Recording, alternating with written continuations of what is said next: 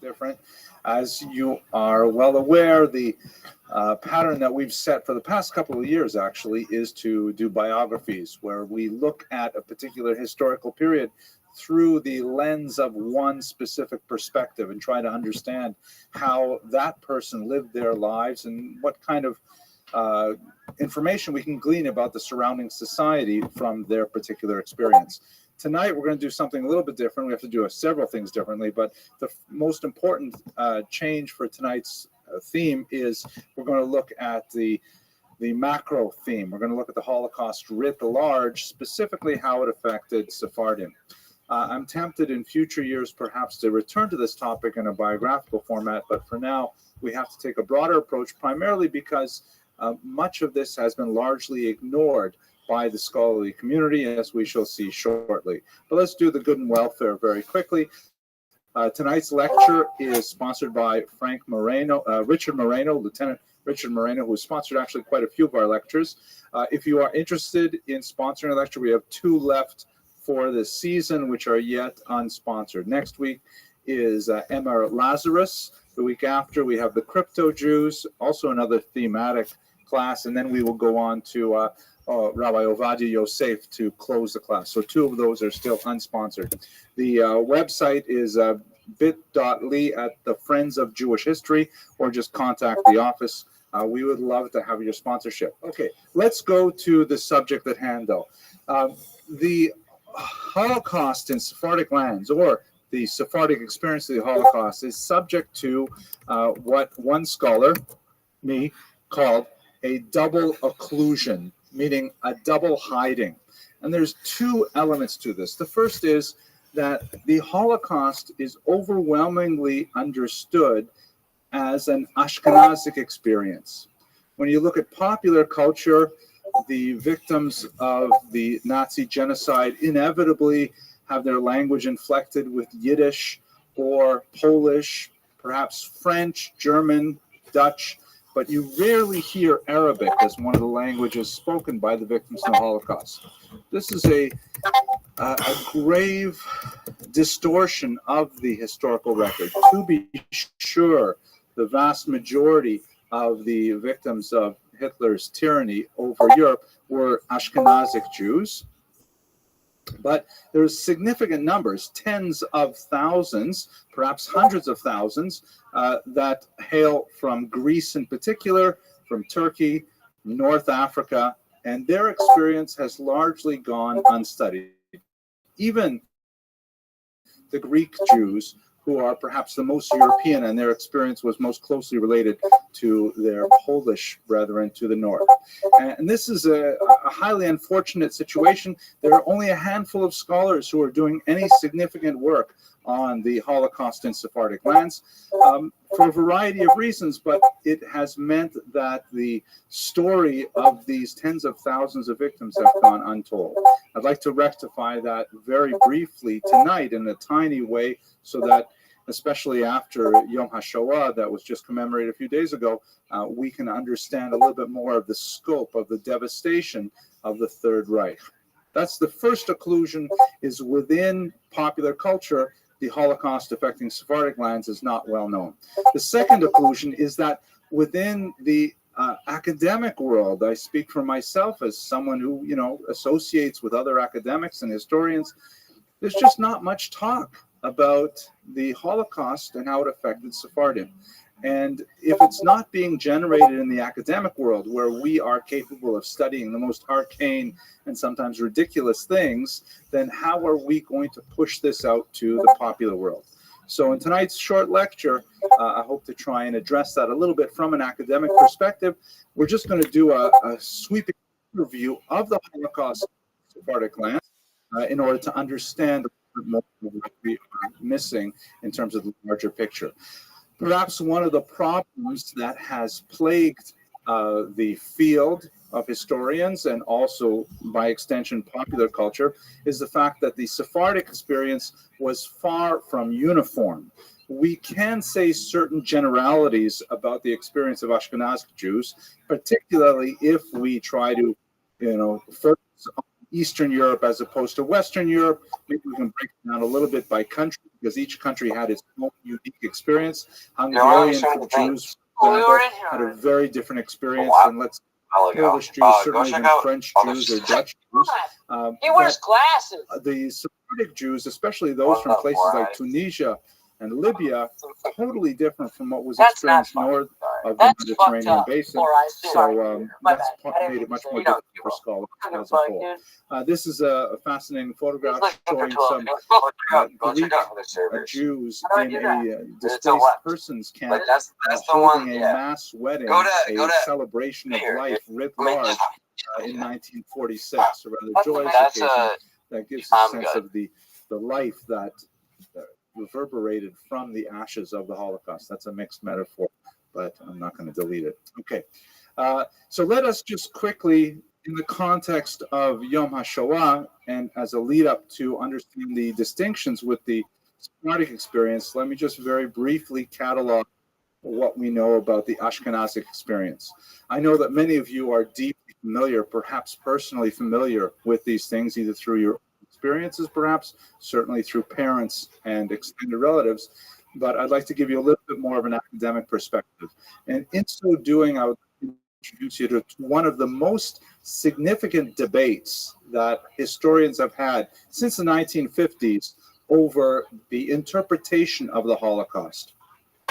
Basically, there are two main scholarly groups in approaching the big questions about the Holocaust. And when I say big questions, I mean things like, how could it possibly happen? How is it that an entire continent could participate in the murder of millions of its citizens?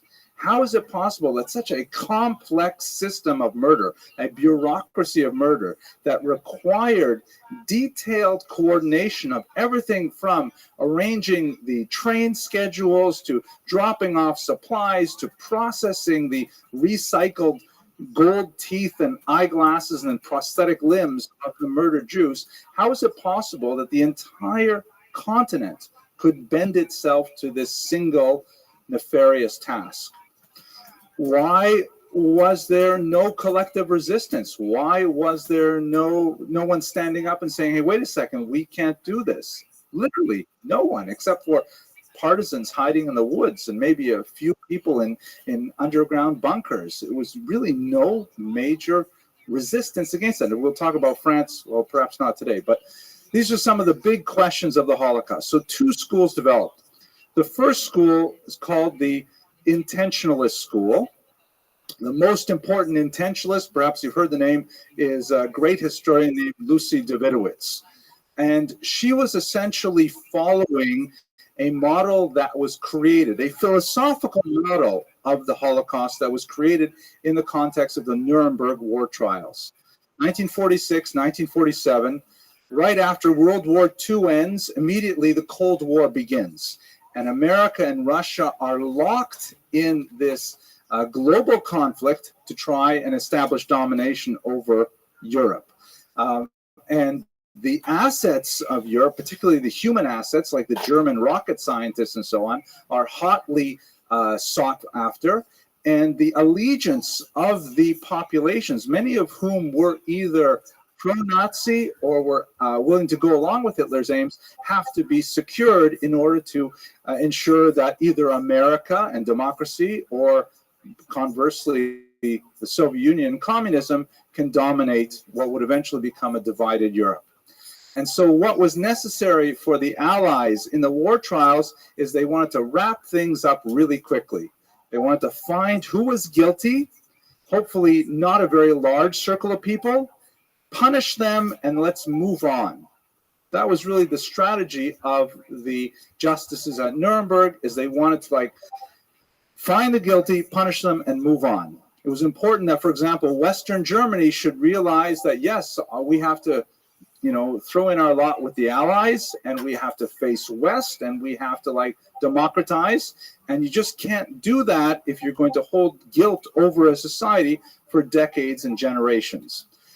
So they came up with a legal strategy, which we can question as historians today, which postulated that the reason the Holocaust happened was that Hitler formed a conspiracy with a tightly knit group of individuals, particularly those associated with the SS. And with this small group of people, perhaps a few hundred, they were able to essentially dupe the rest of the continent into going along with the process of murder. The Poles really didn't know what was happening in the fields around Silesia, and the Germans near Dachau, they thought they were some kind of factory there. They had no idea.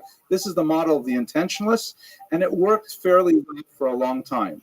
A very small number, 10 people, were hanged at Nuremberg, and they established clear criteria for who was a war criminal, was not. And basically, shalom nafshi, at that point, we kind of like wrapped things up and we were able to try and rebuild Europe, Marshall Plan, and so on. So that's the intentionalist school, which says fundamentally that Hitler intended this from the very beginning and created a model that invited co-conspirators and kept everyone else out in the cold. This model held up until the 1950s, when many historians, Martin Brochnath in Europe, began to poke holes in it, saying, wait a second, it doesn't really make sense, because we see a few things that argue against this trend. For example, why was it that the ghettos really didn't get established until 1940? If Hitler really intended it from the beginning, why didn't he start right away? And furthermore, why is it that Jews were still allowed to leave? And why is it that Hitler actually set up two different repatriation plans, one in the island of Madagascar, another one in the Lublin region of Poland, where it seemed like he was trying to transport Jews as opposed to murder them all? Why is it that the mass murder only begins in 1941 and the death camps only begin in 1942? These dates just don't make sense with the intentionalist model. It really should have been earlier if that was the conspiracy. So a more sophisticated, in my humble opinion, a more sophisticated model called the functionalists began to rise.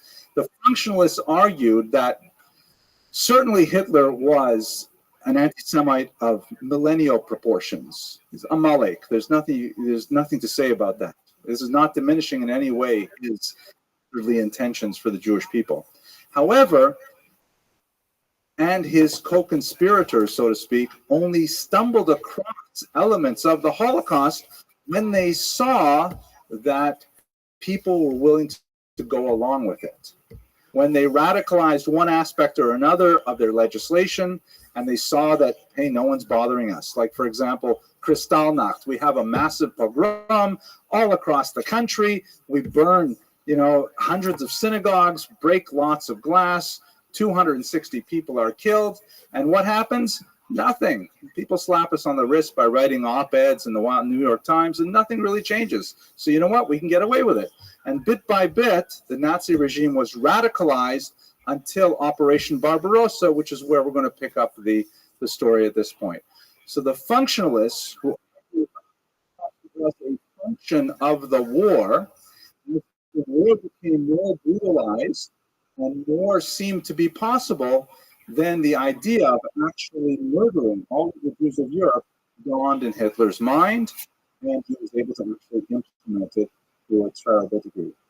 That's a big, and so for example, to give you a sense of who's a modern functionalist, most modern historians adhere to this model of understanding. And you have people like David Goldhagen, who wrote a book called Hitler's Willing Executioners, which is instructive, meaning that German citizens as a whole were willing to go along with the plan. By focusing on Hitler narrowly, we miss the larger story, which is a deeply embedded anti-Semitism, or at least an apathy in society that is willing to see this minority population murdered. And we have many examples of corroborating evidence, for example, from the world of psychology, the Milgram experiment, the Zimbardo experiment. Perhaps when we have more leisure, we would look at it. Let's look at the essential timeline of how the Holocaust played out within the context of the intentionalist versus functionalist debate.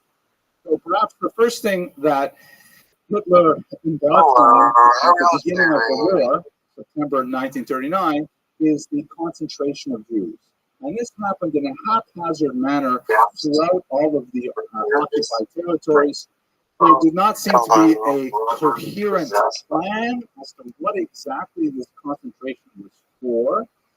But ultimately, and we should note also that these concentrations, which are called ghettos, of course, many of them did not have any kind of barriers other than administrative ones, meaning they would simply put out a map. This is the Jewish region. You must live in the Jewish section of town. And if a Jew is caught outside of the section, especially when a year after the war begins, they institute formal badges and armbands for Jews. a person could be shot for being outside of the region, but there's no external constraints like a wall keeping them from living within the ghetto. Two types of ghettos develop. Some, like in the Polish city of Łódź, seem to operate on a model. The purpose of the ghetto was slave labor. And so the way to survive, the whole culture of the strange culture of the ghetto was built around earning a work permit. You could work, let's say, in the textile factories that populated Łódź, and then you would be able to get rations to feed your family. Other ghettos, like Warsaw, shown here, were understood to be simply holding pens for Jews to starve. That they were there to just attritionist places where Jews were given. For example, the daily ration for Jews in the Warsaw Ghetto was 150 calories, which is basically like a few potato skins. Average, I just did one of those breathing tests today, and they told me that I need to eat 1850 calories per day. I said that's per day, right? Not like half a day and then another 1850 at night, but no, per day. So an adult male has to eat about 1800 calories. Jews were given 150 calories. So they were like intended for starvation. The starvation was, in fact, the occurrence in most of these ghettos, which remained intact basically from the beginning of the war in 1939 until the spring of 1942, when the next stage was deportation. But before we get to the deportation, understand that one of the great turning points around which functionalists and intentionalists have a tremendous amount of debate is the significance of Operation Barbarossa. Looking at the war militarily, one of the things that Hitler was well aware of was that Germany has this geographic problem whenever it fights a war. We've seen it many times in German history. Germany, since it's in the center of Europe, cannot win a war fighting on two fronts. Germany cannot fight both to the west and to the east simultaneously, primarily because of logistics.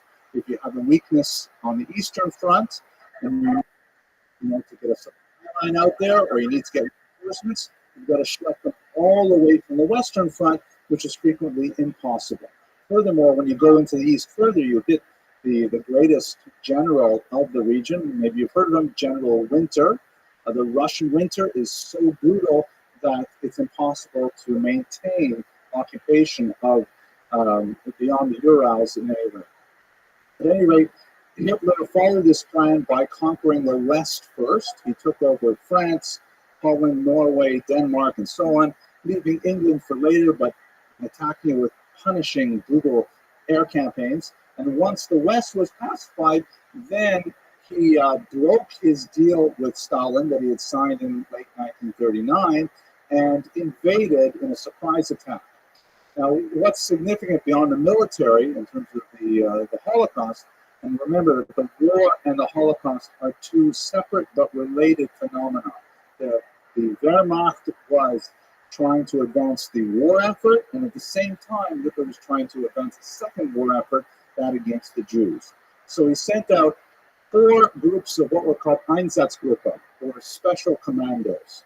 And these special commandos, A, B, C, and D, followed the Wehrmacht into Poland and the former Soviet Union, and essentially followed the troops in and went tiny Städte where Jews lived. They would round them up in these tiny little Städte, these roving commandos, and they would drive them out to ravines. Sometimes they would have them dig their own graves, strip them naked, and they would shoot them en masse. They did this for about a year, and they killed somewhere between 1.5 and 2.5 million Jews in this manner, including most of my own family that remained behind in Europe. This is, however, a far cry from the death camps that would be created later. And historians wonder, did Hitler switch to the death camps because he saw that he was going to lose the war, because the winter was beginning to impinge on his troops movement? Or did he move to the death camps because he saw he was able to shoot so many Jews in a fairly inefficient manner with machine guns? Perhaps he can get away with something even more radical. So the war at this point, this is when you have the first actual incidents of organized mass murder. And it's significant to recall the date. June 22nd, 1941. The war has been going on for almost 2 full years at this point, and we've not had any organized mass murder. Kristallnacht is a massive, upheaval and pogrom, really of a 19th century variety, and there are lots of incredibly awful, brutal attacks on Jews, but they are called Einzelaktionen, single action events. You don't have a clear mandated military plan, a technological and bureaucratic plan until 1941, which lends more strength as well to the functional study. So after the Einsatzgruppen have had significant success for about half a year, then they move on to the next stage, which is the development of death camps. We should recall that Hitler actually had thousands of concentration camps that were operating already from the 1930s. And he put into the concentration camps basically anyone he didn't like. Political prisoners, communists, Jehovah's Witnesses, homosexuals, gypsies, anyone he didn't like. Jews were only a tiny minority of the camp population before 1942. And you can see here these black dots are many of these camps. One of my own teachers was here in Sachsenhausen. Then in 1941, largely, by the way, as a result of the experience they had testing new methods on Sephardic Jews. Sephardic Jews were the first Jews to be gassed in the war. They were the Jews of Slovakia were experimented on to find a more efficient killing method. Hitler set up 6 of these camps here, which were known by the German term Vernichtungslager. Vernichtung in Yiddish means literally to make into nothing. Right? Vernichtungslager as opposed to Konzentrationslager, meaning they're there in order to make people into nothing. The most notorious of them, of course, was Auschwitz, but the other 5 names are etched in the memory of Jews as horrific sites of mass murder. And of course, we know the story of what happened with the death camps. The Jews who had been languishing in the ghettos were rounded up, like this photograph again from Warsaw at the Umschlagplatz, separated male and female, and then put into the cattle cars where they were often for days trucked across the landscape. They would be emptied out at one of the many concentration camps, such as Auschwitz, shown here. There would be a selection process where the vast majority of them would be sent immediately to be killed. But those who either showed promise as slave laborers would be dedicated to one of the many satellite work enterprises that surrounded these death camps. For example, Auschwitz had outside of it a plant for making acetone, which is a significant chemical used in the war effort. And so a small number of physically healthy Jews were separated off to be worked to death as slaves. Those were ultimately the very tiny minority of Jews who survived admission to these camps were typically among the ones who were associated with slave labor. Also taken away at this point were Jews who were useful for medical experimentation by pseudo-doctors such as Josef Mengele, Wasser Engel, the white angel, they called him. He is specifically liked taking children who were twins because he could experiment on one and use the other one as a control to see what experiment resulted. The Nazis also used Jews for a whole series of war-related experimentations, such as, for example, field amputations. If a person stepped on a landmine and lost a leg, would it be possible to sew on another leg? So they would simply remove limbs, sometimes reattach them, sometimes ship them off to the front. And in their typical Prussian way, they kept detailed records of which continue to pose a ethical dilemma for scholars who wish to perhaps use that medical research today, despite its nefarious origins. The vast majority of Jews, of course, would be taken to a gas chamber like this one at Majdanek. They would be exposed to a rat poison called Cyclone B that would mix with the air and asphyxiate the Jews for 20 minutes. And then other Jews would be brought in to move their bodies and taken to crematoria for burning. I'm sure everyone in this room is broadly familiar with this history. It pains me, though, that my students, my undergraduate students, they're what they call the 3Gs, the third generation after. They may have grandparents who experience this, and they may know grandparents who experience this firsthand, but they're the last generation. It's hard to imagine there will be a 4G that has any meaningful contact with survivors. So it bears repeating, primarily for the internet audience, because the vast majority of young people today don't have a sophisticated idea, even a 15-minute presentation such as this. The survivors, as I mentioned, were typically those who were selected for slave labor and who happened to be fortunate enough to be alive at the time of liberation in 1944-45, many of them by the Russian army. Many of the slaves had actually tipped over the point of what we would call conscious sentient life and become what the camp slang called Musulman or Muslims, which was a slang for people who simply gave up on living, and they felt nothing. They literally felt no pain. They had no more effort to even eat, and they would typically die within a few days.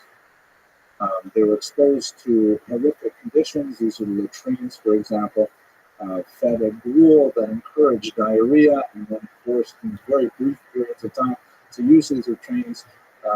One of the most fascinating accounts and studies of the camp system, very in-depth study by a man named Terence Desprez, who wrote a brilliant, one of the first early studies of how the camps actually worked. He wrote a brilliant study called The Survivor, and after finishing the book, like many great scholars of the Holocaust, he promptly killed himself.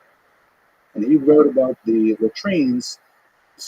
He argued that the Nazis actually consciously used what he called an excremental assault, meaning that he wanted the Jews to actually go back and lose all of their humanity, lose all distinguishing features such as their distinct clothing, their hair. It was forbidden to refer to another Jew by their name. You had to refer to them by their serial number, and ultimately even to lose the most basic of civilizing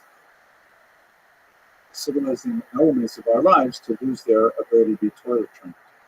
But that's again for another time. Now, we have to bring it back to Sfarad. So the scope of the genocide, this is a map that shows you the deportation range, which essentially extends from France. Drancy was one of the major transit camps, all to the 6 death camps in southeastern Poland in particular. But the Sephardic lands are hardly represented here. Spain was technically neutral, as was Switzerland, although, as we know, when you're being neutral when there is a tyrant in the room, essentially means you're siding with the tyrant. But what about all the Sephardim who are living down here in North Africa? What happens to them? They largely survived the Holocaust, but only briefly. As this map shows, the vast majority of them experienced their own demographic upheaval, not at the same level as those of the Jews to the north, but they were decimated by the uprisings of their local populations upon the establishment of the State of Israel. And just looking at some of these numbers, countries like Algeria had 140,000 Jews in 1948 when the state was established. And in the year 2000, they had 100. Libya went from 38,000 to 0. Tremendous, Jews forced out of their homes and essentially exiled to Israel. And if you have to be exiled, Israel is a good place to be exiled too. But this is the contrasting experience of the Sephardim, which is, of course, slightly later than our time period. Okay, so if we look at the Sephardic context, we can say 3 basic things about their experience and why it was different. And I am painting in broad strokes, but we're just trying to place it within the overall context. The first and most important thing is the date of occupation by the Nazis. And this is true of Europe as well. The longer the Nazis held the territory, the more likely it was the Jews there were to be murdered. You see that most impressively perhaps in the case of Hungary, where the Jews actually managed to hang on right until the very end, until 1944, until the Nazis drove out the local Hungarian government, which was allied to the Nazis, but was hesitant to actually put in place the draconian measures that Hitler demanded. And once the Nazis took over Hungary, then of course one of their first priorities, even at the expense of their own war effort, was to immediately murder as many Jews as possible. So the same rule holds true as well for Sephardic lands. Greece, where we'll have a large population of Jews, was taken over fairly early by the Nazis, and they had some of the most devastating losses. In North Africa, however, which was associated with Operation Torch, when Rommel made his way across the coast here, hoping to close the circle around the outside of the Mediterranean basin, these countries had it progressively easier because Nazism was in their countries for less time. It's a simple function. The longer the Nazis are there, the more likely it is that Jews will be murdered. The later the Nazis come in the war, the more likely it is that Jews would survive. Persecuted, but still survive. Second very important factor, this is number 3, let's go 2 here, is colonialism. That especially in North Africa, the indigenous populations did not view the Nazis as liberators. Algeria, Tunisia, Libya, Egypt, they viewed the Europeans on the other side of the Mediterranean lake as essentially interlopers who were coming in and were forcing their ways onto the local populations. So what difference does it make if you're dealing with the French in Algeria or you're dealing with the Germans in Algeria? There was a tremendous amount of skepticism in the local population who were not as enthusiastic about cooperating with the Nazis. This is not the same situation that you have in Europe, where, for example, in countries like Lithuania, Latvia, Poland, Ukraine, there is tremendous enthusiasm, honest enthusiasm from the local population who feel threatened by the Soviets.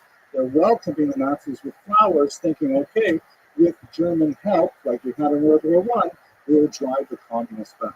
This is not something that happens in North Africa because they view the Germans with mistrust. And thirdly, I got these out of order, but I'll go back this way. The thirdly is the fact that Sephardic Jews tended to be, and still tend to be, far more acculturated than Ashkenazi Jews. Ashkenazi Jews tended to maintain their own separate language, Yiddish, tended to have their own separate modalities of dress. They tended to be very focused in very narrow commercial enterprises like money lending, petty trade, artisanry, things like that. In North Africa, in the Arabic-speaking lands, Jews were highly adapted to local populations, virtually indistinguishable from them in dress and language and culture. They did not have nearly as narrow a range of occupations, and so they were generally much more well-connected to society as a whole. This is something that we see all the way back from the Golden Age of Spain, where Sephardic Jews had significant linkages with local populations and were able to blend in with a much greater degree of success than they were in Ashkenazic lands. The great exception to that rule, of course, would be Germany and France, where the Jews attempted with phenomenal effort to slavishly imitate local non-Jewish norms, and it did not help them one bit. So let's have a quick look at the 3 main regions of Sephardic lands and understand their experience during the Holocaust. Greece is the region with both the largest concentration of Jews and also the most European of experience of the Holocaust. And in fact, the Greek experience is largely indistinguishable from that which we see to the north in places like Poland. The key distinction is which part of Greece are we talking about? Because when you look at the Peloponnesus, the peninsula that extends into the Mediterranean, there's 3 zones. There's one zone occupied by Bulgaria, that is a German ally that invades a territory in the north of Greece that they've coveted. Then you have a region in the center here which is occupied by Germany directly. And then you have a very large section here which is occupied by Italy, of course also a German ally under Il Duce Mussolini. And as we would expect, The Jews who were in the German zone experienced the Holocaust with full force immediately upon the Germans invading the region. Ghettoization proceeds particularly in Salonika or Thessaloniki, one of the most important centers going back a millennium for Jews. Many Sephardic Jews had settled there after the expulsion of 1492, and the Jews are rounded up in short order. Thankfully, one of the leaders of the Jewish community there understood what was happening and took all of the local community records and burned them. So the Nazis did have some difficulty actually rounding up the Jews. This was not the case in Germany, Poland, and elsewhere, where the local Jewish leaders were forced to cooperate with the Nazis on pain of death, and so the Nazis were able to identify Jews much easier. But nevertheless, they took them, eventually sent them to Bergen-Belsen, where the vast majority were murdered. In Bulgaria, there was this phenomenon that we see many places in the Holocaust, where the Bulgarians were not especially fond of the Jews from the central part of Greece that became refugees, and they were very happy to turn those over to the Nazis. But there's a big distinction made with what they considered our Jews, our Bulgarian Jews who have lived here for many centuries.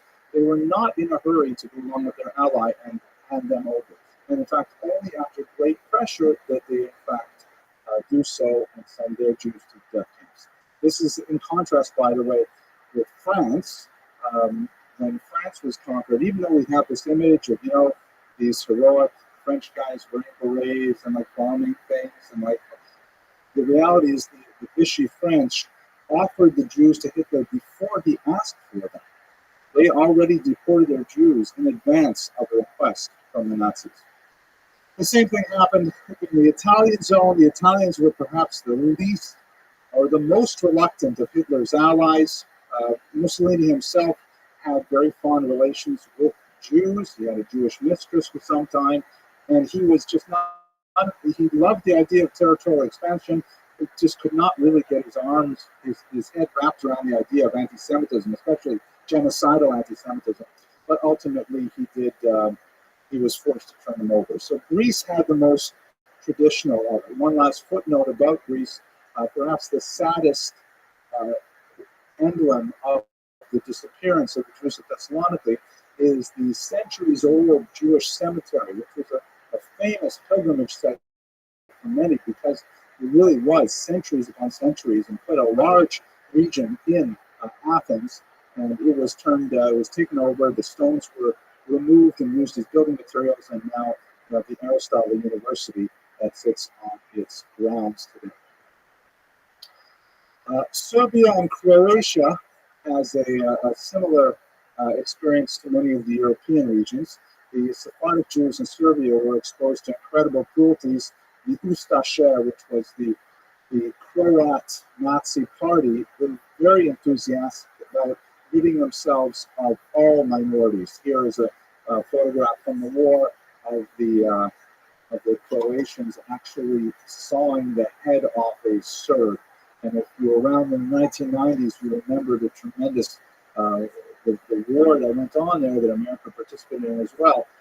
Just incredible fighting between the Serbs and the Croats. So the Jews were easily within that mix, and the Ustaše were very enthusiastic about deporting them.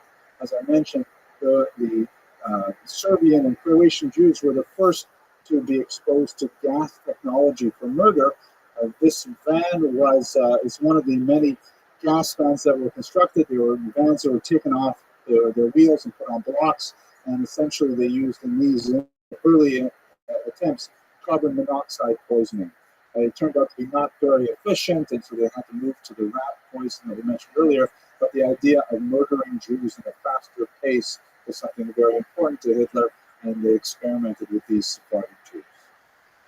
North Africa, to conclude our discussion, as I mentioned, they primarily experienced a military occupation and not a strong civil occupation. In other words, as I mentioned earlier when we talked about Barbarossa, the Holocaust is a function of the war. The Wehrmacht, although allied with the Einsatzgruppen and aware of what they were doing, nevertheless considered the Einsatzgruppen to be beneath them. The Wehrmacht were warriors and soldiers, expanding the Reich. The Einsatzgruppen were like literally exterminators, getting rid of the vermin. So you only had the Wehrmacht in the North African countries. Hitler did not impose in these later territories the same kind of search and destroy missions that you have in Europe. So primarily what the Jews experienced there were the first stages of the Holocaust. The attempt to collectivize them in ghettos, not very successful because the Jews in Algeria and Libya and so on were much more diffuse, not concentrated in neighborhoods the same way they were in Europe. And the revocation of certain privileges, such as the Kremlin Decree of 1870, that allowed Jews some preferential rights vis-a-vis local Muslims, was removed from the Statute Juif, was imposed in its stead, that removed their civil rights. But by and large, just when the Holocaust was getting underway, the Nazis were forced to retreat, and so the Jews of North Africa did not experience the same level of persecution. So to bring our lecture to a close, sorry that we could not spend more time on this topic. I'm thinking that perhaps next year for my students, my undergraduate students, we might do a year-long course on the Holocaust, because I'm feeling it's a tremendous academic necessity. But I hope that in the spirit of Yom HaShoah, and for the Kedoshim, many of whom we may know personally, at least who at least participated in commemorating their experience through discussing it collectively tonight. I hope you all have an excellent week. God willing, I'll see you next week when we speak about Emma Lazarus, much more cheerful topic, the great poet of the new Colossus, Statue of Liberty. Thank you very much for your attention.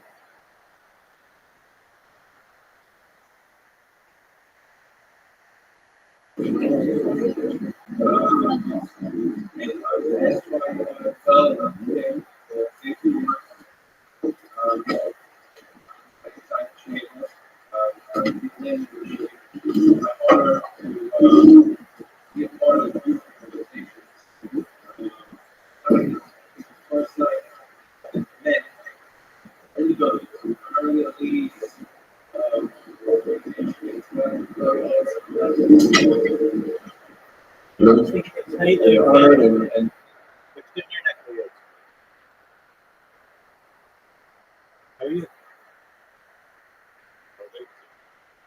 Can you hear me? Can you hear me?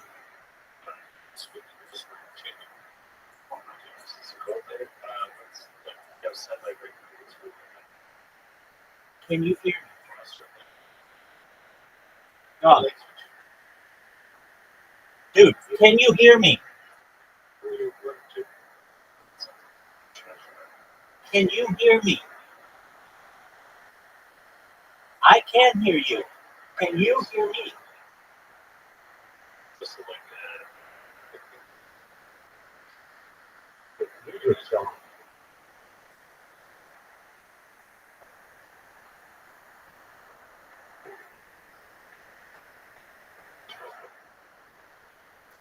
Can you hear me?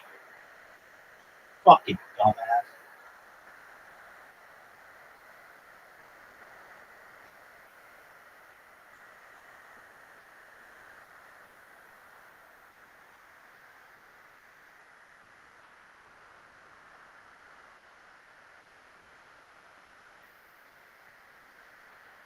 Is he really a dumbass? No, but just like when someone's like, can you hear me? Oh.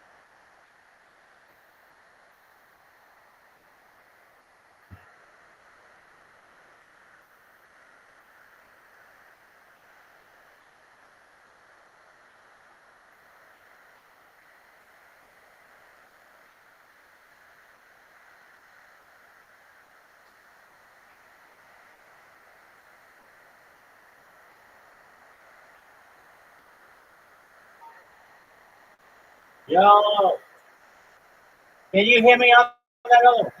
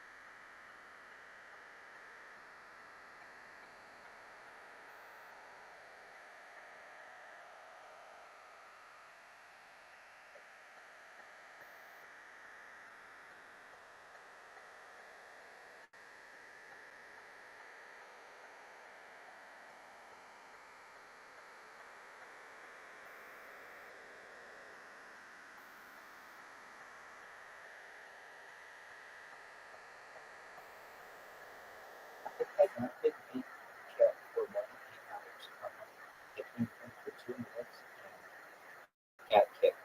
Period. I came in again and got kicked. Period. I feel like I get picked up. Period. I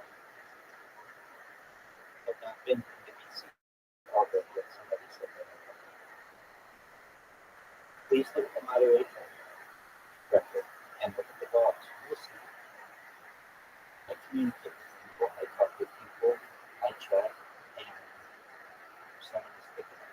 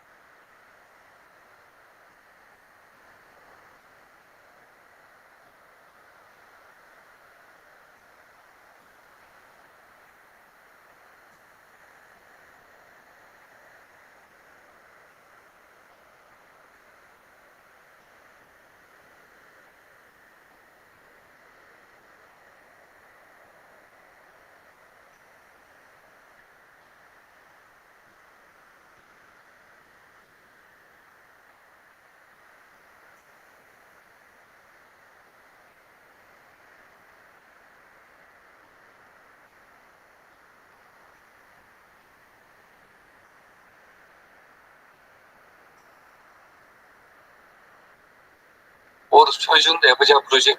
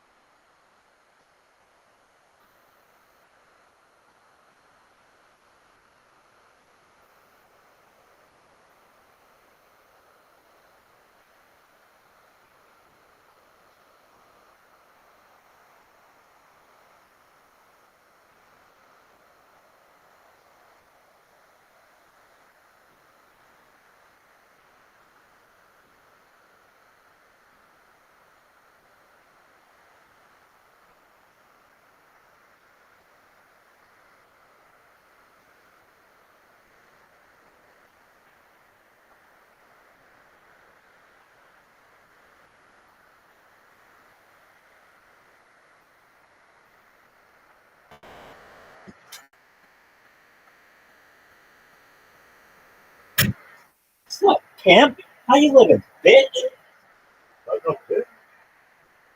Oh, what is this horse shit?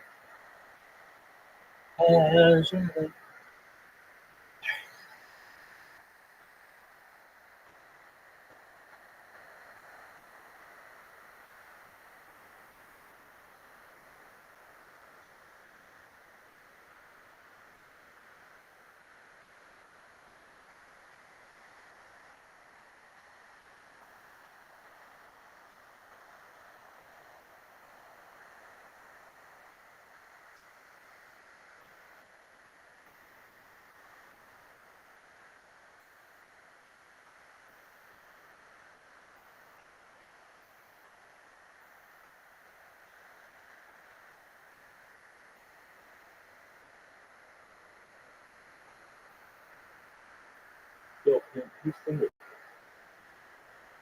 Yo, stop. Yo.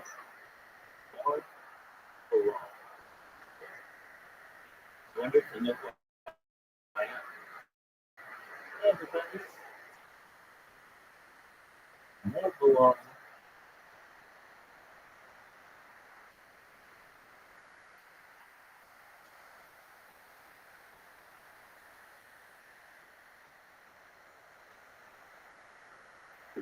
Disco.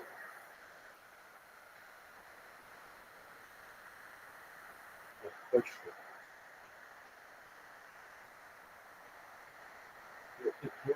Disco.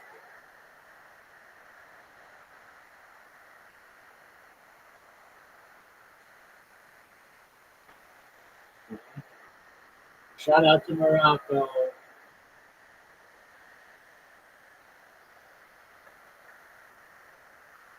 Yeah, go to your fucking Discord. That's a stop. Dude, you're fucking weak.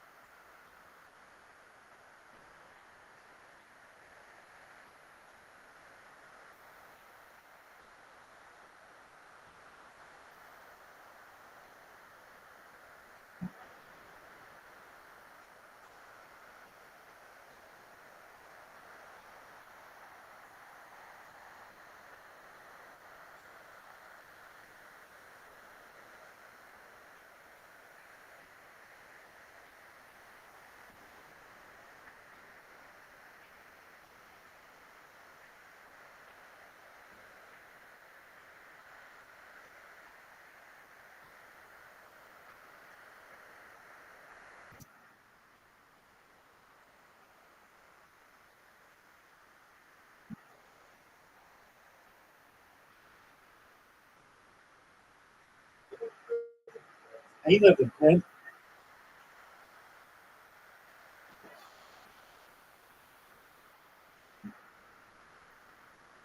I get you. I live in Denver. Live in the Virginia. Excellent. Dude, can you hear me? Actually, we had a bunch of people up here this morning. Like, I don't know how many. Like, it was interesting. I had like almost like a line of people when we talked about stuff. But this one guy who came in, and he had some interesting issues. Um, Basically, if he's schizophrenic, he's probably a very high functioning schizophrenic. I don't have much. I actually have no experience. This could have been the first person I've ever had with this issue. But he didn't really have anywhere to go because he's been going to like neurologists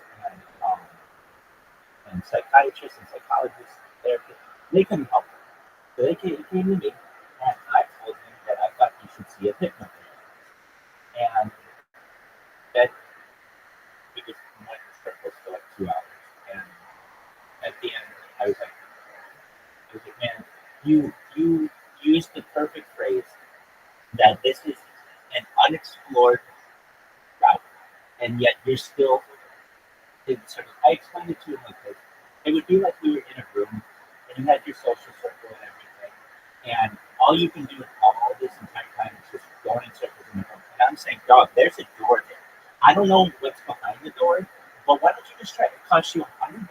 You're in a major metropolitan area, and because the reason why this up is it came to me, he was very interested in aliens. Usually, when someone is interested in aliens, one of the things that can be done is hypnosis and to see if there are any. Do I think he was an alien? But no, he didn't have any of those cultural signs. But nevertheless, it's like you tried everything, dog. So try this. But he was very normal acting. He's married, has a job, and this has been happening his whole life. It started 2 years ago. And so I thought, hey, look, you can't explain it, and you've been trying this to figure this out for so long. Why don't you try this? So eventually he went by the wayside. The next guy comes up. Next guy was really nice. And he was like, yeah, you did everything you could, and there's really nothing more you could have done. And so I'm like, all right, well, how can I help you? He's just like, I need like motivation to be able to do it. So I'm like, okay, well, go get a piece of paper and a pen, and let's make it to-do list. And so he put some things down on the to-do list, and then he added some really good things, like snake hygiene, improving your posture, stretching, and good hand washing, hand washing routine, and just like little things. And then, like then a bunch of people came in and were like kind of reinforcing what I said. It was just like just about getting back to sleep and all that other stuff. And then who else came in? Sophie came in. There was somebody coming in. John Vito, he's from Israel, and he went what we were doing in October. But actually, the way that I found out Vito is that's how somebody sent me an invitation to this one. Oh, this one guy who was like trying to become a friend. I'm like, you were in here with him. He, okay, so he's the guy I do.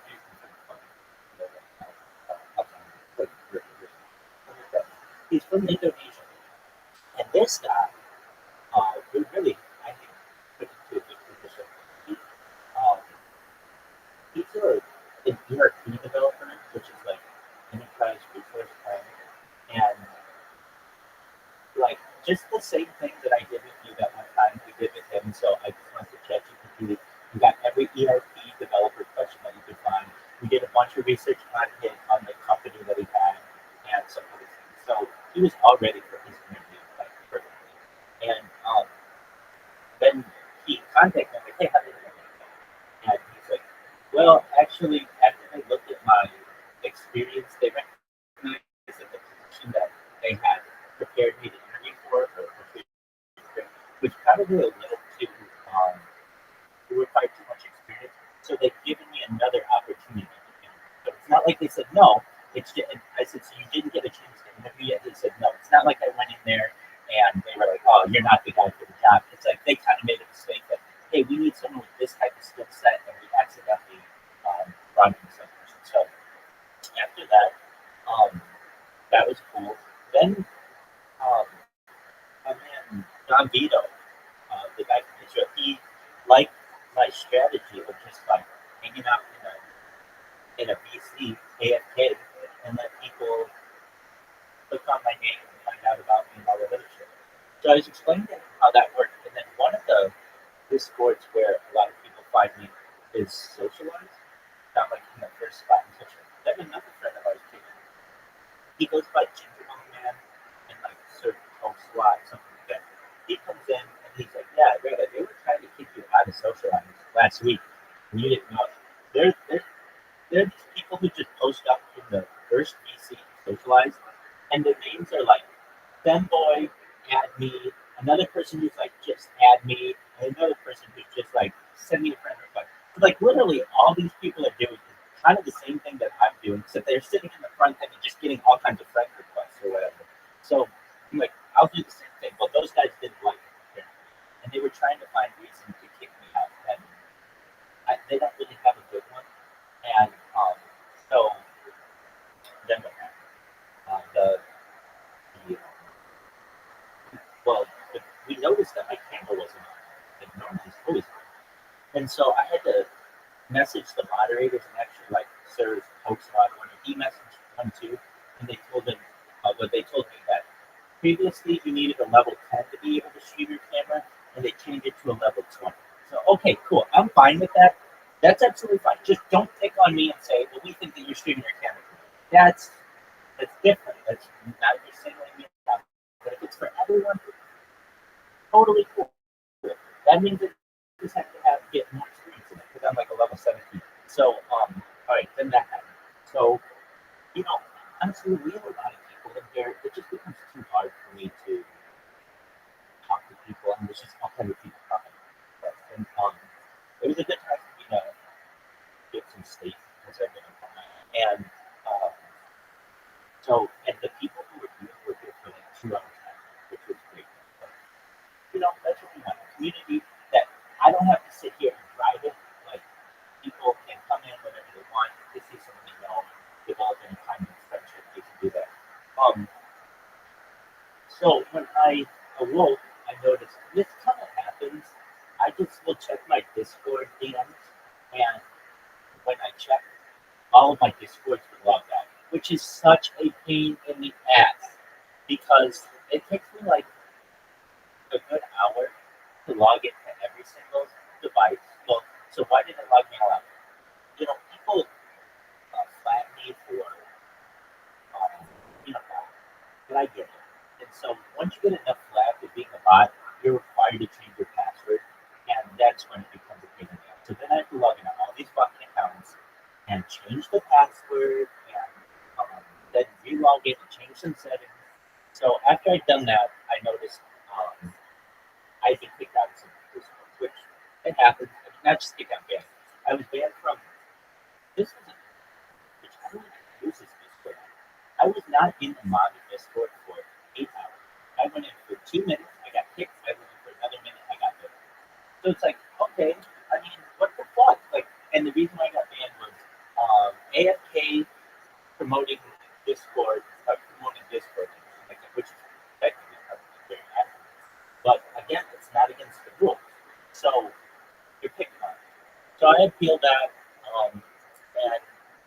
but like it's like with every one they kick me out of, another one shows up that's just as easy and maybe doesn't have as many people, but half those people are bots anyway. Like I'll take a good server of 60,000 people with like real people interacting than a shit server of 600,000 people and there's nothing. So that's kind of what exactly. So that's what I've had going on, but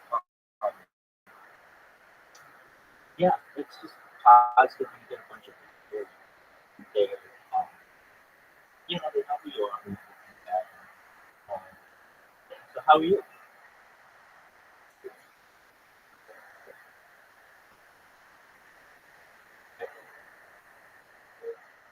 What did I eat today? Did you? I woke up not too long ago. Dude, well, you know, it happens. I'm not saying that I'm super. I sleep 8 times. I sleep probably perhaps sometimes like 8 to 12 hours. It just a lot of times 10 to 12 hours, and um, I just sleep as long as my body lets me. I mean, it's not like fortunately I've got a job that I got to set alarms for, or I don't have like a set schedule. I don't need a set schedule. So if my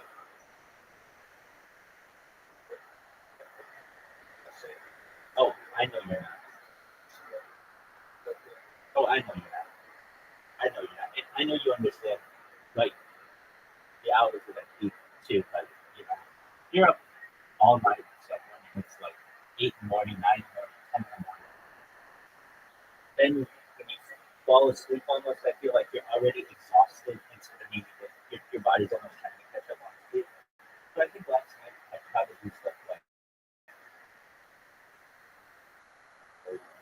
previously, like 8 hours or something. But I run into this issue. It's just like it's just a thing. YouTube, in order to keep a live, or like in order for the public to be able to see a live or YouTube, a lot of times it has to be under 12 hours. And so every 12 hours for the last 3 years, I've had to stop a stream and restart. That's just how YouTube is. Rumble, I think they have like a 24-hour VOD, which is a lot easier than the 12 hours. What ends up happening is I restart all the streams, and someone will come in, we'll be talking or whatever, 2 or 3 hours will go by. I'll think, you know what, I should restart the streams just because if I fall asleep for 12 hours, I'll be done. And I fall asleep like every single time I look at the stream, and it's like 12 hours and 2 minutes or something like that. I'll just have missed it. And it doesn't mean that it doesn't record. It all still records. Only 11 hours and 55 minutes is available for that one section on YouTube. On Rumble and all that other shit, it's still 11, 12 hours and 2 minutes. So, that's just kind of a little bit of a challenge. One thing I haven't been doing too much is paying attention to kids. And I know that people still know about me on Kick. They still text me, hey, well, you know what I've got? Probably in the last 48 hours, I must have had 5 people who told me they're my biggest critic. And these are not bots, these are real people who I know, which is like a wonderful thing to hear from them. Hey, you know who I am, and you're positive about it. Thank you so much. I'm hearing that so much more often, which that's like the nicest thing. Thank you because it shows that you're positive about what I do. You know who I am. All my efforts are being made. So,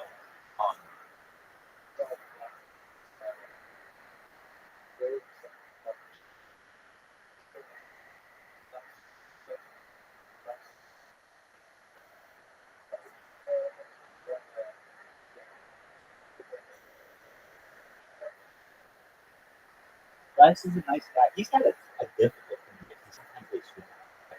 I know at least in that interview that I had, they seem like a rambunctious group. But yeah, the thing about Kick, I mean, I'm still spamming it all the time.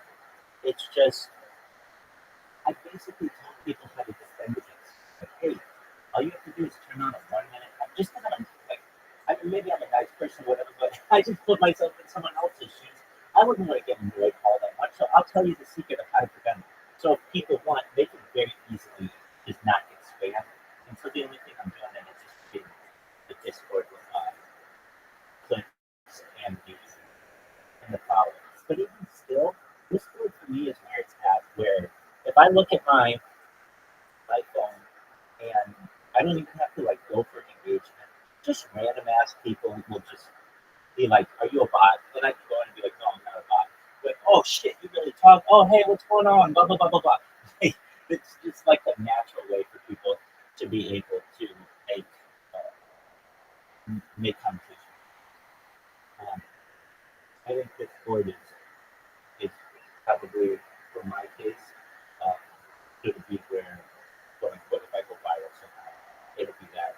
But you never know. It could be like once it happens, everyone from Kick will know who I am. So I will already have like a huge audience, like a built-in audience, where the whole platform knows who I am. And I don't think I told you this, but like I don't know, maybe like a month ago, I created a Kick account that was just called Kick Podcast, and it was um, it was not tied to me. Nothing about it was tied to me, and I started streaming on Kick just to see like are they going to know who I am? If I have nothing that says Rabbi, what's going to happen? And within like 3 minutes, they knew what I looked like, and they did. Yeah, so I can't really. I mean, I could stream on Kick. I just would like wear a mask or have to me. It's done. But I can't say enough good things about Rumble. Rumble is just the best blocking software for multi-streaming that I could have ever wanted. It came about right when I needed it, and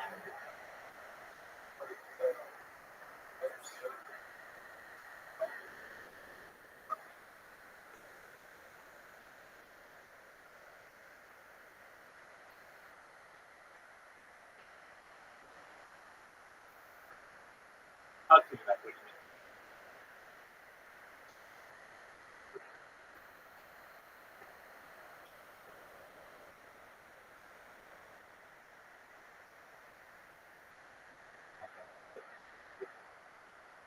You do you, baby.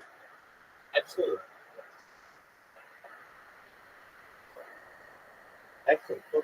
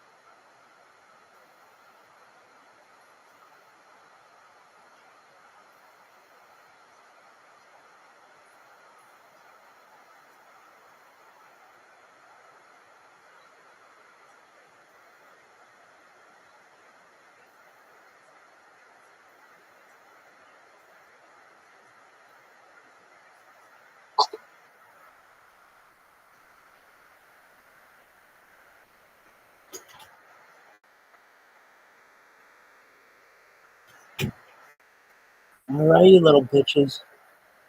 Daddy's home.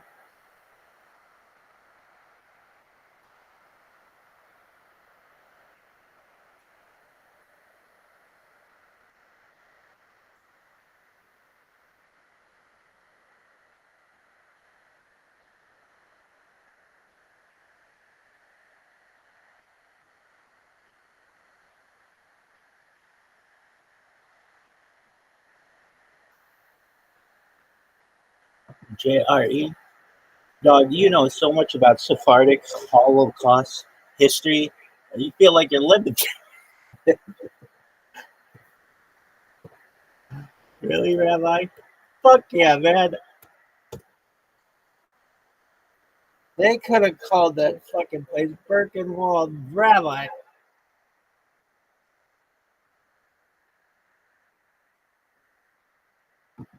All right. Are you done? Hurry the fuck up.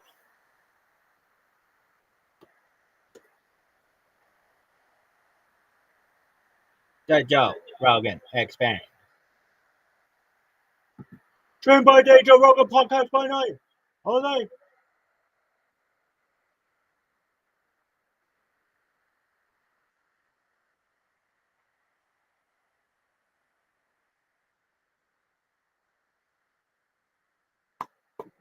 Joe Rogan podcast. Check it out. The Joe Rogan Experience. Train by day, Joe Rogan.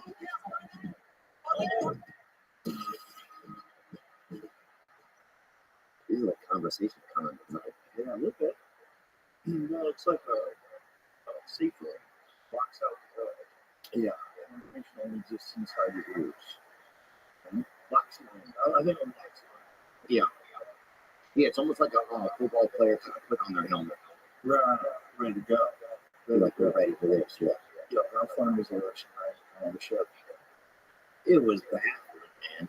I mean, I'll tell you, it was, It was so much fun.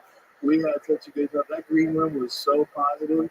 my favorite part, at one point, they were playing that song, Talk About a Revolution. And people were dancing, people were smoking weed. I think there was a baby smoking weed.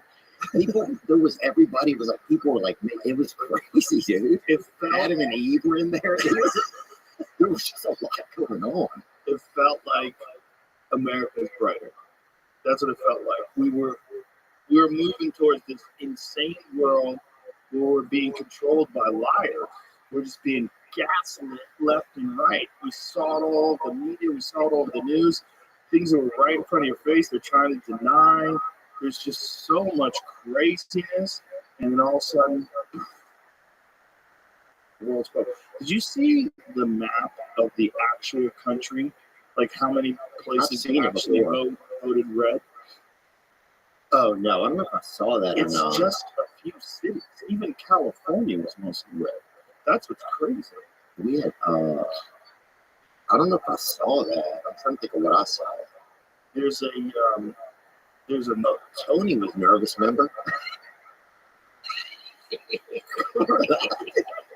Jody better be fucking nervous. Dude, I kept just going up to him and going, Feliz Navidad.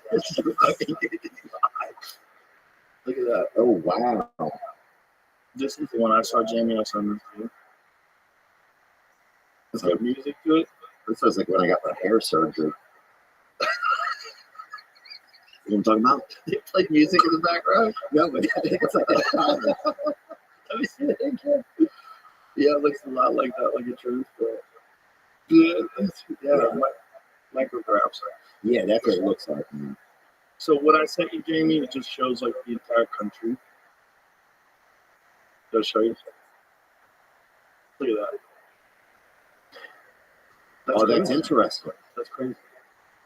There's no blue states, just blue cities.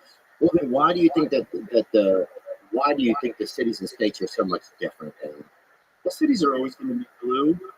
It's normal. There's a lot of factors. One of them is you have massive populations of people. right? And when you have massive populations of people, a lot of times it's based around universities. Like Los Angeles is slightly different because Los Angeles has universities, but really it's like more around Hollywood, which is equally delusional.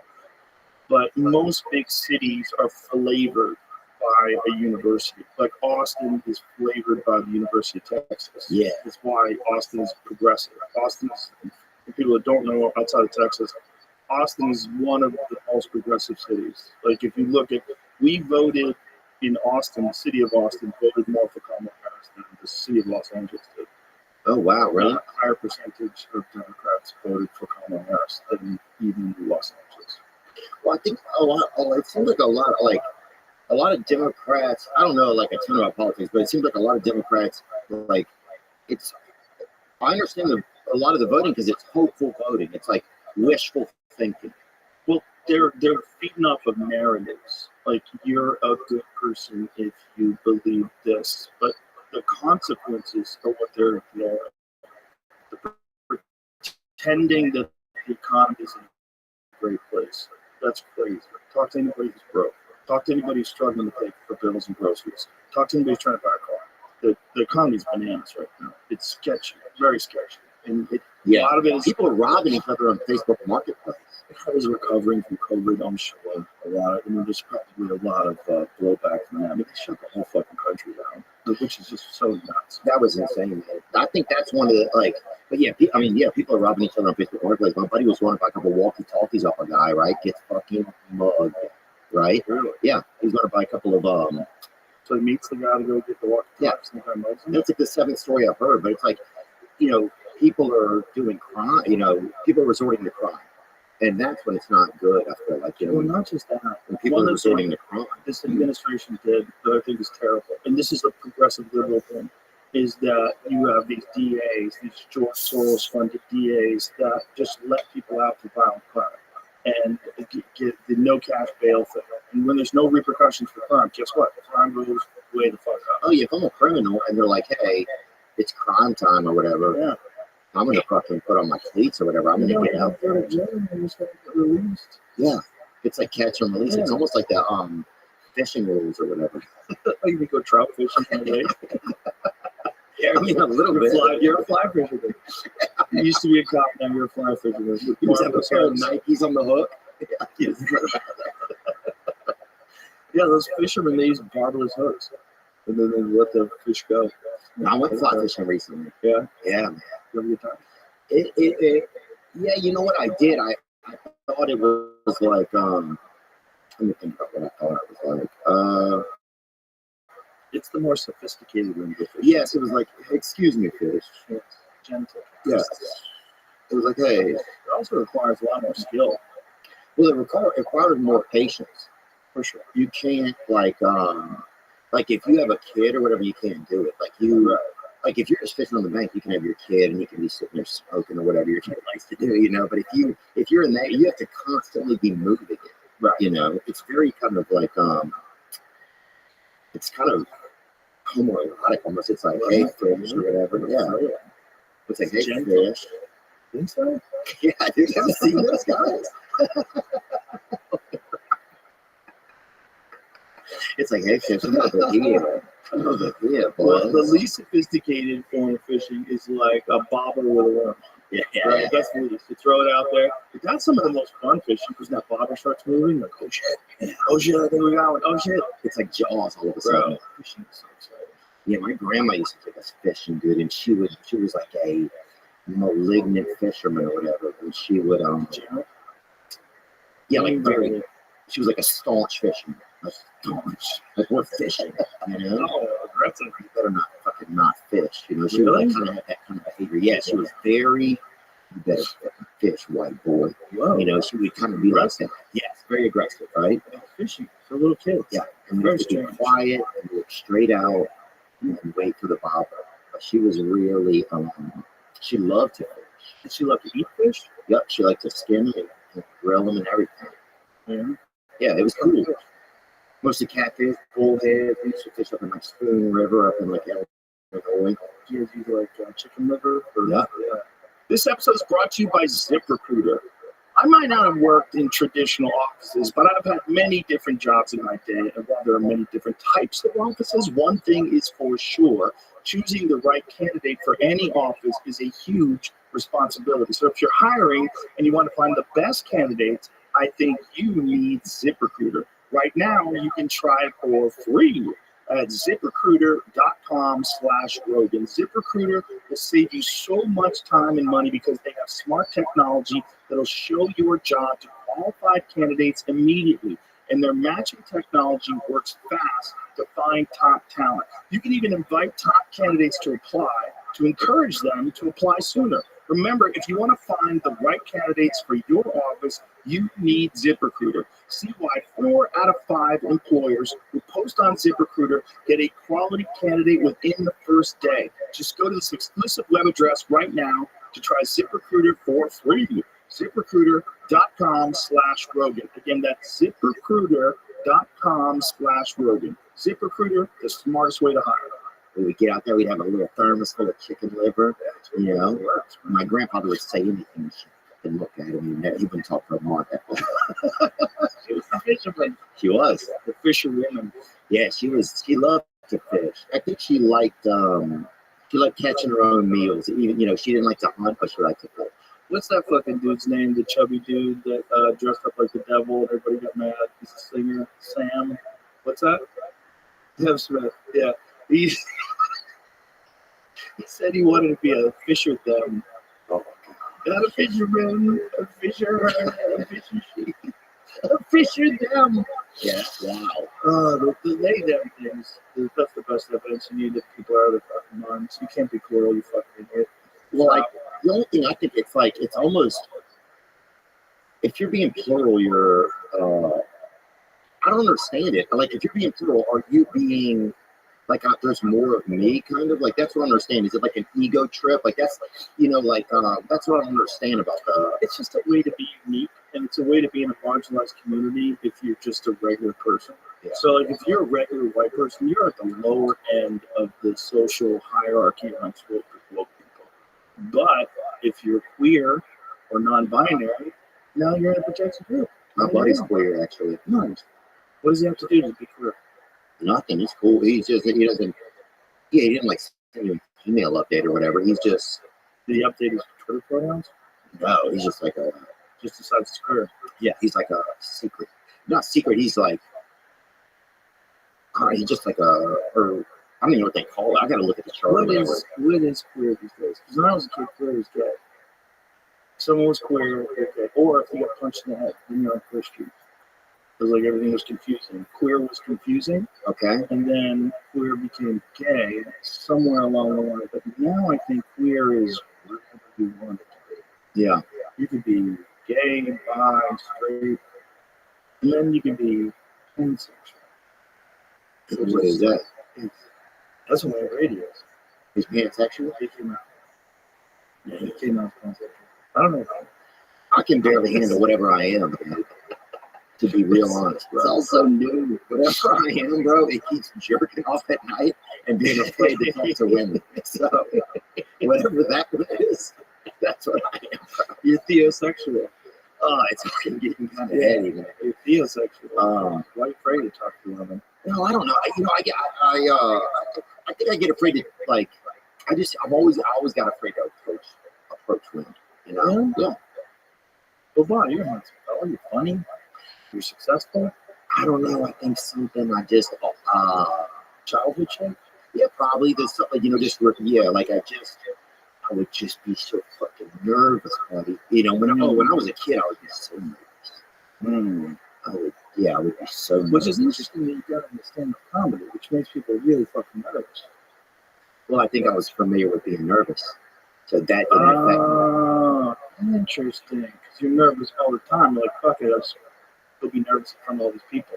Oh, the audience is when you're on stage, the audience is just a room. Oh, like you're just trying to get them to like you. You're just trying to get, you're like, how do I get this to work out, I get you to like me more. What do I have to be? Dude, the other night was crazy. Sorry, I cut you off. No, go ahead. I got nothing, man. No, This week's been crazy. It's just been a crazy week. Yeah. It's been a crazy week, man. It was interesting because at the beginning of the night, no one knew what was going to happen. So you're watching the first results roll in, and it's like this weird thing. And then Trump gets way ahead, but you're like, you don't want to walk up to the hopeful. Like, how far ahead is it? It's like 100 points. That seems like a lot. Yeah, and you're like, what are they? And some channels are like, and then every channel's kind of different. Yeah, they have different numbers. I was getting a different number of an Apple News update that I was getting off of CNN, and then I was texting people like Tulsi and JD Vance. I was getting a different. Apparently, Elon created an app, and he knew who won 4 hours before the results. So as the results were coming in, before 4 hours before they called it, Dana White told me Elon was like, "I'm leaving Togo, one." He just fucking somehow or another. I'm gonna go back to It's like where where he's pulling his data from. He had like the most accurate data in terms of the rural states hadn't put the results in yet Trump was ahead in these states. Kamala's never going to win those states, so tabulated that and like put it all together. I don't know how he did it. Yeah. Dana, I haven't even talked to Elon about this. I don't know like the Dana translation, but Dana said he had it, and he was like showing it. He's like, it's over. And he fucking left. He just left. It's over. John Jones won. He just fucking left. Yeah, I mean the whole thing's crazy, man. I'm so happy for. My biggest thing was I was so happy for Bobby Kennedy, man. Yeah, because he's the only person that I super know, like as a human, you know. He's been a buddy of mine for years, and I've just known that he's like I trust him. Like it's almost like you have people you know and that are good people. It's like I have to trust my own instincts at some point and know I know him. Right. You know, he's a somebody I would vouch for. Right. You know, he's a good guy, and he's been helpful to me, like in moments where I have struggled as a person, and just been inspirational. You know, it's like I know him, you know, like a friend, and so that's I think like that was something I was like super excited about, just to see where everybody was like, screw this guy, you know, and to see him have a arc where it's like because all he ever cared about to me, and I don't know, this is just my opinion, dude. Some people, everybody has their own opinions, and I'm an idiot, but he always cared about like the rivers and the environment, you know, and then he started to care about the environment inside of our bodies, right? So for me, that all makes sense, right? And so like I was super like that was I was super excited. Do you know how he made the transition to being worried about pharmaceutical drugs? Mm-hmm.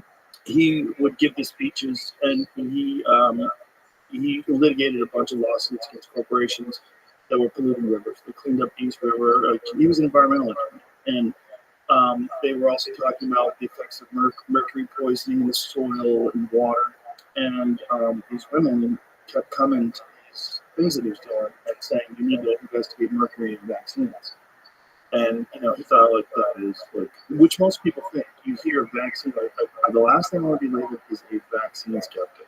Jesus Christ, a vaccine denier. So, like I don't have to I'll fucking know. But I know that for the general population, that's not as exciting. And I have a bunch of Joe Rogans that I haven't watched, so that's what we got on the schedule for tonight. Yeah. So, what did you get? This is the most recent one, and we're going to work our way back. That's just so a lot of these are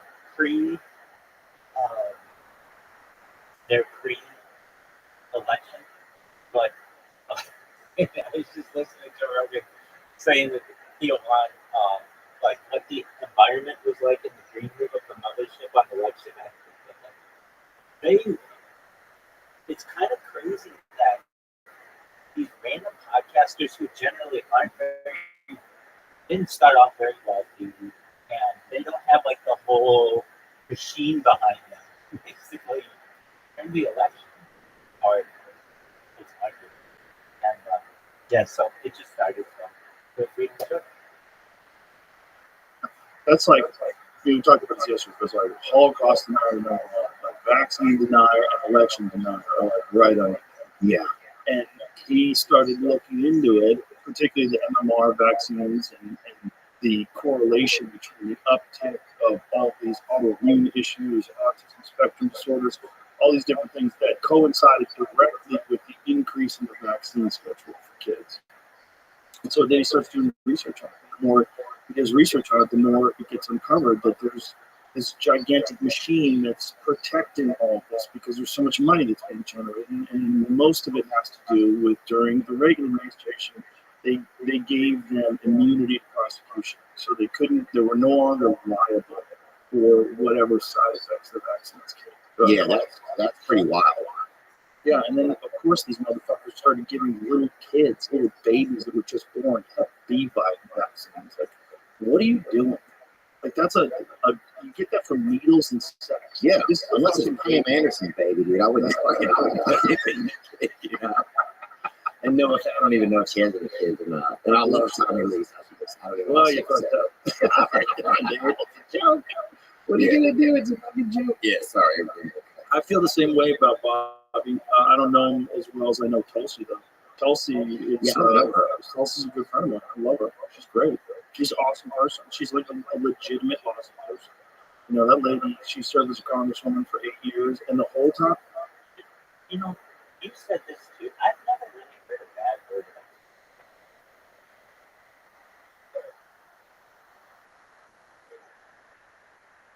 Captain. If she would have been, I think she wins 80 to 20.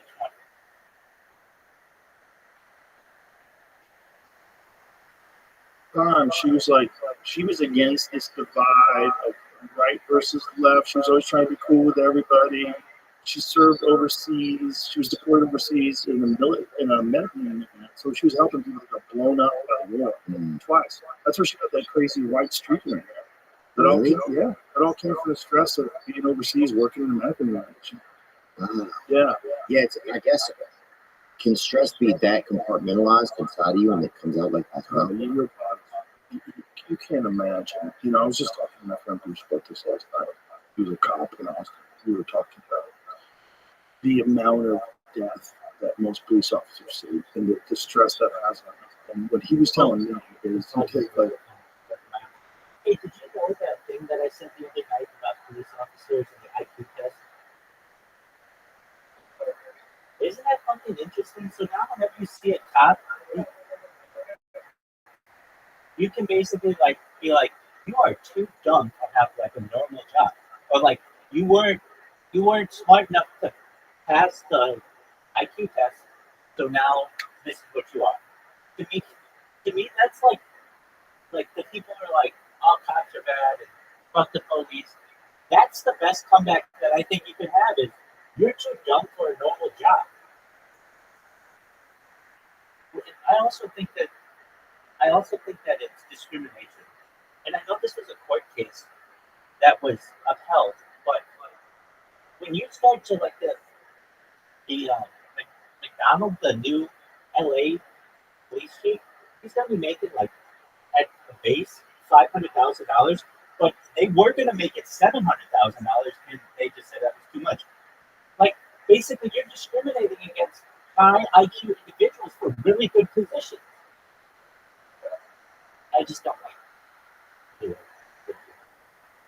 like a cop that was like 20 years in the job, what they see is probably 10x what the average soldier who's deployed sees. Because you're seeing murder all the time. You're seeing car accidents all the time, suicide all the time, domestic violence all the time. You're pulling people over. You never know if you're going to get shot. Because most of these guys are fucked up because they just constantly seeing this stuff. Constantly.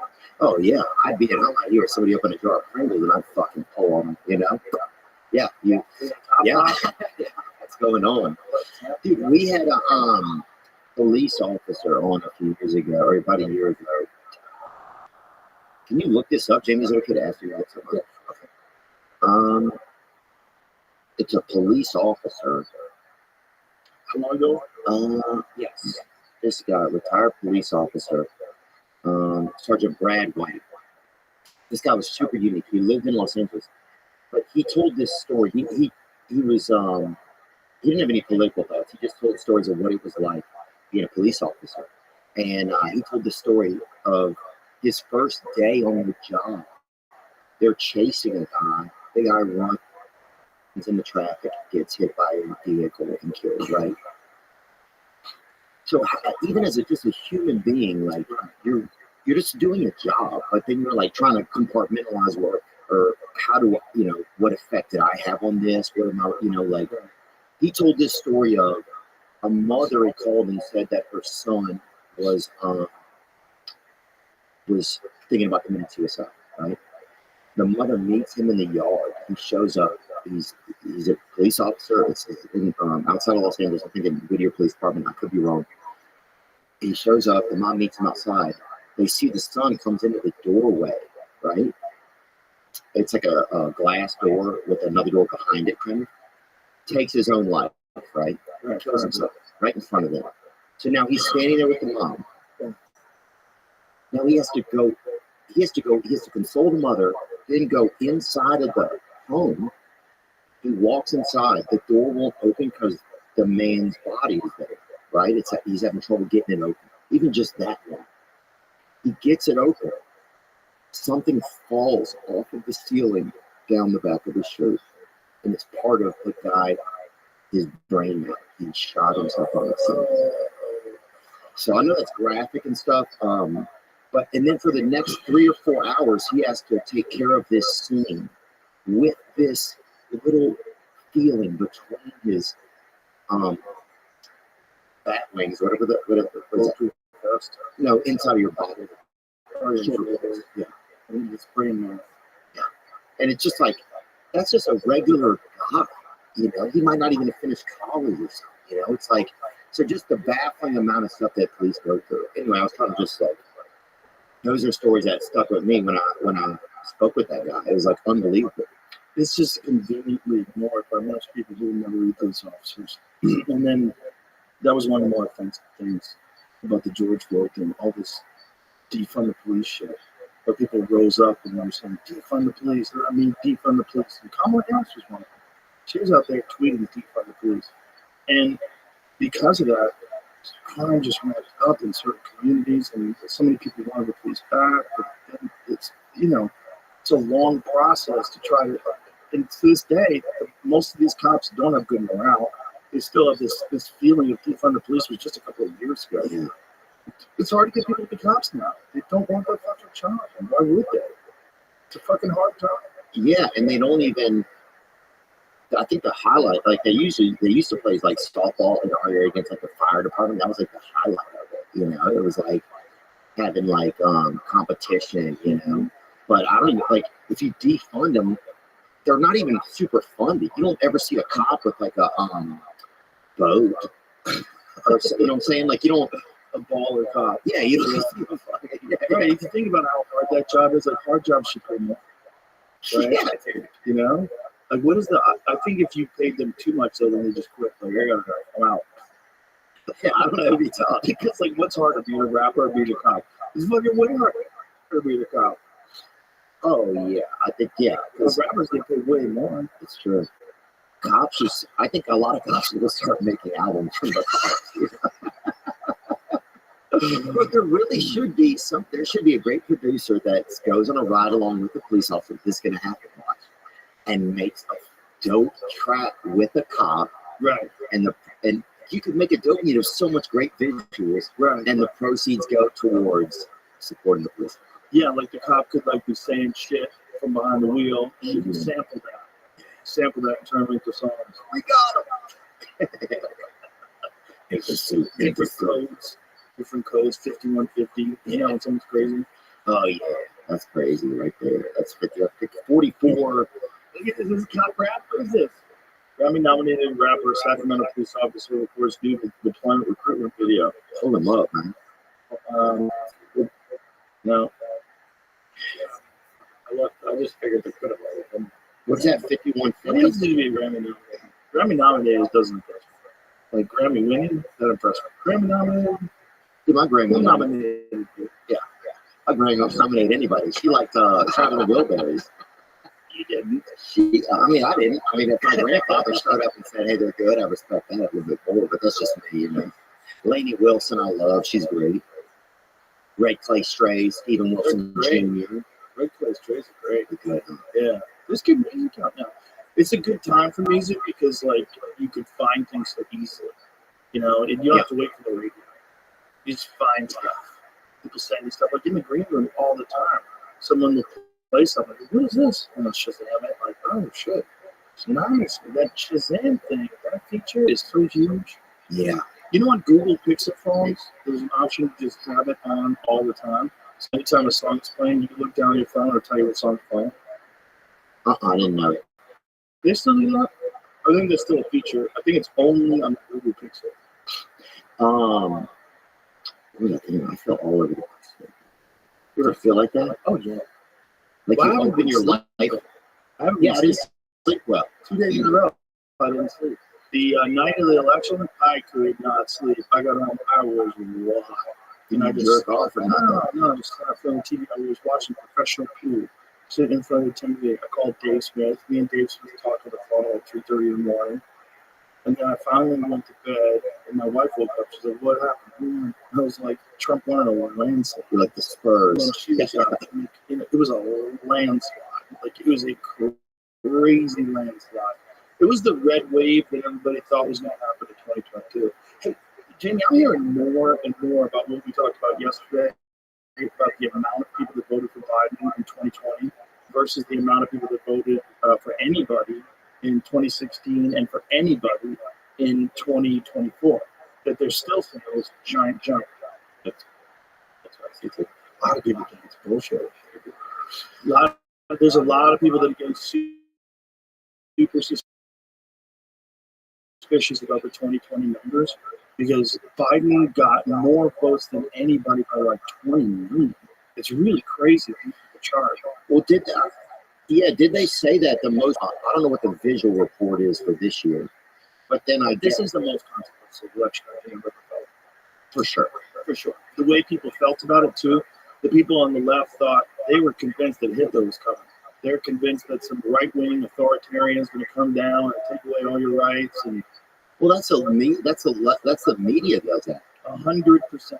100%. Not what he was saying, not what he did for 4 years in office. It's all the media. And we're all victim of it a little bit because you won't defend him or support him if you hear all these things about him because then you got to defend the fact that, no, he didn't really do that. He's not really a felon. There were only misdemeanors. Texas voter turnout falls in 2024 elections despite record registration numbers. This is just Texas, right? 61% cast ballots, near 6% drop from the 2020 presidential race. But the difference in the numbers nationwide is what I'm interested in, because the nationwide numbers were pretty consistent, like through the entire, like through 2012, it's consistent with 2016, which is also consistent with 2024. The anomaly was 2020. In 2020, everything was way up. Way up. Maybe because people were sitting home and so bored and they didn't have much to do, you think? Could be, because it was during COVID. Could be a lot of people are not working, so they did have the opportunity to vote. The voting should be a national holiday. I agree. I don't understand.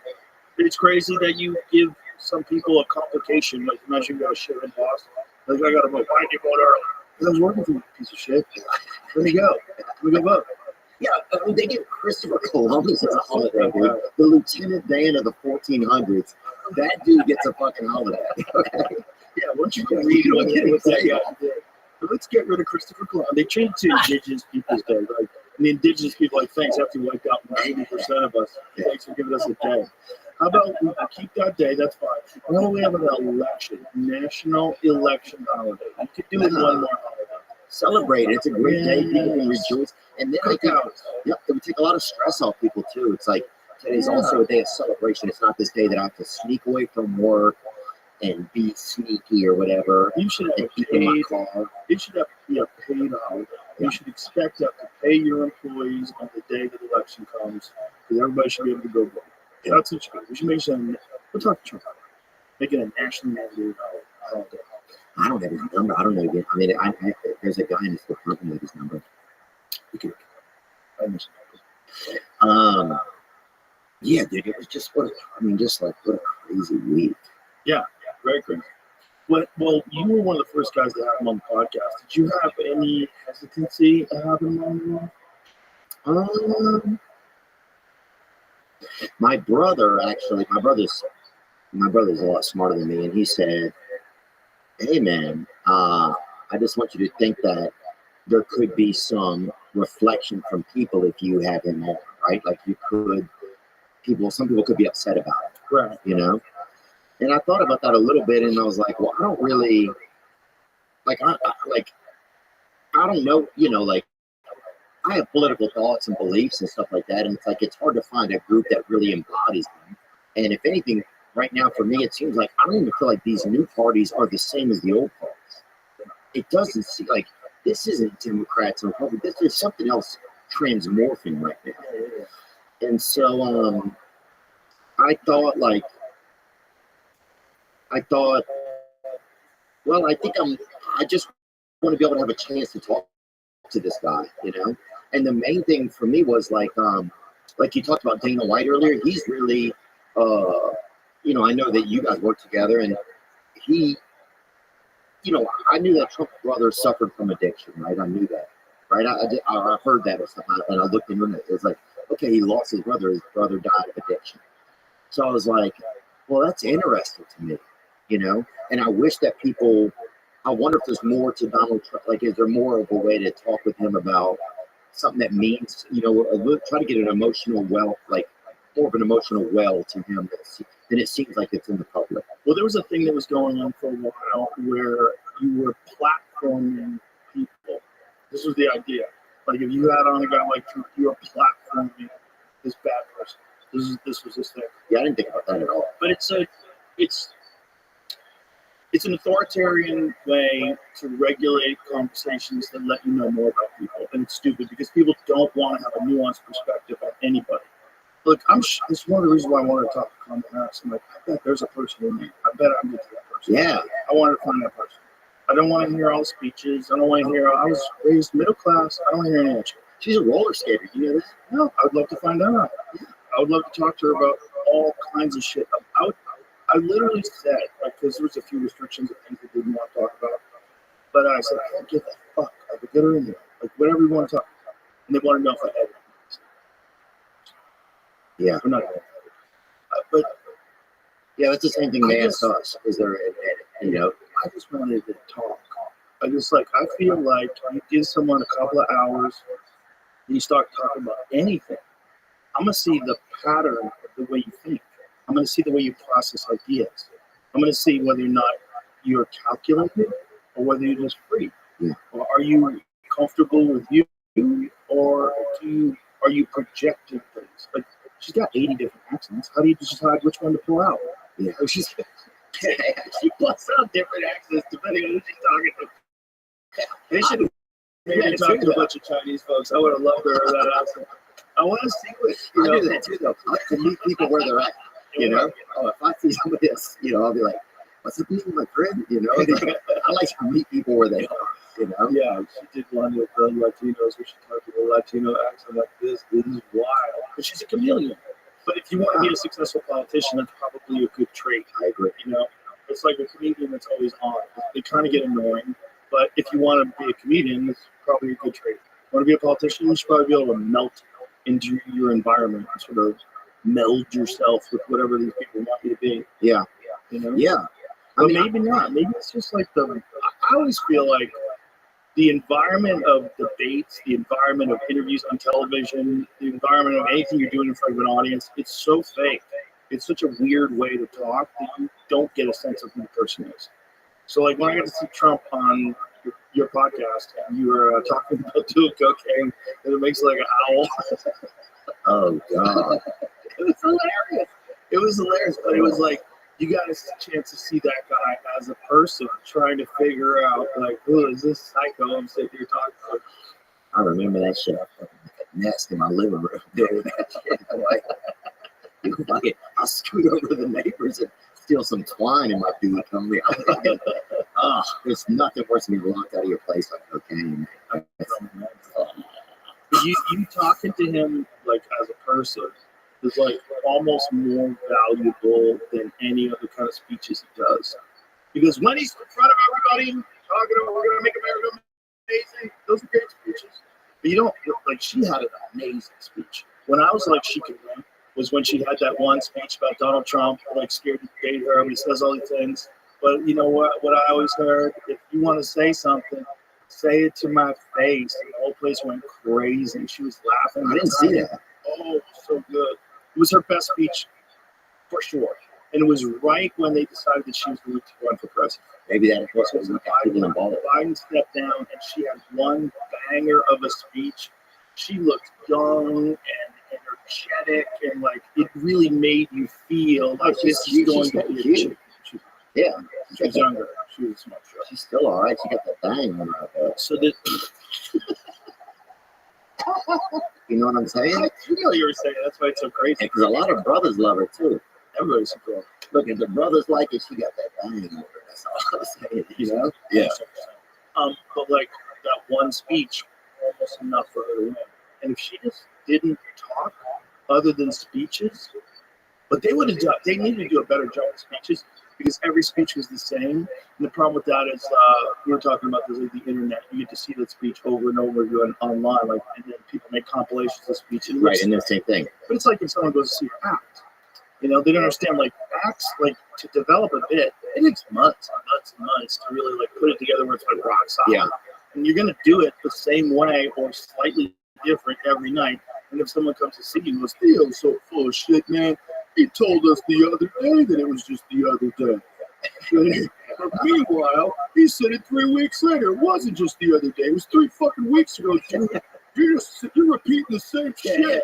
Yeah, you got too many leap years, white boy. Yeah, shit like that. Exactly. So that's what they feel about like a presidential candidate that's telling the same speech over and over.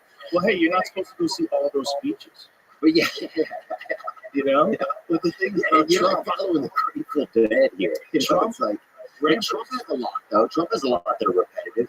He does, but not in the same order. It's like going to see a Grateful Dead show. So it's like it's all over the place. You know, when Trump gets out there, he just starts talking. You see, he had this long-winded speech about the rocket. That was insane. The rocket. I'm like, you just won the presidency. Edit that down. You can edit that down. That could be 2 minutes. I was worried about that at the very beginning of the podcast before we got cooking. When he was talking about Lincoln's bedroom, I was like, oh boy, like where is this going? I've been in Lincoln's bedroom. How was it? It was okay. I think you can bring it up actually. It's in Springfield, Illinois. Oh, it is? No, he was talking about the one that's in the White House. Oh no, I've been with just his child before he got elected. Oh wow, it's really interesting. He used to keep his notes in his hat. Oh, that was pretty cool. That head wallet, baby, he had that bitch on. Yeah, it's like credit cards behind your phone. Except if you leave your phone, you need to listen to that big ass hat. Dude, that ain't crazy, man. You ever see like how many dudes wore like fancy hats back in the day? That shit just went away. Imagine if you were a kid and you're growing up in a hat family. You're like, well, our family makes hats, bro. I'm balling forever. I'm gonna take over this business, and then no hats. If you watch, there's a great outside boxing match in Reno, Nevada, between Jack Johnson and I think it's Jim Jeffries.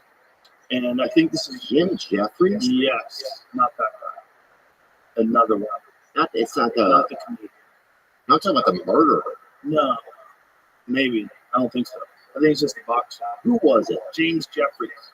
So see Jack Johnson versus this is it. Who killed the people with that? Here's the thing, like there's a video of all these folks that are walking like to the event, and every man has a fucking hat on. They all have hats. Look, they all have fancy hats. Look at all these guys taking off their hats, waving their hats. Men left the house with a fucking hat on. Look at this. Dude, they all have these fancy hats. What happened? They're all dressed up nice with fancy hats. First of all, good luck seeing anything outside the Republican National Convention with that many people in the streets dressed up in suits. That's it. That's the only time you're going to see this. These are like regular men walking on the streets. Everybody has fancy hats on and a nice button-up shirt, a suit jacket. That's Jim Jeffries right there. Oh, this guy's a good dude.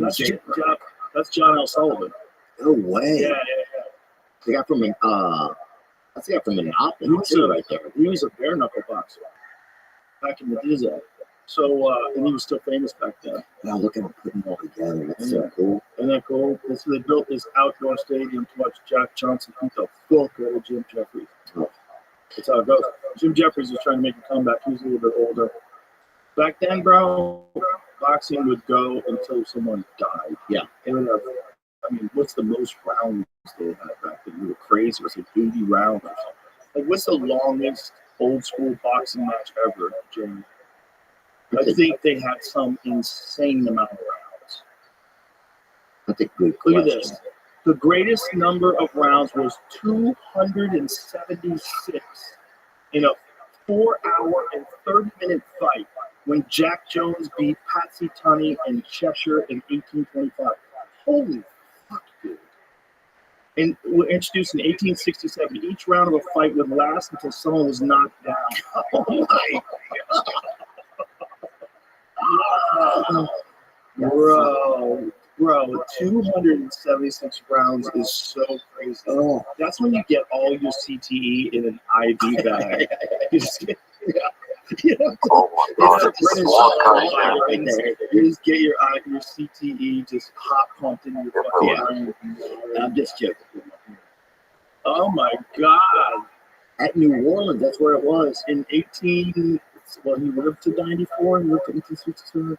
Oh, these are when they died. Oh, because in 1893, it lasted 110 rounds. Oh my God. 7 hours and 19 minutes. It was declared a no contest, later changed to a draw.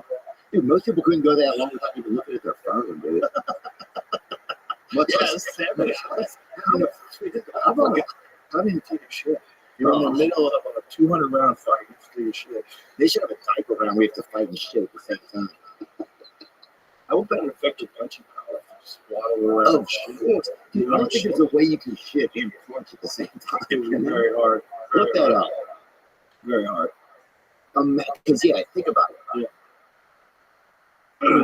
It'd be so You need to soft. tighten all that up if you're going to throw a good punch. Like your ass cheeks tight because you kind of use your legs as you thrust forward.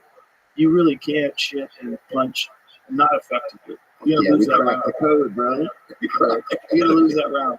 So I guess they probably just pissed themselves. I know guys who shit themselves in the UFC. Multiple guys, yeah. No, it breaks my I heart. believe Tim Sylvia shit himself in the fight once. Who else? Someone came out there. Michael Chiesa looked over at me once while I was doing commentary.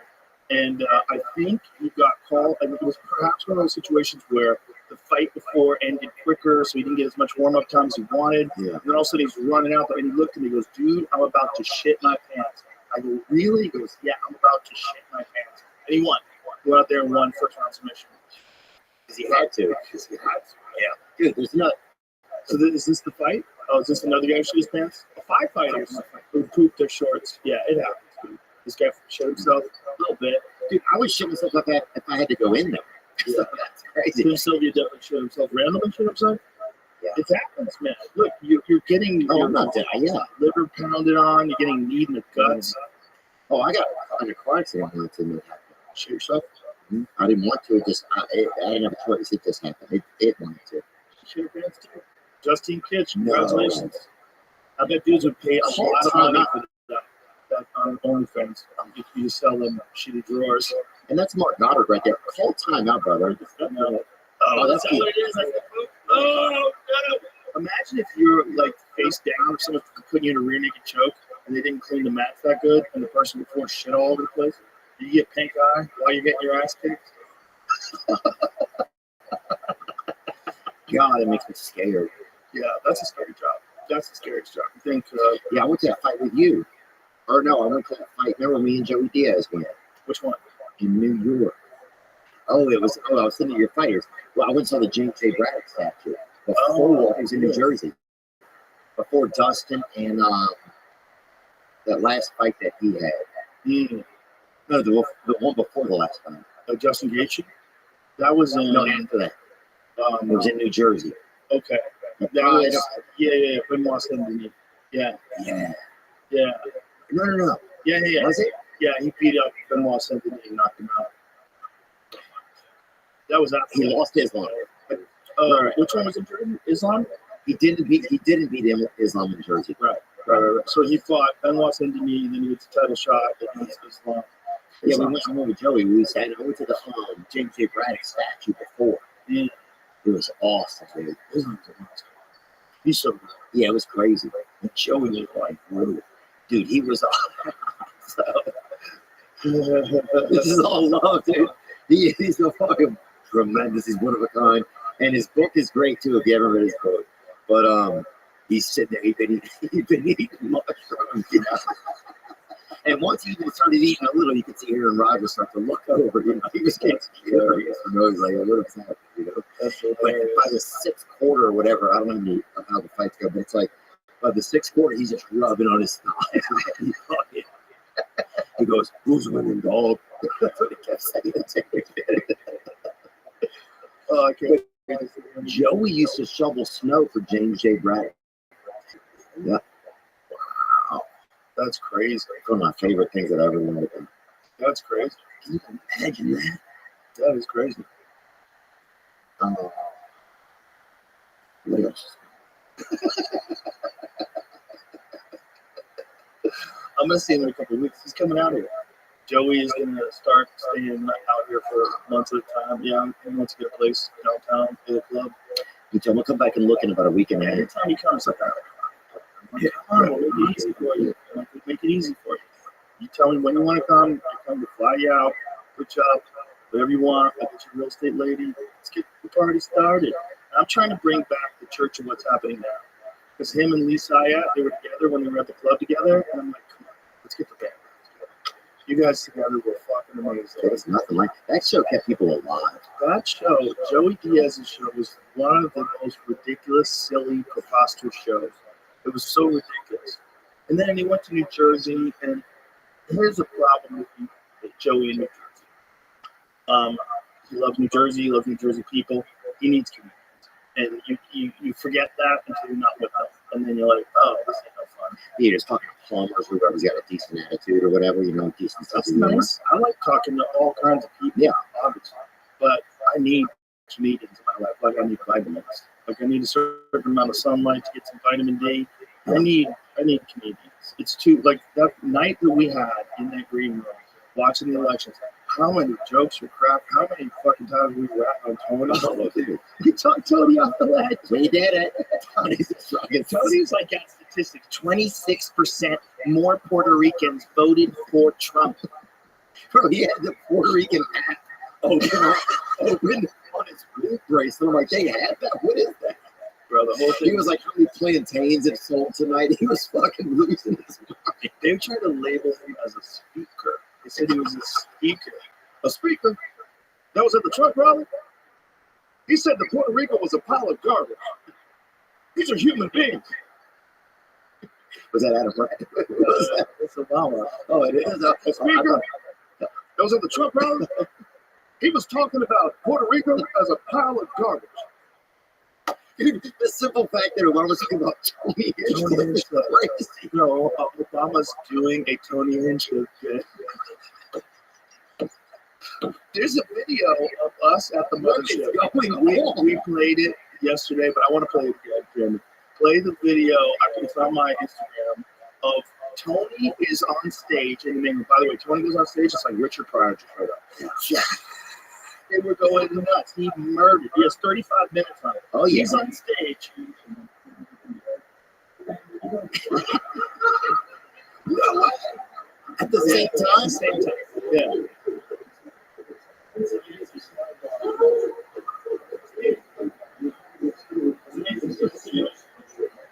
We're definitely in a simulation. It's like this guy was on Fox talking about Tony on one TV while Tony was on stage on the TV monitor. That's unbelievable. We did it. He was so nervous because here's what was going to happen. If he lost, so the way these news organizations work, they have outlines for stories. If Kamala wins, they have outlines for stories if Trump wins. If Trump lost, they were going to blame it on Tony. They had stories where they're going to blame it on that joke, and they're going to say that joke turned the tides and made people realize that Trump organization's filled with Nazis and racists, and they were going to blame Tony, and Tony would have been fucked. So then the Trump supporters would have thought that too. Right, so it was like both sides would have disliked Tony. Absolutely. He would have to go to Puerto Rico or Costa Rica. Maybe Mexico and Puerto Ricans don't really. No, they don't even. They don't get along at all. Infighting was a giant rivalry between Mexicans and Puerto Ricans, and a lot of really. Yeah. Oh yeah, for sure. I didn't know that. Well, there's no prouder group of boxers, I think, in the history of Earth than Mexican boxers. Mexican boxers are known for a specific style. Like if someone says you fight like a Mexican, dude, that's a huge compliment. Yeah. Mexicans like Julio Cesar Chavez, fucking Canelo Alvarez, Oscar De La Hoya, and you go down the line, Morales, there's so many, Manuel Marquez, so many. They got just so many punches in one punch. Well, there's a culture of boxing that goes back so far, and it's so with boxing, it's always people that are poor that want a way out. And one of the best ways out, if you're a poor young man, punch your way out. Fight, you can make millions, like Canelo, like Julio Cesar Chavez. So it's like the history of people rising through boxing. But there's a similar history in Puerto Rico. Puerto Rico has a great history of boxing too. Really? But there's always a rivalry. So I could see that because you're both Latino cultures and you want to be the best, Oh yeah. I'm trying to think if I've ever been to a boxing match or not. You should go see Jake Paul versus Mike Tyson. Might be the last boxing match ever. I don't know if I want to see that. Do you want to see if Mike Tyson wins? I remember watching Mike Tyson versus Roy Jones Jr. Yeah. And it was like two guys like beating each other up in baby diapers or whatever. It was like, bring it up. They were wearing like big diapers or whatever. No, they were wearing cups. There's a protector that boxers wear that's different than the protector that MMA fighters wear. So the protector that boxers wear is this foam. It covers like the front of your hips and things too. Oh, maybe I'm not thinking about it. Maybe I'm thinking about something else. But it just this to me seems, this is what I believe. I believe really, truly, to my core, that they made an agreement where Mike Tyson was only going to hit him to the body full blast. It looked like every time he hit him to the head, he was kind of pulling back. It just didn't seem like a real fight. Right. It seemed like a fight to the body, but Mike was hitting him to the body really hard. And I think he hurt Roy a bunch of times really hard to the body. But, both of these men are 50. Roy, in his day, I maintain to this day, was the greatest boxer I've ever seen. Roy Jones, in his prime, was a freak. Like, I mean a freak, where he wouldn't even throw jabs. He would throw a lead left hook and favor that over a jab. But it was as fast as a jab. And people couldn't understand it. Because you'd never been in a ring with someone that fast. If you look at Roy Jones' highlight reel, you ever watch like Roy Jones in his prime? They were execution, son. It was like Mike Tyson in his prime, but a different thing. In fact, in a Nas song, Nas says the new Mike Tyson's Roy Jones. Roy Jones was just executing people. He was so much faster than anybody. His timing was so good. He was a sniper. Oh my God, he was just so skillful. Who would you rather knock you unconscious? You think if you had to pick a good fighter? Oh, I don't know. Maybe Roy would just put it out quick, just pop you on the chin. Roy or Connor, though? Both of them would knock you out quick. You think? Yeah, and this is this one fight with Roy Jones with Vinny Pacienza. It was the only fight in Coffee Box history where the opponent didn't land a single punch. A single punch. This was like when Roy was trying to get the referee to stop the fight. Before that, Roy signaled to the referee, stop the fight. And the referee said no, and then Roy goes like this. It's like, look at the video. Sorry, I got to do this. He just lights it up. Bro, he was so good in his prime. But like all fighters, they stay past their prime, but people really only remember them for when they lost. Roy in his prime was just something completely special. Yeah, Allen Iverson. You went to watch him just to see how long guys would last. That's what you would watch, to see what he would do to guys. I did a fishing rodeo with him once. Did he really? Yeah. He's a big fisherman. He dropped his hands, put him behind his back, and knocked the guy out. Like lured the guy in, hit him with a one straight right hand and dropped it. He was he was just like That's toying with crazy, it. dude. I can't even get a fucking medium jacket off of my body.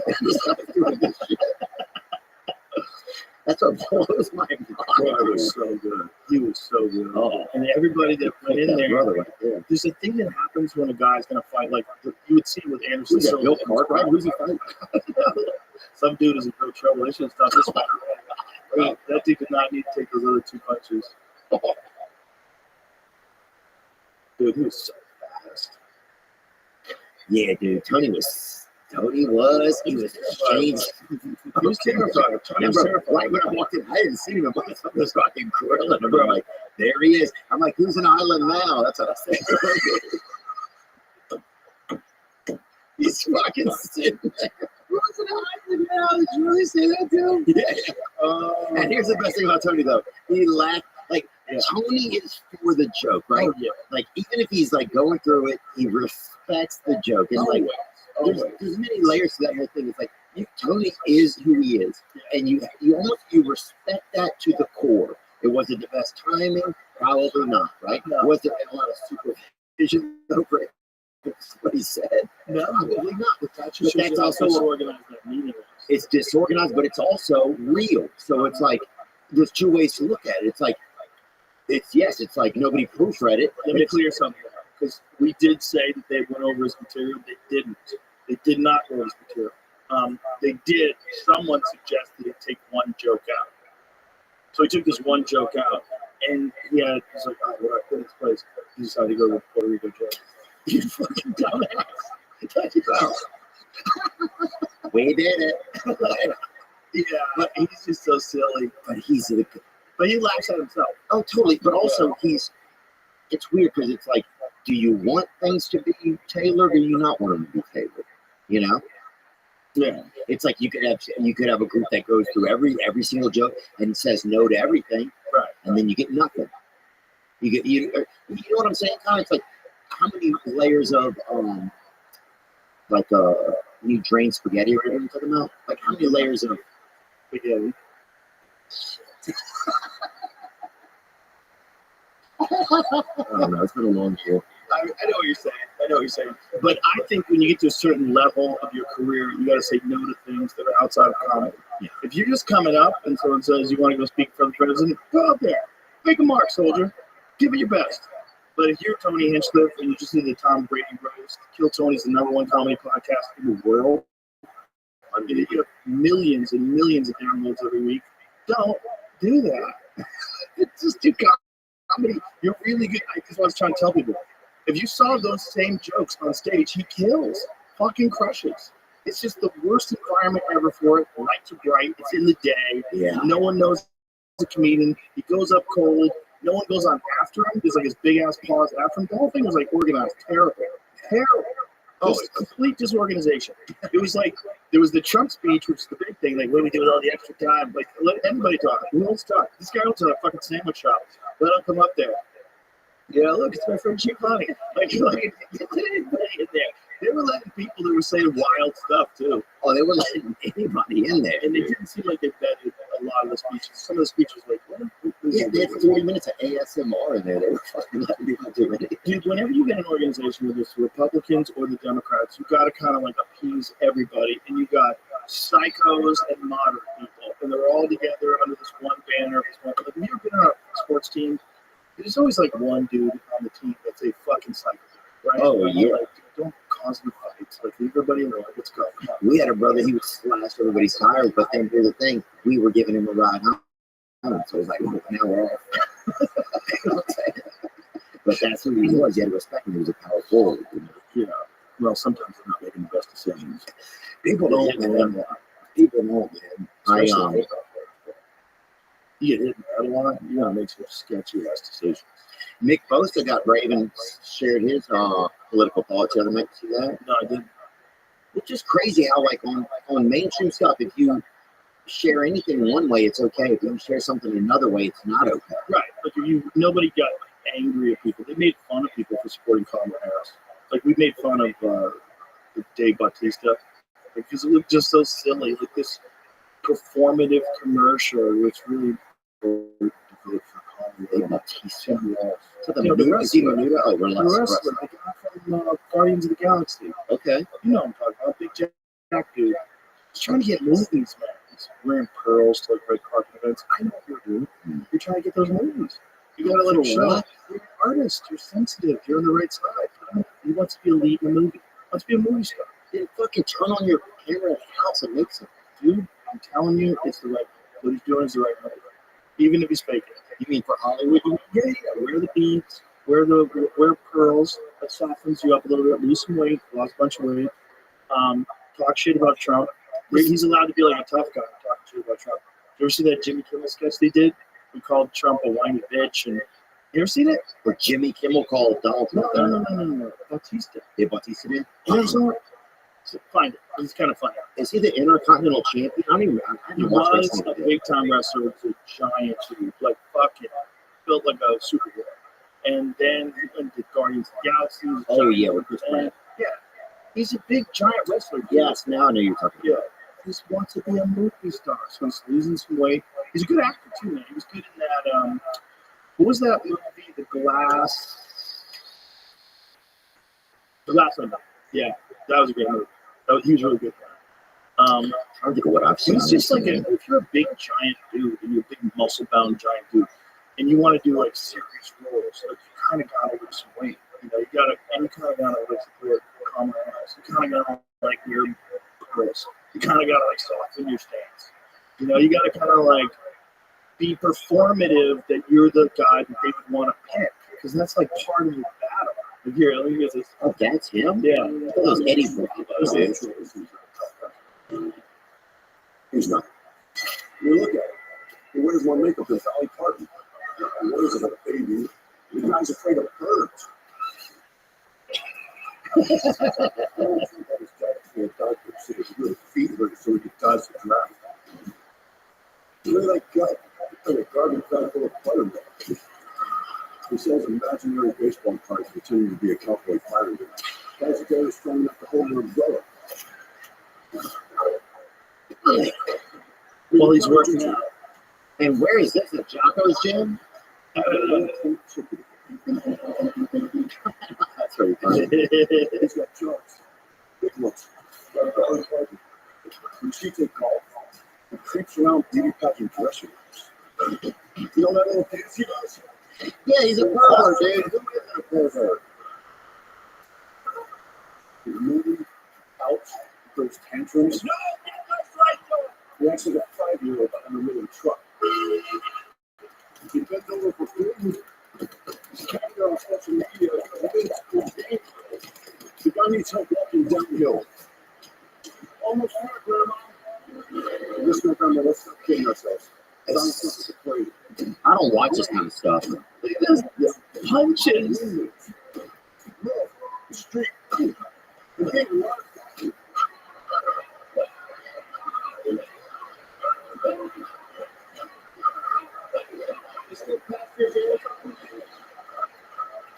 Mostly, he's terrified that real red-blooded American men will find out that he's the weak, tubby toddler. Mommy, take me home. Mommy, I want to go. Someone grab you by Wow. That closing line's pretty tough. They call me a bitch. But it's like, you know what he's doing. Yeah. Trying to become a movie star. It's a good move. The Hollywood liberals 100% like that. Well, Hollywood's just crazy to me, dude. I just don't understand it. Like, it seems like they hate white men. Well, some people that work in Hollywood, I'm sure, don't like white men, but that's the thing about woke culture. It's like there's a hierarchy of the injustices that you face. But white men, even if it's not you, which is where it gets prejudiced, because it's not you, white men over history have caused the most grief. They've caused the most trouble. They've been responsible for the most injustices in this country, at least. You know, slavery, red line laws, Other bringing people the help with slavery. Chinese. Let's not just pin the nail on the honky donkey. Right. But in America, slaves were exclusively owned by white people. Right. In other countries, they're owned by all kinds of people. This is where it gets See, that's what we got to do then. Well, people don't understand this. There's more slaves today than there have ever been. Nuh-uh. More slaves today than there or before 1865 when slavery was abolished in America. You're lying. Nope, there's more slaves. In Libya, when we took down Libya and the rebels killed Gaddafi on television, did you see that? I didn't know. It's one of the most terrifying What channel was it on? C-SPAN. But Libya for a while became like a failed state, and at one point in time there were slave auctions in Libya that you could watch on YouTube. Okay. How crazy is that? Like Google the actual numbers. Oh my God. Yeah, that's a real statistic. So, and this is also one of the things that people are terrified about with this border deal. Okay, because one of the things about the border, it's not as simple as people coming over and they want a better life, of course, but it's also people being exploited. And there's tens of thousands of kids that are missing. Who knows if they've been smuggled into child trafficking?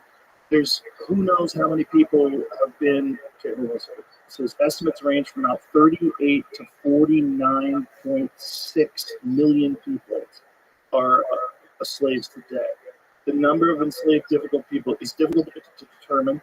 Estimates range from 38 to 49 million. What? Yeah. Oh my God. I didn't have any clue. Well, you have to include people that can't leave, even if they're not like in cages. People that are trapped, right? Like Gaza people, you mean? Well, no, I would talk like people that work in coal mines or cobalt mines in the Congo. They're essentially slaves. I mean, they give them the minimal amount of food and water. They work in horrific conditions, and they live in complete abject poverty. But they're treated better than people in Gaza, though. Perhaps. But they're all getting poisoned. They're all getting poisoned, pulling that cobalt out of the ground. Yeah, but still, they're getting launched, I bet.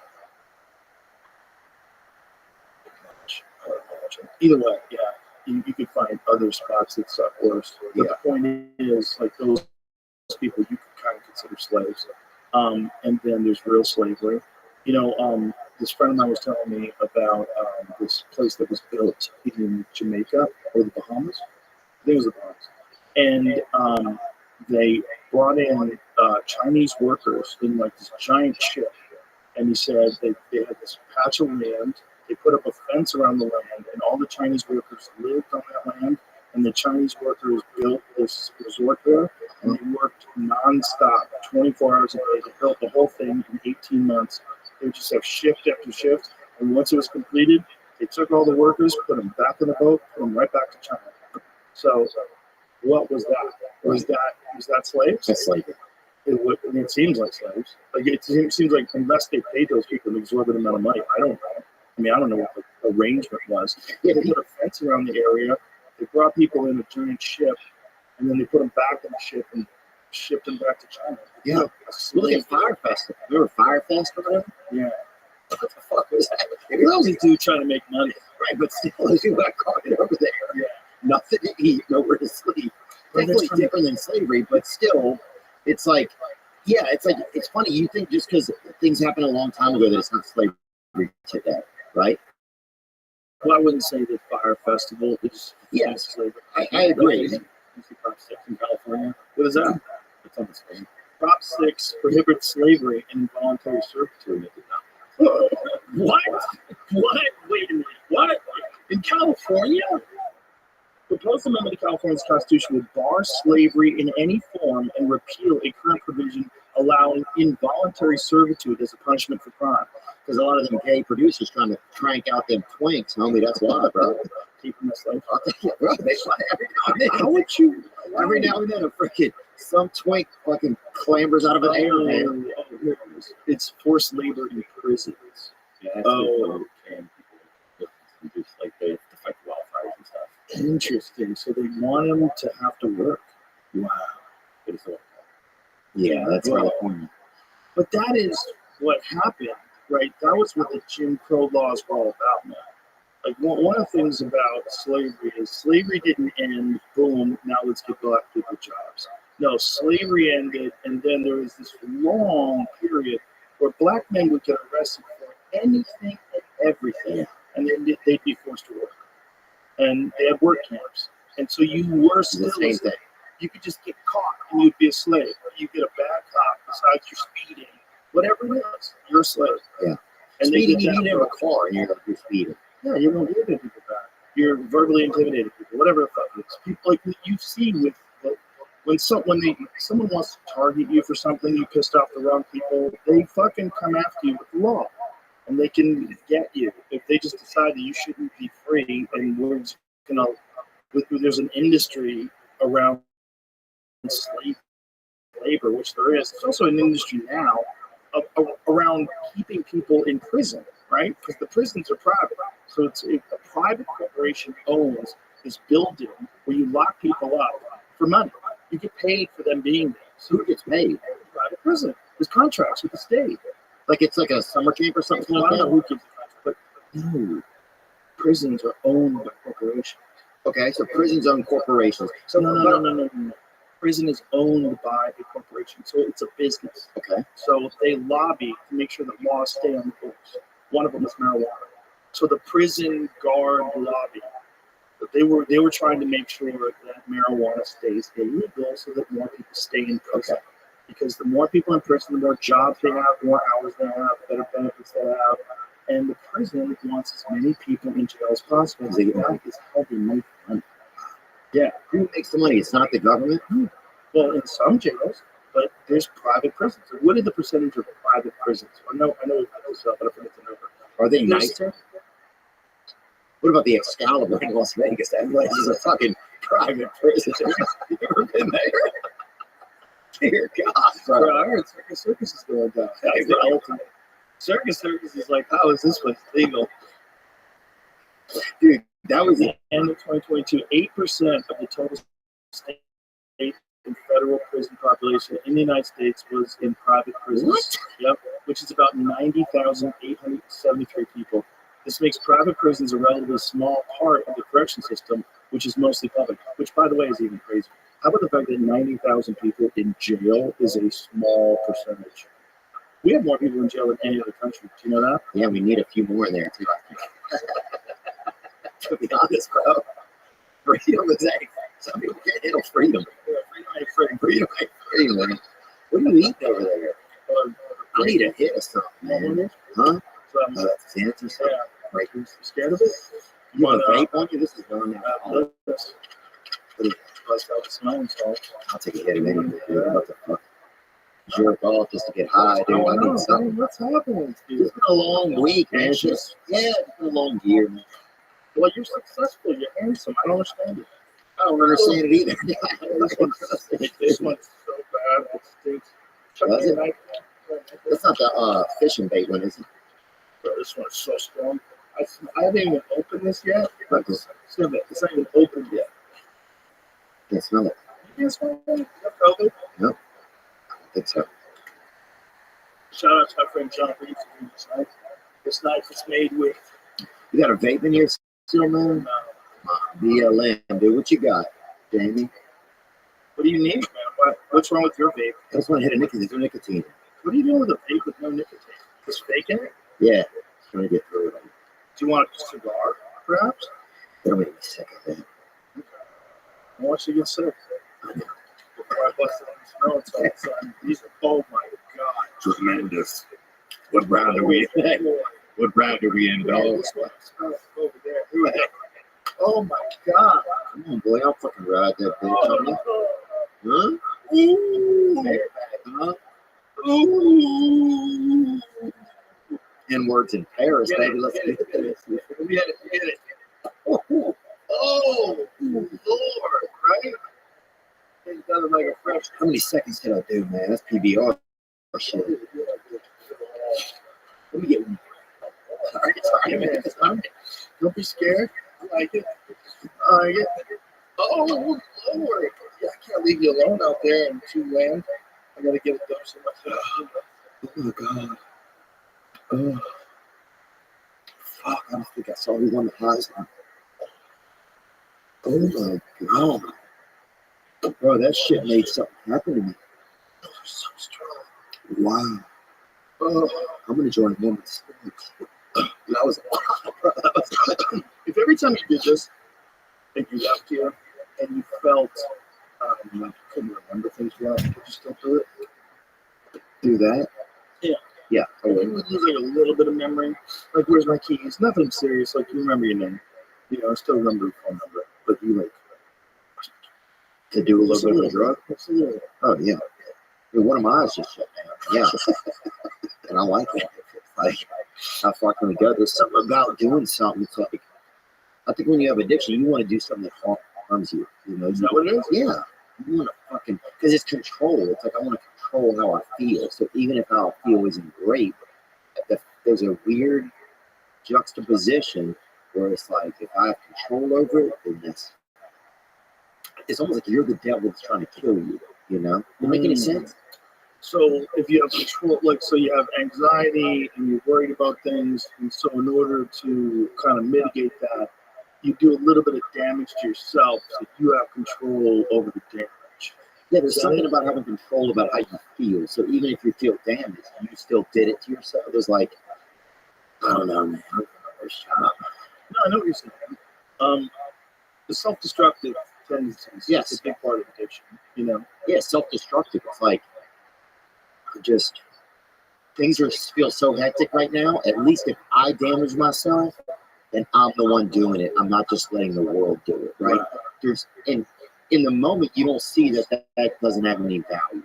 Right. Afterward, you're like, shit, that was dumb. But in the moment, that feels like at least I'm taking control of the situation. I Right? think sometimes you spend too much time on it. Me personally, Yeah. I think that's probably true. Yeah, I think knowing you and being your friend for many years now, I think when you struggle is when you're by yourself too much. Yeah. Because when you are with everybody else, everybody loves you, we all have fun together.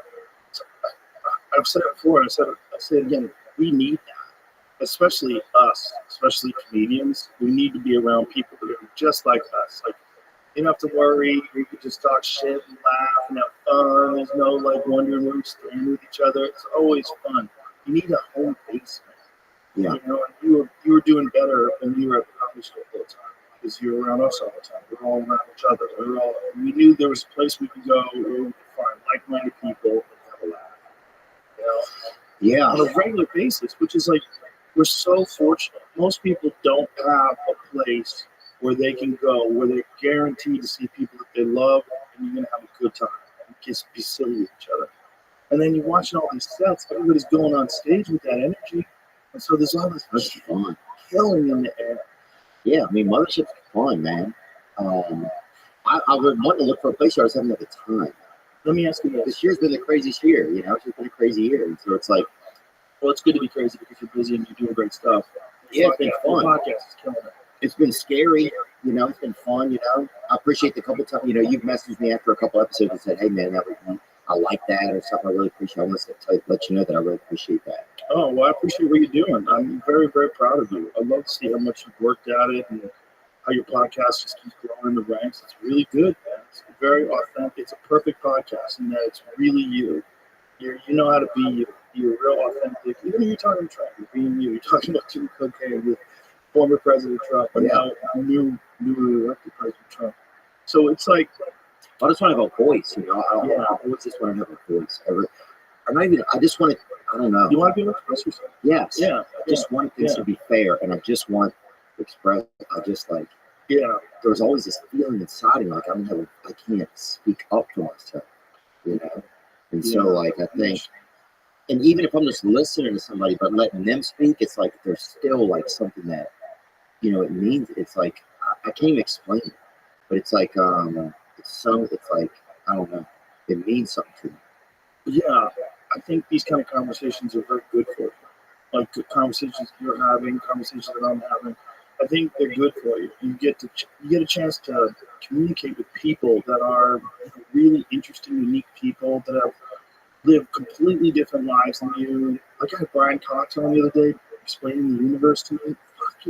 I was like a kid in a candy store. It's like so exciting to get these guys. It's like super intelligent person who's also a really good communicator who break down the fabric of the universe for you and let you know about it. I mean, like, when does anybody ever get that opportunity to sit down and talk to someone in like 3 hours? Yeah, man. Yeah, I had a lady who's been driving cats across the country for 2 years in a fucking tour bus, right? And they perform and they do music. And bro, I'm not even joking you. It was one of the most fascinating things I ever heard in my life. Because her commitment to it.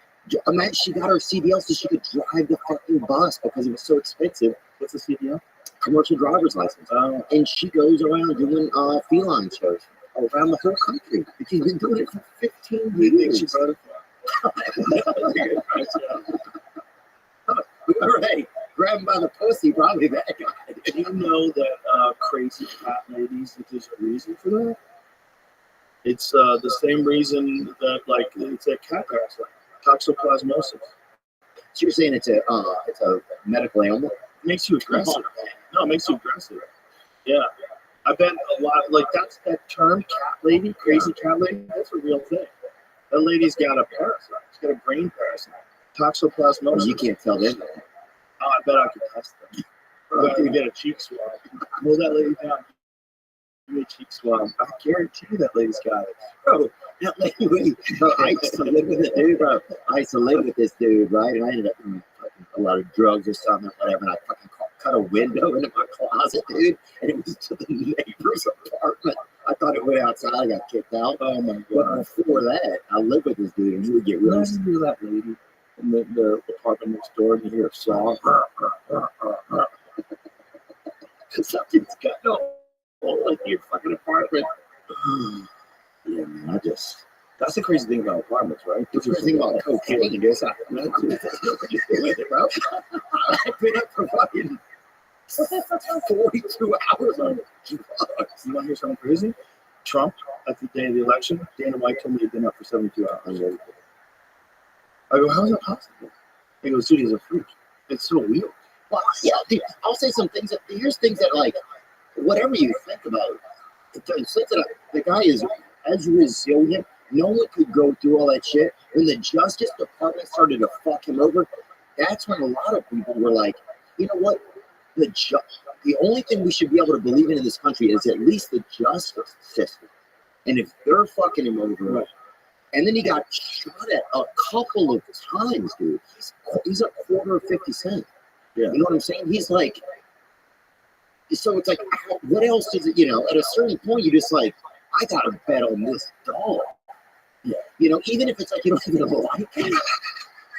It's like, this motherfucker, this dude, you got to bet on that dog. And if not, it's just bizarre, The guy gets up and says, fight, fight, fight, after he got shot in the ear. He's not freaking out. He's like, oh, God, I got shot. Get me out of here.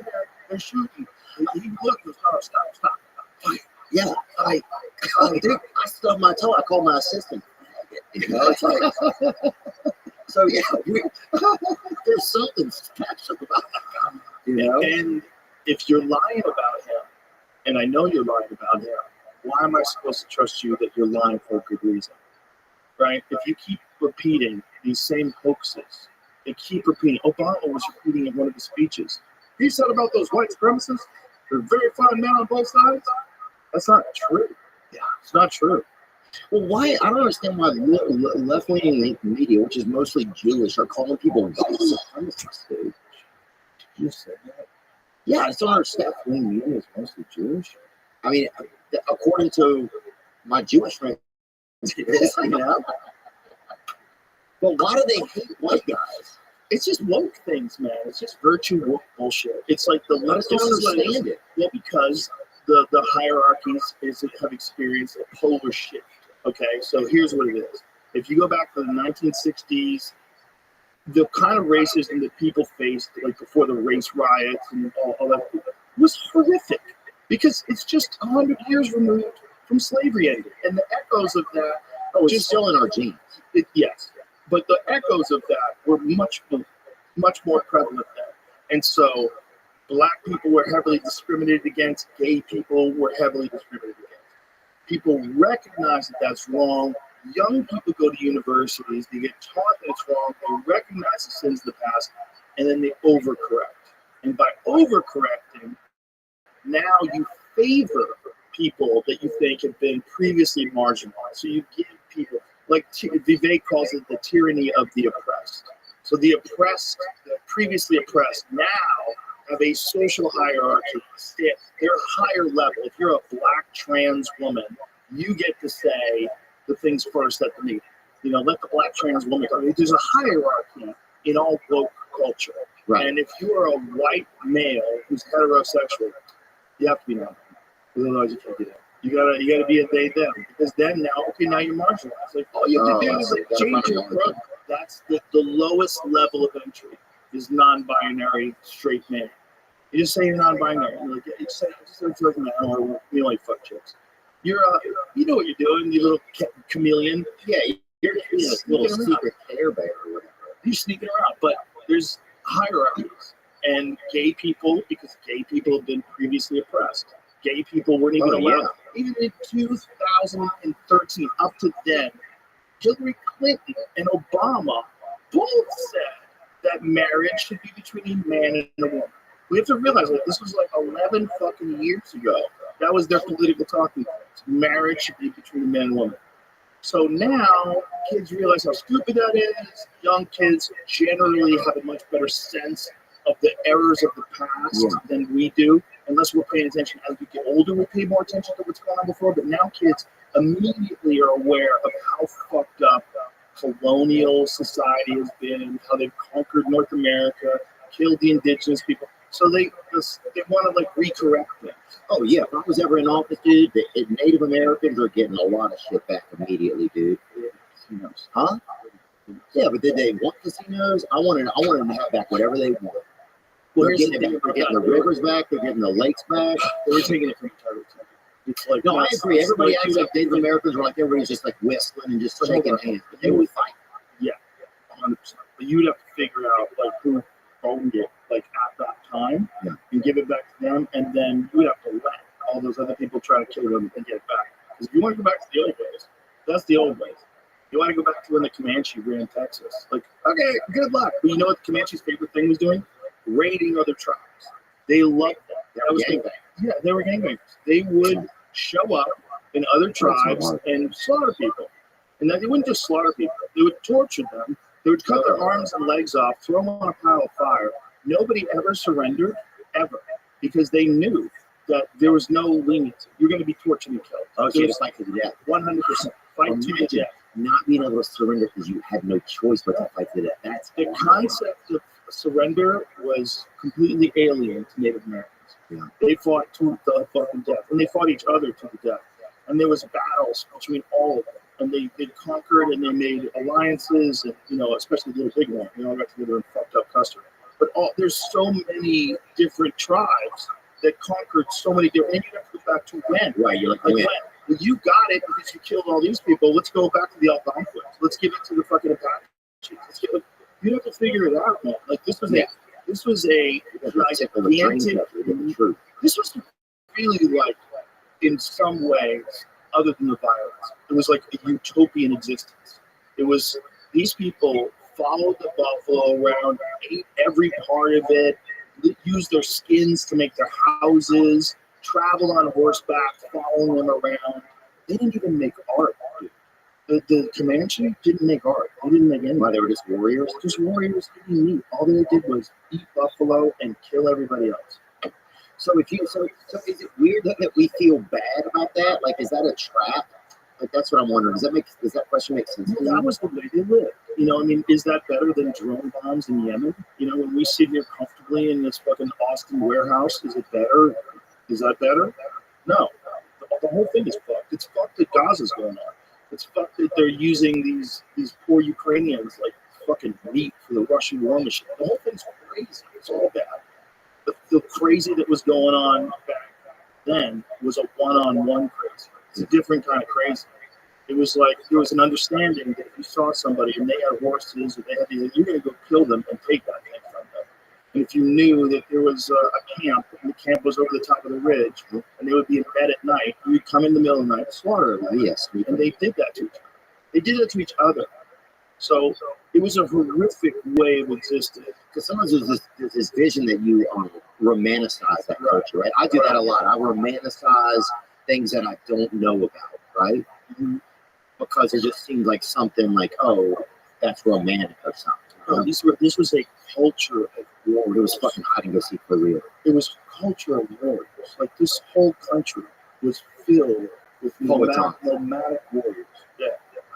And most of them got killed by fucking smallpox. That's what's crazy. Oh, Most of them got killed by the flu and all sorts of diseases that came over with the Europeans. how gay must that have felt, dude? You're fucking warrior, right? So you can fucking Somebody sneezes on you at the depot. You go to the trading depot to drop off some fucking skins. Some dude sneezes on you, and that's a wrap. you're like, you've been training all day, dude. Fuck. It's some guy just fucking doesn't wash his feet for half an Or afternoon. just being here off a boat, stinky bitches, breathing shit air and drinking shit water. You know, like, can you imagine the hygiene of those boats? Oh, Columbus and shit. That was like the first Burning Man, dude. That place was a dope, dude. I heard the Pinta didn't even have any kicks on it, dude. It's like there's an example. Columbus is an example. Would you have done it? I mean, probably if you lived back then, that would have been the thing to do because you would have been bored. But you're in the It's really early like you would couple want months. to try. You would want to try to see what it looks like to go across the ocean. If you're a young man and you just needed something in your life and you knew the dudes did it, and you just eat beef jerky for 3 months and you make it across the ocean, and when you get to the other side, there's gold everywhere. They didn't even know what they were. Yeah. But if you read the accounts, there was a priest that traveled, some sort of religious man that traveled. Oh, yeah. In the detailed diary of the horrific things that Columbus's men did. They bashed babies on the rocks. They told certain men that they had to give them their weight of gold, and if they did, they would chop their arms off in front of them. They enslaved these people and used them for their gold. Because these people had no use for gold. They didn't know how valuable gold Even was. when they got to the Americas? Exactly. Yeah. They just slaughtered people. They just slaughtered people. There's horrific depictions of what Columbus's people did. I romanticize the picture so much. It's really vulgar. Well, it's just humans have always done this to each other, and for all of human history, the strong groups of men with weapons invade people that aren't prepared, and they take other stuff and they conquer them. It's always happened. It's the most common thing. If you go back and look at history, there's a bunch of common things. There's an increase in the complexity of architecture, in the design of the cities. There's machines. All these different things improve. But along the way, the consistent thing is war. It's constantly happening from the beginning of time. As early as we know, tribes were battling other tribes. And back then, when there wasn't that many people, wasn't that many resources, and you're competing to see whose genes spread, it's just natural. We develop tools and weapons, and then that's ingrained in our fucking DNA. So here we are in 2024 with iPhone 16s and Starlink, and we're still locked into this tribal war mindset because that's how humans evolve. Right. And that's the scariest thing about being alive today is that we're so advanced. We're so much more civilized than at any other point in human history, and yet same amount of people, if not more, are dying senselessly all the time. But like we're civilized on the outside, but there's a part of us that will always be uncivilized. The part of it is war, right? And other parts of the world are not as calm as us. There's parts of the world that are very Yeah. There's places in the world where you can't go without getting robbed or shot. Yeah. It's real. Versus Memphis is bad, dude. Huh? And he left. Has it changed? Where's Graceland? Actually, Graceland, it's crazy on Graceland, dude. It's in Memphis. And it's cool. You go out and let you in the backyard after the smoking. Elvis's grave is right there. You could smoke right in front of Elvis. You can smoke 17 centimeters from Elvis's grave, or 80 centimeters. That Elvis movie was so good. Which one? The one about Tom Hanks, girlfriend? where Tom Hanks plays the Colonel. You didn't see that one? Oh, yeah. With that dude, what is his name? Austin? Colonel. What's the fella's name that played Elvis? Austin Butler was really good. Yeah. He nailed it. He was really good. You really believed he was Elvis. What a crazy story. Yeah. Elvis was the first guy to get way too famous. The first guy that was just way too famous. Yeah. Like, there was no one that famous before Elvis. No, there wasn't. Well, yeah, there was. Jesus, probably. Who else? Maybe. I Constantine. think Jesus got his rep. He got his Afterwards. appreciation after he was gone. Yeah. Sort of like Kurt Cobain. Yeah, kind of. That's a good point, huh? I mean, people love Kurt Cobain while he was alive, but I think they really appreciate him after he was dead. There's certain guys. What do you think what do you what are you gonna do? What are you gonna do when you die, dude? I'm not doing shit. All right, we'll see about that, huh? Well, we'll see about that. That's interesting. Imagine if you really did go to heaven and say Peter really was there with a book. Like, this is crazy. The first thing you're gonna think is this dude's gay as fuck. I think that robe. Like, oh, Some dude says a checklist or whatever. It's like trying to get in the hide or whatever. You're the most enlightened being ever, but you walk around with a robe on. Like, robes are stupid. I never want to wear a robe. Even if I wore a robe, if I have to go to like a massage place, you have to wear a robe before I take the robe off. I'm like, okay, you're gonna see me in my underwear in 5 minutes. So why don't we just do it now? It's flirting. It's lingerie. A robe, yeah, dude. A robe is just filled. Why would God be wearing a robe with a robe tie? Bro, don't you know about pants? You get yourself a pair of Origin stretchy jeans. They're great, man. They look like jeans, but they feel like fucking sweatpants. God, why are you wearing a robe? You man? think God's got that thing on it? What do you think? Oh, you think? He created the universe. Yeah. But it's I true. bet you would want it. I bet you would want it. If you saw it, you'd want it. I wouldn't go up to it. Imagine it just has a magical attraction. Well, like, you're not even gay, but everybody's gay for God. Yeah, look, I'll tell you this. I might walk up to it, but I'll put sunglasses on first, dude. If God's real, He made gay people. Anybody who thinks gay is a choice, I think gay is a choice for some people. Let me be real clear about this. I think there's some people that are open-minded and say, I'll try and be for a while. It's not me. Maybe it's you. Greg Fitzsimmons said he almost tried it, and he panicked at the last minute and ran away. Yeah, I he wouldn't thought do he it. had to It's late to do it. I feel like it's a little late. A lot of gay stuff doesn't happen. Until past 1. Yeah. Past 1 a.m. I like to get to bed at a decent hour. My point is, God made gay people. Yeah. So it's clear, if God made everything, He made people that are gay. The craziest religious answer, like Ben Shapiro gave me this answer. Mm-hmm. He said he thinks you should ignore it, don't do it because it's a sin, just like you want to murder people if you don't murder them. Like, bro, how much do you want to murder people? Like, it's like, because gay people want to fuck every day. Yeah. Like, you know, if you want to murder people every day, check yourself in. That's a crazy comparison. Like, the gay thing is literally your sexual expression. Like, you're attracted to other guys. So, like, if you're not attracted to other guys, are you sure God wrote that down? Like, are you 100% positive that God really thinks that's a bad idea, but yet He made people that have that urge? Right. It wouldn't be fair if he did that. It wouldn't be right. Right. I think the craziest thing is, I think the first gay dude must have been like, what's going on? You know? Like, he's sitting there with his wife or whatever, and his buddy comes over to, like, you know, to just look around or whatever, because they didn't have that much stuff back then. And his buddy comes over just to, like, look around or tell about bizarre stuff. I bet Get this little. I bet it existed from the jump. No. What do you think is a gay dude? Get that little gravity. That's what you say. Booty rabbit. I think gay guys have been here Snort since that snort that little fucking. You know why? Because I think human beings. That little dirt oyster. Jesus Christ. I'm just saying, bro. What do you think if the thoughts have to come into your head? Something puts the thoughts in you. I think it starts in the thoughts. I don't think it starts in the DNA. Well, it might start in the DNA too. There was, I think, see if you find this. I think it was University of Rome.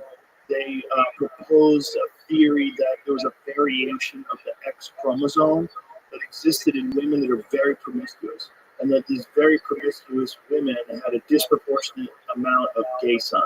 Oh my God. Yeah, so the idea is that these women are just they're so dick hungry that it literally passes on through their genes. Where was it? Was it in Rhode? It wasn't in Rhode Island, was it? No, but that's probably a good place for that. Isn't there like a gay mecca that's Yeah. Provincetown. Yeah, Jeff, what's his name used to party there? Jeff, from the comedy store. I think Provincetown, Massachusetts. But I know what you're talking about. There's a thing in Rhode Island, and then there's Fire Island in New York. But I think their thought was that the same gene that made women like really promiscuous, they wanted a bunch of different sexual partners. That this same, that it might be actually a gene thing. See, the gene thing is weird, man. because Brett Weinstein explained this to me. He said, "Do you know the difference between a beautiful woman and a woman who's hot?" And I said, "No." And what's the difference? And he's like, "A beautiful woman is a woman that you would want to have a long-term relationship and raise children with." Yeah. And then a hot woman, like a woman who's wearing like very skimpy clothes and very like looks like she's like really made up. Very. The idea that that's attractive is that you could potentially spread your genes quickly without any consequences. So this person, right, you wouldn't have to have a relationship with that person, but it would give you an opportunity to spread your genes. As primates, spray and stray kind of thing, like Monsanto or whatever. Fertility, the amount of children. Oh, I thought it was the promiscuous women. I think. Does it say that there? I wonder if this is their interpretation. This is that's around the time. Gay genes survived evolution as it is carried by mothers who have more children. But guess what? If you have more kids, what? I think they were talking about promiscuity, though. However, a study published by the Journal of Sexual Medicine found a correlation between gay men and their mothers and maternal aunts who are prone to have significantly more children compared to maternal relatives of straight men. I think we need more gay men in some of these areas. Well, hold on a second. Doesn't that make sense, though? That would make sense, like, in terms of, like, natural selection. Because if you're someone who's, like, over having kids, you have too many kids, you have, like, 10 children, all right? I would see how nature would be like, you know what? We don't need to spread these genes as much. Let's make a couple of these gay.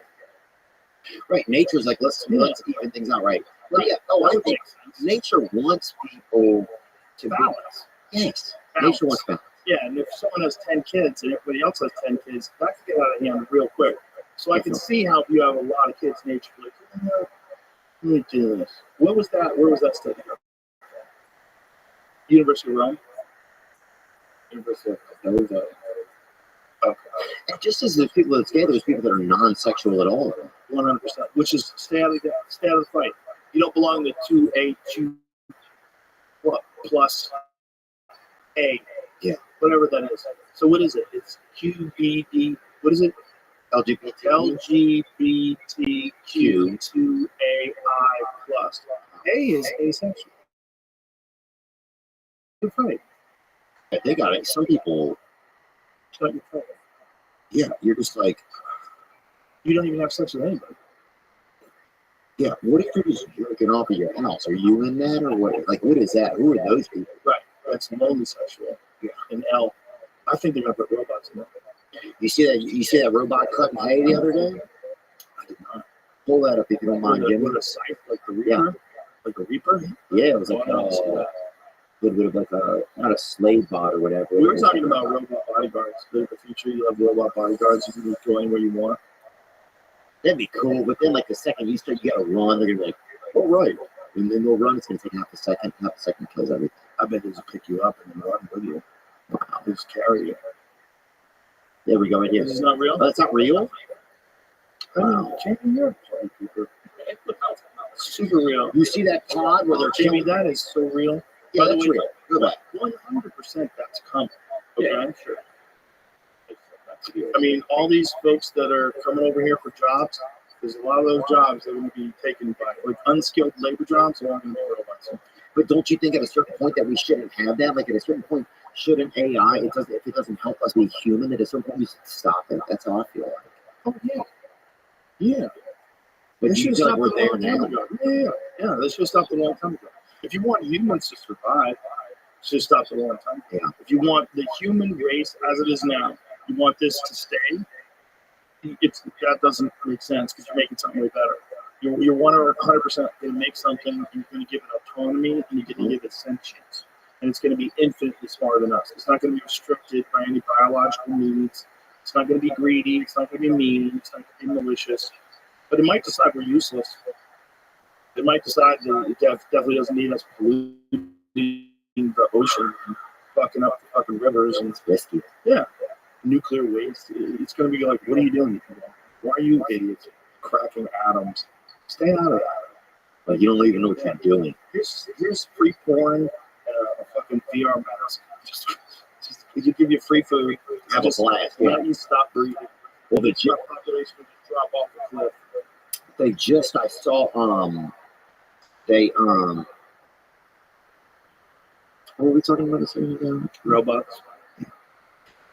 Oh, they're killing people at the airport. You want to Yeah, I'll take another one, though. I need another soda or something. You got anything on you? We got coffee. Let's take another kill clip if you got one. Want some coffee? Is that coffee? Yeah. Yeah, I'll try some. It's pretty much. It is. It's warm coffee, yeah? Just came out of the dishwasher. Yeah, it's like a Civil War. Why are you pouring it with one hand trapped beneath that arm? You're freaking me out. Challenging myself, dude. As wrist stability. That was all wrist. You didn't move your arm at all, dude. You were all wrist on that jam. Yeah. That's hard to do, man. Thank you. The wrist is the weakest link. You ever do like Yeah. wrist curls? I'm shocked at how you bitch ass my wrist. Oh, it's amazing. Well, it's amazing whenever you take like in jiu-jitsu classes, how the first thing you start to learn is just control the wrist. It's crazy. Changes everything. Right, especially guys with big hands. Yeah. You grab like a guy with a basketball player size hands. There's this dude named Semi Schultz. He used to fight in the UFC. Semi Schultz. He was 7 feet tall. Oh, wow. And the problem with Semi is if you get on top of him, it just grabs your wrist. You can't get your hands from it. Mm. Because he had this fucking baseball mitt for hands. He just wrapped his hands around it. That's Semi Schultz. Wow. He was K1 Grand Prix winner. I know, he looks like Zach Ryan on level. 7 foot tall. He was a beast, dude. Fought MMA too. Wasn't a good grappler, unfortunately. That was kind of his downfall, but had a nasty front kick to the body. Yeah, he fought Peter Ertz. He fought everybody, man. Semi was good. And he was real tall and real good at like utilizing that height. It would seem like I would be scared to be that tall in MMA because there'd be more of you to be attacked by. Sort of, but you're way further away. You know, like the whole thing is distance where you could effectively strike them and they can't strike you. Yeah. Like a guy built like John Jones is a perfect fighter's friend because he's still very strong. He has a lot of muscle, but he's also long and lean. So he's not relatively bulky compared to his weight because he's long and stretched out. Yeah. So he can hit you from here, and you can only hit him from here. This amount of distance Crazy. is so huge. If you have a distance of like that much, where a guy can hit you and you can't hit him, you have to cross that, and you're so vulnerable while crossing that. And if a guy's a good counter striker and he's active and he's long, they're so hard to get in.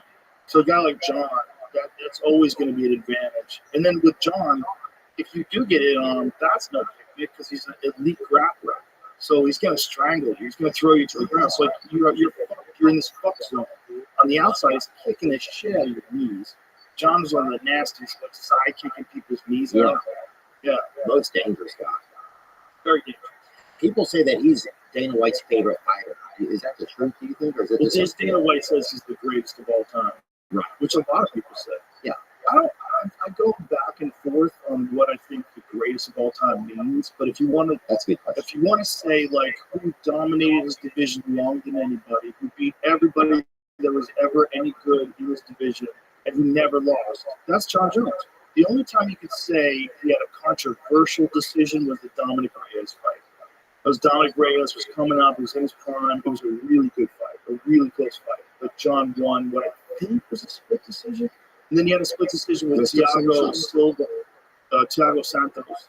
But Thiago Santos, he blew out both of Thiago's knees.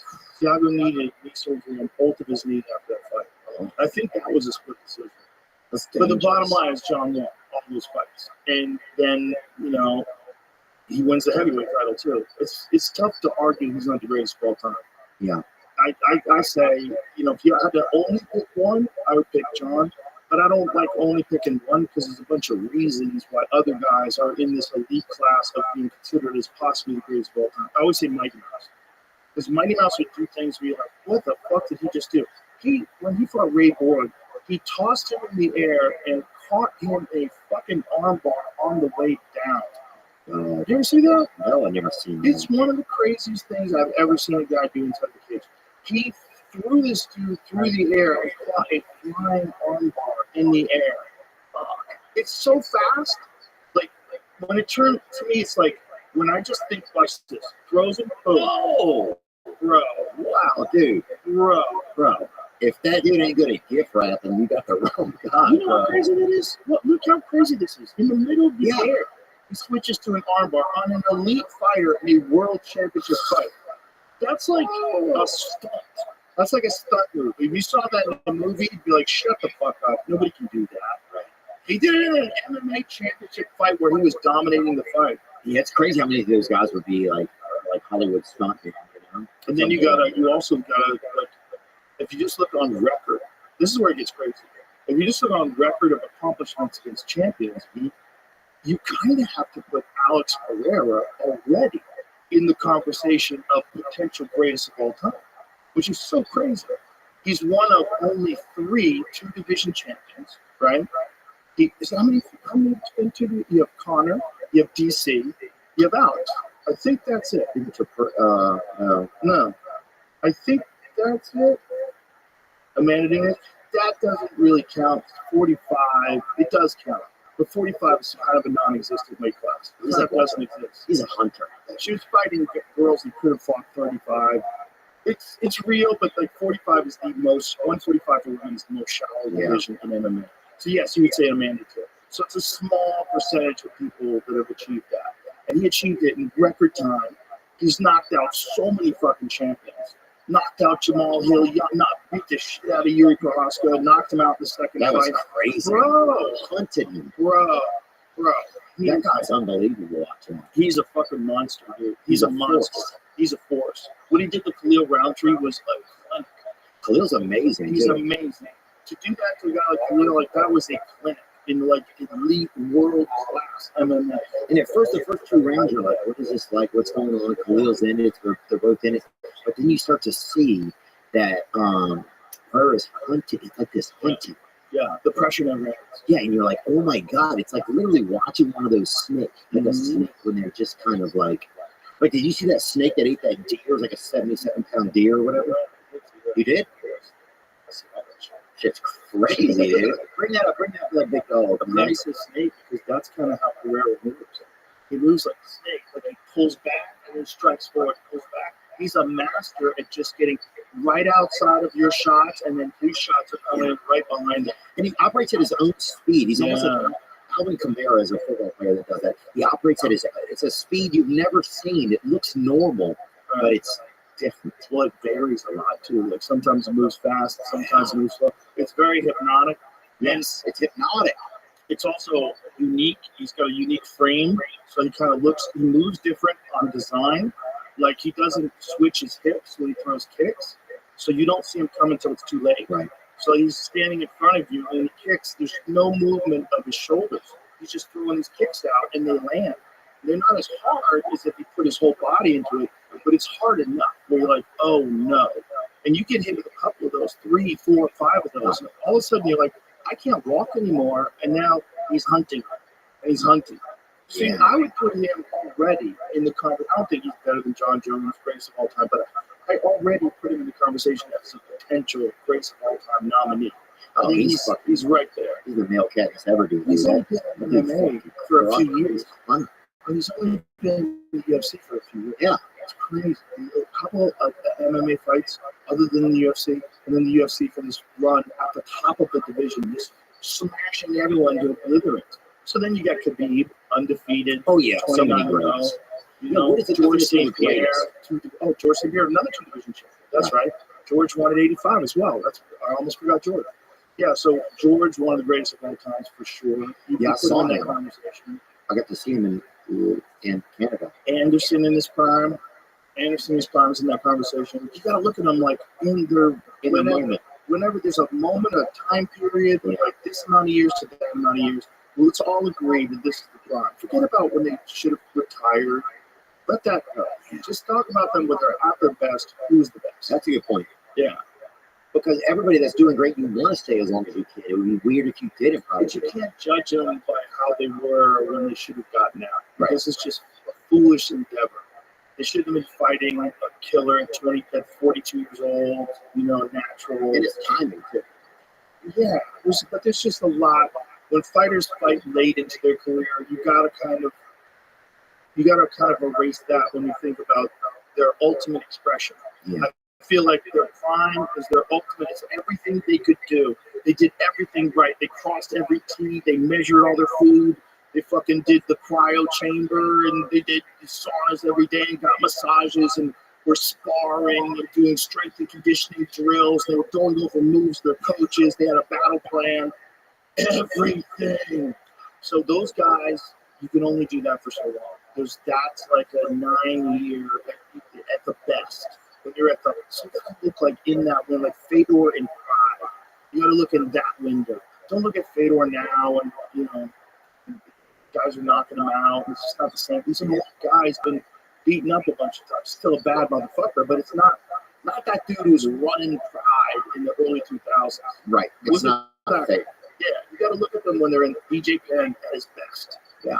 BJ Penn for a few years, I say, is as good as I know you anybody. talked about him a lot. I've heard you speak about Dude, him. just had when he was in his prime, it was just a matter of, was BJ going to get him in the first round? Was he going to get him in the second round?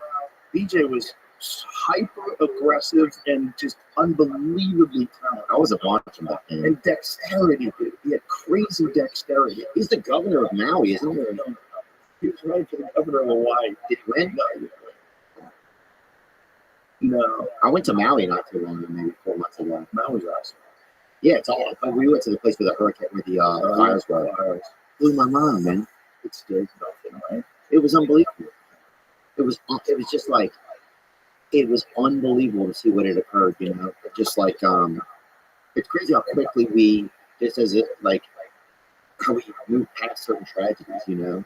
Like we don't mean to. It's just the news cycle does, and we get kind of addicted to the news cycle, and so then it's kind of hard.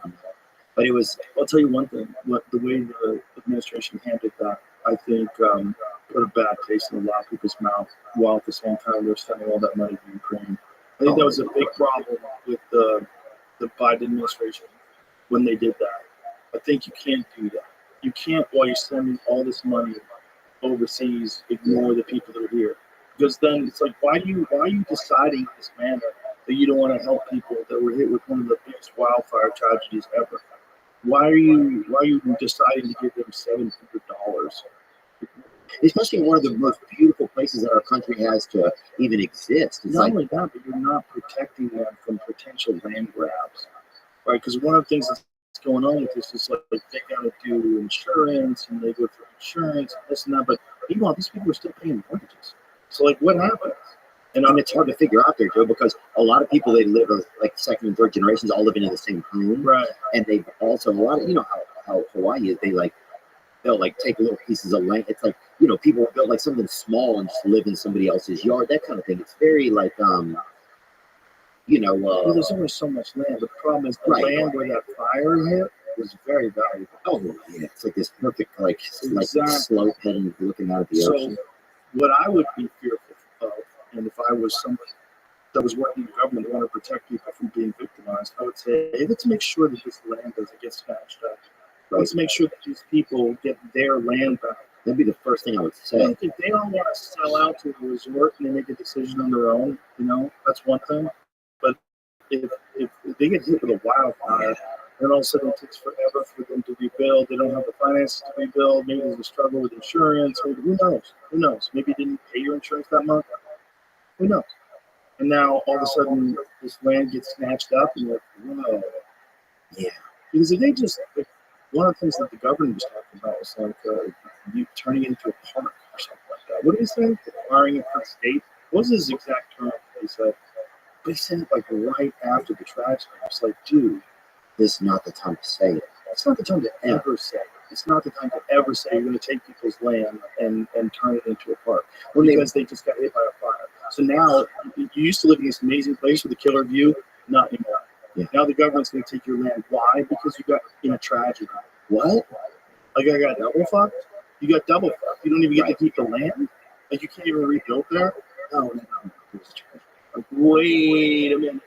But I think that's a weird thing when you don't feel like as a person that your government is going to support you. I think that's probably like a feeling why. No, that sounds like the opposite. It's like your government's trying to rob you. Right. Like, did you find it on the quote he said? We gotta read the quote, because the quote is like, it made so many so pissed off. Like Tulsi was so pissed off, BJ was pissed off. Yeah, everybody was like, this is crazy. Like, how can you say that right after a tragedy like this? Yeah, I remember I went there. I just walked up to the fire department that was like up the hill from there. And I just walked up and I was like, hey, I would like to, is there any way that I could go see what happened? When I was looking for it, It says that the video is short and makes the comments distorted. It distorts Hawaii governor's comments about the state buying land from Lahaina.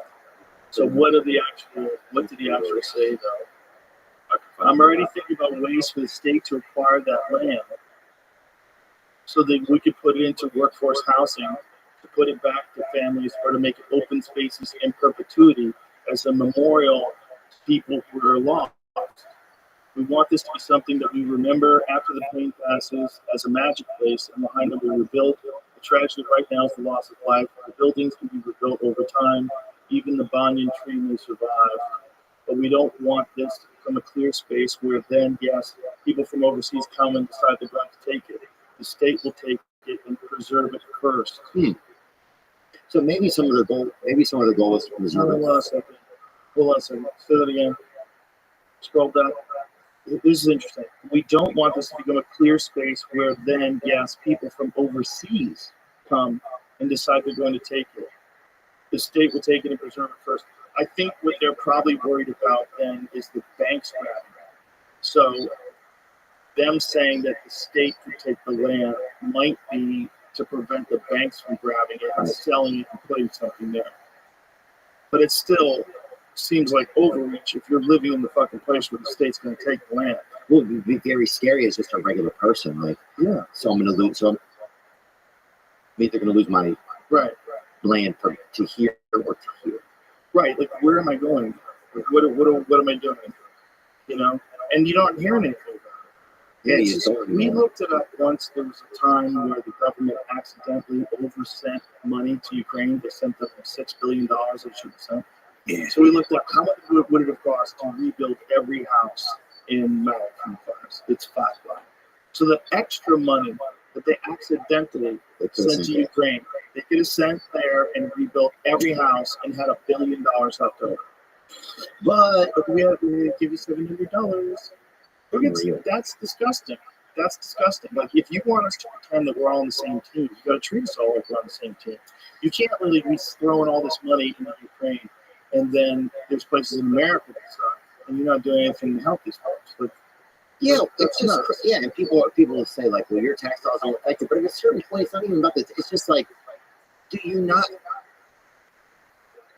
like if I'm an American and I'm contributing to this business by being an American and being part of the system, does the system not care about me? You know, but I guess everybody thinks about that in different ways. So, well, I think whenever you have a system, system's a bunch of people, and so when you have a bunch of people, an enormous amount of people, it's too many people to think about as individuals. You think about it as numbers, and that's like the sort of sociopath version of the government. They just think of you as a number. yeah.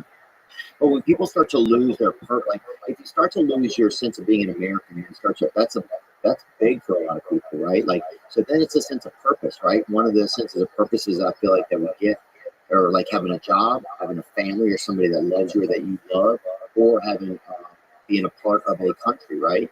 Being a part of a fabric of a society. And when those things start to erode, some of those things, and if you don't have any other to back it up, then people get really rogue, you know? Well, they get rogue, especially if they've been told by the mainstream media forever that one side wins, you're going to be in the right wing, fascist dictatorship.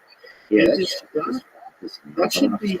Well, it's, at the very least, it's like slanderous. Like, it's not true. You can't back that up. It's not true.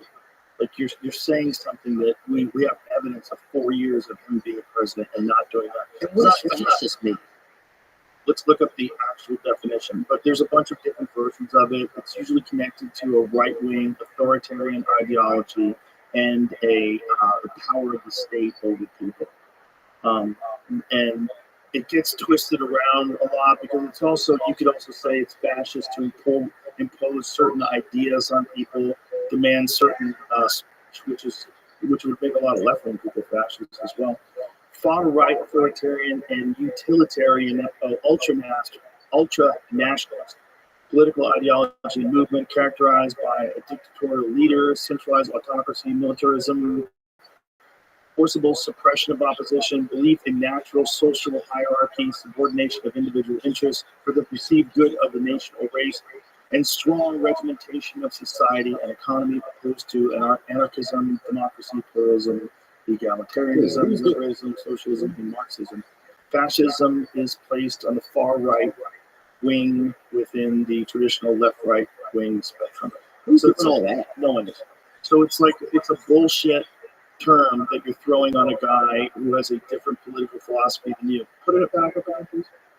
It's like there's real fascists in the world. There's really dangerous people. That guy's not. He's got a big ego. He says ridiculous things. Who are you talking about? Trump. He doesn't behave like a guy that you think of in the traditional sense of being the president. But No, he just seems like just an older guy who kind of has likes being Donald Trump. I think he loves being Donald Trump. But I think he's got some good ideas that a lot of businessmen agree with. Well, Hi, how old are you?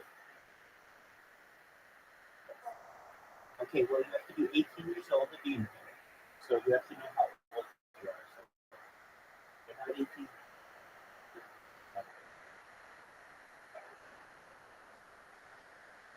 Well, I think you need a businessman to do this. It's not a. We don't live in this Care Bear world anymore. Our Care Bear politics, it's become a dirty fucking business. Yeah. So I think you want a businessman in there. Like, I don't care if somebody's attitude. Can the guy do business? Then that's who because it's all business now. Like it's been sold out. It's like, I don't feel like it's this. I don't know. Does that make any sense, dude? Sorry, dude. I'm fucking having a day. No, don't apologize. I know what you're saying. Yeah, it is business. But it's like, you want a shrewd businessman. I don't need Mary Poppins in there, right? I don't need somebody to tell me everything's okay. I need I need somebody to make our fucking food safe. I need somebody to make our streets safe. Right. And that's all I really need. Like, Right. I feel like if I'm paying taxes, then those are the things that I should expect that my FDA and then my police department, which I'm paying for, are going to be able to make sure that I can raise a family and raise them healthily and make it home from work to see my children. I feel like I don't have any children yet, but I already, that's what I feel like people want. I don't care about anything else. Yeah, I think most people feel the same way. They just want to be safe and happy. RFK Jr. tweeted something. See if you can find that. Well, Adam McKay had a great tweet. But RFK tweeted like a message to, what is it, the RFK one? Yeah. It's having the worst day today. I got it right here. Sorry. Get it down. No, you're not getting it down. They keep looking at this. That's Yeah, it. I'm sorry, man. Look at that. FDA's war on public health is about to end. This includes its aggressive suppression of psychedelics, peptides, stem cells, raw milk, hyperbaric therapies, chelating compounds, ivermectin, hydroxychloroquine, vitamins, clean food, sunshine, exercise, nutraceuticals, and anything else that advances human health and can't be patented by pharma. If you work for the FDA and are a part of this corrupt system, I have two messages for you. Number one, preserve your records, and number two, pack your bags. Whoa, that's what's crazy awesome. about Trump. Right? That's what's crazy. Yeah, that's the thing. And then you got people like Tulsi. That's that's the type of person you want. Congresswoman for 8 years, like impeccable character. And then you've got Vivek, who's a genius. You got J.D. Vance, who's fucking brilliant as well. Oh, he's great. So you have a bunch of good people within this go around. Well, yeah, it's like, We gotta get people off each other's necks, man. That's what we gotta do. We gotta get people to stop attacking each other. It's so crazy. well, I felt a sense of even after the election was over, I felt like everything just felt kind of calm. Yeah. Well, it's a team thing, dude. It's like your team lost. It really is. It's these people that are super addicted to politics, and they're like people who don't follow sports. Yeah. They never played any games. Then this is the way they compete. They compete for the most important thing. Like, who gets to dictate the tone of the country? Right. Right? Yeah, I've never expected politics to have any effect on my life. Even when I was a kid, I didn't, my mom told us don't ever depend on the government for anything. It's like, you have to do it. You just have to figure it out. Yeah. Like they used to have some rich dude or whatever, like our street, it would cut between the highway and this other road where people would go. And so they had a guy who was a veterinarian or whatever. and he would go down our street. He would stop and throw out like he was a veterinarian, and he would throw like animal carcasses into our ditch and shit, right? So we like dead cats and shit. yeah, dead animals, different animals, nothing really. I would say medium size, probably 32 weights to the lower, right? He would throw those bitches out of the car, and I guess to just get rid of them. In our neighborhood, we're like the poor neighborhood, so it's like, who gives a fuck about these people, right? Totally. But we Just throw them on the streets. throw them in the ditch. But we call the police, and they'd be like, yeah, we'll help. And they would never come, And my mom was like, don't ever, I remember telling them, do not ever expect the government to fucking help you do anything. You have to do shit yourself, Also, cops don't have to take dead animals and fucking pick it up and put it in a bag. That's not what they signed up for. Yeah, I don't know. And then they They're go not busy. investigate. Let's see what kind of animal was this. Yeah, it was this veterinarian, and he would just throw those bitches. And sometimes it would be, after they died or whatever, like after they after the bones got blanched or whatever by the sun, he would fucking throw, do like games or shit, but nothing. Throwing each other. You fucking You guys are throwing bones at each other? you fucking 6 rib cages there, yeah. Bro, welcome to Haiti, dude. That's why you don't get sick a lot. You probably got immunized by all the bacteria of finding dead animals. We had a good time. But nothing like that snake had in that ditch. Bring that thing back up, I dude. wonder how many fucking kids they get helicopter parent that get allergic to more shit because they don't get exposed to things. They're not crawling around, playing in dirt and shit. All that stuff's probably got to be good for your body. Right? When you're little kids, especially playing in dirt, playing outside. Oh, yeah, if you're just sheltered or whatever. Yeah. Just for your biome, it's got to be good for you. I'm trying to think of what was in our biome. I'm going to ask my mom, I think. Yeah, that snake was crazy. That's the crazy thing to me, man, is seeing a snake eat something like that. How many snakes there are in the Everglades? There's more pythons. More pythons in the Everglades. I would guess 150. Oh, no, that's not bad. I would bet 200,000. That's just a rough estimation. It could be off by a factor of who fucking knows. They don't really know. It's dense jungle. Yeah, and the guy you're asking is probably like, yeah, probably 5. This dude in here, Python Cowboy, he goes and hunts for him. He's got a dog, and the dog will find the nest. Let's just say that. He's pulling these giant ass pythons out of nests. That dog's been sexually assaulted on that. Dude, that dog's a psychopath. He's going after something that can easily swallow it. Dude, that's a 77-pound deer. You see that? Yeah. That was a damn 6th grader, dude. They eat alligators. This is the crazy thing. Because of the introduction of pythons into the Everglades, 90% of all the mammals are missing. There's no mammals anymore. Oh, They're animals. There's 90% of missing. How long does it take a snake to eat something that big? Well, the thing is the number of snakes. Like, it's the perfect environment for those animals. Like, it's like they just dropped off in paradise. Nothing eats them. There's no crocodiles. Snakes have to live in. So some alligators must eat some of them. But how long does it take a snake to eat something? Look at this. 2012 study found that populations of raccoons have declined 99.3%, opossums 98.9%, and bobcats 87.5% since 1997. Marsh rabbits, cottontail rabbits, and foxes effectively disappeared over that time. So they've essentially eradicated all the rabbits and the foxes. But how long is it like? I mean, it's unbelievable. But how long? That's Satan working as well. And how long does it take? How long does it take a snake to digest? Like, how long does it take once it gets that deer? Right?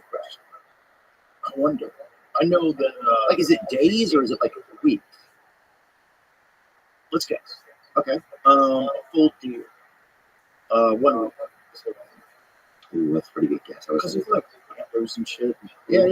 That's right. That's Do you think they swallow the antlers? Do they go for the bucks and swallow the antlers? Well, I Can bet you imagine swallowing it? You feel like such an asshole when the antler's going down. You're like, oh my god, I can't believe I swallowed the antler. It's going to take forever to break down. You're just going to be rolling around with antlers inside your chest. Oh, everywhere you go, ow, ow. The revenge of that no deer. comfort way to sleep. What can you do with the antlers? Well, they must. I'm sure they just get to that point, and the rest of the body is deep. Well, the antler it's just long, but it's so pokey. Like, look at it. I would bet 3 weeks. Nature gives them weapons for a few months. This is what happens with deer. Like when they stop breeding, these fall off every year. So these you find them on the ground called sheds. So you only defend yourself while you're breathing. Exactly. And it's offensive as much as it's defensive. They run at each other and clash.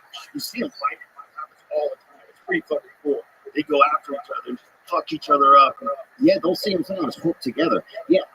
I mean, nature's dangerous. Nature is really unbelievable. What's the number one person in the world? I saw a horrible video of these two deer that got locked together. So they clashed antlers, they got locked together. And one of them got eaten by a coyote. So one was still alive, connected to his body, couldn't get away, while the other one got torn apart by a coyote. And it was just dumb luck that the coyotes picked him versus that, because neither one of them could get away. The coyotes recognized they were locked into each other and just picked one and went after him, just gutted him. That's like you're in a threesome, but nobody wants to touch you. You know? Trying to eat one of those animals. God.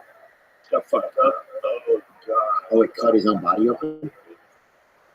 Oh, it split his body wide open. Oh, my God. Oh, his mouth. He's got the antlers stuck through his fucking jaw. I would hate it. I hate it when people take. Oh, he split off of it. Wow. I hate it when people take a long time to eat. You know.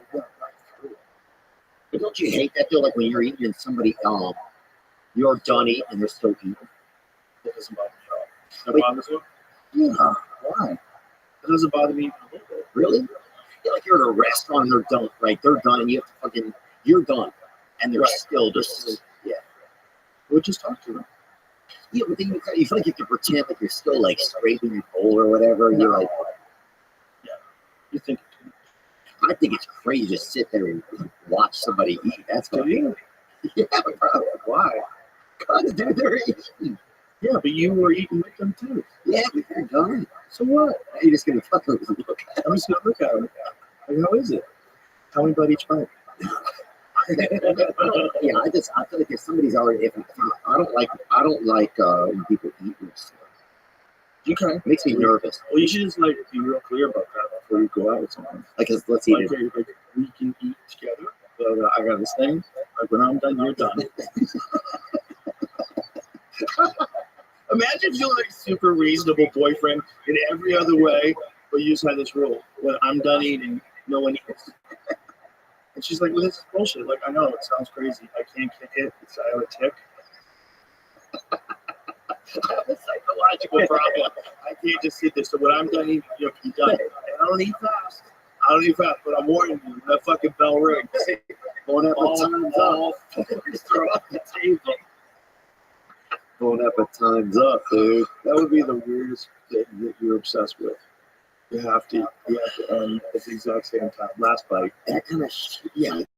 That would make me. That kind of stuff. So little things can make me uncomfortable, dude. But that what else? Pythons.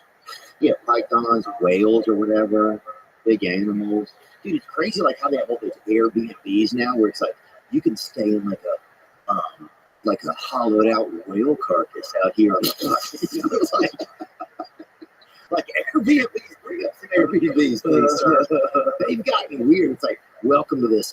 It's like it's like welcome to this 2-story whale carcass down here at Punta Verde, Mexico. They make it. It's like Punta.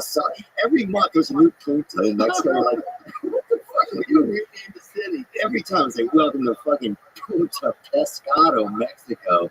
And you want to stay in this 2-bedroom. It's a potato. It's a giant potato. What is that? What did they call it? Okay, 10 greatest Airbnb listeners that you sleep in a shoe, an elephant, and a flying saucer. Yeah, let's go to the flying saucer. Oh shit, you must stay there.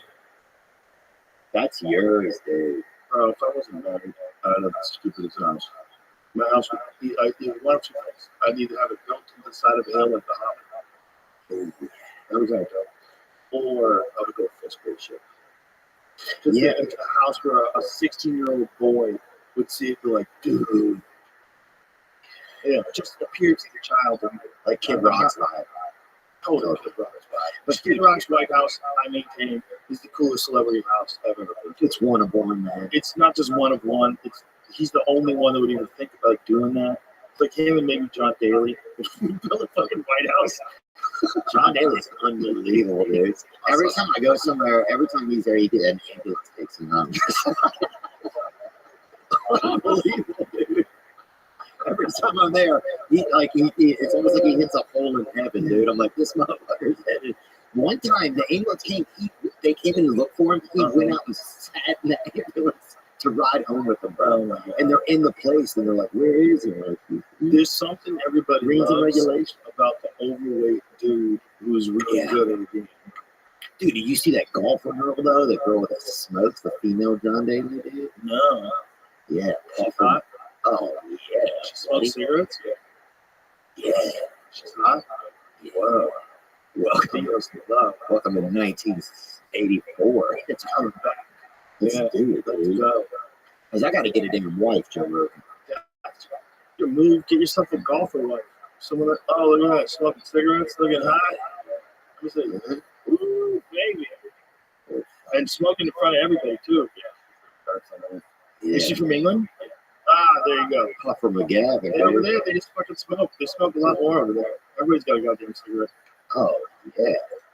I'll smoke that lady. I bet you will. Sorry, that's insane. That's And John Daly is like, also, man, she could be married. yeah, right? Don't be rude. Yeah, What's sorry, wrong boss. with you, bro? I don't know. I'm just fucking. Everything's high strung today. There was a professional pool player. His I'm on name tour, was though. Kid Delicious. And everybody loved him because he was this big fat dude who played really good. But it was the big fat guy that people liked. Right. Fucking Not to athlete. be any good. To be a guy eating salads, fucking getting up in the morning doing yoga before he comes to the pool hall. No, this guy is out there eating hot dogs. That's Kid Delicious. It's a great book about it. John Rothschild, his name, Running the Table. Yeah. Yeah, people love short-term fats, man. There's something about it. You know there's a bigger guy, and you think he's not going to live long. There's an exceptional amount of love that goes into the media. But John Daly back in the day wasn't fat. He was like, this is just a lifetime of like living hard. Oh, he's a Look at him, like fucking, right there, he's a fucking stout dude. oh, he looks. John Daly's an exceptional guy, great storyteller. He's the Santa Claus of every 7-Eleven. And he's a guy that's been playing golf for like how many fucking years? You know the feel you must have with that ball playing professional golf for all those years. He'll hit a 68 in ICU, dude. This guy's one of a kind. You know, nobody could do it like him. He's exceptional. All he drinks is Diet Coke. Yeah, He sure. doesn't like water. He likes things other. I'm sure, but he just drinks water. No, he's I'm sure he great. drinks alcohol too. Yeah, don't you want to stay with this air? Don't you want to stay in this hollowed out moose carcass out here in Bend, Oregon? It's Don't you want to stay in a tree house? it's like where are shit? Dude, Airbnbs have gotten so crazy. Don't people rent out like tents and shit? Yeah, it's like They'll go supply you the tent and everything. it's just like regular shit. You're like, yeah, we're gonna stay there, you know. Don't Don't you you want to sleep alone? if you don't want to set up a tent, like I like camping for 2 weeks and set up a tent. I'll just show up at your house. Pain in the butt. And you look sad in front of your wife too. You're like, Tie it down, think, think, think. oh, Around, think, think, think. And then you realize I'm just sleeping in a little cloth house. yeah. Out in the woods. Yeah, there's an Airbnb tent. That's Stay in the tent. nice, dude. That's probably an awesome. You can fuck in this tent, bro. Oh yeah.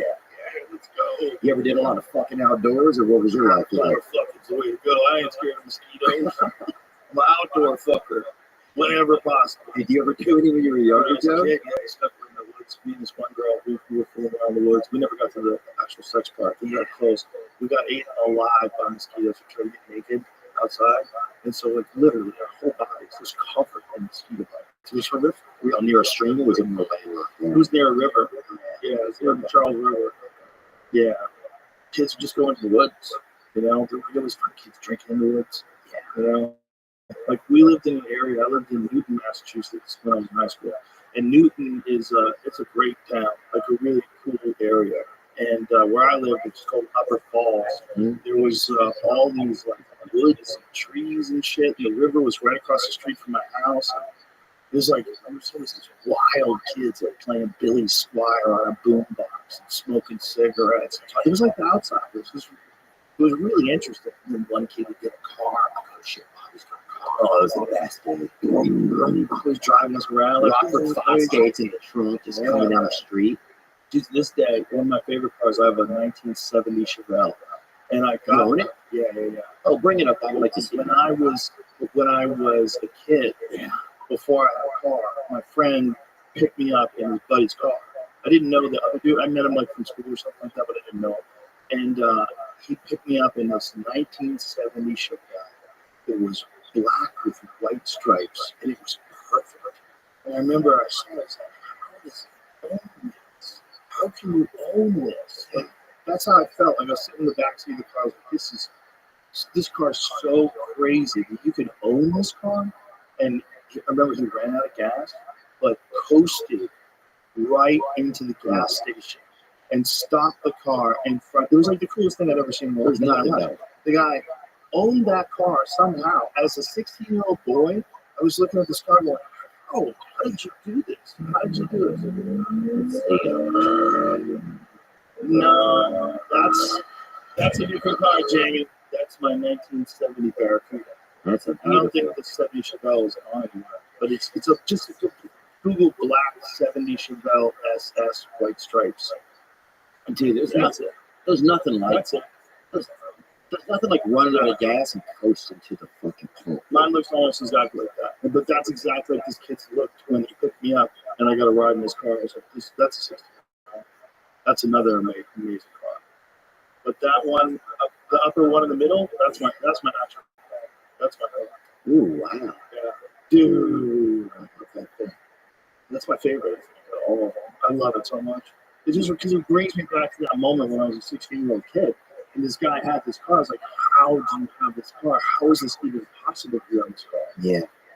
Oh, that was great, dude. If an older kid picked you up when you were a kid and you had a car, it was like getting into like somebody who had a car's car when you couldn't even have a car was like the craziest thing. You couldn't believe it.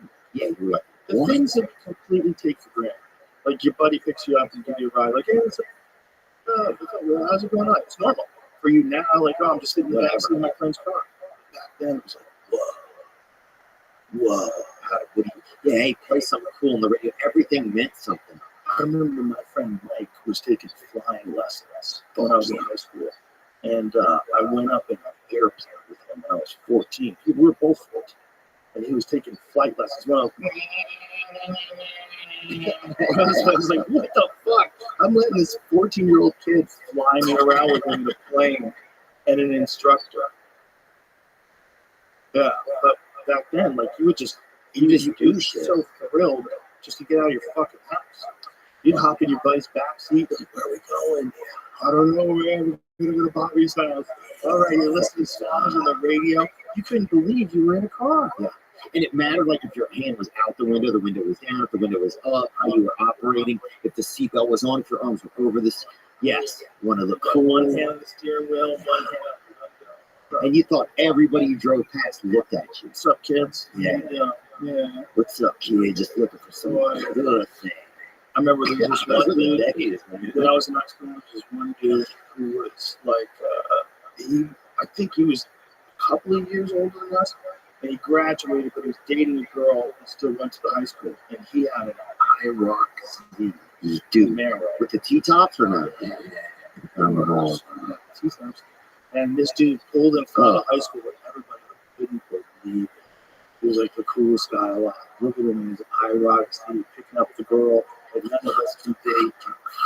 We saw you. Yeah. Gosh, I fucking remember that shit, dude. I remember my brother one time fucking. I got more of the story.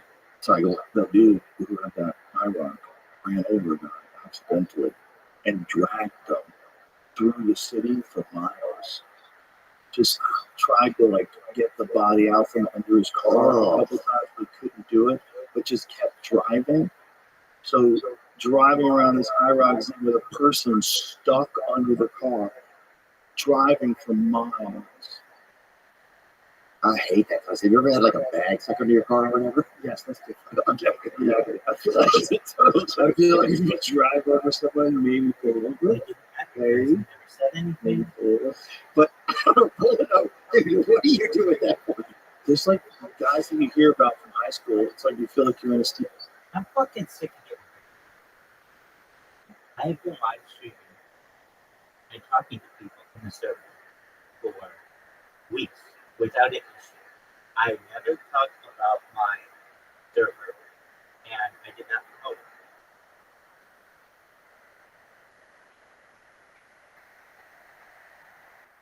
If someone thinks that I violated a rule, please provide the evidence, because as of right now, there is no evidence, and I am being picked on.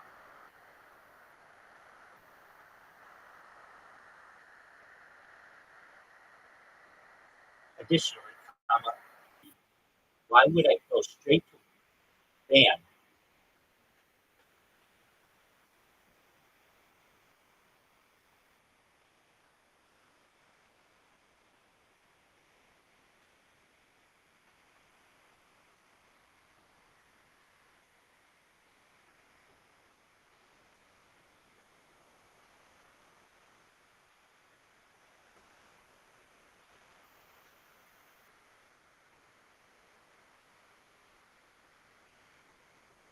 What up, Justin? See, I just keep getting fucking banned for no fucking reason.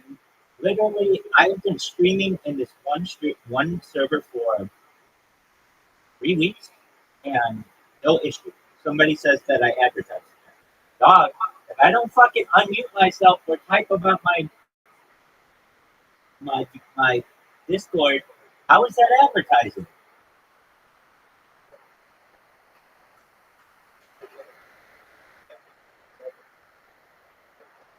Exactly.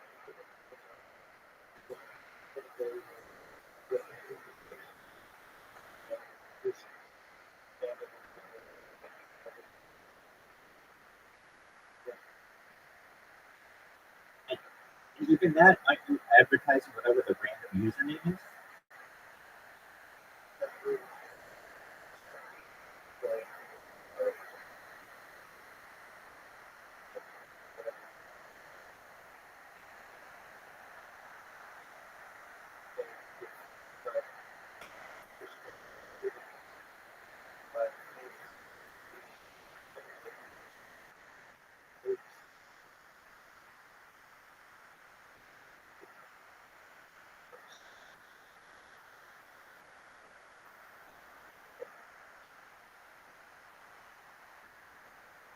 I agree.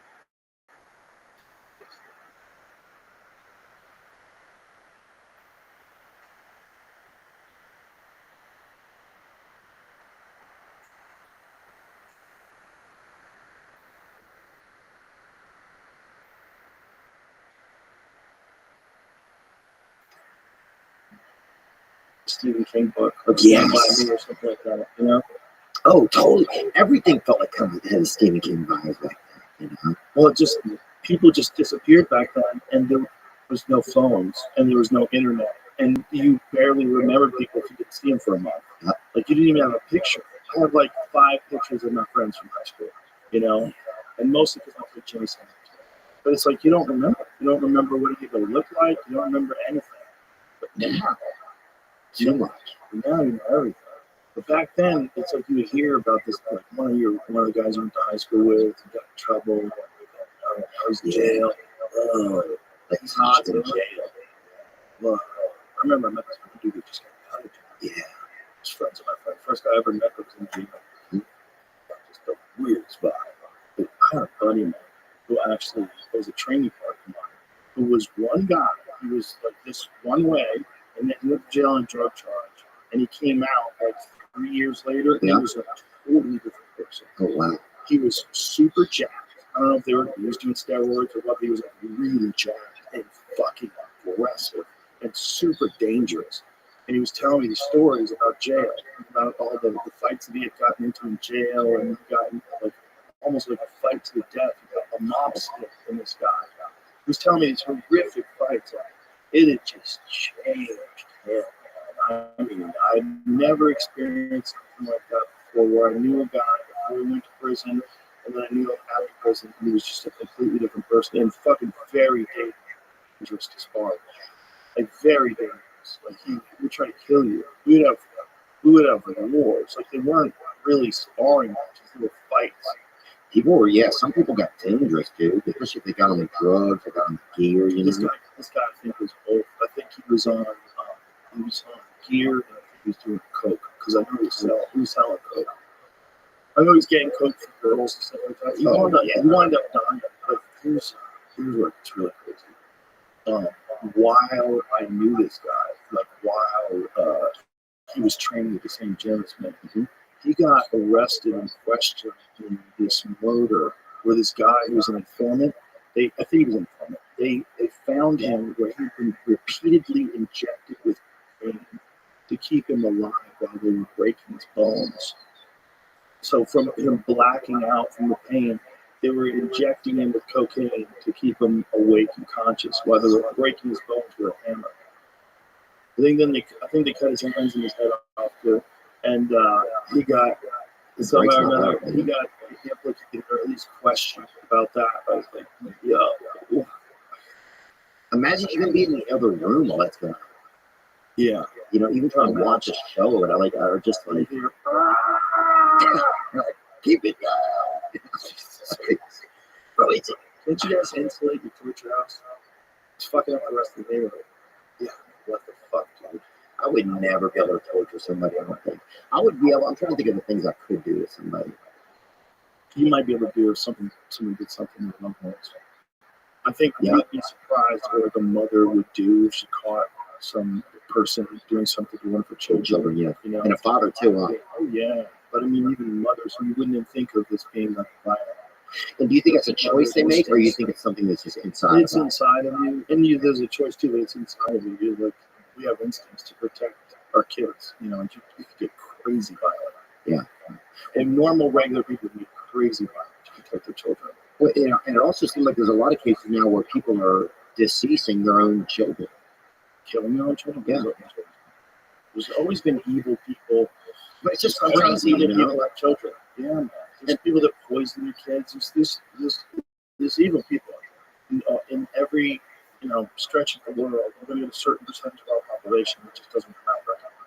You know? And that's normal. It's like everything. There's always a percentage that's just not right. Yeah.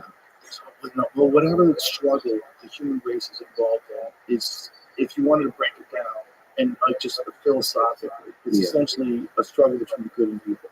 Always. It's always a struggle between good and evil.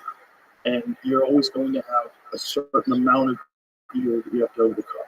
And I think that amount of evil that you overcome should be small, but I think it enforces this idea to do good. And that good conquers evil if everybody works together cooperatively. But you need something. If you don't have resistance, it feels like people, with the way we're designed to constantly try to innovate and make better things and improve upon society, improve upon our own lives, we're always like trying for progress, right? I think that's all sort of tied in to competition. And competition needs a foe. You need an antagonist and a protagonist. You need resistance. And I think the unfortunate thing is that there is evil in the world. The fortunate thing is that evil makes you appreciate love. And it motivates people to stop evil. And it motivates people to limit evil. Like the calls for law and order in this country, like during the riots, remember? And everybody was like, we need law and order. We need law and order. You can't have just people breaking into things and stealing everything along with it.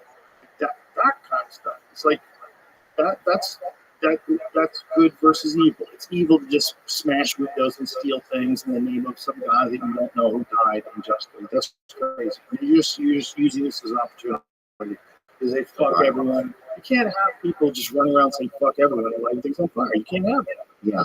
You can't have that. So like when you encounter these different things, it makes you appreciate not having those things, so it motivates you. One of the things that got people excited about Trump being in office is that he wanted to get away from all this defund the police shit. He wanted to get the country back to law and order. He wants us to increase manufacturing, increase all the things that make people feel good about future. Will give you purpose. Yeah. And they didn't feel that way about the message that they were hearing from the other side. They felt it was going to be more of the same shit. And more of the same shit doesn't get anything done. We still keep getting involved in these wars that we don't want to be involved in. Yeah, shut it down. Shut down everything that doesn't have to do with us, I feel like, for a while. It's like, there's just a lot of stuff that we haven't even healed from in this country. You know? That's the biggest thing. I think there's a lot of things that we haven't healed from that we should try to address as a group, you know? And that could be like, you know, everything from Native American times, slavery times, opioid epidemic. There's tons of things I feel like that it's like, and I don't know how you do that. I mean, I know time has a lot to do with it, but it's like, I just don't know if sending our resources elsewhere is the most important thing right now. And it's like, we could, I think, try at least. Trump thinks he can fix these overseas conflicts. I don't know if he can, but the point is, like, something has to be done. Yeah. We can't just keep throwing money at war and ignoring ourselves.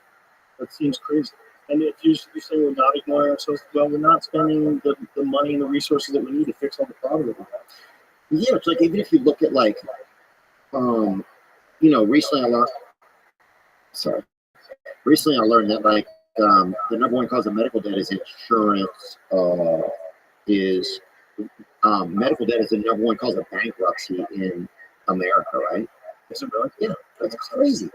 It's crazy that there's just such a laundering system that goes on. It's a money laundering. Well, Between hospitals and insurance yeah, companies. there's definitely, you need to talk to Brigham Bueller from Wastewell. He'll explain to you. Yeah, I was went there the other day.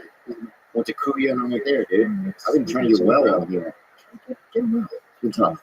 What were we just talking about? Medical debt. Yeah, he'll explain it real well. It's like, it's kind of a fucked up system. But it just makes sense that would be the number one reason why people go bankrupt, because you're out of work, because you got a medical issue, then you have medical bills. If you don't have insurance, you're really fucked. If you don't have insurance. But it's just a scam. Like, the prices for our drugs are so much more than other countries. Just things that it's like our government doesn't want to make better deals because there's this middleman that's making a lot of money out of it, you know? There's that. I don't know. There's definitely a lot of influence with a lot of money. And I don't know. Also companies that we need, you know? Pfizer makes good stuff. I mean, these companies make really beneficial drugs too. Yeah. But it's just, the problem with all these fucking people is they just want to make more money constantly. And if they can get you taking more pills than you need, they will. So they sell. They want to sell pills. They can come up with a reason. Are you anxious? Hey, there you go. And next thing you know, Yeah, it's like, you have two legs, you ever been on a bicycle? Like, the things are just crazy, you know? So you itch. Yeah. You ever read about oatmeal raisin cookies? And you're like, well, fucking, this is me, I think. We can't let them advertise. People are willing to buy the drugs, but the advertising thing is crazy because it affects the media too. Yeah. It affects what people are allowed to investigate. It affects what the news, because the news is not going to give you everything. They're going to conveniently ignore things that would affect their partnerships. Yeah. If you have it's all advertising. What did you say was the amount of billions of dollars they spend every year on advertising? Pharmaceutical drug companies. Did you, were you nervous about endorsing Trump or not? I usually try to stay out of it. Yeah. But I felt like I was getting urged to by Dana and there's quite a few people. I didn't think it makes a difference. I kind of already stated what I thought about the way things were going, and that some radical change needs to take place. Yeah. In my opinion. Just, I'm not buying, like, you know, when we're talking about before, with the way the country feels, like, the way the country felt when Biden was in office was shaky. Because regardless of what you thought about his policies, what he did in place, it was real clear something's wrong. And they were learning. Oh, yeah. So that alone makes the whole country feel uneasy, right? Even if you think that the administration is moving certain policies and certain things are moving in the right direction, the economy is moving in the right general direction, even if you agree to those things, when you have a guy that's at the front that's obviously in some way compromised, something going on that they don't want to admit. And everybody knows it, and he drifts off and he says things don't make sense. Something's wrong, so everybody feels uncomfortable, even if everything's going well, right? Because for good or for bad, that person that's in that office kind of sets a tone for the country. And the tone for the last 4 years was confusion. So regardless of their policies, the tone that's being established whenever he talks or whenever she does interviews or she talks,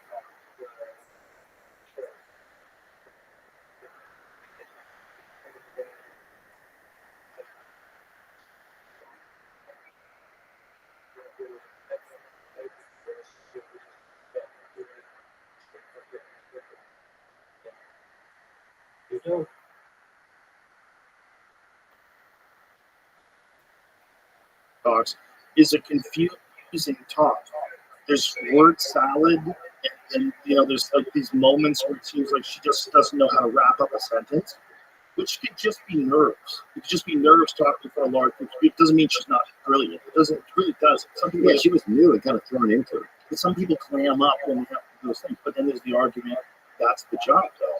You have to be able to do that because you're going to have to be able to talk to Putin and presidents of these different countries and leaders throughout the world. You got to be able to handle pressure. So that's kind of part of it too. Part of it too is you got to be able to handle pressure. But the thing that people worry about Trump is that he's so antagonistic, and then that's the tone of the country. And the tone of the country is not like the tone of the Obama administration. I always felt was the best because he was measured, never attacked anybody. He was very articulate and smooth. Yeah, smooth. There was not a lot of ums and ahs. Some people, Trump throws too many extra words in, but it's just his flavor. His flavor, he rambles, he goes all over the place. Like I told you, look at his hair. What is wrong with my hair? He makes fun. It's like doing stand-up. Obama was the smoothest, and Clinton was pretty fucking smooth too. Maybe Clinton and Obama, those are the goats. So like when you get a person, for good or for bad, that's smooth and talks like a professional, like an actual president, it makes everybody like, this guy's a real professional president. Like, look at him. Yeah. With Trump, you're like, I hate Taylor Swift. Like, no, don't do that. Don't say that. Yeah, you pressed the wrong button today, buddy. He tweeted out that that lady that he allegedly slept with was, they call her horseface. Why is the president?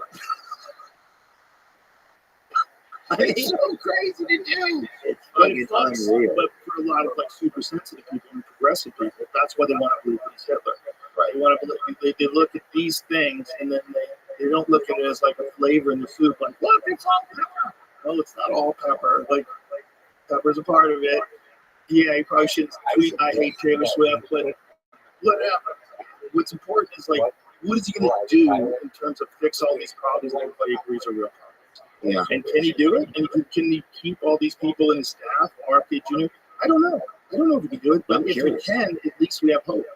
If RFK really does the things that we think he wants to do and starts to kind of clean up some of the corruption in the system, it'd be exciting. It'd be good for you. If we stop putting ingredients in foods that are illegal in Canada because they're dangerous, how about we stop doing that here? Yeah. Seems like a logical thing. It's not like Fruit Loops in Canada sell that less. Yeah. It's probably equal sales. If people would get unaddicted quick, you're really just getting people addicted to things. I don't even understand. And how about we prosecute that fucking Sackler family that fucking killed hundreds of thousands of people in our country? How about that? How about that? Yeah. How about that? Well, you saw the whole thing where they were trying to buy immunity. Huh? They were trying to buy immunity. They were going to have like a settlement where they would give X amount of billions of dollars, but then they were immune to prosecution. But isn't that what they did, though? But I think what happened was they put a pause on that after the Netflix documentary came out. Wow. And that was, we talked about it once, but I don't know where it's at now. But that felt like they made billions of dollars by getting people hooked on opioids. This family is mass murderers. Yeah. If anybody with the last name, they should. I don't give a. Get that gene pool out of our fucking country. Those people are fucking murderers, dude. I think a lot of people still haven't gotten over that shit. And do you know that was the same family that was involved in Valiant? Yeah, I do know that. Mother's Little Helper, that was Valiant. That's what ladies in the fucking 60s were fucking lizards. Get those motherfuckers out of here. And that's one thing. That was one of the reasons why I was like supportive of Vance. Like I just believe he has a soft. How you looking, girl?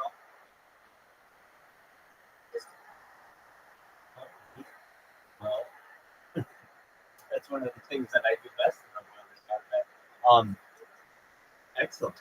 Well, feel free to listen to podcasts and chill with us if you'd like. If you want to play a game or something like that, we play some mini games that we do have mini Yeah, if you want to play, so it's on this app called Plato, Plato, like the philosopher. It's available on the App Store and Google Play. If you have a chance to download it, please do. And then we'll always have someone play this because we play here all the time. Sure, Plato, Plato, like the philosopher. Right? Hey, Catherine T, can you hear me? Hey, you gonna come out of retirement to play with Soap? Are you gonna come out of retirement to play with Soap?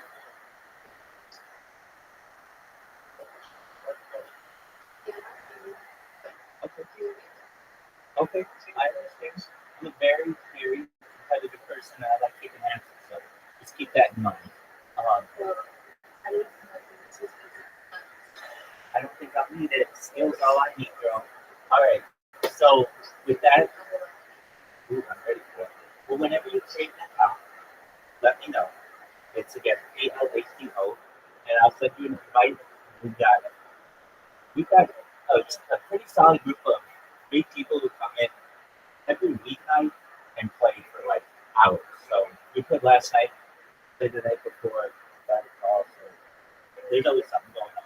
But yeah, if you want, download that and enjoy. And in the meantime, you get comfortable for bed.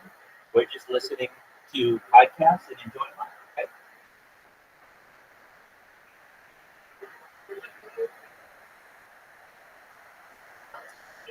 That's fine. Exactly. So you take care. For that type of thing, and I hope that it'll get.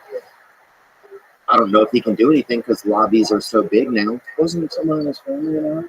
Yeah, his mother suffered from addiction, Right, you know. right. But he's just seen it, you know. Make sure the soccer family was involved in the bounty team. I'm gonna have to edit that out. It was if I called them a piece of shit about one thing, but hey, we weren't a piece of shit about the other thing. I think they were the. Like even thinking about it, bro, it makes me so angry, you know. Because you know the family member, Artie Sackler. Remember the Sackler family was a major figure in the promotion of Valiant through direct marketing to physicians in the 1950s. Yeah, that is it. So same family. Yeah, evil. It's evil. It's literally evil. Like if Just you destroying lives. it's the devil. It's the devil. It's a drug dealer. It's one of the worst drug dealers because you're sneaking around with doctors. You're sneaking around under the this guy's authority.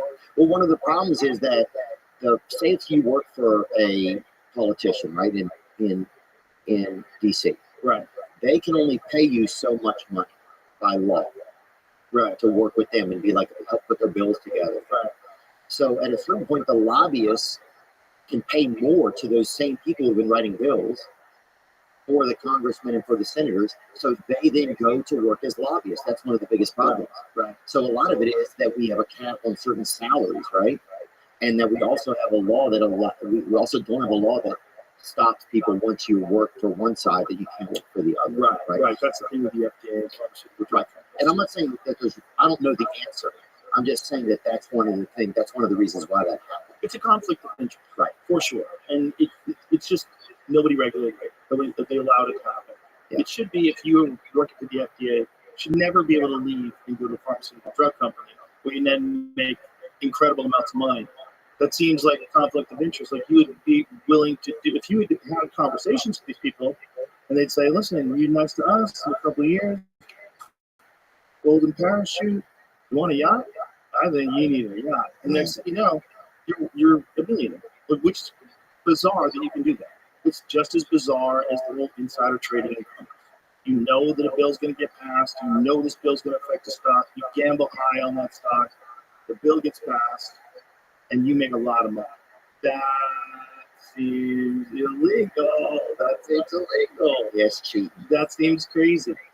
But there's a lot of those things, man. And this system was set up by people. People are flawed. Right. That's a good point. Yeah. It's like nothing. No one's going to do anything perfectly. I don't know. Well, it's not just that. Accountability and transparency in terms of like what's actually going on is way different now because our access to information is way different now.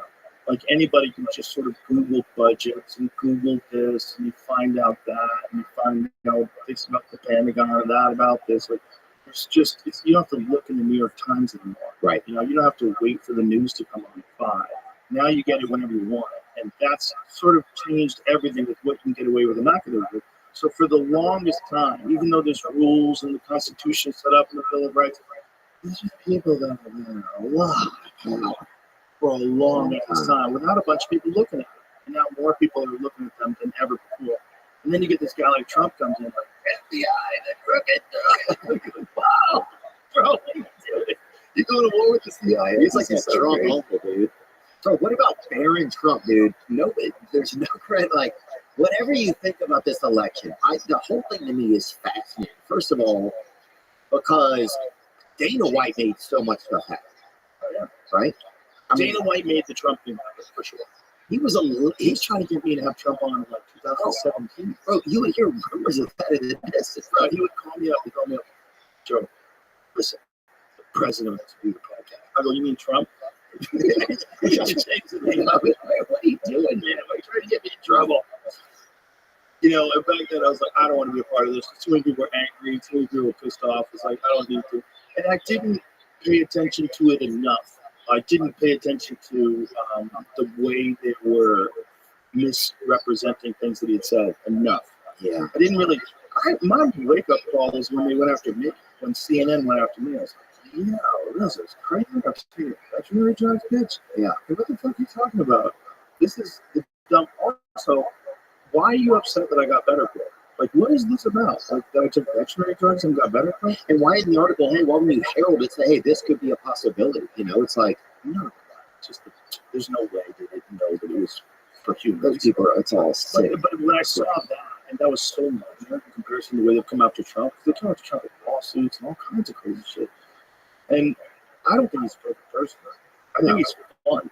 And I think he's a very competitive guy, which is why he likes playing golf so much. That's why he wouldn't quit until he became the president. And he pulled it off. Yeah. And the best thing that I've heard from people on the left is it's not the result that we wanted, but we hope the country can come together. And I think we should all have that mentality. Yeah. This idea that we're all separate. We're on Team USA. And I think we should just like all publicly state, nobody gives a fuck where you're from, what you do. You're on Team USA. We're all in this shit together. That's it. Oh, yeah. That's it. Let's forget about all this identity politics nonsense and all. Like, But is that going to happen, you think? If we can put that thought out there instead of everyone's racist, everyone's a Nazi, Yeah. Stop. That ain't helping nobody. You're just pushing people further and further away.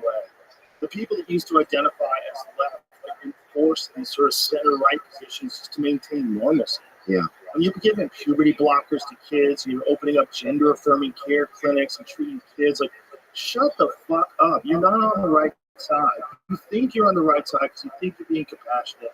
What you're doing is crazy to most people, and we don't want it. And we think you might be like in a cult. Like it's a giant cult of leftists that think crazy things.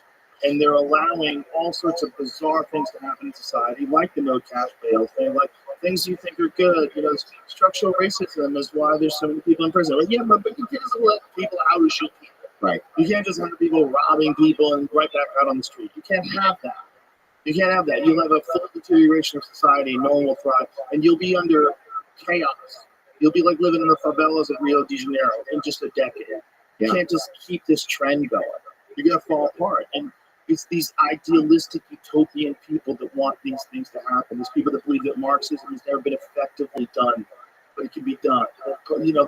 There's a version of all of these different communist philosophies that you can imply. There's socialism that could work, right? There's a version of it that could work and make it more equitable for everybody. But the end of that is always one thing. It's totalitarian control over what you say and do. Because as soon as you want to redistribute funds, as soon as you want to tell people they can't have things anymore, then you're going to have to take it from them. Yeah. Well, I think, to me, everything kind of started to feel like this privatized communism, right? Like, once the post office didn't work, I was like, the government's fucked, dude. I was like, these bastards can't even get a package to fucking Toledo in 2 days, dude. But it happened. It really did, though. There's like UPS now. Right, but but you go in there, dude. It's like a West of the serving liquor at the counter. Like it's Oh, really? Yeah, it's Post office? It's gone down. Yeah, liquor? I mean, they don't really. You can probably score a gram up there at the counter. Like it's gone. The doors, there's no hinges up. It's not, dude. It's the Wild West over there. Which post office you going to, bro? Every post office, bro. All of them are going? Bro, 75% of post offices are. It's got. But I just use that as an example of like a government. It just like started to fall apart, right? The last time I saw the post office was the last election. That was the last time I went to the post office. Well, yeah, The and last election, I mail in my California. and how many? You know, 20 million apparently. How many? And at that time, was there a saloon? Isn't that like at least cause for concern, that leak in numbers? Yeah. What is it now, Jamie? Do we know what the official numbers are now? Really, I don't think I have an updated for it. California's, they're digging in their heels. They don't want to make the election. I don't think either one of these parties is what the people say like Democrat. They're not the same parties it was 15 years ago. Most people are waking up to that. That's why if you look at the map of There's something California, new going on. look at the map of California, red and blue from 2016, and then look at it from, or rather 2020 and then 2024. There's a giant difference. A giant difference in the amount of counties that went red. Yeah. It's just the big population centers are always going to be blue. They're in the trance.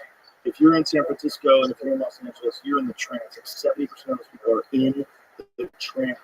But they also believe things that mean something to them. Not like because right, like, but socially they're connected to all these ideas, you know, and socially they're all like hyper liberal. They're socially locked into like this mindset. It doesn't allow questioning narratives. It doesn't allow questioning these ideas. So like the idea of questioning science.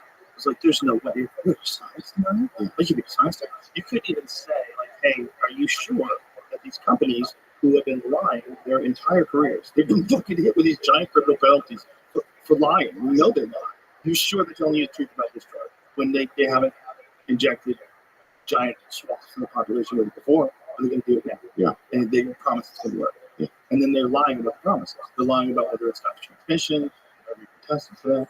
They're lying for whether or not it stops them from being effective. They didn't test for that either. well, the same people that own the publication company. It's just starting to be so obvious. It's like I don't know. It's just money, man. It's just money. Right. And That's it's like, what at it what is. point does money Because mean if you something over the fact of somebody's peace of mind and health and wellness? Like that's the thing I don't understand. because they've used their money wisely to connect it to an ideology. So this is what it is. If you're a vaccine skeptic or a vaccine denier, even if it's not even really a vaccine, you're calling it a vaccine, but that's kind of a sneaky move because it doesn't really work like a regular vaccine does. It works completely novel. It's a completely new thing. And if you can connect that with the people, that's the logical, educated people that are reason and convince them that you can't look at it sideways. You can never examine it. You can never question it. You never question whether or not it's even necessary. You just have to go with it. You can't question whether or not these other therapeutics that all these doctors have these anecdotal stories about people recovering from these antivirals and trying them. You can't. You got to reject that because you have that emergency use authorization. That wasn't cool, man. I never took it. Guess what? Doing great. You know? Yeah. I'm depressed. I'm suffering from depression. Yeah. You Had a lot of issues and back pain today. But You yeah, are suffering fly from online depression a lot. But because still, you're not hanging around with us. I know this year's been busy, man. If you lived in town, you've been hanging out all the time. You feel better. You feel better. You need a little community. I know you do. You get weird. When you're by yourself too long, you get weird. Oh, and I spend a lot of time by myself. And I bet you call the check to see if people still like you. did I do that? Yeah. That's most of my childhood. Did I really do that? Oh, Yeah. I believe that. I'll make sure we're cool. No, I believe that. Like, of course we're cool. Like, what are you talking about? What happened? Nothing. We didn't talk for a while. Wow, did I really do that? Yeah. I believe you 100%. Yeah, it was a really weird conversation. Fuck, that's But the it story just- of my life, dude. But I want people to make sure we're okay. Yeah, but I know you, man. So when you call me, I'm like, I feel just need some love. You know, you're out there in the woods by yourself. Can't be alone. Well, I think part of me I wanted to do. I wanted to do like my own thing, But then you start to realize that there's you're doing it by yourself, and I think that goes for like whether it's work relationships or personal relationships too. I think it's just like it's been the same psychology for me. Like I'll think it's funny we talk about this. I'll think to myself, I want to be in a relationship, but I want to do it on my own.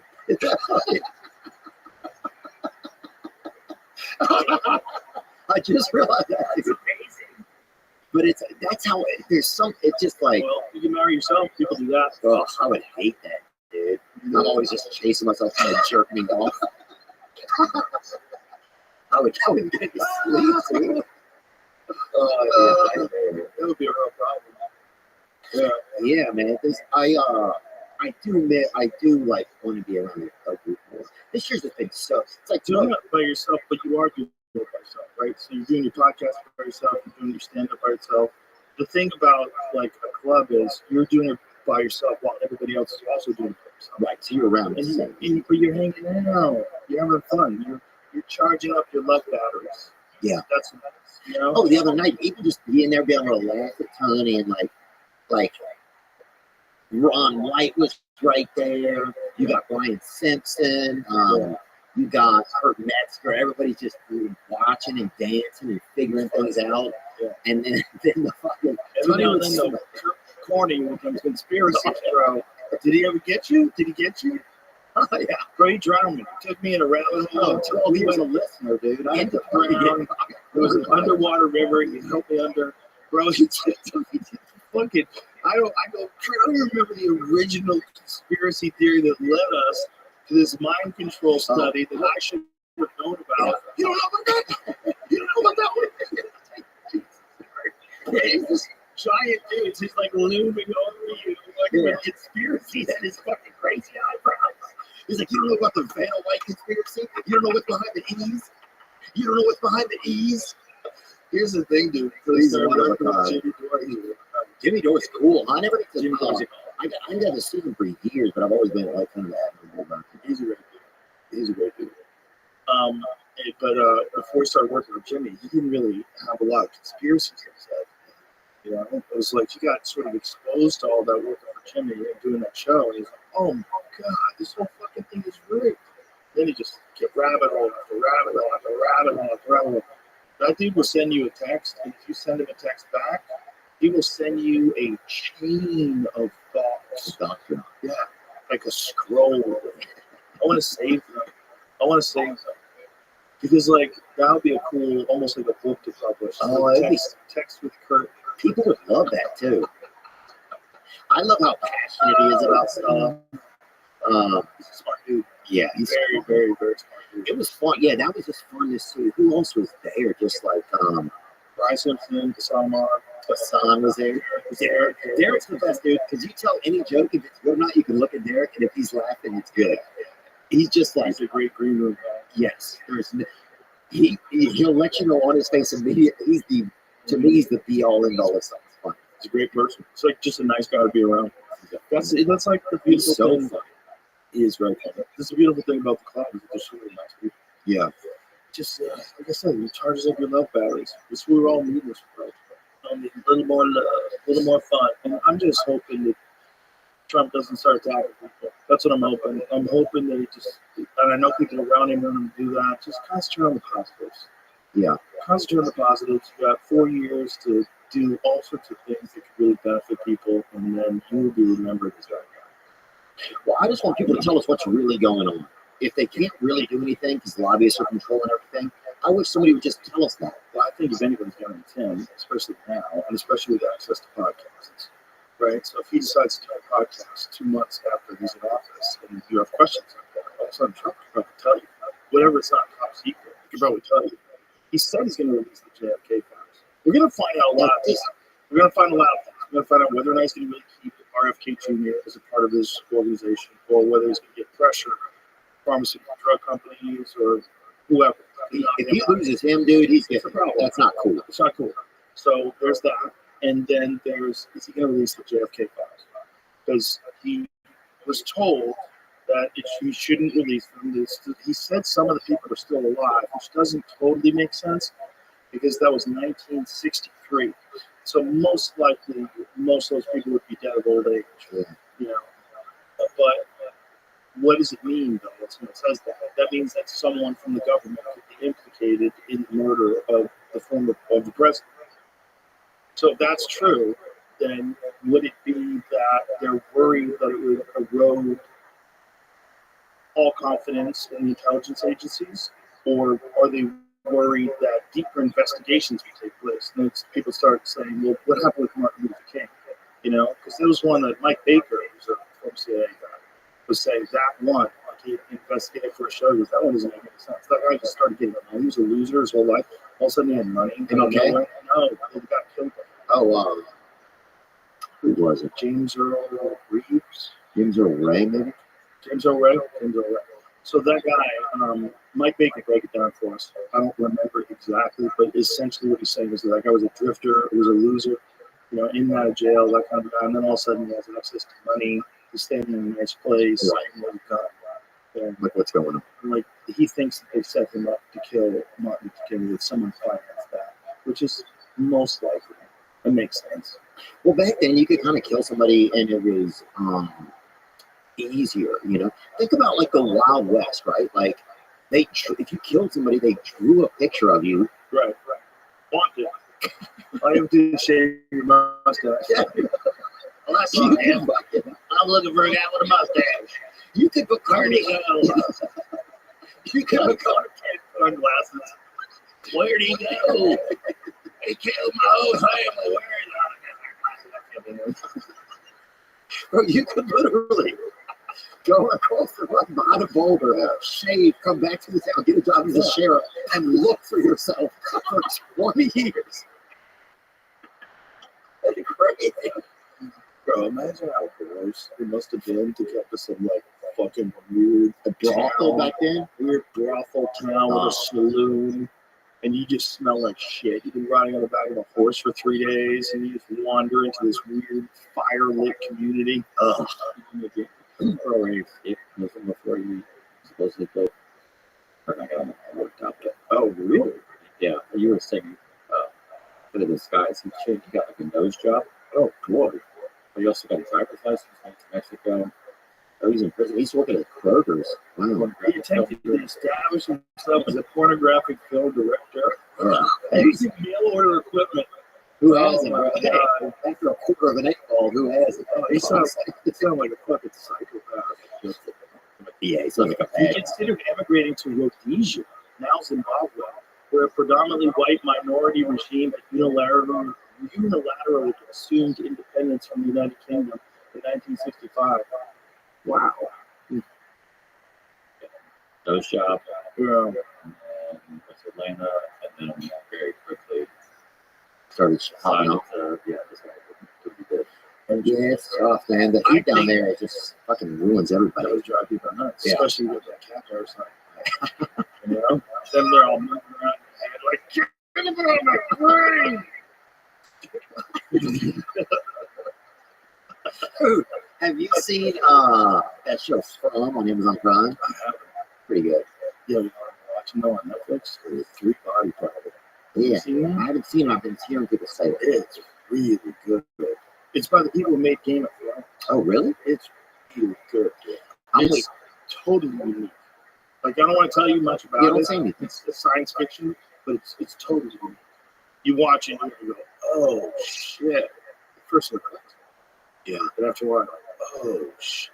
I'm on episode 4 now. Wow. And there's not going to be that season 2 for like 3 years. Yeah, that's how they It's do one of some of those. this shit. Well, like Stranger Things. Those motherfuckers are making a movie every week. You know? Right. They're making a 1-hour movie every week, which is like so much better than a movie. You know, like Game of Thrones is better than any movie that's ever existed. 100%. It's so good. And it's just one episode leads into the next one, to the next one. Go, oh shit, I can't believe you knew that. Oh fuck, he's dead now. Oh shit. Oh, but his head. Fucking they killed the kid in the very first episode. Unreal. Spoiler alert. And they handicapped that kid up and get Yes, right up the gate. Usually it's the second season before you get a handicapped kid and stuff. That's what blew my mind. Fucking sister. You know, everybody know. That's crazy. But back then, there weren't any rules, were there? I think you were never supposed to be fucking your sister. I think that's like back to caveman times. Right. I'm sure there's something in most people that feels like, hey, That's let's shut it down. Let's go outside instead. well, it's like people always thought about that with rural communities. You know? Well, people say this a lot. I mean, I'm from obviously Louisiana. People say, oh, you know, they're like, hey, you know, You're fucking sister. Yeah. and the thing, what happened was people didn't live close to each other. So if you're not going to travel, you're only going to travel so far to. Are you advocating for fucking sisters? Fuck no, I'm not. What are you saying? It seems like that's what you're doing. No, I'm saying this is what happened back then. People aren't going to get a train ticket to come. You know, people are only going to have sex within a certain distance of their. Right. That's Right. why it happened. Right. You know, it's like if a guy, it's like There's no one there. right. There's nobody there. So they had a fucking sister. They didn't have to, but at a certain point they got lost and ended up back at right by the house. You know, like something's gotta happen here. I'm not saying it's cool. I'm just Right. trying to tell you how it works out. Like, you know, Well, that's how it physically. certainly works out in the mammal community. Yeah. Like if you have puppies, the boy puppy will fuck his sister. Yeah. 100%. He didn't even think twice. He'll try to fuck you. He'll try to fuck your leg. They don't even know what to do. Oh yeah, dude. I was staying at my buddy Brad's house one night, right? We're dead asleep, right? And they let a bunch of puppies loose. Dude, those things are fucking gangbanging. Dude. I didn't have a chance, dude. I didn't have a fucking ounce of milk on me. Those things are fucking sucking me off. Right? They're like, we're crazy. We don't think that about people. Right. The second, it's crazy how it goes from animals to people, man. Yeah, Yeah. we're animals. We're animals. Do you think there's a certain purpose for us? Like, there's a magical purpose for us, or do you think we are just getting out? Well, I think even if there's not, this is a magical time. It's an interesting time, and especially for people like us, they get to talk to so many fascinating people. I mean, we have a really cool job, not just as comics, but also as doing podcasts. You know, and I think you've got a great education doing that. You know, a great you seem more introspective. You're more curious about things than I remember before. I think it did the same thing to me. Really? Yeah. Yeah, I almost feel like I know more. I wish I didn't know more stuff. Sometimes I miss knowing nothing. Yeah. Does that make any sense to you? For sure. I know I have my brain is filled with shit that I don't read. Oh yeah, you're a library, dude. You know, The thing thing like a red box where you rent that one movie. I haven't been doing it as long. I've been doing it a lot. That's all it is. It's just it's the amount I do too. It's numbers. But you are a library. You know, there's a certain types of people that can make it through certain things, and You wouldn't want to educate a child on this library. There's not a library you'd love everybody to have access to. no, it's 16 and older, I think. There's a lot of stuff in my head. I was like, God, I wish I didn't know that about people. You know? Oh, that's interesting. You don't think about the side effects of somebody being able to have like a memory that records so well. Well, it's just you always concentrate on the worst possible aspects of people. And so if you know so many acts and things that people have done that have been horrific, you're always like the back of your head always has, but maybe back it out. You know, like so it always sits there. It always sits there. If you're a completely, you grow up Amish or some shit, you like completely removed from society. You never see any violence. You never see anything. And then all of a sudden you have to go to a bar, like downtown Detroit on a Saturday night, see fist fights and people throwing glasses at each other. Like you're like, what the fuck is this? I'm not ready for this. I'm not prepared for this. You know? Right, but if you know that exists, then it's always a possibility. So if you see it too much, even if you don't see it in real life, just things seen in real life, because we were talking earlier about cops. If cops are seeing it every day in real life, so you just get like super accustomed to seeing people dead, super accustomed to seeing people get injured. Yeah, it's crazy how therapists make like $150. It's crazy how therapists make like $150 an hour, right? Right. But cops, who are basically therapists that also have to shoot at people, right, make $40 an hour. Like that's crazy. You think about that. And nobody wants their job. It is crazy. But if you paid them like heroes, I feel like that they would more fucking gladiators would show up and do it. Yeah. And they would have a real force out there, you know. And you would fall asleep at night knowing that severe warriors were taking care of your fucking community. Yeah. Do you think that's possible or So not? people don't want to know that we need that. They don't want to kind of believe that you need like masculine, dangerous men to protect you. But that's always been the case. And if you're just looking realistically about violence and crime in the world, there's no utopian spot. So if violence and crime exist, there's only one way you can shield the non-violent people who aren't committing crimes from criminals, and that's dangerous men. You need dangerous armed men who are trained and are capable. That's what you need. It doesn't mean they should be running everything. It means you need 100% protection from dangerous people. Then here's the number one thing that nobody addresses. You have to figure out why are so many people coming out of these same communities year after year after year after year being dangerous, where no one's doing shit about it. No one's trying to fix it. No one's trying to enhance it. No one's trying to like recognize, like, do you know how much income we're losing because these people don't grow up and become productive members of society? You know how much damage it's causing if they go on to commit violent crimes and if whatever, drug dealing, anything that can come out of that.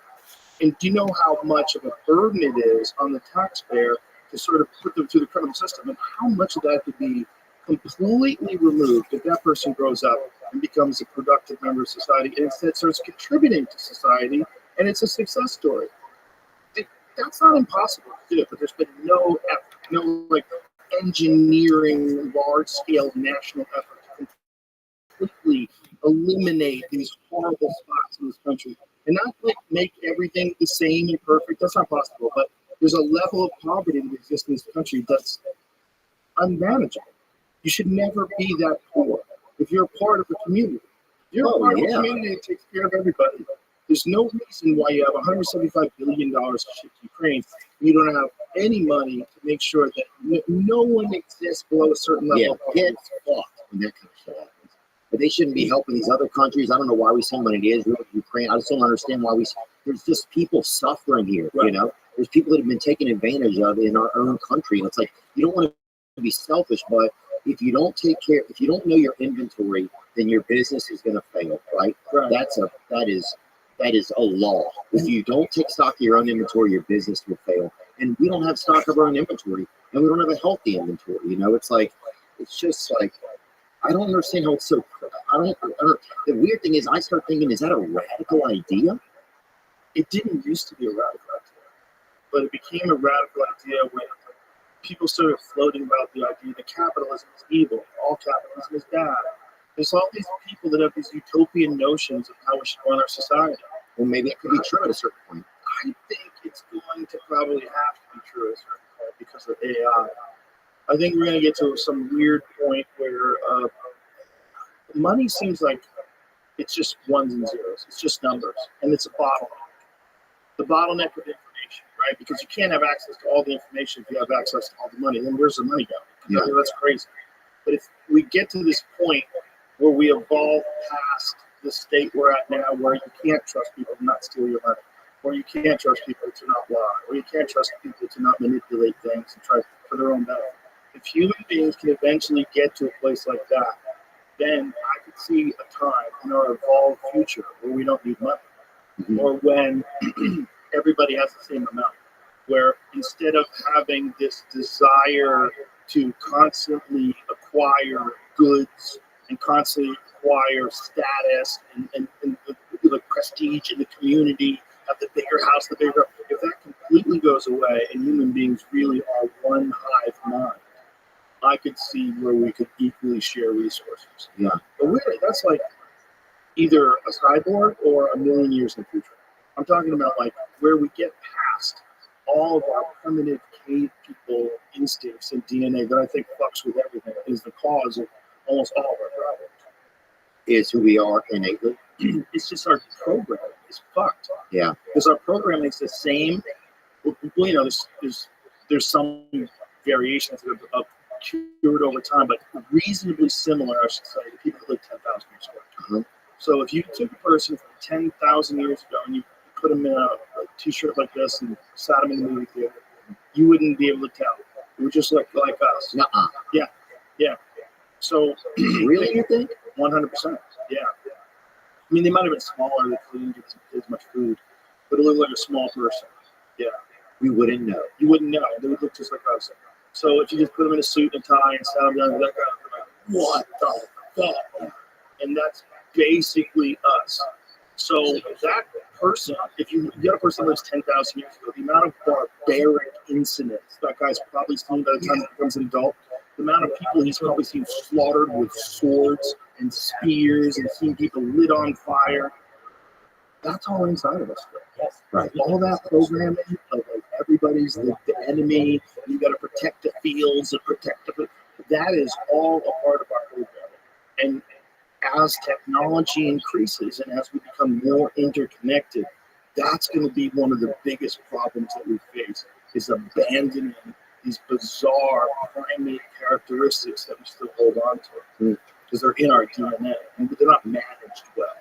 Like, people need to manage them to suppress them. And some people, Yeah, we try to pretend they don't exist. We try to pretend they don't exist. Sorry if I stepped on you.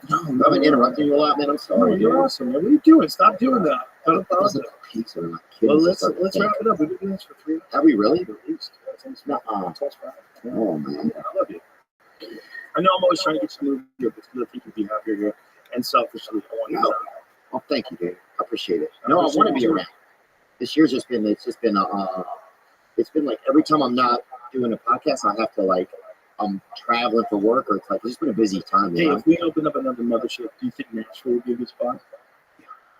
Is there enough where we'd be fucking with zines? You think we would help it? No, I think it would be good because I think there's enough people there where you could do Do it. you have enough comics in Nashville? How many comics are in Nashville? But there's You some. gotta have like a base, you know, like if you want to perform all the time. I'll do some recon for you. We're thinking of going to other spots. Yeah. Yeah. Well, that would be cool, man, because at least I know the area. I'd be, you We're know. talking about going to the most world place in Brooklyn, setting up shop. The mother, you get. I bet it would thrive, though. Well, we can find out. There's only one way to do it, dude. Wow, man. I can't believe it's so crazy that I was there to watch just like what a night, and it's like, It was a really fun time to watch the election at the club in the green room. We're all hopping back and forth off stage, like, who's winning? It was fun, man. it was so crazy, really dude. fun. Drinking Diet Coke, so was fucking having a good time. Diavon, I love you to death. You're one of my favorite people. I appreciate you very much. I love you too, man. Thanks for being inspiring, and thanks for yeah. Sometimes you would like, I would do a podcast episode, and you would just say, you would reach out and say, hey, man, I like that episode, and it just meant a lot. I just want to let you know that. But it does. You do a great job, man. I really love your show. I think you got some great interviews. You got a nice way of being yourself, you know, when you're talking to anybody. And that's what I think people really like. They like to see conversations with people who are just being themselves. And the fact that you do that with Trump, that's fun. That's inspiring. So it's nice to see that. I really, really love it. Well, thanks, man. Yeah, I think it means a lot to people when somebody they admire, like, says something nice to them. You know, it's just nature. You know? Yeah. So, but I appreciate it, man. Thanks for having me. My pleasure. Bye, everybody.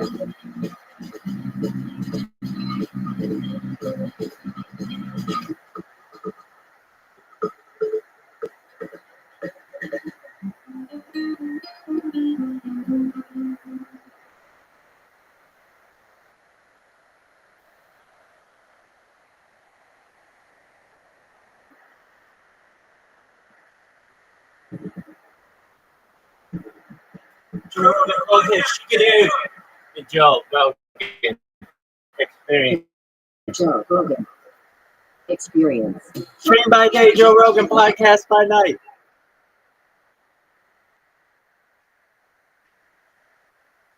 All day. And I couldn't, even after we got off the phone last night, I was like, I'm gonna go to bed. I And then can I believe it. just got to watch clips. What time did I call you? Like 3? 3:30, something like that. Yeah, I was just sitting in front of YouTube watching professional pool on TV going, what the fuck is going on? So, turns out, voting works. It's real. As much as we fucking thought they had it rigged, as much as we thought there was shenanigans and bullshit, and it's just a puppet show, and there's no way anybody can fuck the system, turns out, voting is still real. At least partially. At least if it's too big to rig. Yes. And clearly, he was too big to rig. Wasn't it? It was crazy because it was like for weeks, especially in the close of the campaign, it was one of those things where it felt like it almost felt like 2008 when Obama was running against McCain, and it was just so obvious Obama was running away with this. Everything you could see and observe, his crowd sizes, the enthusiasm, the culture, it was all behind him.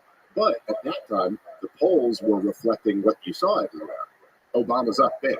He's about to. John McCain's not going to win after 8 years of George W. Bush. The country doesn't want another war hawk. They want this, articulate young peace guy. Right. And it was like that with Trump, where it's like all the signs are that he's clearly running away with this. But then every single poll told you, no, this is the closest election of your lifetime. And then there was a very interesting feeling to see it and be like, oh, okay, I'm not crazy. I was observing all the things I was observing. Do you know what Trump told me about the polls? No. He's like, they're bullshit. They don't do anything. You give them money, they come back, they have these results. You don't know. He was like, they charged Who are they talking $500 grand to? for. Yeah, he's right. Yeah. He's right. And the media gaslit us to the absolute limits of their ability. The absolute limits. Joy Reid spent the entire time she was discussing Trump, they're comparing him to Mussolini, Stalin, Hitler, talking about a right-wing authoritarian regime, as if he had never been president for 4 years and didn't behave like any of those things. Yeah. As if the economy wasn't booming, as if people weren't making more money, as if we weren't involved in any new conflicts overseas, no new wars. I could point to a lot of things Trump did in his 4 years that I think were bad, but they were things that were similar to Obama and Bush, and what I mean? It wasn't different. He could point to them too. When I talked to him about what it was like to actually govern for the first time ever, it's a daunting task. He was telling me about the thousands and thousands of appointments he had to make, thousands of people he had to pick. He didn't know who any of these people were. He had to trust people that he knew, and he didn't know who was telling him the truth and who was just trying to get the system moving along in the exact same direction. And he got bogged down over a lot of that shit. It took forever for them to weed it out. Which is the crazy thing about being president. It's the hardest job on the planet, and you started without any knowledge of it. Well, and I mean, a little bit of that's on him, because there were some people who he probably should have known. What I didn't like in his answer about that to you is that then he kind of pivoted to talking about how John Bolton was actually really good to have there, because he's terrifying and he's crazy. Oh, this guy wants war with everyone. But the problem is that that's not how it went down.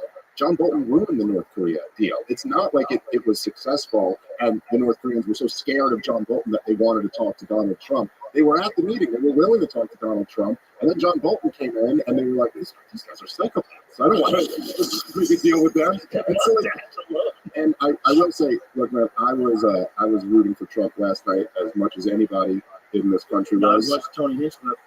Okay, second most. Second to Tony Hinchcliffe. Touche. More Puerto Ricans voted for Trump than ever, by up 26%. Well, but wasn't it? And wasn't that just one of the? Look, there's obviously a huge series of these things where the Democrat establishment and the corporate media, I repeat myself, it's death by 1,000 self-inflicted wounds. Yes. But it is almost as if it's like their whole thing relies on lies. Right. It's just all lies. And they have their eyes shut and their fingers in their ears, and they're going, no. We're just pretending reality is the thing we want it to be. Exactly. They don't want to get slowed down by this force that is objective reality. And so all of it, whether it's Joe Biden's shark is attack, Kamala Harris's joy, Donald Trump is Hitler. Tony Hinchcliffe was a man at an event who made some comments. He wasn't really. That wasn't a comedian who was ribbing everybody. Not only that, but an insult. The comedian's famous for insulting people. And we're supposed to act like it's not 2024. Like we didn't all grow up on Don Rickles. We all know exactly what Tony Hinchcliffe is doing. Did you see the clip that the mothership posted? It's on my Instagram. No. So they're talking about the comedian who made jokes about Puerto Rico while Tony's on stage on the other screen. So Tony's on stage at the mothership while this guy's talking about what Tony did on CNN. And they're going over like the Puerto Rican population. As you know, It's so funny. It's fucking crazy. So great. We were watching it. Metzger was back there. The whole green room was back. We were having the best fucking time. There should have been a camera on the green room last night. It would have been the greatest reality show of all time. Brian Simpson and Tony Hinchcliffe and Hassan. Everybody's cracking jokes. Metzger. Look at this. Oh, dude, that's so great. That's the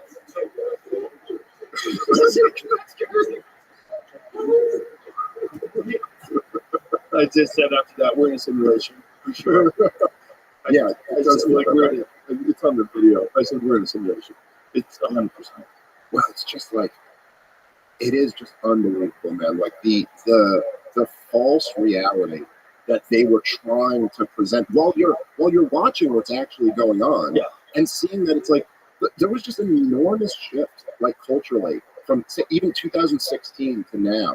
And I thought one of the big indicators to me, I was talking about this a bunch on my show over the last couple weeks, since the garden event, whatever that was, a week and a half ago. And dude, there were more protesters. Yeah. That to me was so wild. It was all gaslighting. It was, but I'm saying, like, if this was happening in 2016, if in 2016 Trump came to Manhattan to give a speech, there would have been like thousands of protesters. I was there actually in 2016 when that did happen. Everyone's talking about how AI is going to change the world, but what if that's not always a good thing? What happens if insurance companies use it to jack up your premiums based on your WebMD history? What happens if HR departments use it to make hiring decisions based on your browsing history? What happens if politicians use it to sway your vote based on your online activity? I'll tell you what will happen. You'll wish you had started using ExpressVPN today. ExpressVPN is an app that encrypts 100% of your online activity and reroutes it through secure servers. That means no one can see what websites you visit or what apps you use. Not data brokers, not shady marketers, not even your internet provider. Your private browsing data can never be used against you because it's totally off the record. ExpressVPN is incredibly easy to use, and it works on every kind of device. Phones, laptops, tablets, you name it. It's also extremely fast, so it won't slow down your streaming or gaming. And it even comes with a risk-free 30-day money-back guarantee. It's no wonder that the top tech reviewers like CNET and The Verge all rate ExpressVPN as the #1 VPN on the market. So don't wait to future-proof your online privacy.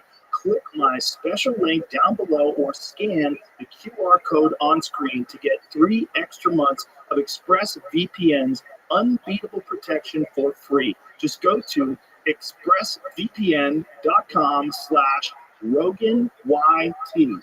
That's expressvpn.com/RoganYT to get 3 extra months totally free.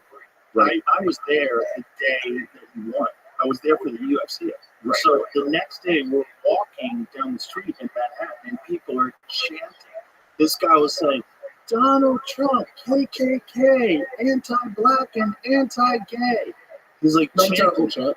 It was terrible. He was the biggest cuck ever. It was like, it's a super cuck. The guy was a super cuck. He was one of those guys where you're just like, look at you. I wanted to follow him around. I'm like, you're amazing. You're a gift.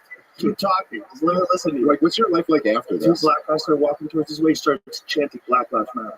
As soon as you saw the black guys, Black Lives Matter. Black Lives Matter. I was like, this is amazing. I stuck right behind him. Me and Cam Haynes, and I think Tony was there too. And we were just, this is crazy.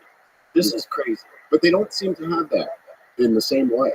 It's like all the bullshit. shock troops aren't there for them anymore. It's bullshit. First of all, back then they didn't know what he was going to do and what he did economically. Chamath has the best way of explaining it. He said it was the right message, it was the wrong message.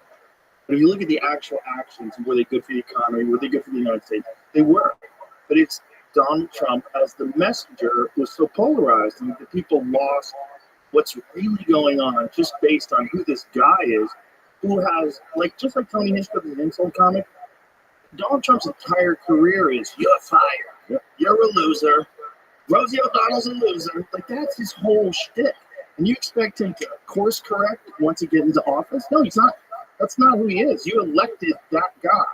But along with that, now you get RFK Jr., you get Tulsi Gabbard, you get Elon Musk, and you get J.D. Vance. You get brilliant people who aren't ideologically captured, two of them who used to be Democrats. One of them that probably knows more about environmental polluting and about the problems with pharmaceutical drug companies and health and the consequences of all sorts of pesticides and herbicides and ingredients in your food that should be banned that aren't banned in other countries. You got that guy in there now. And we got a real chance to make a real change. This is like one of the first times ever that there's a real chance to make real tangible change that's going to be for the good of everybody. Yeah, and he's got to unite people. He's got to not attack the left, not attack everybody. Let them all talk their shit, but unite. Now it's time to unite everybody. Well, 100%. And then there's even more guys. I mean, Vivek Ramaswamy, David Sachs. I mean, he's got some really smart guys who are very successful, who are really Vivek's incredible, just excellent and totally brilliant, and so right about so many of the major issues.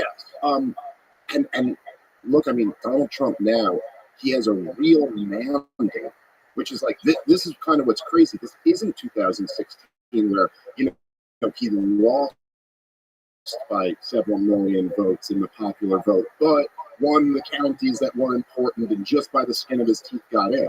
This is like I mean, the last I looked, he was up by over 5 million in the popular vote. Yeah, 5 million in the popular vote. And what was it when I went to bed? It was 312. Yeah. He had 312 electoral college votes. Yeah, with still, I think, a few states, Arizona, I think hasn't, finished yet. And so it might even rack up higher than that. But the mandate is like very specific. It's like the basic policies of like, okay, immigration control. Can't just have an open border with no control of who comes into our country. A desire to get out of stupid foreign wars, and obviously to improve the economy, deal with inflation, things like that. But he's got a mandate to do that right now, and he's got some great people around him. Listen, I was rooting for him as hard as anyone except Tony Hinchcliffe last night. But I will say now, I think now till January 20th, the pressure should be on Trump to do better on the appointments than he did last time. He's got a lot of better people around him than he ever had in 2016 or 2020, but he was floating out Mike Pompeo as the Secretary of Defense, and he did have Mike Pompeo speak at his final campaign event. And to be clear, Mike Pompeo is Liz Cheney's pick for Defense Secretary. It's Hillary Clinton's pick for Defense Secretary. And so much of this will be lost if he puts that guy in there. He needs to keep all of the Lindsey Grahams and the Mike Pompeos and all of these guys away from his administration. Bring in the non-interventionists, man. No one wants to fight these stupid wars anymore. And that's what you ran on and won on. I want Lindsey Graham to start. That'd be fine. We gotta get those minerals. There's some expensive minerals over there in the Ukraine. Tim Dillon was doing an impression of him yesterday. It was amazing. It was amazing. Dude, I don't even like. Maybe I should. No, he deserves it. But did you ever see the thing when he was running for president? Where he was talking about. He ran for president? Lindsey Graham ran for president. Amazing. In 2016. Imagine. And remember, I think Trump gave his phone number out. So yeah, you don't remember that? It was like he was like attacking Donald Trump for probably not being enough a little help or something like that. And Donald Trump like said something about how he used to call him and ask for money, when he was running for a campaign, and then he just gave his phone number out. He made a senator change his phone number. It was just so good. That's like a Chael Sonnen move. Yeah, it was just so funny. Amazing. He said Lindsey Graham was asked about being the first single president. Yeah, never married. And he goes, there might be a bunch of different first ladies if I was in there. Right. Yeah, sure, buddy. First of all, that's the last thing you say if you're a man, if you're heterosexual. Say, I'm trying to find a good woman. Yeah. I'm trying to just find one good woman that I can grow with and that I love with all my heart. Just one good woman. I know that she's out there. Yeah. You don't. Might be a bunch first lady. I'm gonna get divorced, married, divorced, married. I keep on scooping up the minerals in the Ukraine. I was mad to see the Russian. What is walking around with women's panties on and shit and high heels? I'm the president. I mean, listen, I'm the first lady too. I'm gonna wear her pants. I typically wouldn't go after someone for that, but when you're a wolf, yeah, all is fair. But he's just got to, he's got to keep those people away from him, man. And that really was his failure in his first term. And look, I do understand him saying, I don't know, he was an outsider. He had never lived in Washington, D.C. He didn't know all these people, but he's had a lot of time. This is 8 years later, and he's got a great core of people around him, and those are the people to take advice from. It's like, Mr. President, if you're listening, talk to Rand Paul. Rand Paul will tell you who to put in those positions. Talk to Thomas Massey. I just saw he floated out Thomas Massey for, I can't remember what position it was. That's great. Put those guys in there. These are the America First guys, okay? And it's not Mike Pompeo.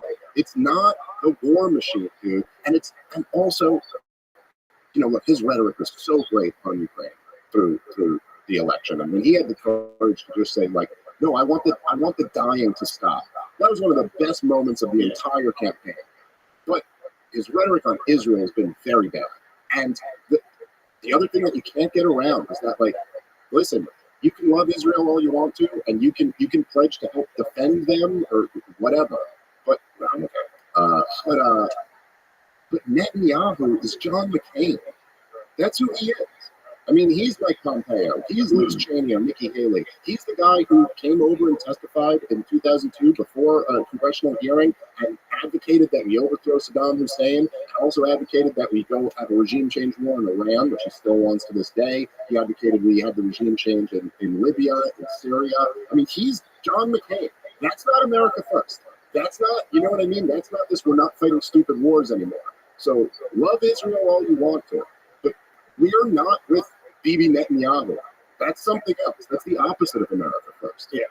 A lot can get done here. I think so. I think he can listen to those people. He has 4 amazing people, you know, that really have experience. Especially Tulsi, Congressman for 8 years. RFK Jr. knows it inside and out. You've got Vance, who's brilliant. You've got Vivek, who's brilliant. You have 4 incredible people with him. Yeah, you know, and then he can. I think he can get through this in a different way than he did in 2016. I think there's real possibilities for it. And I think that's a huge component of it, the team that he's got around him. And I would also put Tucker Carlson in that camp too, because I think he is very influential on his thinking. I think in many ways he's kind of... Although he does think demons make nuclear bombs. And look, 50-50 shot, he's right about that. I'm not saying but when it comes to policy, I'm saying he's very spot on that. I love him. No, me too. And he's a little bit obsessed with demons. He had a demon attack. Did you see that? Yeah, him up. I did see that, and I wasn't sure. When I was watching it, I was like, "Is this like a Halloween thing?" That is so rude. He's a victim of demons. Sounds like a fun thing. I don't know what happened. That's the thing. Like, demons never really catch you. You know, it's scary. Like ghosts, they never steal you. Yeah, it's true. These are the aliens. They bring you back. Please bring you back. It's like, they borrow you for a little bit. They freak you out. Do you think like demons are bummed about that? Like they're like, did you kill anyone today? They're like, we can only really scratch people. Tucker thinks aliens are demons. Yeah, I know. Aliens are angels and demons. He thinks it's like this idea that they come from outer space is stupid. He said that he thinks that things are all wrong. He's just like legit scientist that entertains. Yeah, I'm not convinced of that, but I do think I think he's great on war and immigration. He is. He's a brilliant guy. But I do think another huge component of why Trump's got such an opportunity right now is because, like, you see it where, like I was saying, the protesters aren't there anymore. There's a whole lot of really interesting reasons, I think, for why that is. But also, and I was getting in an argument on Twitter the other day with Michael Tracy, who I do like and respect very much. But I was basically saying that I think this is going to be a death blow for the corporate media if Donald Trump wins again. And this is almost the best thing about him winning again. And he was saying, which is a reasonable argument, but I disagree with him. He was saying, well, no, Dave. I mean, look, last time he was in for 4 years, that was the best thing that ever happened to CNN and MSNBC. And they got it. I would think. I got a story. Sure. Okay, there's a guy who's in Israel.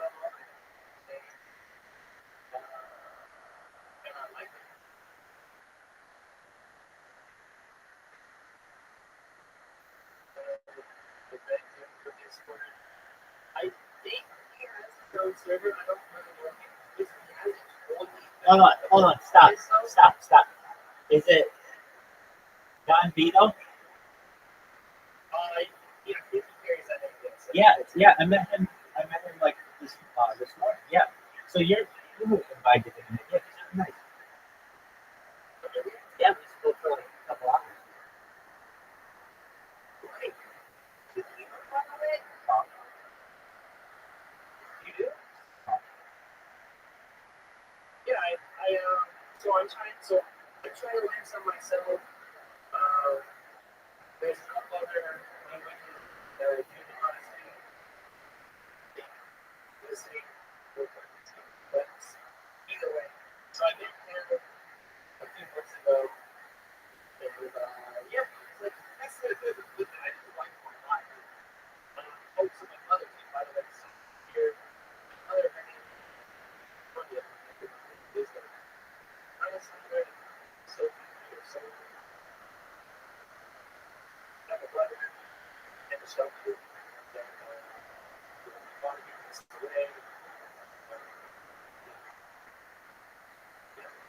Beautiful.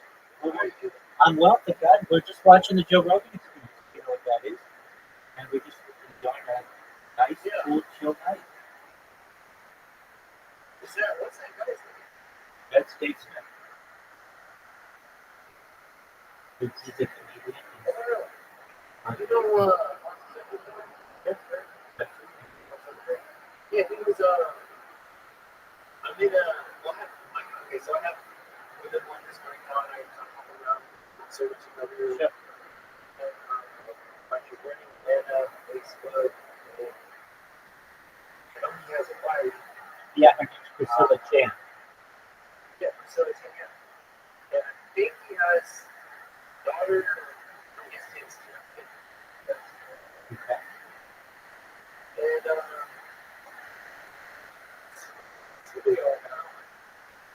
That's good, man. Well, just wrapping up. Well, if you're interested, we're just watching this podcast. Feel free to kick back and relax, chill on the internet, or do what you want to do and enjoy it. Here we go. Had a big ratings boost when he was in, but I don't think that's going to work again. I don't think it's going to work either. Well, the thing is that so much of that ratings boost was completely driven by the Russiagate nonsense. And what they were telling me at the time was that they had the biggest scandal in the history of the United States of America. Like, you can't overstate how big that story is. I mean, they were telling you, yeah, right, if it wasn't all completely made up. But they're reporting that a hostile foreign power has overturned our election, and the sitting president of the United States of America is in on it. He is involved in a conspiracy with a hostile foreign government. Like, that's the biggest scandal in the history of America. And they, for anybody who wasn't aware at the time of how fake and evil the entire system is, they were like, well, look, they got a special prosecutor on the president. I mean, must be something there. And, hey, I just heard the chair of the House Intelligence Committee tell me he's seen the evidence and that he's guilty of this. And you have the former CIA director, John Brennan, saying that Trump and his family are going to be hauled off in handcuffs on television once Mueller's investigation concludes. And so for the regular person, especially for the regular person who really hated Donald Trump, it was pretty easy to get sucked into that. But after that was exposed for being a giant fake, then the big one is COVID. I just don't think they can recover. Let's pause here. No repercussion. Yeah. You want to talk about misinformation? We have to censor social media because of misinformation. Right. You guys spread the misinformation to the biggest news organization, biggest news audience in the world. And you did it for 3 years. Yeah. You did it for 3 years. And then when it turned out that it wasn't true, you never apologized. And didn't just turn out it wasn't true, but turned out it was actually funded by Clinton. Well, it started as opposition research, and then the intelligence agencies jumped on that and decided, knowing that it was all bullshit, decided to use it to frame the sitting president of the United States of America of treason. And listen, a few episodes back, one time ago, we went real deep into this, but that claim this is just a fact. They lied on the FISA court application to spy on Carter Page, who was a low-level advisor for Donald Trump, just an excuse to spy on Trump's campaign. And they lied to the FISA court. They omitted the fact that the CIA had already told them that Carter Page wasn't a spy and that he was working with them and that he was one of their good guys. That the FBI went to the CIA and they were like, we have information that says that the Russians approached Carter Page. And the CIA said, yeah, we know. He came and told us immediately because he's working with us. And then what they put on the FISA application is they said, we believe that the Russians approached him and the CIA confirmed that was true. Whoa. So which is So technically that's true. It's a lie by omission. You're admitting the Yes. fact that he went straight to them to tell them. Exactly. So that was, by the way, the only guy who actually got charged was the person who was the FBI guy who submitted that application. But but look, when you said there were no ramifications, right? You're right in the sense of like legally, or people getting fired. Or, yes, but I'm saying this is the ramification. The ramification is that they're not going to be able to pull it off again. And the ramification is that, look, they did everything they could to tell you this was a Nazi. This was the end of democracy. But he incited an insurrection, and the American people said, we already got it. You're full of shit. They cried. Yeah, too many times. Way too many times. Way too many times. The Joy Reid stuff was working for Trump. It was working for Trump. When she's calling him a right-wing dictator, comparing him to Mussolini and Stalin. And then when Oprah said that if Trump wins, you may never be able to vote again. That is the craziest thing when you go back and watch him on her show where she was encouraging him to be president. Yeah. You ever see that? Yep. I saw it, and then I saw when you played it fairly recently. Yeah. What changed? Yeah, that's right. Well, here's what changed. All of a sudden, he became the guy who wasn't just funding a lot of politicians and being like a famous guy, and he became the guy who was calling all of them out and threatening to drain the swamp. And that really was his crime. It's like he threatened the DC power establishment. It's crazy how many rich and famous people stepped in line to help him take him out. Yep. So many famous, influential people. And I give a pass to Cardi B. I give a pass. Yeah. You know what I'm saying? Yeah, I agree. I don't think Amber Rose knows what Trump's real policies are. You know what I'm saying? I give a pass to some celebrities that come out. But then when you have some of them that are making videos, all the Avengers get together, like, hey, are you trying to get me to hate superhero movies? You trying to show me your real fucking weird personalities and get me to hate superhero movies? Why are you doing that? If I was running the Avengers, I'd be like, hey guys, cut that shit. You think one fucking person is going to vote for Kamala Harris because they saw that Iron Man wants them to vote for Kamala Harris? Are you fucking crazy?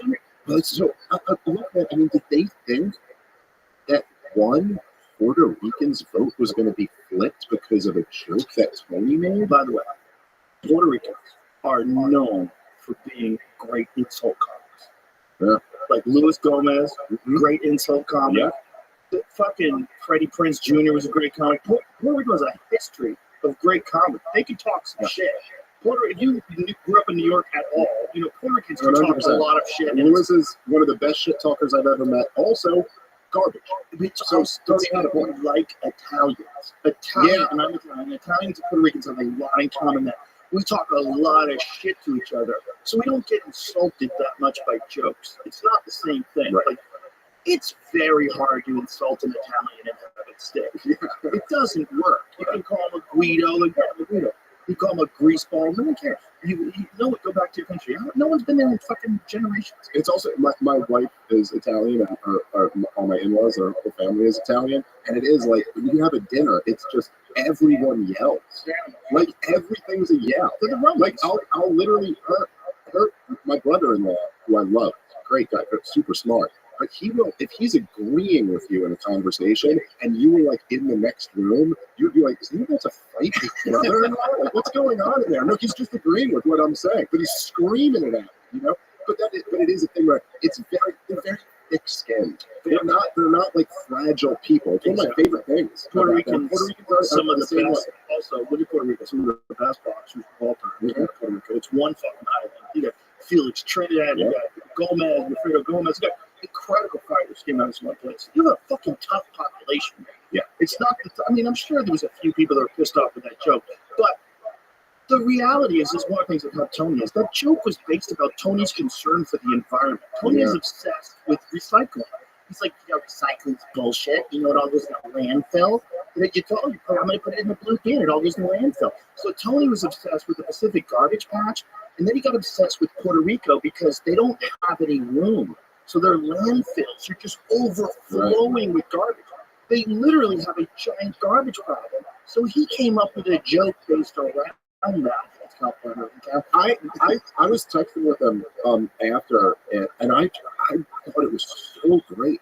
I mean, I thought even the bit that he did on Israel Palestine was so funny. He ripped both sides, and then he did. By the way, same with the Puerto Rico thing. There was an underlying really good point to it, which is always like the best comedy when you're just being funny, but at the same time you're like, wow. And he did kind of nail that too, where he was just like, why are we funding wars that have been going on forever? Like, figure it out, guys. And then he just got a great rip on Muslims, a great rip on Jews, and so the way they kicked out Puerto Ricans. He's going on in the morning. There's no opening act. No one knows it's going to be comedy. Yeah, the most difficult setup. And there's no one on before him other than a prayer. They do a prayer. They were singing prayers and songs. And then the music stops, and Tony goes on, flat to a bunch of people in the middle of the day. Well, yeah, the lights are on bright. It makes no sense. It's the worst setup of all time for comedy. I remember in real time when I was watching it, like being like, I was like, well, I mean, Tony's not going to be able to do Tony in this setup. So like, I wonder what he's going to do. And then like, as it starts, you're like, oh, he's just going to do Tony. Yeah. Oh, that's crazy. It's crazy. It's the nuttiest thing. Should have never done it. But the fact that he did it, whatever. It's like, listen, man, there's going to be some people that tried to capitalize on that, and that was a big thing. Like AOC really mobilized, which is funny because I'm almost certain that AOC has been to see Kill Tony. Really? Yes. Huh. Yeah, almost certain. Almost certain. Like here at the been mother show? I don't think so here. But somewhere saw Kill Tony. She probably loves it. They're all so I wonder who. It's called. All right, let's get to the bottom of it. Wait, we have access. Call Tony Hinchcliffe.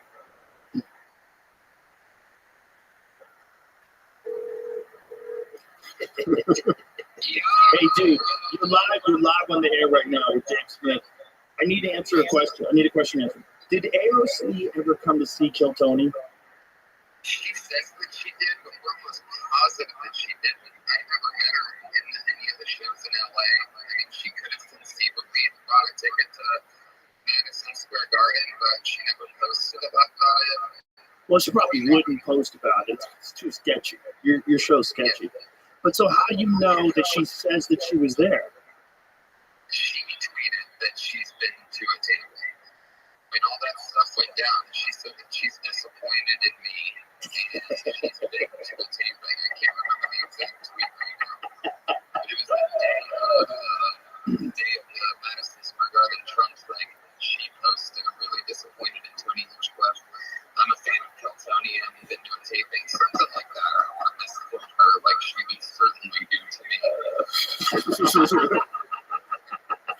But she's been there and she was surprised? It makes no sense. No, nothing these people fucking say make any sense. They're out of their goddamn minds. And now their voices are quieted. Tony, America's back, baby. America's back! Let's fucking go. Let's fucking go. I gotta go, brother. Love you. Rock and roll. Bye. Nobody who's ever been to Kill Tony would be disappointed. It didn't matter. It It doesn't was a make any sense. political tool. Of course. It's like if you have a wrench, here's a bolt. I need to use a wrench. That's what it was. Yeah.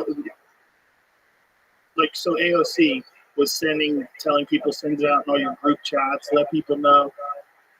It's not. They're not. You're not the most sensitive people. They're like resilient people. They're not going to. People are going to get upset about a joke, but they're also going to understand it's just a fucking joke. And then when they know, then if someone does tell them, oh, Peruga really does have a giant garbage problem. Like it's a giant problem, overflowing land. You ever see it? Yeah. It's crazy. You look at the images. You're like, oh my god, you got to do something about this. You can't cover your island with garbage. This is nuts. Yeah, I just like I was saying before though, man, I feel like if you zoom out, like if you look at it closely, you would be like you said with the Oh yeah. Yeah. She's been to shows. Wow. Before people try to act like this is some PC, overly sensitive nonsense, which is what it is. I've been to Kill Tony shows. I'm from the Bronx. I don't give a shit about crude humor. Well, We do. Don't pretend that your support for Trump is a joke. Own it. You're doing a set to support him. That's a choice. Listen, you guys have a real problem with someone disagreeing with you. Yeah. And you want to, in any way, shape, or form that's possible, turn that person into a demon. You never want to have someone who has an opposing perspective that should be considered or maybe countered with better information, which is what we're all supposed to be doing. Ideally, with people with good character and who go into arguments with good faith, you should be able to respectfully disagree and have conversations with things. This is like everybody who thinks one way is bad. Everybody who thinks this way is good. We'll do whatever we can to destroy the people that are that way. Obama.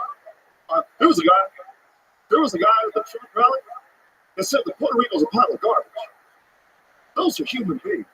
Like, was that guy maybe telling a joke? Yeah. What do you think? Was he telling a joke? Do you know what jokes are? You're my age. You know what jokes are? What are we doing? Come on, bro.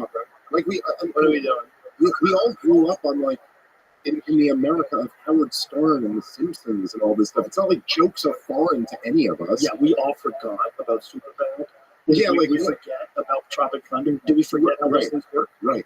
And you know, and our point is so stupid. I mean, she's like, "Hey, you're a Trump supporter. Own it." It's like, yeah, he's speaking at a Trump event at Madison Square Garden. It's nothing to do with the I'm joke. saying just the fact that he's there clearly already says, "Yeah, I'm supporting this guy." And then he's a comedian, so he's like, "I'm going to do what I do here with it." You know, and if AOC wanted to come out and say something like, she'd go, "Hey, listen, I'm actually a fan of Tony. I really like the show Kill Tony. She goes, I don't think it's appropriate at a political event And to she'd have be an right. insult comic." That'd be a reasonable thing to say. Okay, fine. But I don't think it's appropriate. yes, but that's It's kind of, fucking that's on the baby. campaign. That's on the campaign. That's not on the Tony. You know what I mean? I'm like, so, but that's not what she said. And again, it's like, you know, look, if you, to the point you were making before, right, about the Russia collusion hoax and no one getting in trouble for it. If you were to look at, say, the weapons of mass destruction that got us into war in Iraq, killed 1 million people, cost trillions of dollars, and tens of thousands of our bravest young men blowing their brains out. You know, just an unmitigated disaster. And none of the people who sold that lost their jobs, or you know, they're not like, I don't know what they should be doing. Maybe like picking up garbage by the side of the road, apologizing to every car that passes them. I don't know. Let's pause for a second and compare. There's people that said that there was weapons of mass destruction. They willfully created this story. It's a fake story. 100%. No one got in trouble. Trump paid off some lady, says he fucked her up, and made a book kick in the air. So he got hit with 34 felonies. Yep. Now, if you want to just be that person that says he's a convicted felon and just repeat it over and over again, understand that now you're changing what the law means because you don't like the guy, and that can be used on you. This is what happens in dictatorships. This is what happens when communism takes over a country and you get a military dictatorship. They just throw the laws at you. And they're doing it right in front of your face, and you're okay repeating it.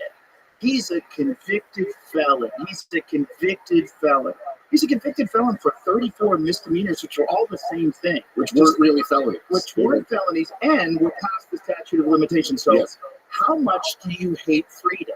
Yeah, it's not. Listen, none of the Trump legal charges were an example where, look, the former president of the United States of America clearly broke the law. And we don't want to politicize, you know, the legal system here, but it's so obviously broke the law that we have to prosecute him. It was, we're coming up with a novel legal theory that we've never prosecuted anyone under before. And if you interpret it this way, then we could interpret this misdemeanor that's past the statute of limitations as a felony. So Now, how does this not freak out liberals who are obsessed with criminal reform? because that's not their side of the issue. Just think about it. It is. One of the best things that I do on the show is when I have Josh Dubin on, who used to work with the Innocence Project, you know, does things on his own, where they're trying to find people that have been unfairly prosecuted by bad judges and by bad prosecutors and get them out of fucking jail. Oh, can I just say real quick, dude? Because if I don't, I want to make sure I say this while we're here. But to President-elect Donald Trump. Dude, he came to the Libertarian Party convention this year, and he promised us, and a whole bunch of people, myself included, like supported him for this. And he did carry, I think, the Libertarian vote. And he promised us he was going to free Ross Ulbricht on day one.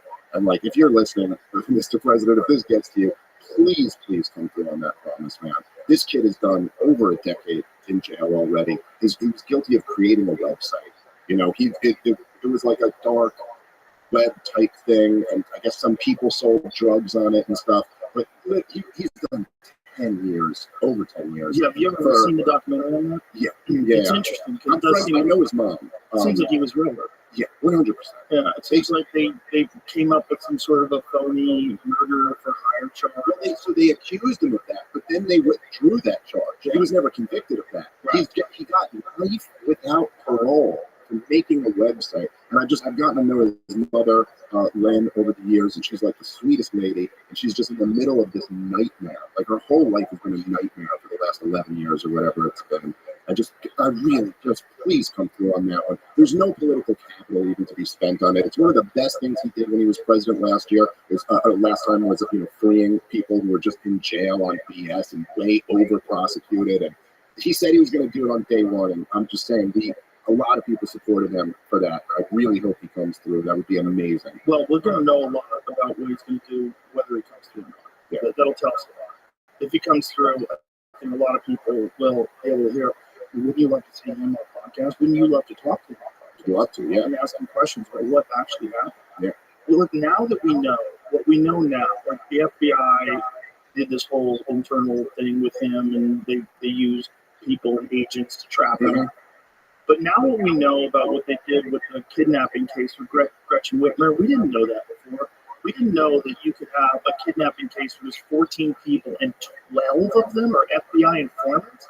You got 12 people working with the FBI, 2 retards, and you convince these dumbasses that they should go and kidnap the fucking governor, and they're like cosplaying.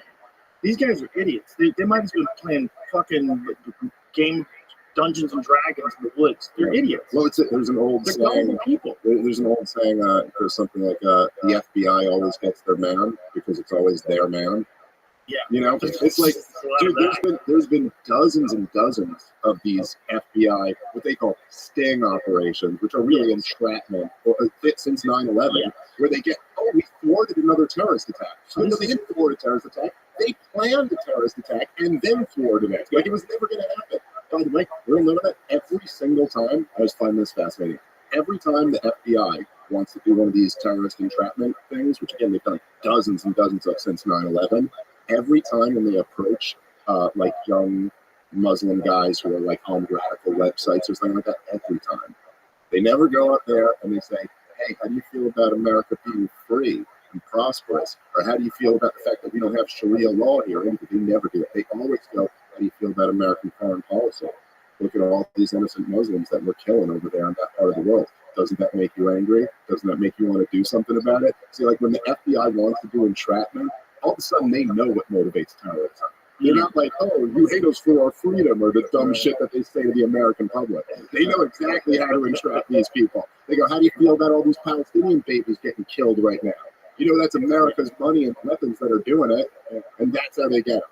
But if you look at the first World Trade Center attack, it's all just the FBI screwed it up. Yeah. They were following it the whole time. Yeah. And then they screwed it up, and they almost took down the towers. And if we got to hear Holmberg's story, I bet it'd be wildly different than the narrative that we heard in the courtroom, where it was in the documentary. I bet it's wildly different. And I wouldn't be surprised if he got railroaded. We know too much now. We know about that case. There's multiple different cases. There's the Dallas case where they got that kid to blow up a building. They gave him a fake bomb and a cell phone, and he activated. They rap blast that kid. He was just a dumb, low IQ kid. It's 19, fucking gullible. And they talked him into joining, and here's what we're going to do. And then they say they're preventing crime. Like, you're actually making it. You're making it and then stopping it. And that's fucking wrong. You're cheating. You're rigging the pinball game, man. And we know that now. So it would be really interesting to hear his story. Yeah, 10 years is fine. Too much. Yeah. Way too much. No, you can never give that back to him. Yeah. but like just let him go free. And it's also just such a situation where you just, and obviously like I know his mother, so I'm like, I'm kind of personally invested in it, but it's like, this kid is no threat. It's like nobody thinks like, oh, if we let him out, he's some type of violent criminal who might do another violent thing or something like that. Like, that's just not going to happen. You could just end the nightmare that the sweet woman is going through, and him, of course, too. Okay, so we both agree on this, but let me ask you, okay, what about Snowden? Do you think he has the balls to pardon Snowden? Well, okay, so the thing about Snowden, right, is that, and now the Julian Assange case has kind of been taken off the table, even though I guess technically he could still pardon him. But that takes real political capital. Now, I think he should pardon Snowden. How so? Well, I'm just saying that, like, Snowden pissed off a lot of very powerful people. The NSA are furious about him. The CIA, they don't like him. And they do not want to set the precedent that you can release the fact that we're doing a bunch of illegal shit that we are lying to the American people about, and then you can go tell them that we are, in fact, doing the thing that we lied and said we weren't doing. They don't like that. There's going to be powerful forces that will oppose you. Ross Ulbricht doesn't. It's not like that. I completely now, understand. if he were to pardon Snowden, that would be a real signal that he is willing to take on the deep state. He's willing to take on the real powerful entrenched interests. Now, again, I'm not claiming to. It's obviously the right thing to do, morally speaking, but you got to have a really smart strategy if you're actually going to do this. I remember one time during the Ron Paul presidential campaign, I think it was in 2012, and someone asked him, like a question about, like, when you're in there and you're president, are you going to tell the CIA, like, hey, you guys are done, and you're this, and you're this? And he went, well, I might say it a little bit nicer than that. He was like, listen, I am trying to abolish the CIA, but let's be cool here. Well, let's just let's look at this for what it is. So if Edward Snowden, if he really did expose things that were illegal, that were not supposed to be done, and the fear of bringing him back, because the people that did the illegal things want to continue doing illegal things and don't want to have any repercussions for doing illegal things. That seems like a crazy thing to support, even for them to defend it. Sounds insane. They should want internal accountability. They should want to make sure that no one colors outside the lines, no one does anything without congressional approval, all the stuff you're supposed to do when you're doing certain things. But the problem is now with the FDA and FISA and all these different laws that have been passed that allow surveillance to be done warrantless. Like, it's kind of a moot point almost at this point. Like, the things that you would, like, back then he exposed that they could listen to the calls, that they did data centers. Mm-hmm. But we all know that now. Like, it's everything's still functioning, but we all know that now. The guy that exposed all that, leave him alone. You guys you're doing illegal shit, and now it's kind of legal, and we still should be outraged, but now you can kind of just do it. Yeah. Well, and also, and one of the things that was so disappointing about Trump not pardoning Julian Assange and Snowden in his first term, and again, a lot of that is because it's like when he told you, why didn't he release the JFK files? Well, because he was listening to Liz Cheney's pick for defense secretary, like Pompeo. And people convinced him not to do it. But it's like, at a certain point, you're like, okay, first of all, the spying that Snowden exposed was weaponized against you. Right. Like, they spied on you. So you kind of, I would think you have some, like, stake in being like, yeah, that should be exposed and should be abolished. But don't you think he didn't pardon him because he wanted a second term and he wanted to, like, I think make things run as smoothly as possibly? And the thing is, he also, we're making deals here. yes, but he also had a lame duck period. I mean, he had a period where he knew he wasn't going to have a second term and still had to kind of, but he was worried about the impeachment. And he wanted to run again. Yes. He always wanted to run again. He was going to run again. He was I like, think so. fuck Yes. you, I'm running again. Yes. So there's a fair point to that. Maybe now Donald Trump gets in, and I do think this is what the corporate media and all of them are really terrified about, is that now he gets in and he doesn't need to win another election. I mean, he'd like to win a midterm election and keep he's got the Senate now. We'll see. The House hasn't been determined yet, but he'd like to keep, congressional control within the Republican Party. But he doesn't need to worry about a re-election now. If he really wanted to be the drain the swamp guy, he's got an opportunity now where a lot of things have aligned, where it's like, I think he could really get it done, and I think he could get away with it. I think that he's taken all their bullets, both literally and metaphorically. You know, he's been impeached. He's been convicted of felonies. He's been shot at. He's been, like, all the things have already happened. He's been demonized in a way that no public figure has been demonized in any of our lifetimes. And it's And he survived all of it. Yes, he's stronger. He's stronger than he's ever been. What do you think about that thing I sent you today that compares the number of people that voted in 2020 versus the number of people who voted in 2024 and in 2016? Sure does look strange. And in 2012. Have you seen it, Jim? It's crazy. I would say I'll send it to you if you want to see the exact chart. that is a fair point. There are still votes out there. I'd like to take a look at that again after 100% of everybody has been reported, but it does certainly seem weird. Let's not get technical, and let's just enjoy it. I'm going to study this, Jay, because it's so bizarre that I can't really believe it's real. When did I send it to you? Earlier today? It's so crazy. You look at it and you go, is this real? Because it doesn't seem to make any sense, because this is like one of the most consequential elections ever. I think everybody's pretty aware of that, and everybody is very dug in on your side. The left is Hitler, the right he's saving us, and so more people voted. At least the indication would be as much people voted in 2020, if not more, probably more people voted. But let's look at the numbers. Like, look at the difference in how many people voted for Biden in 2020. It's unprecedented.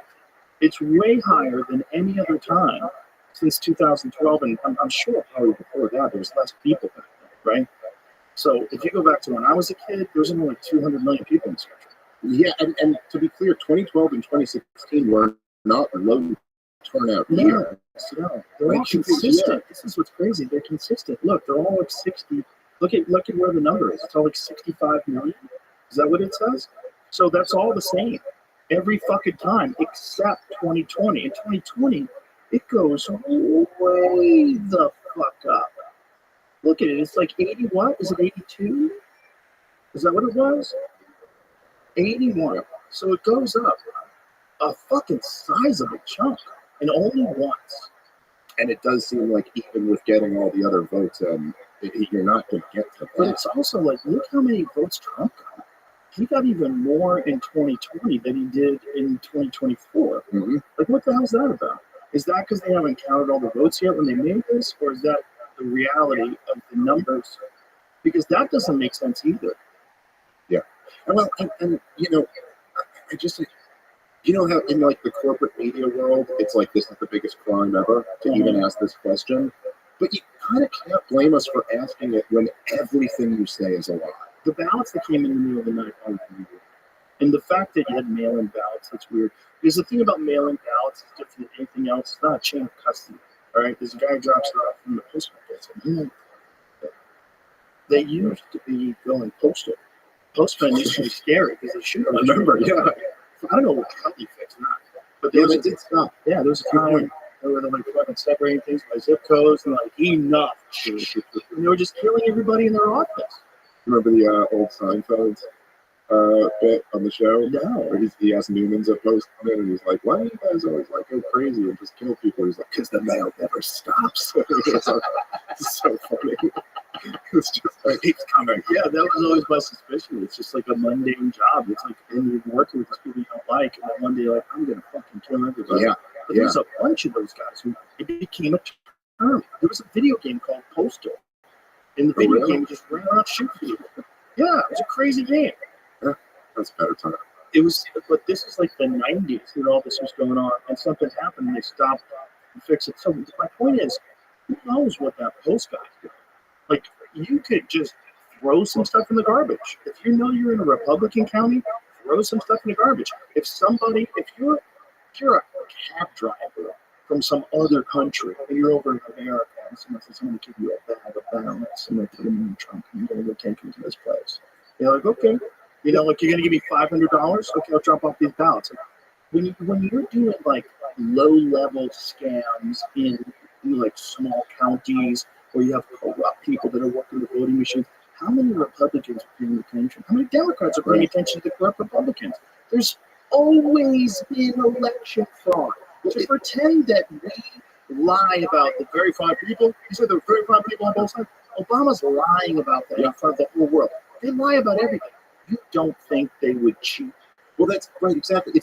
If every word that comes out of your mouth is a lie, that you can't tell me that I'm not allowed to suspect. And also, you know, if what Rachel Maddow says is real, right? Like if you're telling me your worldview is essentially that Adolf Hitler is running for president, it looks like it's a coin flip if he's going to win. That's what they were telling us, that it was 50-50.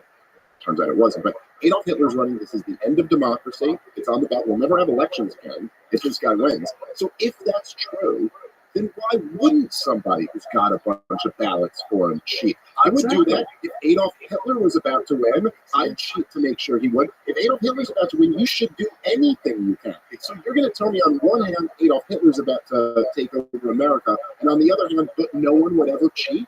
No one would ever break the rules to stop Hitler. But the conversation that people, the dumb American pop conversation is, would you murder a baby if that baby was Adolf Hitler?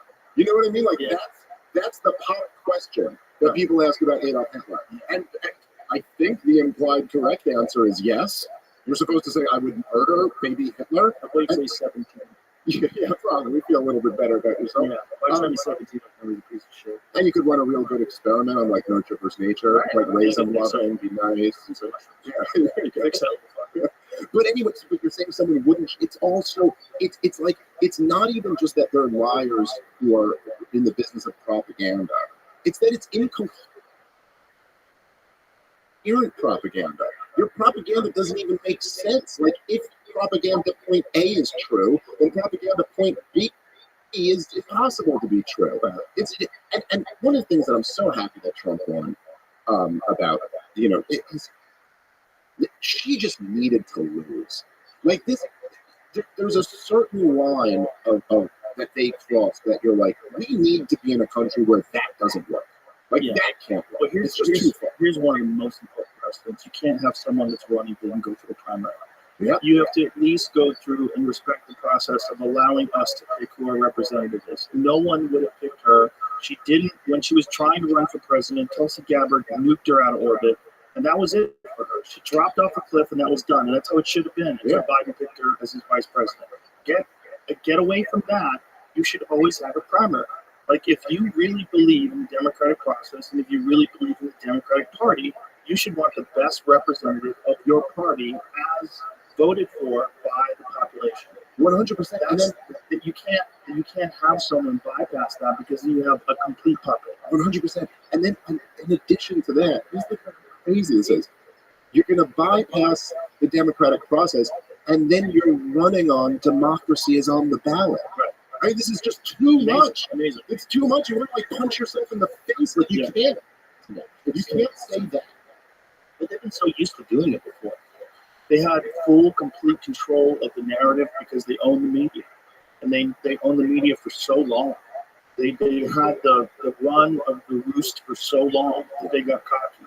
And they didn't pay attention to the game as it was evolving. They're like a UFC 1 fighter that, you know, takes time out of the gym and steps into 2024 and tries to compete against guys of today. Like, you missed the game. The game is way past where you were. And you guys are still doing goofy shit, like taking people out of context and not knowing that people are going to make YouTube clips showing what he actually said versus you. And it's going to undermine your credibility even more. Obama was my favorite president. He's the best spokesman other than Clinton of all time. Now I think he's a liar. I look at that thing of him saying, he said there's verified people on both sides. That's not what he said. He said, I'm not talking about the KKK and white supremacists. They should be condemned. It was so clear. He made it clear. And what he was saying was that there were very fine people on both sides of the argument about tearing statues down. Yes. Like he was saying, look, it's reasonable that there are some people who are like, no, this is our history. We want to keep it up. And then there's other people who are like, this represents slavery or something like that. Yes. We want to take it down. And then, first of all, it was clear when he said it. That's what he meant. And then they asked him a follow-up question. Are you saying the white supremacists are very fine people? He goes, no. How many times do I need to say that? Yes. No, I am not saying that any of the white supremacists. And like that's not enough. And then there's a sneaky thing that they used to do. They'd ask him, "Will you disavow white supremacy? Will you disavow white supremacy?" Like, what are you talking? First of all, that's like saying to someone like, "Will you do anything, any crime that you would never do? Like, will you disavow murder? Like, of course I'll disavow murder. Oh, well, all of a sudden you're implicated in something where you have to disavow murder. If you're connected somehow or another to murder now, Jim Smith, under any circumstances, do you disavow murder? You're like, I'm not murdering anybody. What the fuck are you saying? And after he had done it like maybe 100 times, no exaggeration, they'd go, "Yeah, you still haven't disavowed white supremacy." Yeah, and he'd be like, "No, I have." Over and over again. Now, but to your point, which I think is a really good one, and I think I love the analogy for people who are MMA fans. It really is like it's like someone coming into MMA in 2024 and being like, "I'm a jiu-jitsu specialist. I've never trained wrestling or striking." Exactly. And you're like, "Okay, that's not going to work anymore." I know that worked in 1993, but like that's not going to work. They have not adapted to the new world that we're living in now, and you saw there was a lot of evidence of this. Like these things that used to work now come with a heavy price. So one of the things that politicians used to do in general was that they would give the same stump speech everywhere they go. Message discipline is what it's called. And you always stay on message. And this is the idea, is that you're never going to get your message out there unless you say the same thing over and over again to everyone. But now we have the internet, and you have these compilations of Kamala Harris saying she's from a middle-class family like 75 times in a row, and you just look like a psychopath. You're like, oh, what are you? So now there's like a cost to playing the game in the old way, but they don't adjust. And Trump, whether even intentionally or not, was always just kind of like, oh, well, I'll just speak off the cuff. So I don't do that. You know, like, I mean, he's got themes that he hits a lot, like all of us kind of do, but he doesn't do that. And he did. And Donald Trump, one of the brilliant things, and man, I mean, I can't believe I haven't just asked you this already about this, but one of the really brilliant things that Donald Trump did, which obviously, look, RFK did it, and Vivek Ramaswamy, I think both, like, they recognize, like, we're in a new landscape here. And there are these shows on the internet that have much bigger audiences than these traditional shows. Oh, and by the way, I get to go long, and I can really give an in-depth, you know, like, point on every single topic. And, dude, I mean, Trump coming on here and her refusing to, this is, I mean, dude, you kind of put Donald Trump in the White House. Like, this is amazing. People are listening. Everyone's thinking it. Well, for sure, him getting to be himself and just have a conversation with someone who's not being hostile. Yeah. You know, and I did ask him questions that I wanted answers to, like this proof that he lost in 2020. He did not provide me with that. And I've said, and we talked about it in depth yesterday, that if I was accused of election denial, which election denial, it's like there's Holocaust deniers, number one, and then there's maybe vaccine denier and election denier. Election denier is probably a little higher than vaccine denier. You could be a kook and a vaccine denier but still believe that Donald Trump lost the election. But election denier, you're cast out of the kingdom. There's a couple other ones that go underneath that, but those are the big ones.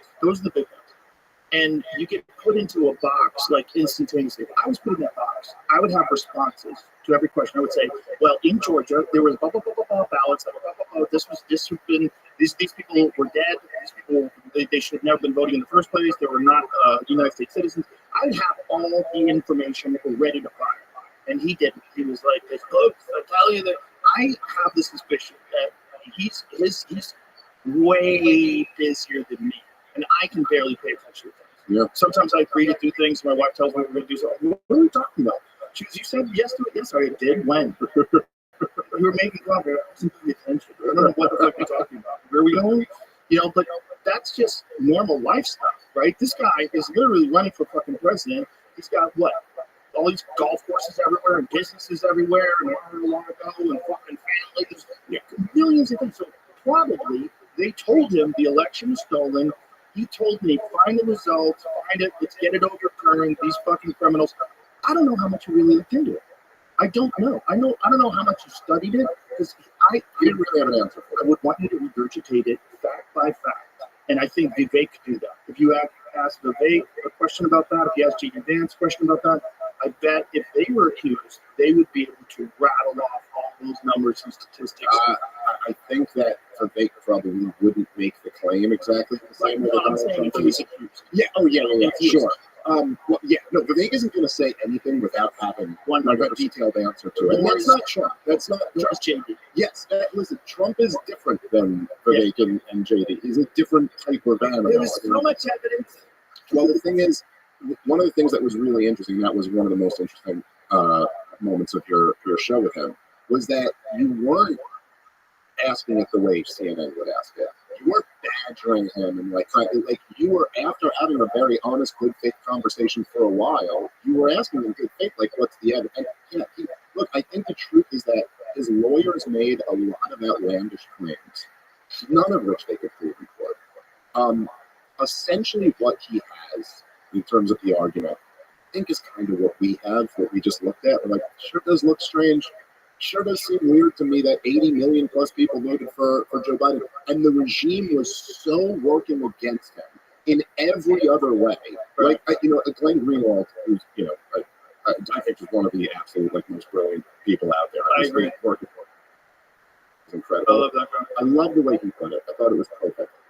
Where he goes, he's like, I don't really have any evidence that they stole the election from him, but they clearly rigged the thing against them. And then just kind of goes through all the censorship, the Hunter Biden story, the media. And so in that environment, it's very easy. The analogy that I use, I think I may have said this before to you, but it's almost like if there's a guy who's cheating on his wife all the time, and then one day she's like, last Friday you didn't answer your phone when you were out. I know you were cheating on me. And she's wrong. He wasn't cheating that Friday. Right. But she's kind of right, even though she's wrong. Right. You know what I mean? She might get the detail wrong, but her overall suspicion is in fact correct. I think there was a lot of that with Trump supporters. Which is listen, man, you framed him for treason for 3 years of his presidency. Then you shut down the economy, and that was totally, partially at least, to ruin his economy for his re-election year. Then you were totally supporting the riots that were destroying, you were just causing chaos. Then you overhauled the way we do votes and you killed his big October surprise story by censoring it off all the social media sites. Mm-hmm. And now you're telling me the most unimpressive senator in the history of America, Joe Biden, got 80 plus million votes. He got more votes than Obama in 2008. Really?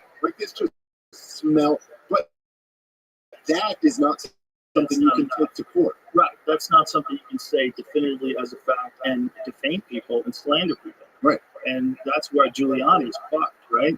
Giuliani got hit with a huge lawsuit. How much was it? 150 I don't million? remember. It was a lot. But also Rudy Giuliani is a lawyer, and he should know that you kind of can't say that unless you got something to really present. And the way you should say it is by presenting the evidence. You shouldn't even make claims. You should probably just present the evidence. Well, they were saying, Sidney Powell and Giuliani. $148 million damages verdict adds to Rudy Giuliani's over his legal lies about 2 Georgia election workers. So what did he say that these ladies did? So this is a defamation suit? It must be. What did he say that they did? Defamation case brought by 2 former Georgia election workers marks a new low point for the man once lauded as America's mayor. His advocacy of Donald Trump's false election claims led to criminal charges and hefty legal bills. What did he say that they did? What did he say? What did he say? Let's find out what his statements were. See if you can find it. Remember when Ron Paul destroyed Rudy Giuliani with the big stage? Here it says Giuliani accuses him of participating in a wide range of conspiracy to thwart the will of Georgia's voters who had selected Democrat Joe Biden over the Republican incumbent. He faces 13 charges, including violation of Georgia's anti-racketeering law, the federal version of which was one of his favorite tools as a prosecutor in the 1980s. That's great. Because he's the one who took out mine. Yep. Jesus Christ. So, but let's find out what he said, if we can. I'm interested. Isn't it annoying that they make it so hard to find the actual thing? Yeah, lies he spread about them that upended their lives, racist threats. We'll go over the lies. What did he say? But it says upended their lives. Click on that one. See what it says. Georgia election worker suing Rudy Giuliani tells jurors that his lies made her fear for her life. What the fuck did he say?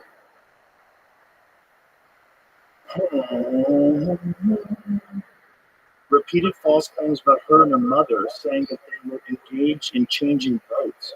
I personally cannot repair my reputation at the moment because your client is still lying on me and ruining my reputation further, she told Giuliani's lawyer. She sobbed. She testified that her life was turned upside down by the accusations, though they were quickly debunked by state officials. Her attorneys displayed a few of the graphic messages accusing her of treason and more that she received after Giuliani in December of 2020 falsely accused workers at the State Farm Arena in Atlanta of tampering with ballots. Yeah, you gotta have real evidence if you want to say something like that. And again, Rudy Giuliani is a lawyer. Like, he should know that. You know, California's about 54%. That's somewhere in the range of 9 million plus votes. But that's the biggest mistake. Oh, so far still? How many times? Only 54%. This is on paper too. How many? Why are they so slow? They suck at everything. 85 for 73 or something for Washington and Oregon. Oregon's like 62%. So they still have a lot to go up there. all right, so we'll see what these numbers look like. But at the end of the day, so there might still be more millions. So it might get close to the 80 million mark. It'll be interesting to see. Because that's a misleading chart. I didn't know that there were so many that hadn't turned in their votes. That doesn't surprise me about California. Get your shit together, you fucking dorks. Yeah, they can't do anything. They're charging 14% in state taxes and another 1% if you live in Los Angeles, the city of Los Angeles. You hit with another 1%. Dude, that's like agent and manager fees. You know? Yeah. Can you imagine? Like, you make a good amount of money. Like, let's say you make $100,000 a year. You have to pay $140,000 to the government for what? For what? And then if you move to Tennessee, zero. Move to Texas, zero. And they wonder why people are flooding out of their state by the hundreds of And you thousands. can't even count the votes in time, you fucking knuckleheads. Like, what are you doing? No, they can't do anything. It's such a goofy state, just overburdened with regulations. You can't even have flavored vapes anymore. Little Billy's hooked on the strawberry mask. You gotta take it out of the store to protect my little Billy. It's the strawberry that gets him. You can't have flavored Zen. Well, and isn't it so, like, the whole, like, war on tobacco, which I guess vapes aren't tobacco, but the whole, like, you know, like, crackdown on smoking and everything that kind of happened in my lifetime is, it's really, really wild when you take into account all the stuff that Bobby Kennedy talks about. And you're like, yeah, but we're like the most unhealthy country. And you took away, like, yeah, a lot more people get to smoke cigarettes, and cigarettes aren't good for you, sure, but we were a healthier country when people were smoking cigarettes. Regulation, my little Billy. Do you ever use Zens? Occasionally. No, these are Lucy's. These are espresso flavored. This is contraband in California. Are these, are these the Tucker Carlson ones? No. This is another Lucy's. These are breakers. They have a little thing in there. You break it. It gives you flavor. It tastes like coffee. Yeah, break it. Back down. Chew on it. Oh, man. Illegal in California. Right here. Yeah, this doesn't seem like it should be illegal. No, if you want flavor, you have to have that and a stick of gum. If you live in California, you can get your cinnamon gum, and you can chew your cinnamon gum with your fucking no flavor Zen, and you can have a nice little experience, almost like you have a cinnamon Zen. But you're not allowed to have a cinnamon Zen because you're too much of a fucking baby. You can't control yourself. Well, it's like, No gambling either. Dude, I mean, you know, I'm on the road all the time. Yeah, right. And you go throughout this whole country, and it's like, yeah, people don't smoke anymore. That was effective. I mean, not like the way they used to. You know, there's not people smoking cigarettes like that. No.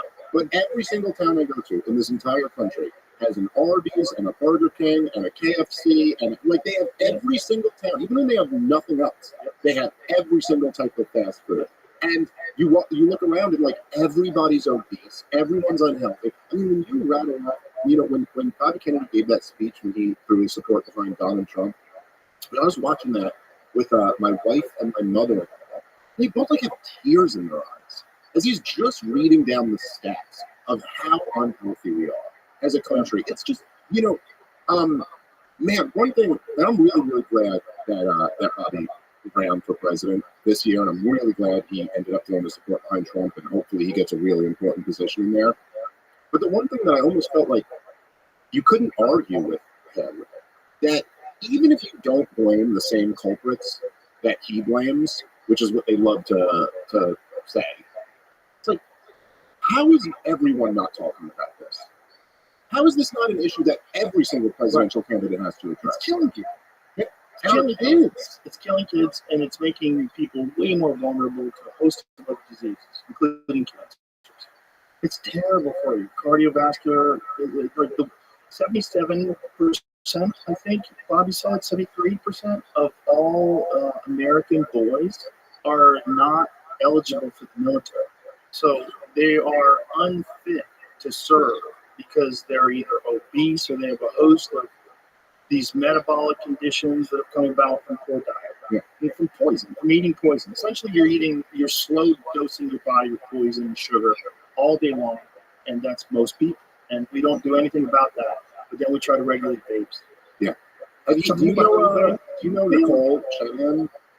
Yes. I haven't met her in person, but I actually did a FaceTime with her. I think Willie D from the Ghetto Boys. Really? Yeah, that's an odd pairing together. I think she's great.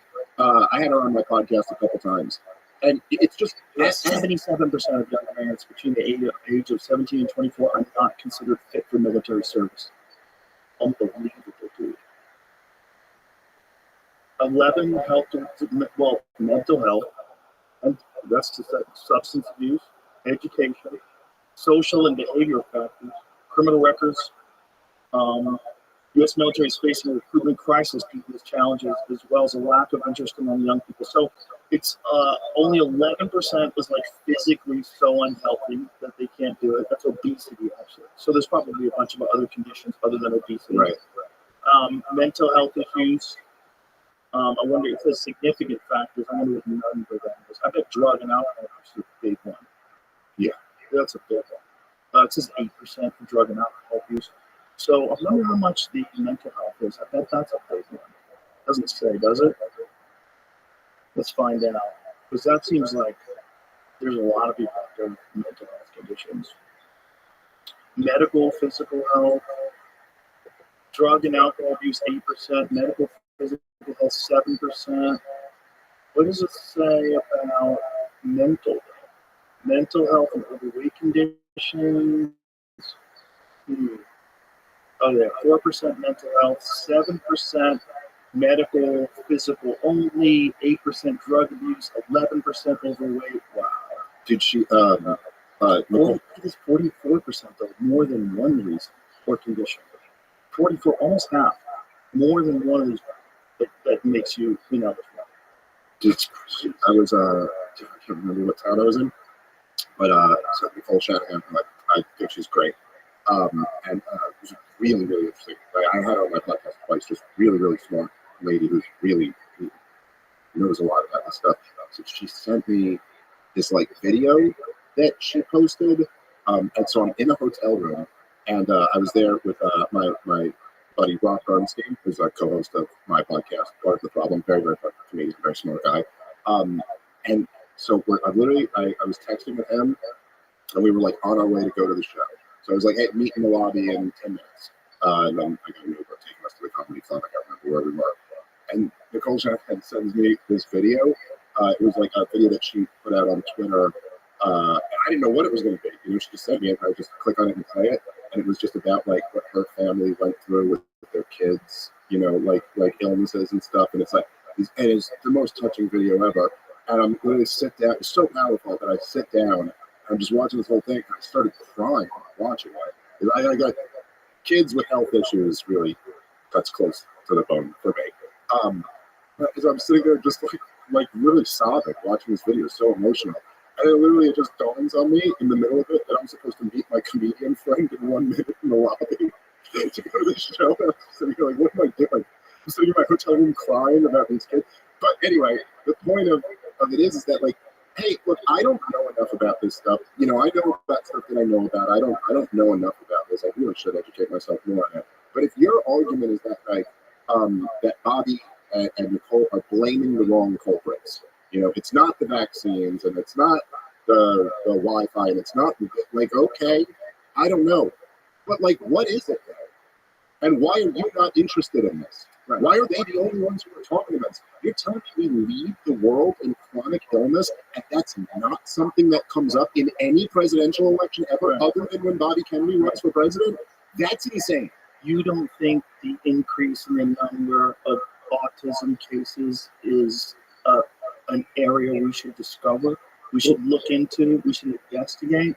You think that that's all been figured out? Like, Well, why are yeah. you so convinced? And explain. I'm sorry. I'm letting you know that I'm somewhat ignorant on this subject. So just like explain it to me like I'm really, really stupid. Talk slowly. Okay, I can understand where if you're talking about very mild autism, okay, like what we used to call Asperger's, which I guess they don't call it that anymore. But if you're talking about mild autism and you want to convince me that that went undiagnosed in the past, I can totally believe that. There is no way that moderate or severe autism went undiagnosed. It may have not been correctly diagnosed, but you did not notice that. Like, I'm There's sorry, enough of a rise in numbers that it should be a there's concern. no way. I'm saying there's no possible way that there isn't an increase going on here, because obviously, even in the 1940s or in the 1950s, if someone was non-verbal, they would have noticed that. Yeah. They would have noticed that this. You know what I mean? Like, There was a lot of kids like that in your school. You would know. there's no way you would have called it something. Maybe you wouldn't have like understood it the way we understand it today. And thank God people do understand it better. And there's a lot more. There's a lot more tools that are provided, and there's a lot more awareness about it, and special schools and things like that.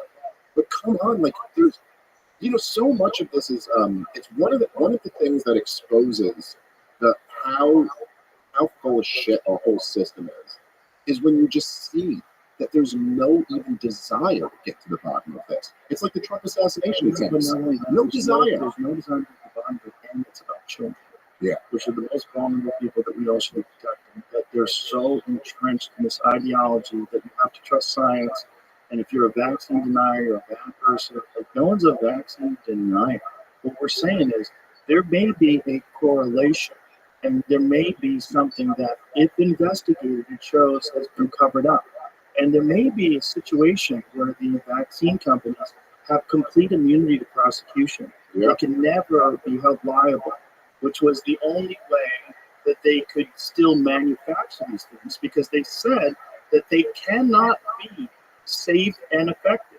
Yes, They cannot be safe for everybody. There's going to be side effects. That's exactly right. And they can't be liable for those side effects, because then they would go under. This is what set this whole chain in motion, where when I was a kid, you got 3 vaccines, now 72. Right. It's wild. And it reminds me kind of you remember like when they were trying to push the COVID passports, the vaccine passports, and the logic would just fall apart. On its face, like, you're like, wait a minute, you're like, you're telling me the vaccine is 100% effective. You're saying if you take the vaccine, you can't get COVID or spread COVID. And then you're also telling me that the people who are vaccinated in this restaurant need to be protected from the unvaccinated entering this restaurant. That doesn't make sense. No. I'm sorry, I'm not a genius, but I can figure out the logic in that is flawed. Okay. Also, and in the same sense, though, it's like, so what is it? If you're arguing that all these vaccines are safe and Bobby Kennedy's a kook, then why do they need the liability protection? Yes, absolutely. There's also another thing that didn't make any sense, because it went against the science. And it was saying that if you don't get vaccinated, it's going to cause variants. And that's not what they say. What people who study viruses and vaccines say is you do not vaccinate during a pandemic with a non-sterilizing vaccine. So meaning if you give it to someone and they can still transmit and they can still catch the disease, you're going to cause these variants. And there was a scientific paper that I posted like early into the pandemic that said this. And people got so upset. Tell me what this says. What this said, there's virologists that would go on these podcasts. So, they have to be the people that are willing to step outside the line and say these things. Say, this is not what you ever do during a pandemic, because you're going to create variants. And that's exactly what happened. And doctors started blaming the variants on the unvaccinated. But if you question those doctors, explain to me how that works. There's no fucking answer. It's just a narrative that they were happy with. Vaccine good, anything else bad. ivermectin, you're crazy, killing people, death, blood on your hands. It was all a psyop, and it was super effective. And it was a way for them to make ungodly amounts of money, and that's what it was. And the quicker we accept that and realize that we're vulnerable to that kind of shit, if we still keep following along the same kind of lines that we're on today, as soon as we realize that, the better off we all are, all of us. Yeah, and I think I got here in a kind of similar way to you, which is I think a story for like millions of Americans, is that I never even thought about this issue. I never dove into reading a lot about any vaccine until there was this COVID vaccine. And then I really dove into it and read a lot about it and found out that you guys were lying through your fucking teeth about the whole goddamn thing, and that the whole clinical trials were totally rigged and totally fake, and that you were able to get everybody in the the scientific institutions of our government to all repeat these lies, and then everybody in the corporate media and the political press to repeat these lies. And then when Bobby Kennedy came along and said, well, you know how that was all bullshit? There's a lot of bullshit with these other vaccines. I was like, I'm listening. That doesn't seem unreasonable to me. It doesn't seem unreasonable at all. And the fact that they were trying to silence legitimate scientists, doctors, professors at major universities for stepping outside the lines. They were trying to remove them from Twitter. They were trying to silence them. They worked in conjunction with the original Twitter to do that. They silenced real experts. You know, and when that lady from Twitter had to testify in front of Congress, that was amazing. That was amazing. Watch those people grill her. Like, are you a doctor? Like, why are you silencing doctors? Like, It was the same. That was the same. When you had it. Yeah. Right? And one of the interesting things about that was, that was a great, still probably one of my all-time favorite JRE episodes. But it was when they were arguing that like they don't have a bias, and then I think Tim was like, yeah, but you ban people for like dead naming or misgendering, right? And she was like, well, yeah, that's hateful. And you're like, yeah, but that's a bias. Like that right there is a bias. That's a bias. And it's one thing when you're just talking about like whether we're calling somebody a boy or a girl, but then you realize like, oh, you have the exact same thing when it actually comes to like very important medical information about a product that Americans are being forced to take. Right. This is madness. No matter what you say, they're being forced. They're being forced if they want to fly. They're being forced if they want to work in a place that has more than 100 people. If the workplace mandates it. Forced if they want to go to a university. Forced. And they were implementing in a totally unconstitutional way. They were going to, through OSHA, through workplace safety, like just the most blatantly unconstitutional proposal, that Joe Biden was going to make it the law of the land that every single business with 100 people or more had to have everybody vaccinated. And it was only because of Donald Trump's Supreme Court that got struck down. And that's something that people who are paying attention remember. And so, like, okay, you can demonize Donald Trump all you want to, but how many millions of Americans were not fired from their jobs, did not lose their livelihood because they refused, or were not vaccine injured for a vaccine that they never needed to take? I mean, how many people fell into the category that, like me and you and so many other people fell into, where we got the thing and beat it real quickly before we ever got vaccinated that just didn't need it. And it just didn't make any sense. Even with the information we had about the vaccine back then, which we have a lot more now, but even back then, I mean, you looked CNN's doctor right in the eyes, where he goes, well, are you going to get the vaccine? You go, no, I just beat COVID. Why would I need to? And he had no answer for you. He had no reason why. There's no compelling reason why you should. They join the team. That's it. That's all it is. I mean, I had a very intelligent friend that had a conversation with me. Get vaccinated now? I go, why would I do that? I mean, it was a weird conversation. I beat it in 3 days. Like, I wasn't even that sick, man. I made a video 3 days later explaining it, and I got in trouble because I took the wrong medication to get better. You guys out of your fucking mind? Like, if you're really worried about people's health and safety, when you say, hey, what's this 57-year-old guy getting over this so easily? Right. What's he doing different? What's he doing different? And you go, oh, he's very serious about his health. Oh, he takes really good care of himself. By the way, I hope you enjoyed me giving the business to Chris Cuomo over that was one of my favorite moments this year. That was a good one. He was trying to do CNN outside of CNN. Mm-hmm. You know, like when he said, I've never said that. And then they pull up the clip like immediately of him demonizing. Shout out to Patrick Bet David's crew. because they really had my back on that one. Yes. You know, it's not like I didn't send them that clip before or anything, but they in real time had that ready to go. They had a And I Jamie was- too. Yeah, they had everybody's got a Jamie now. Not Jamie. There's only one Jamie. There's only one Jamie, but there's a lot of knockoff. Yeah, A lot of- But the fact that you checked him in real time and he just had to sit there and eat it, it's just, they were puppets. They were puppets for the system. They were doing it because that was their job. That's how you get ahead in your career. You want to be the main guy at CNN, that's what you do. And that's what they were doing. And now he's not doing it anymore. Good luck to him. I hope he does stay on an independent path and becomes an objective person. He's made some strides towards that, I think. I think he's taking some fucking lumps, and I think you beat the fuck out of him in that debate. That debate was Mike Tyson's early fights. You see that fucking white dude with the muffin top who just gets flatlined in 15 seconds? That's what that was. I mean, look, man, it's not really like a comment on me. It's not that I'm so amazing at debates. It's just like the argument here is so weak. But thank you. I appreciate that. I'm not bad at it. But also, I'm just great at the that. facts are on your side. Yeah, I mean that's my superpower isn't that I'm like the smartest guy or the best at debates. It's just that like I'm right in what I'm arguing, and that makes it much easier.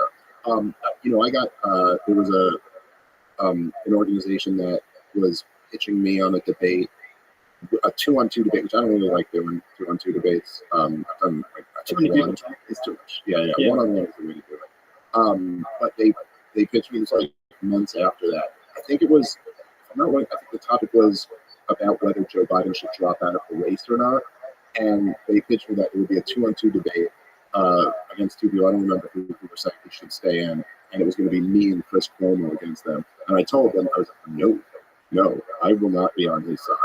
I'm like, I don't, you know, I'm kind of, you know, we had our thing. I gave him a beating. I think he deserved it. But I'm just like, listen, man, I'll team up with like a left winger on something I agree with. I'll team up with a right winger on something I agree with. I'll team up with like a moderate on something I agree with. But no, not the corporate media guy who was the #1 show at CNN. Like, I'm not on their side. Even if I'm on their side on this issue, I'm against them. And I know that this has probably been a theme of like every single time I'm on this show over the last 10 years or whatever it's been. But I just, and maybe it's a problem less, I hate them so much. And I really think they deserve it. And it's not just that they lie about everything. It's like they lie about everything, and then they have the nerve to morally judge us. Like, if you just watch even just the last few weeks of the Trump election, they're not in the business of reporting the news. They're totally just in the business of making you feel like you're a bad person if you don't fall in line with the regime. Right. And, you know, like, it's like all of us know, right? Everybody knows this. America has this giant war machine, right? Like, we're just always at war. We're the most war-hungry country in the world. Even if we're taking a little bit of a break from a war, we'll fight 2 more proxy wars while we do it. America looks back at the 90s, Bill Clinton, as the time of peace and prosperity. We call it peace because we only fought a war in like Serbia and had a blockade around Iraq, and were like bombing the crap out of Iraq with a few other military interventions in there too. You know, the UN estimated that Bill Clinton's sanction and bombing regime of Iraq, okay, everyone just thinks of George H.W. Bush's war and W's war, but Bill Clinton was bombing Iraq this whole time. He had a full blockade around the country. The UN estimated that 500,000 children died of starvation or malnutrition due to the blockade. Now, I've heard people argue, by the way, that number is exaggerated. Maybe it wasn't 500,000, maybe it was only 100,000. So that's the time that we consider peace, when we were just starving 100,000 children to death in Iraq. And you, everybody in the corporate media, are in the business. Every single one of those wars, you've sold them. Everyone, my entire life, the media has sold those wars. And you're going to morally look down on me? You're going to judge me? Motherfucker, you're in the business of baby murder. Get the fuck out of here. You're looking down, judging an American because maybe I'm going to vote for Donald Trump, or maybe I dare to question the results of the last election. Fuck you, dude. And man, and it was a challenge debating him because they were playing the clips. You know, even before they played that clip that sunned him because he had said he didn't say that and he clearly did, they were just playing in the clips of the way they were talking to people during COVID and the pandemic of the unvaccinated. And it's you, Mr. Vaccine Skeptic. You're the reason why this. And man, it was getting me angry. Like I was just like, all right, I got to control this here because this is too. Like, How sweet is it that he's on ivermectin now?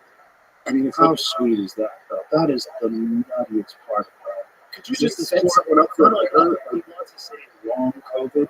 Like, hey, buddy, let me tell you something. If you got a novel medication injected into your body more than once, you probably had to do it twice. You probably at least had to get one booster. And you have some problem, and you're saying this long-term problem is COVID, long COVID.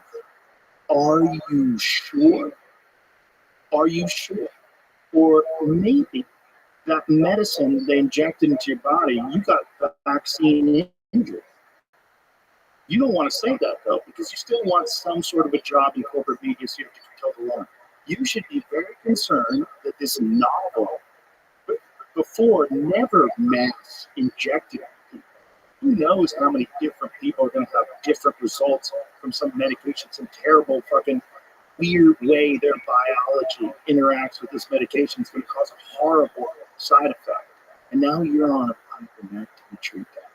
That's rich. and the way he tried to spin it, that he wasn't, but he tried to say, because I mean, he really should have just thrown in the white towel. He would have done much better for himself taking out the debate. If you're gonna listen, I was at CNN and I kind of just took for granted that they have the best experts, and so I trusted their experts, and now I realize they were. If he had said that, that would have been very hard.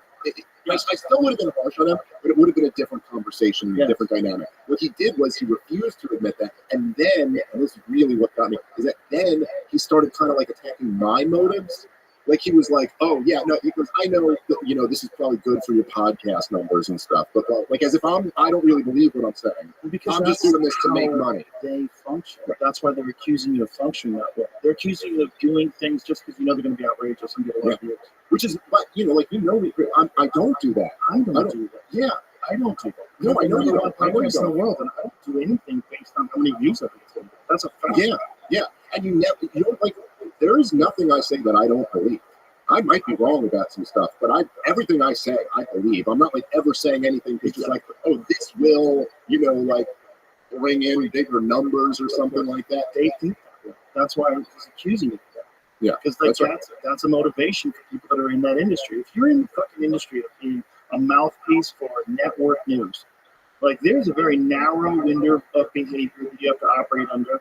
You have to stay inside these lines, and whatever, if you're on Fox or if you're on CBC, NBC, or whatever it is, MSNBC, anyone, you have a narrative. They have a narrative in the office. There's a culture. There's a way people think about that, and this is your job. So you're going to do the things that you think are going to get you more ratings. You're going to do the stories that are going to get people more outraged. That's how you're thinking. It's the wrong way to think when you're on the internet. And they also have there's a real incentive to never consider, like what I said about them being in the baby murder business, because that's pretty rough. I think of yourself as that. And I remember this one time I watched a documentary on abortion, and it was like a very pro-choice review. And this was before I had kids. I had so much free time before I had kids. I'm going to unwind the TV. It's the last thing I'm going to watch. I'm a weird guy, but that's what I do. Well, it was. I forget where it was. Maybe Netflix or something. I was kind of interested in the subject, and wasn't before I had kids. But I remember I was watching, and I had a very pro-choice back, and there was this abortionist, this abortion doctor, this lady, and she was like, listen, I've been an abortion doctor for 30 years, and let me just tell you something. There is no moral issue with having an abortion. It's a thing in a petri dish. It's not a human case. But I remember just watching her and being like, well, yeah, but like you better feel that way. Right. Because if you even start to entertain the possibility that they're what does that make you? Right. So there's this very powerful social incentive for them to like dig their heels in and not admit that like, oh, the United States of America, the greatest country in the history of the world, with more freedom and prosperity, and cultivated the greatest economy and the greatest, music and literature and just everything that is this superpower. Oh, we presided over the bankruptcy, destruction, and like the devolving into nothing more than a like military industrial complex, big bank, big pharmaceutical, most corrupt nation on earth. And we didn't cover that. We watched all of that happen, and not only did we not cover it, we demonized anybody who covered it. And we were ever, like that's very difficult to ever confront. And it's always just so much easier for human beings to just go, nope, the problem is misinformation and Russia, racism. They were saying that the number one thing for women was abortion. That was the narrative that was being expressed over and over again. It was the number one issue for them, the number one concern. What was the only political winner they had? No. No, but I want to. Hold on, Kurt is the fucking best when things are flying and shit gets crazy. When the sun's He is one of the funnest human beings on the planet, for sure. He's a mess.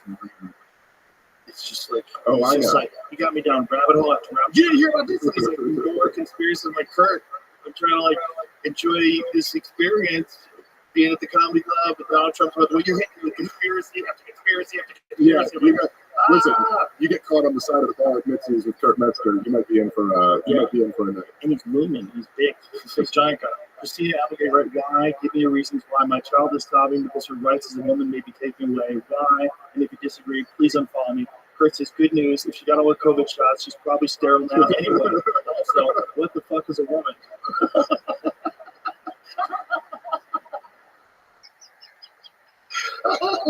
Also, can you imagine a child? Imagine a child, and your child is sobbing because their right to kill a baby inside of them might be taken away. I don't believe that's true. I don't believe that's true unless you've distorted what we're talking about to that child and said that someone's going to tell that child what they can and can't do with their body, like in some sort of a weird dystopian way. Like, what did you say to that kid? Do you explain what an abortion is? Do you explain how they came about? They were in your body, and they came out. Now they're a little tiny person that's like super vulnerable, and you want to protect their right to kill a little tiny person inside of them.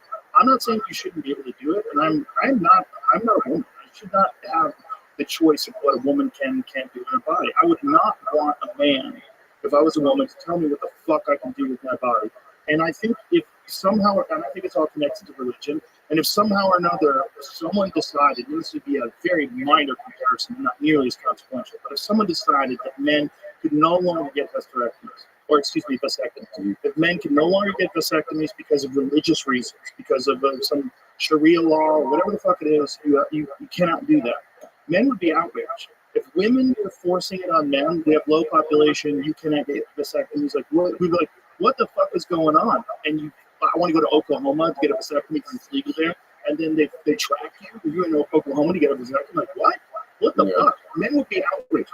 That's happening with abortion. There's talk of doing that with abortion, where in states where it's illegal, women are not going to be allowed to travel. It's the United States of America, where you're supposed to have freedom to go to a place where you're going to have a legal medical procedure. It's legal in that place, whether you agree with it or not. If you're going to believe in states' rights and you don't think this is a giant prison where you have to show your ID when you go into Arizona, you should be able to drive around, right? That's the whole idea of one country. You can go where the fuck you want to go. It's not your business. There's other things to worry about. Worry about these fucking gangs who are taking over apartment buildings. Worry about the border. Worry about South Central Los Angeles. Worry about the South Side of Chicago and fucking gang violence that kills more people than half the wars we have going on right now. Worry about important shit. Don't worry about what a guy wants to do to get a vasectomy, or what way worse, a woman wants to do. She's trying to get an abortion. It's not your fucking business. I think that if the argument is that the abortion is killing a baby, which, like, there is an argument to, then I can understand the argument being, hey, that shouldn't be allowed. Now, obviously, I do think there are situations where it's pretty indefensible to force a woman to carry a baby to term. Yes. Like, risk your life. There's a lot of rape, incest. Also, major health issues. Yes. I mean, there are these situations where you find out that there is some, congenital disease where this kid is not going to make it to 3 years old. And I would never dream of, like, forcing, you know what I mean, that decision on parents rather than allowing them to make it. There is also a different, the vast majority of abortions are not that, you know, and the vast majority of abortions are essentially people just don't want to have kids right now. And that's a little bit, that's much tougher to defend than those cases. But I will say that one of the things that always like I find striking to me is that because I'm like a radical libertarian, and it's very interesting to me that like progressive Democrats all of a sudden become radical libertarians, but only on one issue. And they make literally exactly, I'm not even saying the libertarian position is to be pro-choice. There's libertarians who are pro-life and libertarians who are pro-choice. But the argument they make is a libertarian one. They're like, listen, I own my body. It's my choice. The government shouldn't be involved in healthcare decisions. We believe in freedom. This is a basic fundamental right. It's a very libertarian argument. And it's just interesting that you only apply that to this one area. Mm-hmm. There's not any other area where any progressive Democrat would ever go, you know, if we're talking about Obamacare, we're talking about regulation, we're talking about taxes. They would never go, hey, listen, this is my money.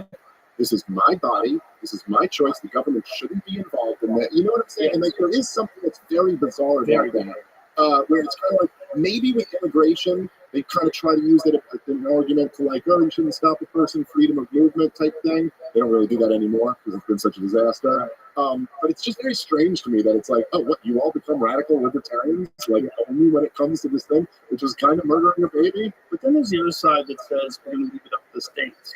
Okay. Well, if you get rid of Roe v. Wade and you leave it up to the states, if someone wants to go to another state where it is legal and you want to stop them from doing that or prosecute them when they come back to your state, that seems to be a problem. That's a problem. Because then it's like, you can't prosecute me for gambling in Vegas. Right. You own that person's body. What if that person starts getting an apartment in Oklahoma? Right. And now they kind of live there sometimes. What are you going to do? It seems where their driver's license is? Like, what is that? It also just seems, I don't even know what the word is. It seems like incoherent or unsustainable to say that if you're not breaking a law in the area where you are, that you could then be held responsible for that when you come back to it. Because again, like it's, you know, you go to a state where recreational marijuana is legal or where gambling is legal or whatever.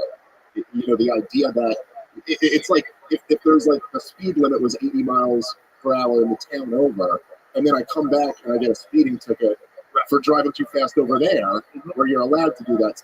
So that seems unworkable. It's a great analogy. Yeah, that's a great analogy. It's men too. It's men controlling women's bodies. That's the thing of it that freaks people out, and it's a step in the wrong direction.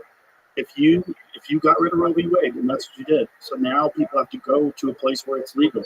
If you're stuck in a state and you don't have the resources, but you are pregnant and you want to make a decision for your own body, that's not up to men to decide. If you really believe in states' rights and you really believe the United States is one cohesive community, you should be able to travel to do whatever the fuck you want. You want to get your dick tattooed? You want whatever you want to get. You want to get forehead implants so you look like a unicorn? Whatever the fuck you want to do. If you want to travel to go do that, including if you want to do something that's legal, it's a medical procedure that maybe I don't look that I frown upon. But if they decided in that state that it's legal, you should be able to do it there.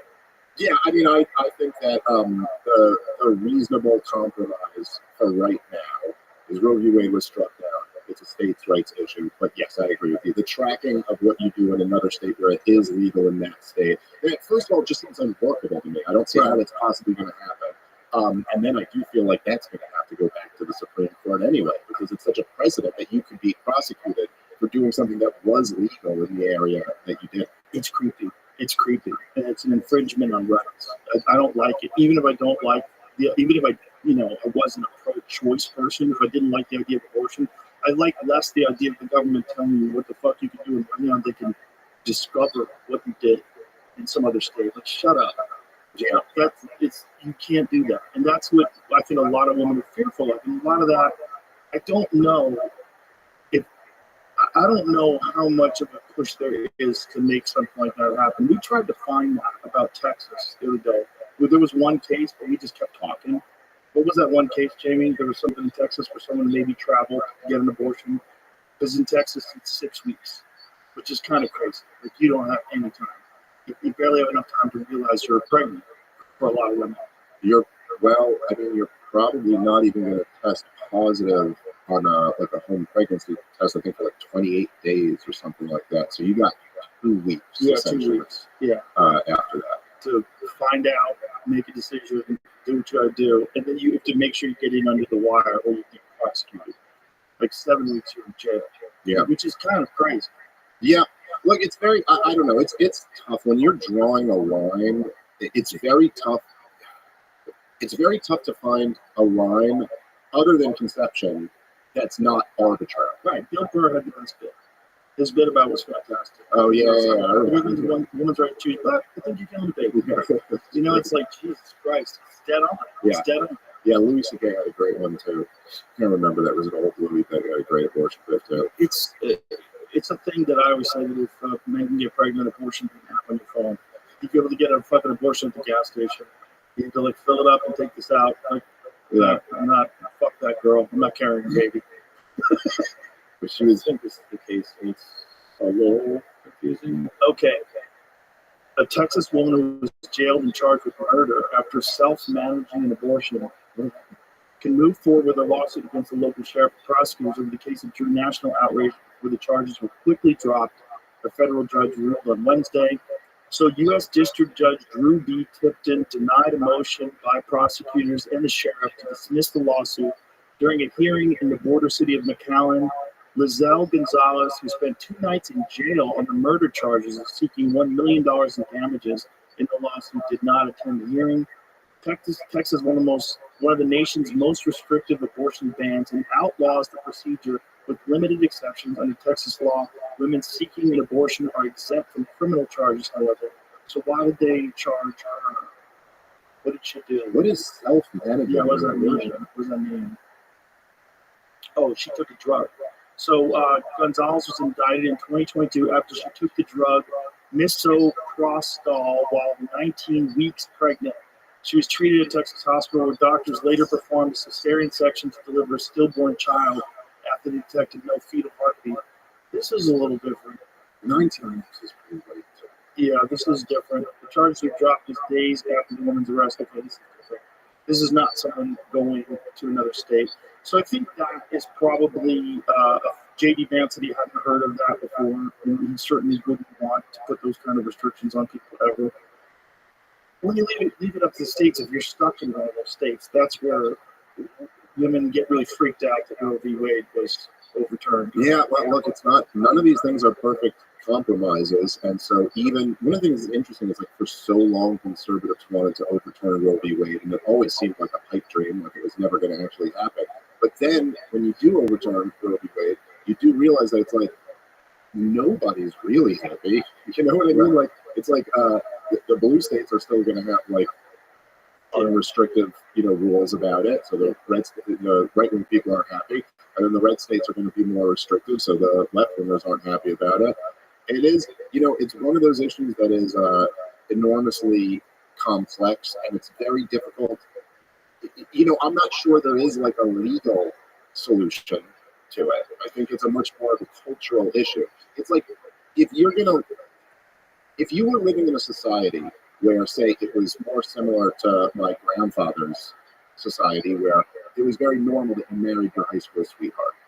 It was very normal that people waited until marriage to have sex. And it was very typical that you got married at 19 or 20. Well, look, I'm not saying they did, but I just mean it was much more typical to get married at 19 and be married for 60 years or whatever. It's much easier to have rules about abortion in that society. Yeah. Whereas like if you're in like a hookup culture world where most people are people are getting married at like 35 if they get married at all, and they're spending from like 17 to 35 being with many different partners. Yeah, you're just going to come in and just write a law on top of that. It's a very difficult situation. But to your initial point, it's like the Dems were running on that because that was really the only political winner that they had. That was the only issue that people actually really cared about, and they were on the Democrat side about it. And that's why they had to run on that. That's why Kamala Harris, which was one of the craziest things of this whole campaign, one of the most amazing things, is that they actually tried to just run on nothing. Which was that Tim Walsh tried to claim that his wife got pregnant through in vitro fertilization. And she said that's not true. So he lied about that. What a weird guy he was. His wife had to come out and say he was lying. Yeah. Well, so something. Okay. That guy lied about everything. He lied about being a head coach. He was an assistant coach. Lied about his military rank. Lied about whether or not he served in the war. Lied about whether or not he was in Tiananmen Square. Yeah. He fucking lies about everything. You see, what happened is, right? So Obama, who was obviously a very, very smart guy and incredibly talented politician, at least while he was running for president, he was. I think he's lost on a step, but so Obama still was a bit of a narcissist, and he wanted to pick Joe Biden as his VP. He didn't want someone who was going to outshine him, and so he picked Joe Biden, who, even before he went senile, was never particularly bright. So he picked Joe Biden as his VP, and then Joe Biden, well, he wanted some diversity points, and he also wanted someone to not outshine him because now he was becoming senile and he was never that bright to begin with. So he picked Kamala Harris to be his VP, and then Kamala Harris needs to pick someone who won't outshine her. You know what I mean? So it's like the idiocracy just like spun out of control real quick. Where all of a sudden you get to like the third VP in a row, and you're like, yo, really? This is who you picked? He's a knucklehead. You know what's crazy is that this was in many ways this presidential election was just so wild and so anything I've ever seen in my lifetime. I'm 41, and this was different than any other presidential election of my lifetime for sure. I think substantially before that. Yeah, I think before that too. But then there were these things that were also just like very conventional explanations for why you look at this Trump blowout. And it's almost like as you look back at it, it's like, yeah, but you guys thought you could get away with it. Just very basic things that like Donald Trump picked a VP who, whether you like him or not, is a pretty impressive guy. Pretty impressive guy. He's a guy who was raised by a single parent who was a drug addict and ended up serving the country, going to an Ivy League school, becoming a venture capitalist, becoming a senator, and can sit and have a conversation with you for 3 hours and be very intelligent and expressive. Like, And have fun. he has fun. However you feel about him, objectively, an impressive person. Yes. He picked a VP that could help him. Right. He could do things that Trump can't do. Right. Like he could go on a show CNN. and really make the case pretty Yes. well in a hostile environment. He's got a very high verbal IQ, clearly. He's a very intelligent guy. She picked a VP who can't do anything to help her. He's like the weirdest human being you've ever seen. Like what was the strategy here, guys? And they really just banked on being not Trump. They go, all of the things that she ran on 4 years ago, she walked away from every position and didn't have an answer for any of them. Didn't have an answer for what. Like, it's totally fine to change your mind on something, and it's You totally should have a reason. yeah. I mean, and it's very easy. We all change our minds on a lot of things. And if you're like, hey, dude, you used to believe this, but you believe this now, you're like, well, let me tell you something. Yeah. I read this guy, and he just made such a good argument about it. Yeah. And then he had all this data that I hadn't really seen before. That's fine. But she never had an answer for any of them. She went, my values haven't changed. What? Well, okay. So, but again, what's the answer then? Like, you were for Medicare for all, now you're not. You were for open borders, now you're not. You were for whatever, a bunch of other stuff, trans surgeries for prisoners or whatever. Now you're not. What happened? She had no answer for that. She's also the sitting VP, and they go, oh, so are you running on the track record of the last 4 years? No. I'm also not going to run on that. Well, why not? Because I'm not Joe Biden. Like, what? What? That's what you're running on? That's it? And it's just like, it was like so unbelievable. So many people are behind it, which is even wild. It's wild that so many people were like, yeah, this is what we got. So let's just fucking gaslight the shit out of half the country and run with it. And also, See how far we can get out of this. Let's come back. We'll talk about this. I'm Sure. did the sauna earlier. Sorry. yeah. You did now? Old dude, man. These are old dudes in bad posture are different than old dudes with very good posture. That's a very good Once point. they get to like this, Yeah, yeah. they got a lot. Fucking, it's hard to keep your head up. Yeah. And after a while, grab him. But Trump keeps on trucking. He's the only guy that went 4 years in the White House and didn't get older.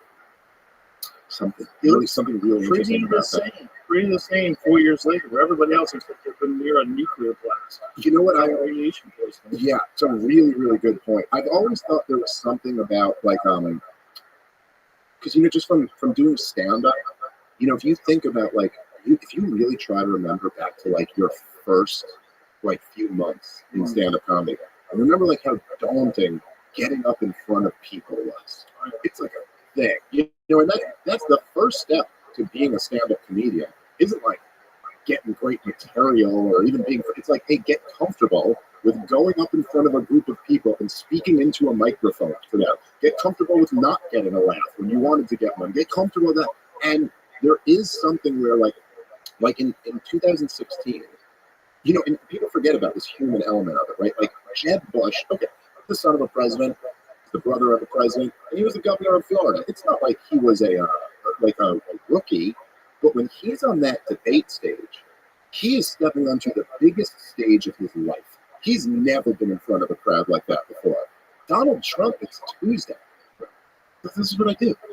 Donald Trump's like cracking his neck and going out there like, oh, all the spotlights and cameras on me? That's about right. Okay, like it's just like and he was so comfortable. That was a huge factor in why he was able to just nuke everybody. Because it's like, this is what I do. I'm the center of attention. These guys have never been there before. He was funny when he was talking about the one-liner that he cracked about Rosie O'Donnell. He goes, "Thank God I had that one because she was coming after me. She was coming after me. I had that one. I got her with that one." Well, he won her over. Yeah, look at her. Speaking for him. Apparently she crushed it. Yeah, she did. Fun of Mark Cuban. Yeah, she did. She did. It was great. Yeah, I watched it. She's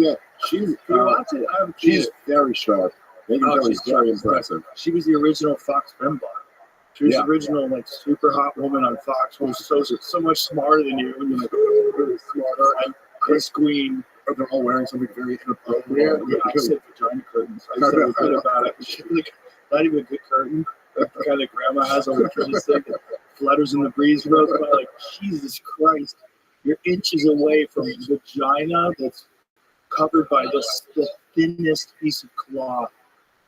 It's a wild way to dress. It's a weird culture over there. It's amazing. Let's hear it. 4 years ago, we had Mark Cuban on the program. He was in the news this week. And he started going on about how bad America's race history was and how ashamed he was of America. And that's why he was at all these protests. And he felt it was really important to stand up and speak out about human rights violations. And then it got awkward when I asked him about all the money he was taking from China. And then he dropped a bunch of F-bombs, and I thought, I really enjoy this feeling of proving Mark Cuban wrong. And so here I am at a truck rally, a strong, intelligent woman, to prove Mark Cuban wrong again. Yeah. Yeah, she's a beast. Yeah, that one has to. Yeah, it was very. It's funny too because she's not like been in politics, but that was very like politically savvy. That was like a really smart way to go at it. But she was very demonized as well. Remember when she went over to do that NBC show? That was crazy. Like they took her from Fox, they gave her a shit ton of money, and then they just didn't like her. And it was over the lamest thing. I forget even the comments. Something about blackface Halloween costume. Well, it's like, can you pretend to be a person that you admire that's like, you want to be Diana Ross? She's like, oh, what's wrong with that? Right. It's not a bad question. There's one thing if you are mocking African American people, if you have like fucking Al Jolson blackface on, but what if you want to be Mr. T and you're a 10-year-old kid and Mr. T's his hero? Do you really think that kid's racist? He puts a bunch of gold chains on and brown makeup on his face. Like, what are we calling blackface? Like, Yeah. What does that mean, really? Blackface in terms of like Al Jolson types of, like they literally used to use white guys pretending to be black guys in movies so they didn't have to have black stars. And they would be like overtly dumb. And it was like it was very insulting. It was clearly like we think lesser of these people. But that's not necessarily that you just have the color black. It's interesting. Halloween. Yeah, like you can't do everything but the skin color, which is just bizarre. Well, that's one of the other things that I do think has been very interesting over the last couple of years, I guess, and it's really on display with the Trump re-election thing, is that the culture has moved. Did you ever see when I talked to Robert Downey Jr. about Tropic Thunder? Yeah. Could you do it today? He goes, oh, you could do it. Yeah, that was great. was such a great response. He's great. That man. is technically true. You could do it. I thought his conversation with Avengers in common was goofy, but I love Robert. Yeah. That was a real interesting. I'd like to hear him eat every time I look at him. Oh, is he? That's right. He doesn't. Yeah. California. Look, I do think there's some stuff that we look back at now, at like 2017, 2018, but like the wokeism of that era does seem to be like, yeah, things aren't quite as crazy as they were then, or at least there was a little bit of like fatigue of it. You kind of can't get away with it anymore. Isn't that like the pendulum swing? I guess the other way, and ultimately it moves into it's moving towards a better direction for society, and it's just a massive overcorrection. And then you have hustlers and grifters who get involved in it and amplify the movement, right? And those like the Black Lives Matter girls who bought all the real estate. There was also some accusation that they bought the house for substantially more than a person paid for it just recently before that, and they have a connection to that person.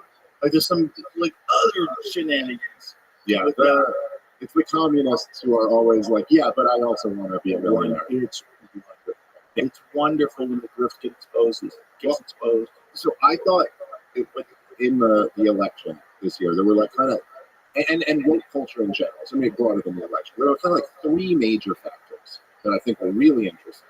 One was that I think like, for lack of a better term, like the kind of anti-woke or non-woke people kind of won out in the marketplace. There's examples of like Tom Brady roast. Well, I think yes. I think you're an example of that. Tom Brady roast was an example of that. Shane Gillis' career was an example of that. You know, Tim Dillon's career was an example of that. It's just at a certain point, it's not even that Netflix changed their mind and they're willing to have these guys on because they have like some ideological transformation. It's just like, I don't know, dude, they're so big. They have so many fans. And this is going to get a ton of views on it. And a mix of that, and also kind of for the first time, there was like a cost imposed with the Bud Light stuff and the Target stuff. There were these like kind of very effective boycotts where it's like, oh, there's going to be a cost imposed on you if you do that. The second factor with the Trump stuff and why they weren't able to get the shock troops out. And when I say the shock troops, I just mean the left-wing 20-year-old useful idiots who will come out and protest. Yes, there's a fascist movement here, right? Yeah. So one of the things that happened, and this part of why, this is a non-controversial explanation for 2020 versus 2024, is that in the year 2020, Joe Biden's central pitch to America was a return to normalcy. Yeah. And that was a very attractive pitch, I think, to a lot of people, especially if you can put yourself in November of 2020. Sure. You've gone through the craziest year ever. And there's lockdowns, there's riots, the whole economy is a mess. Everybody is freaking out. Yes, all this stuff is just, and you're constantly going like, oh my God, Trump is crazy. And then the reaction to him is crazy. And then Joe Biden could just be like, listen, you know me. Yeah, I've been in the Senate for 700 years. Yeah. Let's go back to regular America. Yes, exactly. And by the way, okay, I'm not campaigning. That's true. I'm in my house the whole time. But there's a pandemic. That's kind of the responsible thing to do. Donald Trump's doing a super spreader event right now. That was still the narrative at the time, even though none of it was real. Someone died from COVID that went to one of his events? Yeah, I vaguely remember this. Was it Ben Carson? Ben Carson. He got COVID? Didn't? Who died from COVID that went to one of his early events? I don't know. I think somebody might have. I vaguely remember this story. Guy who was a supporter of Trump who wound up getting COVID and died. Which, like, whatever. Who even knows whether he got it there or whatever? Well, he probably did. I think it was. Maybe, yeah. Legitimately, I think it was a super spreader event. But yes, well, it might have been. I don't know these outdoor events. I don't know if they really were or not. They're all in high proximity to each other, just like the flu. It's Herman Cain. Herman Cain. That's right. Yes, that's it. Okay. Yes, I do remember that. Yeah. So Ben Carson's career. I'm sorry. Yes. You're doing great. Brilliant man too. Another guy who was like very dismissed. Yes. He's a bit of an odd duck, but he's a genius for sure. You got the painting with Jesus behind him with his hands on his shoulders, like, hey, bro. There's some weird stuff going on there. He is an interesting guy. Brilliant. Very, very great. But So anyway, this pitch of like the return to normalcy in 2020 is attractive. It's attractive, and it also it fed into the thesis essentially of the entire corporate media was like the problem is Trump. Right. The problem is Trump. Everything was in the United States of America, and this Trump guy came in and ruined everything, you know? Whereas the reality was always much deeper than that. That, like, no, there were these huge problems, and that's why a Trump-like figure was so attractive to people. But then what happened is Joe Biden came in, and nothing went back to normal. It got even crazier than it was under Donald Trump. So now people are looking back at the first 3 years of Donald Trump, like that seems pretty normal compared to what we've been going through in the Biden administration. So this sucked a lot of the energy out. And also, you didn't have the mystery of Trump. He's going to be Adolf Hitler in there. No, he's not. He's been in for 4 years. You know, in 2016, they were like, you can't trust him with the nuclear codes. And there was a little bit of a plausible claim to that, like,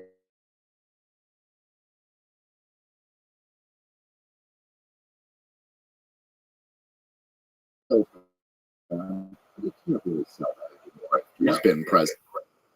So that kind of took away from the energy. And another thing, and I don't know, I'm not saying I'm the only one making this point. I haven't heard anyone else making this point, and I just think this is a huge part of it, okay? Like, a huge part of the reason why you didn't see tens of thousands of young people out protesting Trump at Madison Square Garden, when you only had like 100 people there, is because those young left-wingers who were reliable shock troops for the regime over the last decade, they've been protesting a genocide for the last year. They've spent a full year protesting what they consider, and at least the International Court of Justice plausibly considers, a genocide. And it's very hard to get someone who's been protesting babies being slaughtered to turn around and pretend something else is way more of an outrage, and especially to then go protest on behalf of the ones who are doing the genocide that you've been protesting against for the last year. And yeah, right. I mean, listen, man. Yes, Israel, forget invading Lebanon or going to war with Iran. Israel can't conduct the war in Gaza without the U.S. It's our weapons, it's our money, it's our intelligence they're using to do this. It's you know, America is, if you view this as a genocide, which I don't really use that word too often, but I do view it as like just horrific. And if you view it that way, there's no way that the U.S. isn't implicated. This only happens because the U.S. is funding and supporting this. And if you want to get those activists to get outraged, it's something else other than that, and that's obviously the most pressing concern globally. It's very tough. Yeah. They've spent a year doing that, and it really hurt them. These young kids, you think of the difference between 2016 and 2020 and then 2024, podcasts, huge, way different. They all listen to podcasts. Yes. Everybody gets clips. You hear opposing perspectives. You hear very intelligent people come on and make arguments that you're not hearing on TV anymore, and they get shared. Even if it's just shared clips on TikTok and YouTube Reel or YouTube Shorts or Instagram Reels, they're getting shared left and right, and you can't just keep a narrative from them anymore. You can't. Well, that was work. You know, like even this came up a bunch in, when I was debating Chris Cuomo, but it's like even just the way they, you know, the way they talk about you, or like where it's like, oh, these bro culture guys or something like that. Like, again, I'm sorry. Objectively, this isn't an opinion. What happens on this show is so much more intelligent and thoughtful and deep than anything that's going on at CNN. And you just can't tell me. You can't tell me that you sitting down with Elon Musk for 3 hours and then compare that to like Wolf Blitzer with all his graphics behind him, talking for 30 seconds before he goes to a pharmaceutical commercial, and then coming back and having the dumbest left winger yell at the dumbest right winger. Really? And you guys are going to act like you're the grown-ups in the room? Right? It's too ridiculous. And that's right. So the entire young generation, they've all turned that off. But none of them are getting the news from CNN anymore. No. And look, man, that's, I think, the most beautiful part of this election. Yeah, mainstream media. Yeah, that was a wrap, son.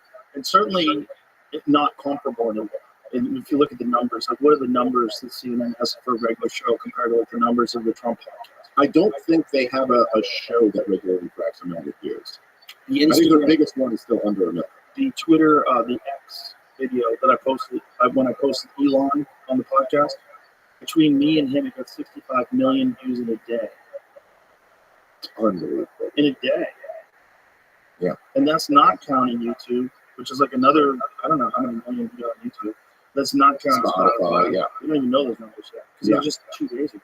Right. 65 between his account and my account. 65 million views. And you know, there was The X is the #1 news source on Earth.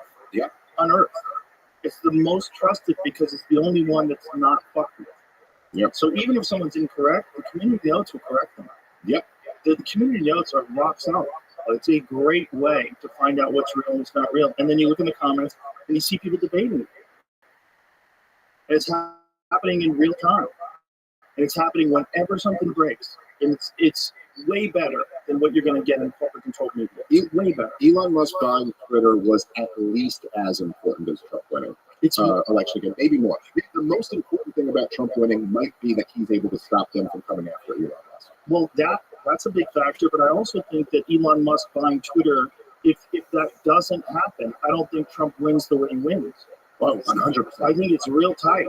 I think if he does win, it's barely. Okay, let's take podcasts out.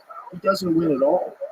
You take him being on Theo Vaughn, him being on me, him being on all these different Nelk boys, all these different Andrew Schultz. Andrew Schultz, that was a big one. Yep. Schultz was flagrant was a big one because you got him to fuck around. Yep. You know, you see him laughing and joking around, and Schultz is joking with them. They're having a good time. That humanized him more. You see with Schultz, they fucking pulled his special from a theater 3 hours after the Trump thing got released. Yeah, and then he did it at a bigger theater. Of course. Which, by the way, that's another thing that's changed. That's really a fascinating thing to me, right? Yeah. So I've watched this happen, and you have too, where the canceling stopped working. It was so effective, and then all of a sudden it just stopped working. Big part of that is Elon Musk for sure, but there's other factors involved in it too. But I remember like there were guys in 2016, 2017 who were very much like in the national conversation, and they got straight up removed from that. Milo Yinnop was a great example. When he went on Bill Maher, he killed it on Bill Maher. He killed it on your show. Yeah, you're like a gay Christopher Hitchens or something like that. Yeah. So now, and then he made the other guys look like fools too. Then he gets taken down, and he went from being a guy who was like very much shaping the national conversation to being just removed from it. And there were other guys. Yeah, I'm not going to say there weren't other factors involved, but there were a bunch of people like that who got removed. Yeah. And I do think, I think the tipping point was when they came for you, and it failed. But it seems like around that time, it stopped working. Listen, I heard of Andrew Tate for the first time ever when he got canceled for everything. Right. That was when I didn't know who he was before that, and then he was like, "Oh, the guy who got canceled for everything," and that was bigger than he ever was. He was like the most people. Yeah, my kickboxing. Yeah, my kids asked me about it because my kids were getting the little videos off of TikTok just before he got in like real trouble. He was just starting to like run Manosphere and a bunch of young guys were resonating on it. She goes, "What do you think about it?" And I said, "He was a legit kickboxer. Like I used to watch him kickbox. He was in that organization, whatever organization, he was a champion. He's legit. He can fight." Oh yeah, I so he can really fight. When he became like this manosphere influencer, I was like, okay, that kind of tracks. Kind of makes sense. Right. Well, the thing that I found so interesting was just, and it happened with him. Great example is Tucker Carlson, Candace Owens. Oh yeah. And even the thing we were just saying about Boy Schultz. It's like these cancellation attempts, all of a sudden they went from like, oh my God, this could ruin you. So like it's making you stronger. Did you see what Tony went on stage or something? No. Or Mothership? Or It's like Richard Pryor. Do you have video of the thing?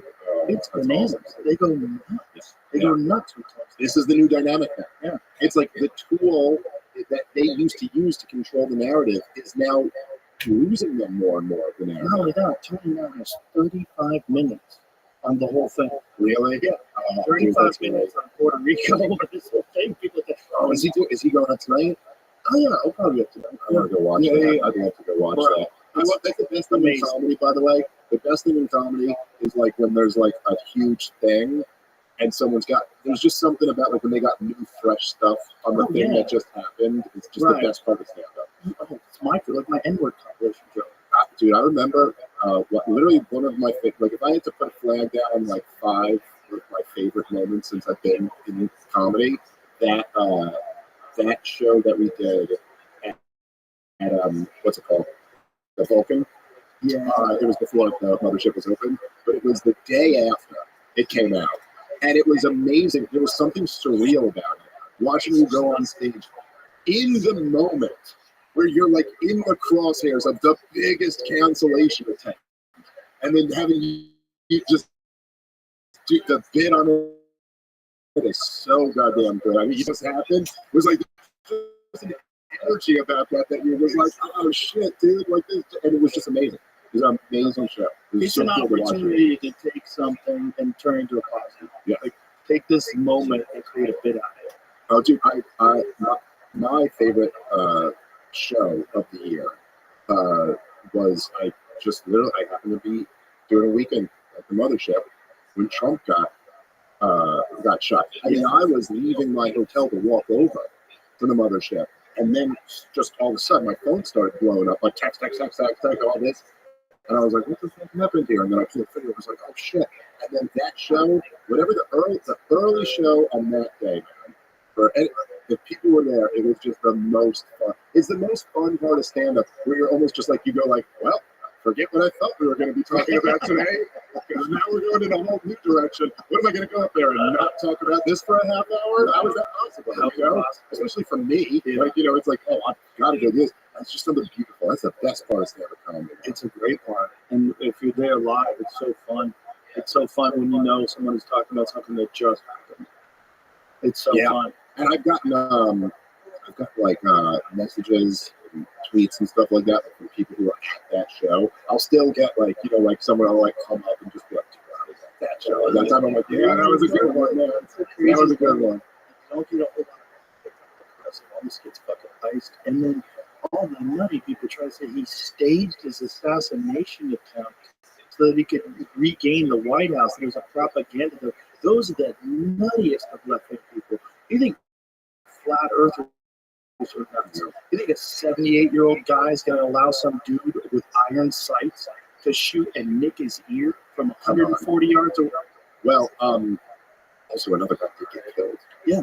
There. It seems pretty more real. than one person that shot. Yeah. I really wonder if Trump's going to try to get to the bottom of that stuff, or if maybe he just doesn't want to even push it. It's hard to know, you know, but he seems like a Lee Harvey Oswald type dude. He seems like a guy that's set up. Well, there's a lot to that story. There's both stories with both of the assassination attempts. Are very fishy. Yeah, there's just something that just doesn't add up. The one with Crooks is the most fishy. Did you see the video of his dad? His dad leaving Costco. So he's got Costco, the whole full cart of stuff. And there's a dude who's with him. He's wearing gloves and a mask and sunglasses and a hoodie. And this guy's helping. He's wearing gloves. Yeah. So he's not leaving any fingerprints. It's the weirdest look. This guy's, and this is like recent, right? So this is in the heart of COVID. I don't know when it was. Yeah. Dressed like this. It's really recent. Right, yeah, I think so. The assassination attempt was only a few months ago. Yeah. So you have the cook's dad, and his dad is pushing the shopping cart, and you get this dude who's with him, who's like in full disguise with gloves. It's very weird. Well, look, I mean, so there's the first one where you have this guy is able, and you can see this is all on videotape. This guy is walking around scoping out that roof. Look at this. He's wearing gloves. See that's hoodie covering his hands a little bit. Right there. Oh, they're not gloves? He is covering. You sure he's something like that? Okay, so he's got his. Yeah, I see why you thought that though. It's a weird look for sure. Well, he's covering his fucking hands. Yeah, he is covering his hands. Okay, so he's not gloves. So he's got a full mask on, he's got sunglasses on, and a hoodie. And it's nighttime. And this guy is, okay, so no gloves. But it's just bizarre. Very bizarre. Obviously, the guy doesn't want people to know who he is. With the father of the guy who tried to kill the fucking president. Well, the fact that somebody could be able to to get up on that roof with a rifle 130 yards away from the president, and then all the excuses that they made absolutely no sense. It was too sloped of a roof. And yeah, it's very, all very strange. And then the second one, you've got a guy who has a felony conviction for possession of weapons of mass destruction, where he barricaded himself while police were pursuing him with like explosives or something. I mean, the charge was weapons of mass destruction. I remember that because I didn't realize that was a charge. I thought that was just something Bush lied about. But evidently, there's a real criminal bombs. Suicide? I don't know exactly what they were, but I know that was the charge. And it was a felony. And then this fucker is recruiting for the Ukrainian war effort and is going back and forth to an active war zone, trying to recruit Afghan fighters to fight in the war on the Ukrainian side. And then he comes back and tries to assassinate Donald Trump. And then the entire national conversation is like, is the rhetoric about Donald Trump too far? And you're like, listen, man, I'm not saying it's not plausible that if you call the guy Hitler every day, maybe some, deranged young person will be like, I'm going to take out Hitler. But when this guy is going and recruiting for the Ukrainian war effort, this doesn't sound to me like someone radicalized by Joy Reid. You know what I mean? This sounds like something a little deeper is going on. And then there is, much like with Jeffrey Epstein, right? There is no desire amongst the supposed journalist class to even look into it. And then his son gets hit with child porn charges. So, if his son knew anything about what was going on, no one's listening to him now. Fucking guys jerking off to kids. It's just, look, at the very least, it's very bizarre. And when you have a guy, I'm not saying I've got like a case I could present in front of a jury and get a conviction. But when you've got a guy who has been targeted by the regime unlike any other political figure in American history, well, let's say since Kennedy. But more so, because he just survived an assassination. Yeah. Kennedy got shot. But the attacks on him, the lawfare attacks, are unprecedented. The weaponizing of the legal system in front of everybody's eyes, like trying to find a crime. Yeah, that's right. And so all of that, and then you see these multiple attempts happen. You'd be crazy to not at least want to have like some real investigation, some interest in looking at this and all that.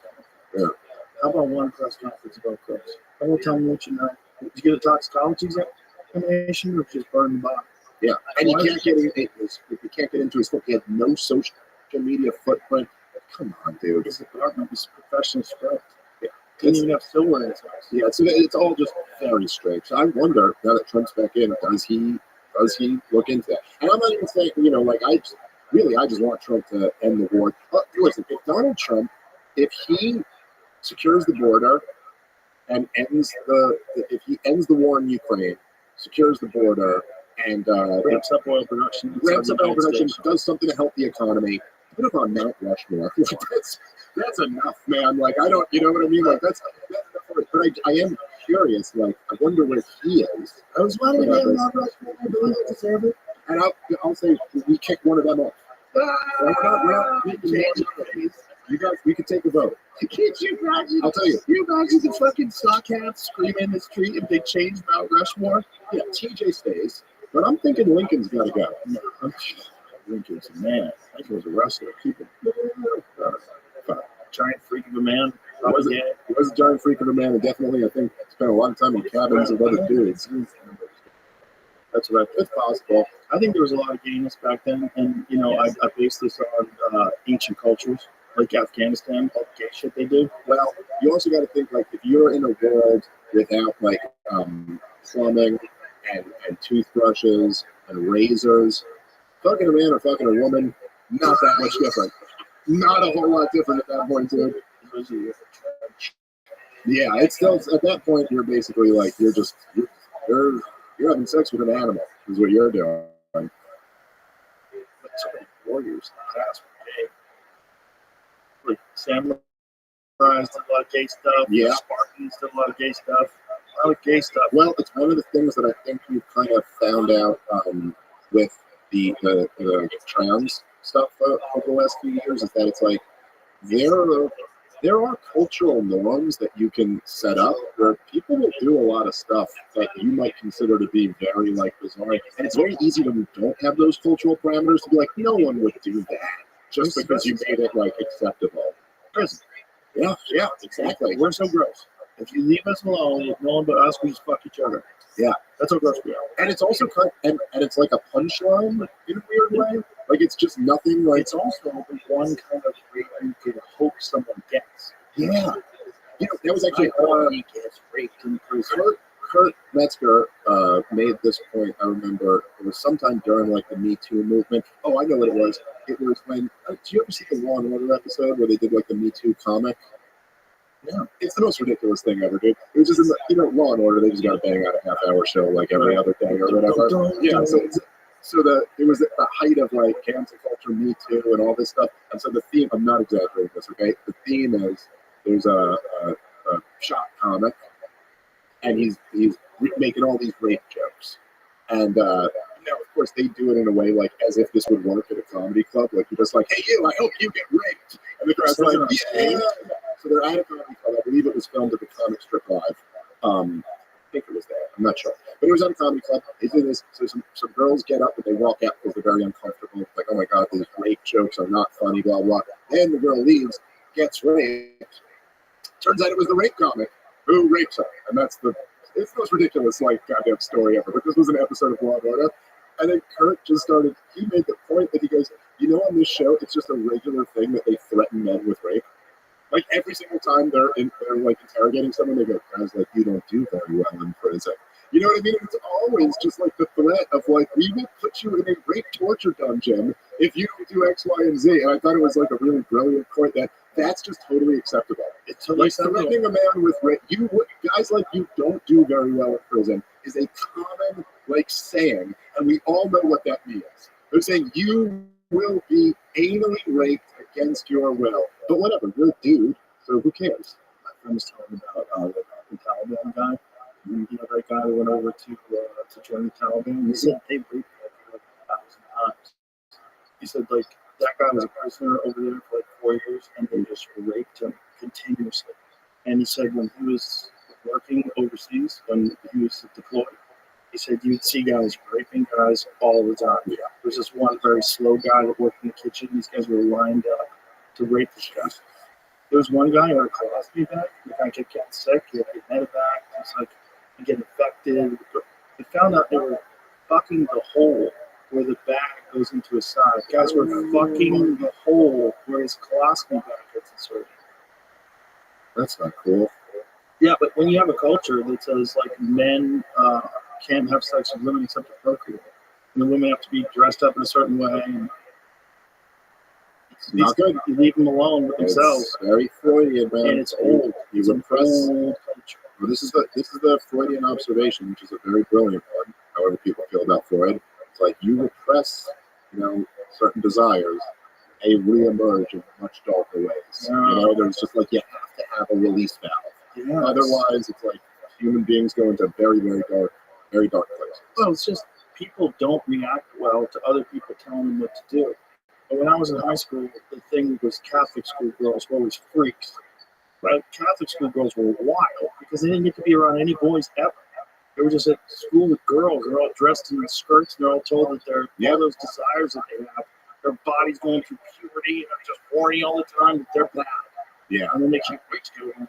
And it's the same thing. Like you repress it in one area, it just like reemerges in a much uglier way. That if you had just exactly the best example of it emerging in a creepier way. And you know why they did that with Catholic priests? Why? Because the priests were like rock stars. They were fucking everybody. So they said you can't have sex with them. I can't get married. But imagine saying to like a grown man that you can't ever have sex or jerk off. That's the expectation. The expectation is that you're supposed to never come. And they would give you medication so that you couldn't get hard. They give you salt. Yeah, you're gonna draw. You're gonna. If that's the job to sign up to, you're gonna draw in some weird people who want to sign up to that job. What was that? What's that stuff called? Is it called saltpeter? Is that what they give them to make sure that they? It's what I heard about. Fucking poison. I mean, what's doing Probably, that? yeah. What's doing that? What's killing your testosterone, killing your sex hormones? What else is it doing? How depressed are you?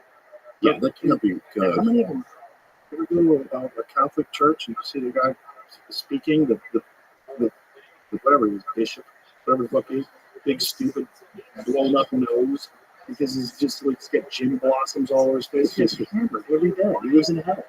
Yeah. He lives in hell. He's probably a closeted gay guy that took this fucking job 45 years ago, and now he's like, this is my life. Now I'm 60. Here I am. So what am I doing with myself? Yeah, I talked to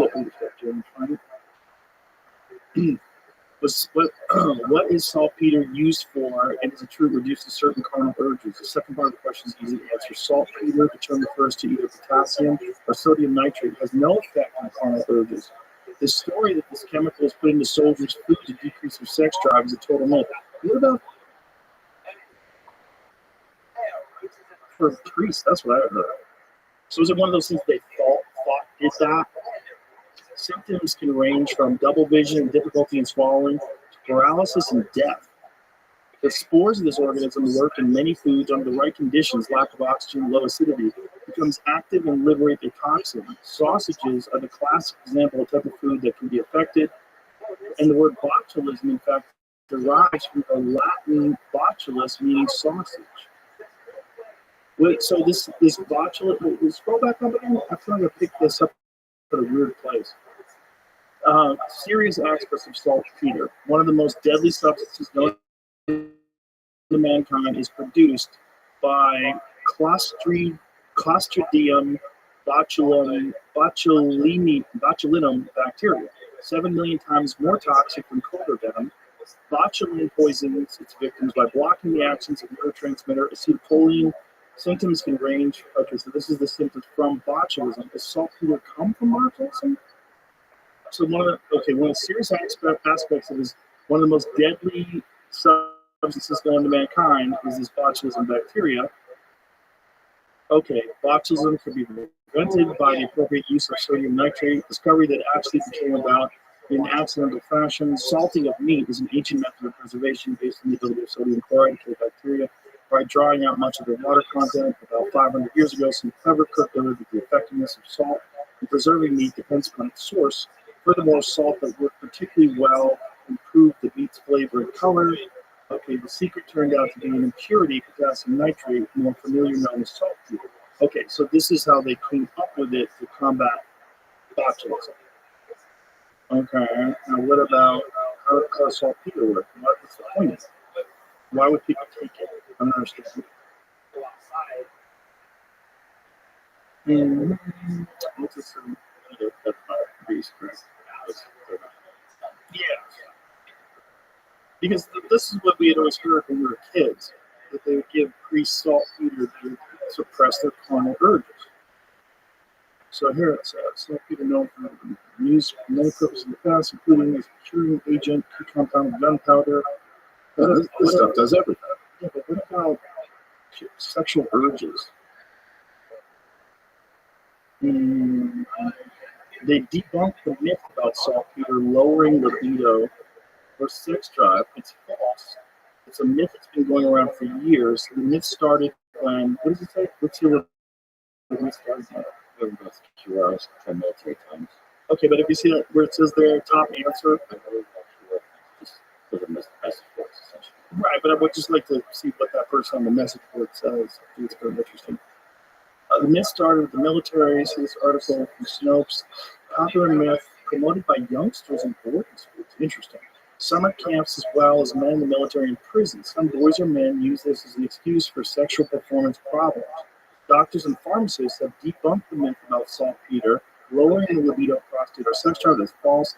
Even if some ignorant random prison did this to a group of inmates, they've proven it would not have the negative effects people keep saying it does. But that doesn't prove that they didn't do it. Right. They're just saying it wouldn't work. It doesn't work. So maybe they tried to use it against. Maybe it was like a theoretical thing that they thought was gonna.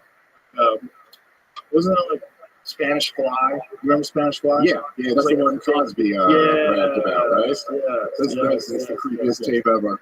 He had a bit about it. And then he did an episode. Yeah, About it. He did an episode with his like barbecue sauce or something like that. his special barbecue sauce to get everybody horny.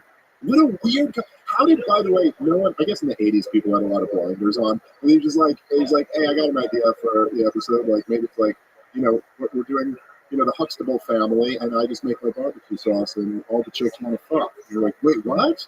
Why would you do that on the show? Family sitcom. I thought we were gonna do like Theodore gets in a fight, and then we have to talk to him about like keeping his grades up. The importance of it. Yeah, right. Like it's just so out of the ordinary for what that show was. He's like, no, listen, I'm the star, and it really means a lot to me that we do this episode. It's strange. So I think Spanish fly was another myth that people thought was real. And I remember hearing about it when I was a kid, that you could give a girl a thing, just whatever the Spanish fly was. What's the origin of Spanish fly? I stumbled across something crazy about this saltpeter stuff. Yeah? I'm trying to read it. I was trying to read through it as fast. I can give you a quick answer. There is a job, and this is Sweden, the transfer is saltpeter welder profession. His task consists of collecting urine-soaked earth in order to make more saltpeter, because they use it in ammunition. So they have these barns with like this. It says here, pissing men. I was trying to read it. And that's how they make gunpowder? Yeah, you piss on the ground into the soil, and then they get enough of that stuff together finally, and then you could make some gunpowder out of it. How much experimentation did it take to figure out that, like, no, listen, dude, hey, listen, if I piss on the ground, I can make gunpowder. You're like, how'd you figure that out? You're like, listen, dude, it's a long story, all right? I was doing a lot of stuff this weekend. What year was this? 1830? 1600s they figured this out? Yeah. Oh my God, that is wild. Yeah, Hold on, stop. Go scroll back up a little bit. What is it? All peasants, the priests made sure that no one was forgotten, were forced to deliver their imposed quota of saltpeter soil, along with ash, wood, and coal, to the nearest simmering plant. The obligation was replaced in 1634 by a saltpeter tax. The saltpeter Jews now instead came to collect the soil themselves from under the farmers' barns. The saltpeter tax was replaced in 1801 by an obligation for each mantle to annually supply 1/2, what does that say, LI pound of saltpeter to the state. What is LI pounds? Oh, okay. 1830, the saltpeter tax ceased entirely. The farmers were required to have wooden floors in the barns in order for this saltpeter formation to take place. They were required to have wooden. This is crazy. The peasants complained about these impositions and about the visits of the suds. The simmering lasted annually from May 1st to September 29th. The simmering continued for 6 to 7 days or until an egg could float on the surface. At this time, lime and ash were added, which caused the included common salt to crystallize and could thus be removed. The whole thing was then allowed to cool down to about 25 degrees when the saltpeter began to crystallize. The raw saltpeter was then transported to the gunpowder mills. The boilers had the right to take fuel for cooking. Does that mean that there's like a little pond of pee urine? Yeah. Well, Well, it sounds like they had a little pond. I don't know what it says. It's simmering. Well, they must have had a vat of it. They must have had like a big cauldron of piss. Piss dirt that they cooked until you could float an egg on the surface. Oh, dude, Bro, how did someone figure it out? To your point, how? we're so lucky we live now. Oh my God, I don't want to live in the time where I got to piss on the dirt to make gunpowder. People that are saying that about in the future, about this time. God, That's thank true. God we didn't live in a time where they were fucking, the whole country was at war with the stupidest shit and controlled by this media that was completely controlled by corporations, and everybody was being gaslit, and people willingly gaslit themselves. I've always felt the one, if you could try to guess, like just say if we survive and things improve morally, like what we would look back on and be like, holy shit. Yeah. And the two to me were always war and prison, and especially like nonviolent, prisoners. Like, but even violent prisoners, you'd almost think like they didn't figure anything else out. Right. Like they didn't figure anything else out other than. But the idea of like putting non-violent, like victimless criminals in a fucking cage. Like human beings, you just throw them in a cage. It's slavery, dude. Like Not that's just just that, but you profit off of it. yeah. So you have private prisons that are actually a corporation that lobby to make sure that certain laws stay on the books so that you can keep your prisons stocked with live people that are essentially batteries that generate money for you. And just the fact that that's still going on while we have all of these technological advancements, and like if you go, you go down to like St. Jude's or something like that, and they're like, dude, they have all of this technology because all of these brilliant people are here to save babies' lives. You know what I mean? Like that's going on, and then also there's war still. Like we haven't figured out a different way. Like everybody doesn't just agree. Like listen, obviously, to just go on mass slaughter campaigns and have nothing but destruction is in nobody's interest. So here's how we're going to solve these conflicts. Like it does seem that like if human beings survive for another 100 years and we are at a higher moral level, we would look back at that the way we look back at witch hunts or like slavery or something like that. And be like, that's insane. And people were so evil, that they would they could do such evil stuff. And then we do such evil stuff in the age of information. Yeah.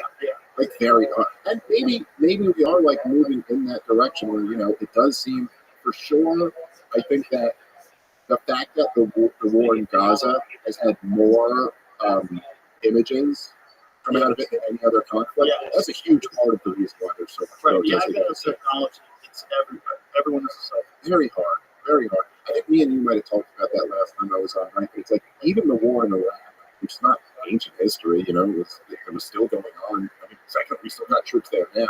But like the video footage that would come out would be like, almost like a firework, like kind of exploding, which is that's easy to see and root for. You know what I mean? Like, yeah, good guys kicking ass. But when you're seeing a baby being pulled out of rubble who is just suffocated to death, tents on fire. The whole time that's really tough, dude. It's really tough to find. Well, there's still people out there who will find a way to try to justify it, but it's tough. It's much tougher. Well, that's sort of the divide today. The divide today is objective reality versus what have you been saying. There's objective reality versus you have a narrative. The narrative is Israel has to defeat Hamas. Hamas is using human shield rather.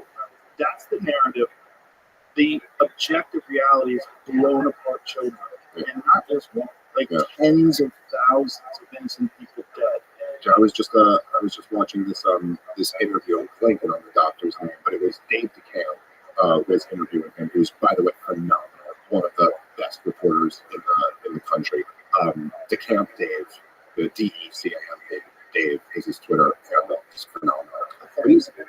He's great. He's one of he's over at Rabbi.com. He's with Scott Wharton's guy. By the way, my guy Scott Wharton just gave you Jamie a copy of the book. Unprovoked is going to be out, I think, in the next week or so. I'm sorry, Provoked.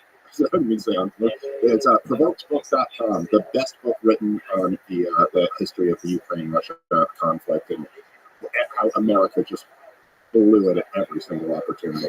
Anyway, so Dave DeCamp is interviewing this guy who's a doctor, who's American, who went over to Gaza. He was a doctor, and there was a big piece in the New York Times written about this, where he said that every day that he was there, every single day, they'd treat toddlers with bullets to the head. That they was constantly seeing this. And then he says that he also talked to a whole bunch of so his working theory on this was that when he first started seeing this, so he's in this one area in Gaza, and he's in bed there for a few months working in a hospital, and he figured there was some lone sadistic sniper out there, you know what I mean? These things happen in war.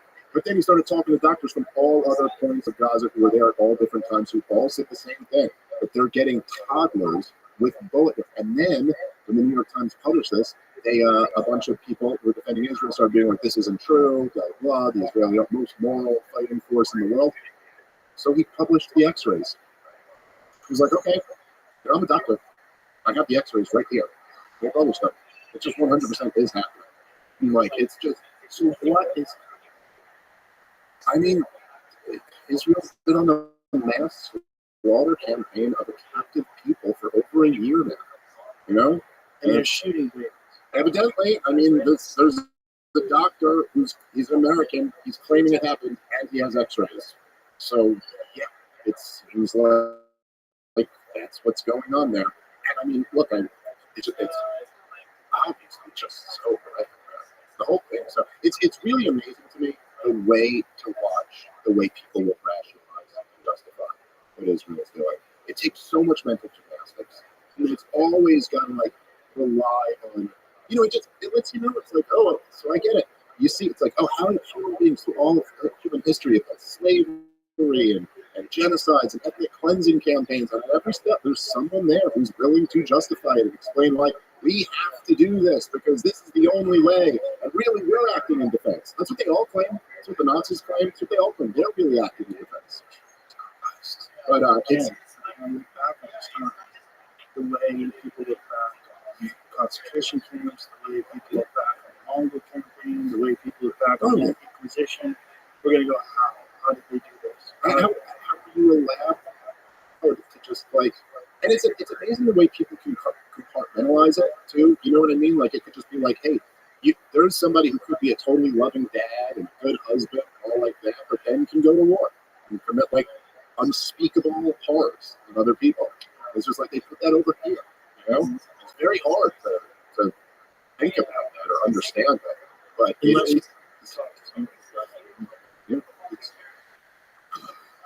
this is one of the most important things, the messages that I want to get to Trump. And one of the things that I'm excited that Bob is interested in this as well is psychedelic therapy for veterans. I think if there's a way to understand the benefits of psychedelic therapy for everybody, the real pathway is through veterans who I think are the most needing of it, the most deserving of it, the most neglected in terms of the horrors that they experience and how carry this around their mind, and that there's a way that many people have experienced relief and it's not available to them. And it's not something that's dangerous, it's not something that's addictive. You literally can't even eat enough psilocybin to kill yourself. And it's been demonstrated to really help. And here's what's most important. All of it became illegal in the sweeping Psychedelics Act of 1970 that was designed by the Nixon administration so that they could demonize anti-war protesters. So they could arrest anti-war protesters, civil rights protesters, the Black Panthers. They made all that stuff illegal because all these counterculture people were all using that to completely change the programming that they received in society. Think about the irony of that, like the deep, deep irony that they made this stuff illegal because they thought if it was out there, they wouldn't be able to get their wars. So they make it illegal and they get their wars. And then it turns out that this is the thing that helps the people that are traumatized coming back from war. But you can't have it because it's illegal. Well, it's the clearest shifting. Is that irony? It is irony. It is irony because it's the pathway to help for a lot of these guys that come back. You ask them to do unspeakable things in modern society that are against the law, and you force them to do it. You force them to go kill people. They see their friends killed. Yeah. And then they come back here and use new tools. When there are tools, so they have to go to Mexico to utilize these tools. They have to go to Costa Rica, the Amazon. They have to go to all these different places because it's illegal in the very place that sent them over there. The very place that tells them it's legal for you to go kill people that you've never met, but it's not legal for you to take psilocybin that might help you get over the fact that you killed people. I know my buddy Michael Heiss, who he just started a media company called Dissident Media. He's been big on this. He's like an activist who's been working on like the decriminalization of psilocybin for years, and that's one of the major reasons because it helps these soldiers so much. We need to be kind to all of us to each other. We need to, at this moment in time, especially. And I've seen a lot of people say we have to just accept the results, which I think is wonderful. We do have to accept the results, but also we have to remember that we are one team. This is Team USA, and there's plenty of room for everybody. We all want the same things. We all want to be healthy. We want to protect our loved ones. We want to be safe, and we want to prosper. Everybody wants the same thing. You want to be able to do what you want. You want to be able to have a happy life and a healthy life. This is the one shot that we get at this experience. We can all do this together. We can all do this. And one of the ways that people can come to this conclusion conclusions and you realize that we're all these two psychedelics. I'm not saying that they're a perfect pathway. I'm not saying that it's good for everybody. I think it's dangerous for some people, particularly people that have a hard time with regular reality. If regular reality is slippery for you, if you have psychiatric conditions, maybe that's not the thing for you. But for most of us, it would benefit us. And we should have been exploring this. And it was stopped 54 fucking years ago by a corrupt government that wanted to squash anti-war protests. That car that I showed you, what I was explaining to you, that car exists because of drugs. Yeah. The ones afterwards suck. The reason why the ones afterwards suck is that's a 1969 Nova. When you get into the 1970s, cars took a dog shit. It's exactly after they cut out the psychedelics. No one's making a good car on cocaine. You need the psychedelics to make a real car. Yeah. All the designs, they all turn to shit. The classic cars are cars from the 60s and 70s and the early 70s. That's what they want. Nobody wants these cars. Yep. They don't want them. They're worth nothing. Like, nobody gives a shit about It's very, it. yeah, It's not a 1969 Corvette. You're like, look at that thing. Because their designers were doing drugs, man. Yeah. They were wild people. They're artists. The music. Look at the music from the 1960s, and then go into the 1980s. Like, what the fuck happened? Yeah. We had Hendrix and the Doors and the Beatles. We had this wild experimental stuff. Yeah, I mean, if you've ever done psychedelics, you can listen to that music and you're like, oh, I know what inspired this. Oh, yeah. This is pretty easy to The tell. entire Grateful Dead catalog. It's all psychedelically inspired. And you almost have to be on psychedelics to appreciate it. That all was squashed by this desire to stop people from protesting into a horrible, unjust war. Yeah. And look, man, I mean, I think that's a great message to get to Trump. Like, let these guys, like, they were like the bravest amongst us who got totally bribed propaganda to go into these wars. And then they come back and they're blowing their brains out by the tens of thousands. And there's something that might help. There's very low risk of almost no risk of, like, it actually hurting, and it really might help. No risk of election. Even better than that, man. Just keep us out of these wars. Let's just not fight them, man. Let's just, and look, I will say, this is one of the things that I'm really optimistic about, is that of that team that we were talking about earlier, that Donald Trump's got around him, you know, all those people like Elon Musk and the fake Ramaswamy and J.D. Vance and Tucker Carlson and all these guys, David Sachs. David Sachs is probably the best. They're so good on Ukraine. Every one of them. Like, they're all just like, yeah, no, this makes no sense. This is such a clear-cut situation where you could easily make a deal. Vladimir Putin, and I know I've talked about this on past shows. Anybody, go listen to those and go read Scott Horton's amazing book, Provoked. But just very quickly, it is all but accepted at this point. Nobody's even predicting. When I first came on, the first podcast that we talked about Ukraine, a few years ago now, when I said, oh, there was a peace deal, like, that was agreed to in principle by Ukraine and Russia, and then Boris Johnson came in on behalf of the U.S. to make sure they didn't negotiate a peace and kept the war going. There were a bunch of people who were like, oh, that's not true, and blah, blah, blah, and now it's just totally right. Like, 100% I was right about that. They had a peace deal worked out, and then since then, the guy whose name I always butcher, but it's Norwegian, so I don't know how to stress it, the head of NATO, he came out and said, and he was bragging, but he goes, you know, Vladimir Putin, before he invaded Ukraine, told us that if we just put it in writing, that we would not bring Ukraine into NATO, that he wouldn't invade. We told him that, because we won't be bullied by him. So he's like bragging about how they had an opportunity. All they had to do was say, we will not bring your biggest neighbor into our military alliance, which is very clearly against you. The most reasonable demand. Now, I'm not saying it's reasonable that he invaded. That's not reasonable. But it is a totally reasonable demand if the U.S. was to say, no, Mexico can't be a part of China's military alliance. You know, like, and so he's got so many great people around him on that. But I don't. It's not exactly the same with the Israel-Gaza war, where it seems like a lot of the people around him are not so great on that. Some of them are. Some of them are really good on that. But I'm really hoping that people start podcasts. Sorry, speaking my language. Let's go, dance, dude. Let's do it. Let's go. Listen. I voted for him. I've been supporting him and stuff. But I think I would love to do that. But whether it's me or not, I just hope that he gets the message through somehow. And I know it's a complicated thing to navigate because Israel has a lot of influence on our government, and he's got people like Vivek Ramaswamy and Tucker Carlson who really are non-interventionists and don't want to see American taxpayer dollars being used to fund wars around the world, no matter who it's for. It's just like, hey, we're broke. We got our own problems here, and we can't afford to do this. But then he also has Miriam Adelson, who cut him $100 million and is probably going to give another $100 or $200 million to congressional candidates in the next midterm election and all of this. And she is singularly focused on one issue, and that issue is that we always unconditionally, unwaveringly support Israel, no matter what they're doing. So, let's do it, folks. You're a fucking national treasure. You really are. You're a national treasure. You're so important. And the fact that you can talk about these things, you have such great recall, but you're also funny, is so important. I'm so happy you're out there. Well, thank you. And that means a lot to me, particularly just because it's coming from you, dude. And I'm like, dude, I've been so goddamn impressed with you since well before I ever knew you.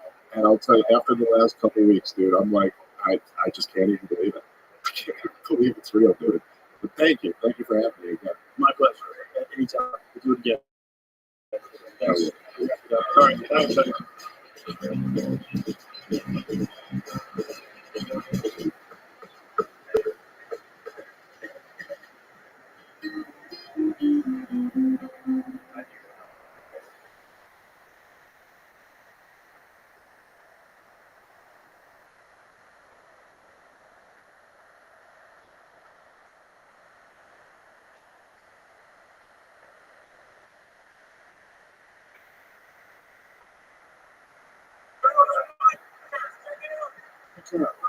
Experience. Train by day, Joe Rogan podcast by night. All day. It's the end of the world as we know it. I'm feeling good. Thank you for having. I heard you were having a problem getting good guests. Things were not going good, and I said, "Hey, I'll fly in and I'll help.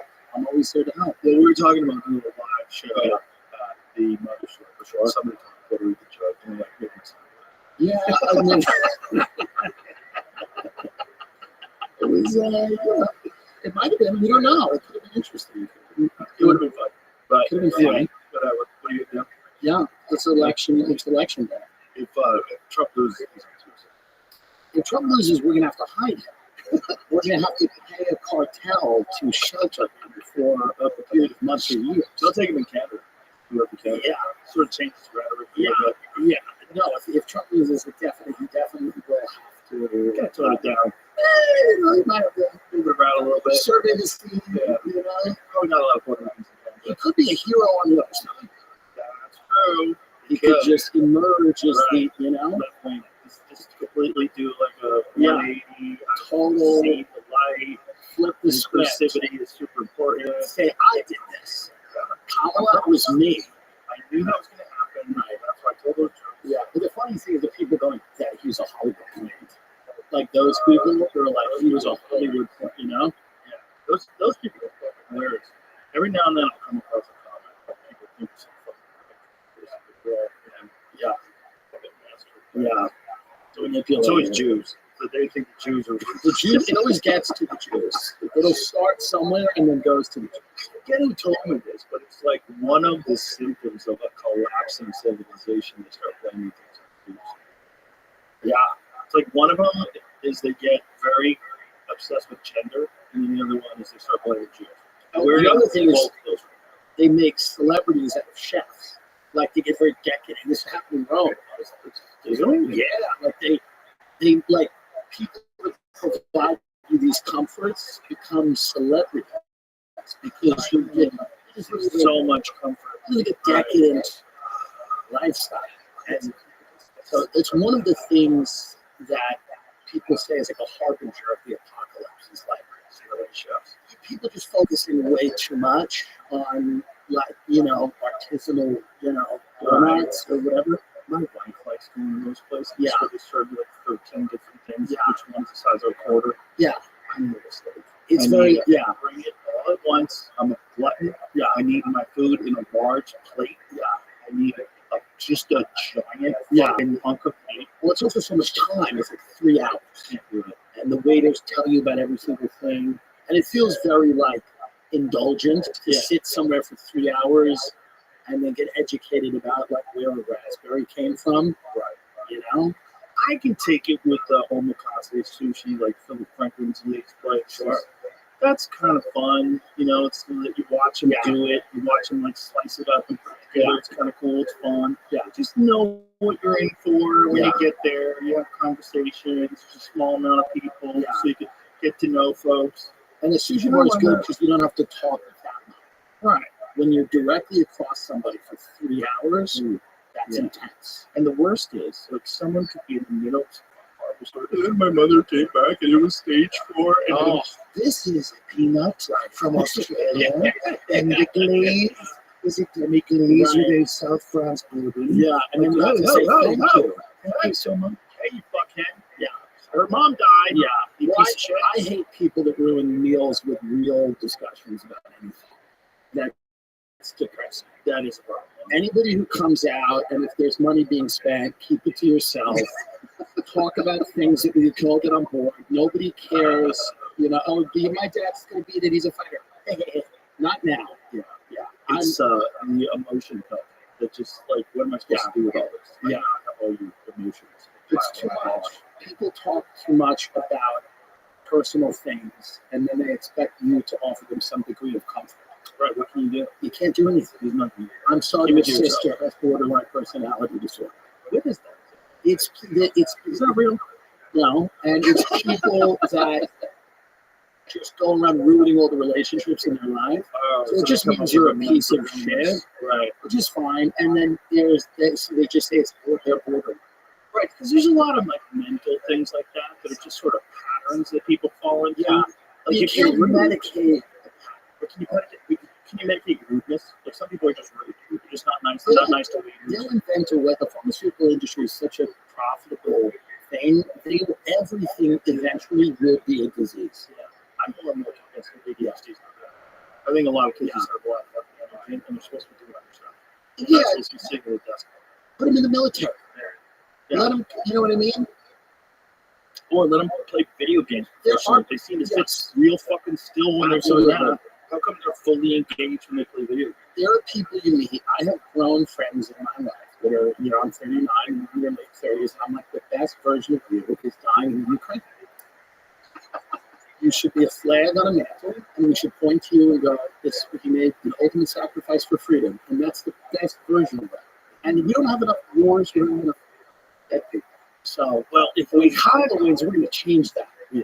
If we have more wars, one thing that people would appreciate is the whole concept of America. Like, if we got attacked, like after 9/11. Yeah, after 9/11, I don't know where you were, but I was in LA, and the fucking, but the flag on people's cars were everywhere in Los Angeles, which is crazy. It's like everyone was super patriotic. I was in New York, and it felt, you know, people get mad when you say this. It was the best time ever to live in America. Crazy. It was the warmest time you felt. I never felt better about the country. Yeah. We felt united. We were compassionate. We truly loved each other. I think that's how people in Israel feel right now. Really? Yep. Isn't it so? They go through it so much that they're desensitized to it at this point. I had a kickboxing friend shoot, and he was from Israel, and he always tell me, I went over stuff with him. So I playing combos, dancing and shit. Yeah. Great time. Right. I always went this. And he goes, in Israel, you're always where you're going to die. So every day is party. Right. They might have had a drug problem. I don't think they weren't even drinking. They were just having a good time. They were happy people. Well, but it was like you have an appreciation for life if you live in the world. And I think in America, we are so removed from that it doesn't seem real to us.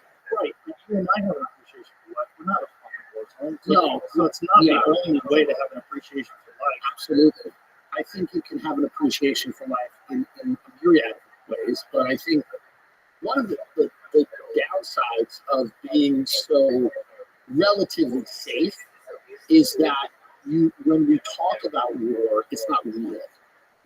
So unless you've been there, I have no idea. I have friends that have been there. They, and I think we talk about conflicts all over the world without the intimate knowledge of how hellish they are and how much pain is associated with someone going and fighting and dying and then killing people and being scarred. And so one of the things that I think people are waking up to now is that it's we can't be everywhere in every war, fighting everybody, and then just not recognizing that has consequences. You say that, but if Kamala Harris wins and Liz Cheney takes over the CIA, you might have a chance. Well, here's the thing. Putting it all What together. time is it right now? This episode is brought to you by the Farmer's Dog. Dogs are amazing. They're loyal. They're lovable. Like, just having Marshall around can make my day 10 times better. I'm sure you love your dog just as much, and you want to do your best to help them live longer, healthier, happier lives.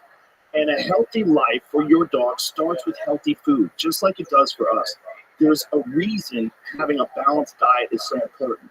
So how do you know if your dog's food is as healthy and as safe as it can be? Well, Farmer's Dog gives you that peace of mind by making fresh, real food developed by board-certified nutritionists to provide all the nutrients your dog needs. And their food is human grade, which means it's made to the same quality and safety standards as human food. Very few pet foods are made to this strict standard. And let's be clear, human grade food doesn't mean the food is fancy. It just means it's safe and healthy. It's simple, real food from people who care about what goes into your dog's body. The Farmer's Dog makes it easy to help your dogs live a long, healthy life by sending you fresh food that's pre-portioned just for your dog's needs. Because every dog is different. And I'm not just talking about breeds, from their size to their personality to their health. Every dog is unique. Plus, precise portions can help keep your dog at an ideal weight, which is one of the proven predictors of a long life. Look, no one, dog or human, should be eating highly processed foods for every meal. It doesn't matter how old your dog is. It's always a great time to start investing in their health and happiness. So try the Farmer's Dog today. You can get 50% off your first box of fresh, healthy food at thefarmersdog.com/Rogan. Plus, you get free shipping. Just go to thefarmersdog.com/Rogan. Tap the banner or visit this episode's page to learn more. Offer applicable for new customers only. 252. 252. They just called it for Kamala. And I'm excited about it because many of us will be in jail. If you don't get excited right now, many of us will go right to jail. Right. So it's like when Dear Leader died and they Yes. cried for 6 months. Yeah. They didn't cry, they put you in jail. I don't think we should get nuts with the counting. If it feels good, let's just do it. If it feels, to me, the numbers and the columns and the tabulation kind of is a waste of time. I think we just go with whatever Joy Reid thinks. Whatever they want. I mean, Did you see Rachel Maddow calling for Elon Musk contracts to be taken away? I did it, but that's kind of makes sense, I guess. If you're Rachel Maddow, right? But it's the most bananas thing ever. You have literally one of the greatest geniuses in human history. A guy who's simultaneously landing rockets, not just shooting them and landing them, having them get caught by robots in the sky. Yeah. Then you have Tesla. Then you have Starlink. Then you have the Boring Company. The guy's simultaneously running all these different fucking But things. I bet Rachel Maddow's pretty bright. But they only care about their political opponents, I think. I think that's where we're at, where it's like somebody might have a great talent, but if they disagree with you, you have to. I said to you, Jamie, you got to see her say it because it's so unhinged. She's being reasonable. At one point in time, she's reasonable. You know, Matt Taibbi wrote a book called Hate Pink. I don't know if you ever read it. It's a great book. But he basically makes the argument that Rachel Maddow is essentially Bill and Ryan. Yeah. They're the same person. They are. She was good friends with Roger Reynolds. They had dinner all the time. Look, give me some volume. The Defense Department and NASA are going to need a new arrangement for all their rockets. And for all of them,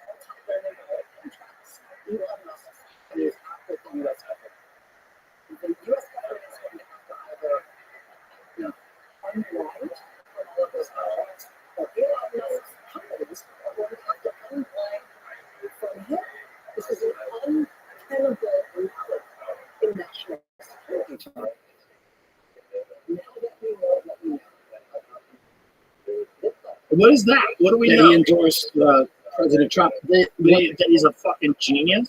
They're very good at making enemies, and then when the enemies they've made treat them poorly, they are shocked. This is what they do. They kind of bully people, and they intimidate people, and they threaten people, and then when those people then go back at them or try to assert themselves in any way, they're like stunned that that person has autonomy and is acting in their own interest. This is happening over and over again. But this idea is crazy because Yeah. it's literally one of the most Yeah. unique talents Yeah, in terms of engineering, Yeah. in terms of she doesn't understand that. That's just it. She doesn't know that. right. But how She could thinks she? there's 20 people doing it. That's what's crazy. But Yeah. how, SpaceX has done things that have never happened before. Sure. These Falcon rockets landing, the catching the rockets, like all the plans they have for all these different things, the trips to Mars. No one's doing that. And this idea that you have a different political philosophy or ideology or you support a different candidate, and the solution is get rid of the guy who's the most genius inventor perhaps of all time.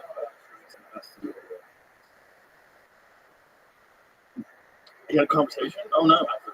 So did Tucker Carlson. Take him off Twitter. And here's the other thing. I think that, from what I understand, and I've read a little bit about this, Elon refused to provide Starlink to the Ukraine because they were going to use it to attack Russia, and there was going to be a dramatic escalation in the war. And I think he was trying to avoid that. I think he was trying to avoid the dramatic escalation in that war. Well, So the people that want a dramatic escalation in that war, the people that think that's a good idea, he's an enemy. Christ. That's something I think people should be voting. Imagine if you put it up to vote for people like, hey, do you guys think we should fund Ukraine to the tune of 190 billion? And maybe have someone else come along and say, this is an alternative for what we could do with that money. Right. There's no vote on that. There's no vote on a lot of the things that we're told to live with.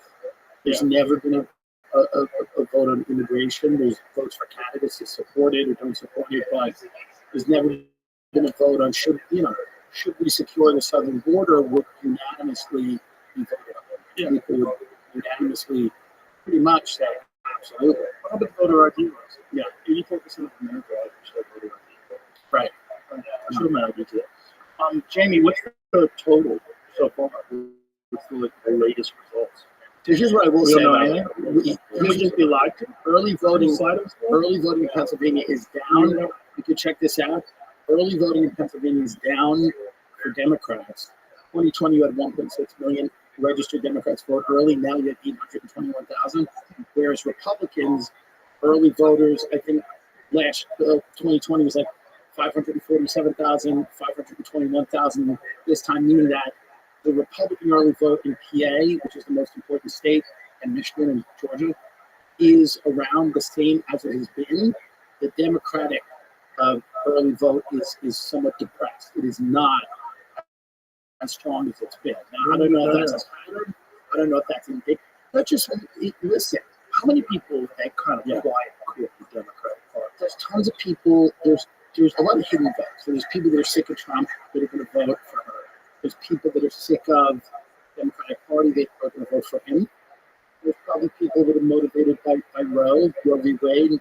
Women potentially might vote some. I think that's the Republicans' biggest fuck up. It's a huge fuck up. I think suburban women are certainly a big demographic that swings elections, and urban women. Urban women. All women don't want men telling them what the fuck to do with their bodies. That's right. Especially when men can't get pregnant. It's too fucking Well, convenient. wait a minute, psychopath. Hold on. Wait a minute. I walked into that. Do you know that they found Abortion out about affects men as much as it does women. Of course, right. Sure. You know they found out that boxer on gold medal Olympics is actually a man. Yeah. Yes, the that's one that shocking. everyone was complaining was, Yeah. was a biological male. Like, Yeah. you piece of shit. Yeah. They have a medical condition. No, has a micro penis. Yeah. Internal testicles. Right. Went through male puberty. Biological male. Yeah. XY chromosome. Whole deal. Won a It's- gold medal in the women's Olympics in boxing. It's so crazy to me, and I think the biggest problem is the donor class, because the donor class of the Democratic Party, like the Republican Party, you either have people that are business owners that are donating because of business interests, or you have radicals, right, that are donating because they are a radical activist that want something that the American public thinks is crazy. Right. And biological men competing in women's sports is something most people think is crazy. And 13-year-olds getting puberty blocking hormones, 11-year-old, all that stuff.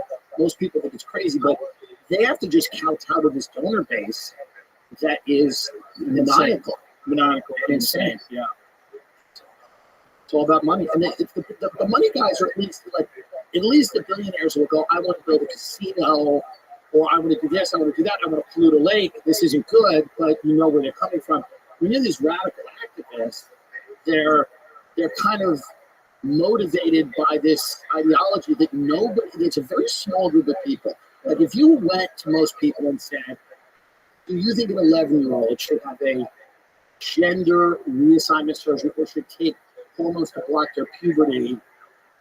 The vast majority of people would say no, they shouldn't. That's a crazy idea. The thing is, most people will say something different than they actually feel privately because they don't want to be attacked. Right. That's a weird one, because the people that will attack you are almost always the people that are pro that shit. Right. And those are the nuttiest fucking Those are crazy the people that will misrepresent you. And Yeah. right. I have a friend who's, they have very young children. They live in Long Island. And they, there's a book being read about gender identity to like 5 and 6. Crazy. And I'm texting with them, and they're going, "We're very this is happening." And activists get into schools. That's right. That's what it is. A lot of these teachers are just activists. And a lot of them don't have fucking kids. A lot of them are gay.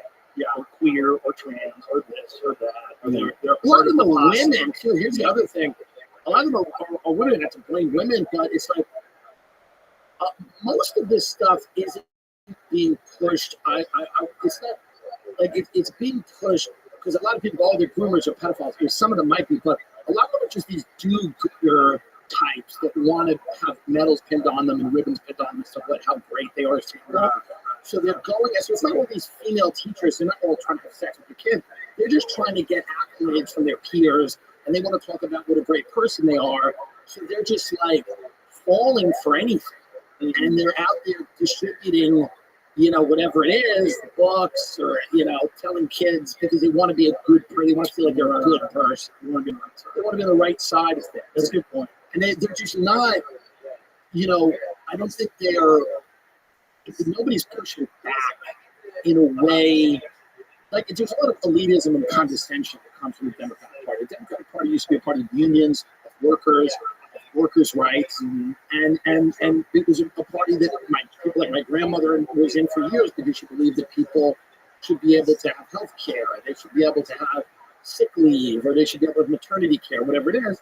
But then it became a party dominated by kind of corporate elites, very wealthy donors, Wall Street people, finance people, and also very radical fringe elements that are advocating policies that most Americans don't agree with. And then you cobble together that coalition of interest groups.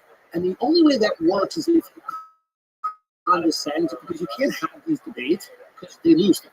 They lose the debates. Right. You can't have them. So the way to shut down a debate is to tell people, if you don't agree with me, you're racist, you're homophobic, transphobic, you're an idiot, you're stupid, you're not worthy of having this discussion, because they don't want to have the discussion. Because if they wanted to have a debate about healthcare, that's a debate. Right? People understand that. If they wanted to have a debate about early childhood education, people understand that. But the things they're choosing to focus on, like having a wide open southern border, for example, benefits nobody. Truly, unless you are a billionaire, multimillionaire, who wants to hire people and pay them less money. It doesn't really even benefit the people that are coming into the country because they're working for wages that are far less. And it certainly doesn't benefit Americans. But like, they don't want to have that argument. Well, it benefits people that are coming into the country because they're coming from a place where they have fucking zero. Yeah. So if they work for very little, Sure. they're happy, they have 10 people in the house. Sure. They're not getting But shot they're every day. also much more likely to be taken advantage of than somebody who's a citizen. Right. So they're not going to unionize, or they're not going to, be able to assert themselves at all. Right, that's the argument for offering these people amnesty. But the thing is, like, you gotta vet them. You gotta figure out who's a criminal. Like, I'm all for letting poor people in and want a better life. But I'm not for illegal workers. Yeah, meaning, like, I think those people should be paid what Americans are paid. Yeah, I think there should be a standard on this soil. If you live in this fucking country, you should have a working wage. If you're gonna work 40 hours a fucking week, you should be able to live on it. You should have health care. You should have all the things that people deserve. Yeah. And I think if you think about the amount of fucking money you spend doing other stuff, we could do that for everybody. Yeah. That could be done. Yeah. And it would fix a lot of the fucking problems we have with money in this country in the first place. Like the amount of influence that pharmaceutical drug companies have is so much. It doesn't exist anywhere else. Crazy. I spoke to a woman who is from Chicago, and she worked for very wealthy Democrat donors in Chicago when Sanders was winning, when he won that primary. And they were very threatened by Sanders. So she was working with all of them, and they all went to D.C., and they all, met candidates. One time they were back in Buttigieg, and then they met Biden, and they decided even then he was like, they go, he's not with it. This was even then. And then there was a decision made that the best candidate to play ball, to unite the party and to get rid of Bernie Sanders was Joe Biden. So all of the Democratic power brokers, all these big wealthy families, decided to line up and destroy Sanders and elevate Biden. And that's when she said she left politics, because she said she was so disillusioned, because she thought her job was to help wealthy people make political decisions and help people get health care or whatever. Right. But then when she realized that the job is actually to get rid of people who want to change the status quo, she became disillusioned. She left politics. But that was her job. And, so when somebody talks like that in the Democratic Party, Bernie Sanders was doing it, they get rid of him. Yeah, 100%. Yeah. You thought he was interesting. You endorsed him. You said he'd be a very interesting candidate. Well, I like his idea of making things easier for poor people. That's right. I think giving people a path to get out of abject poverty is a good idea. And his idea of taking and funding all the social programs based on a small percentage, like a fraction of a penny of all these speculative gambles that the stock market's get. Like, maybe that would work. But it was and then he came off your podcast and they go, he went on a transphobic podcast. Like the attack started immediately. Oh, yeah. No, CNN was the first. Yeah, they called the podcast racist, homophobic, and all kinds of things. I found out about this. I got a text message from my buddy saying, okay? Right. CNN is wrote a hit piece on it. For what? Right. For Bernie Sanders.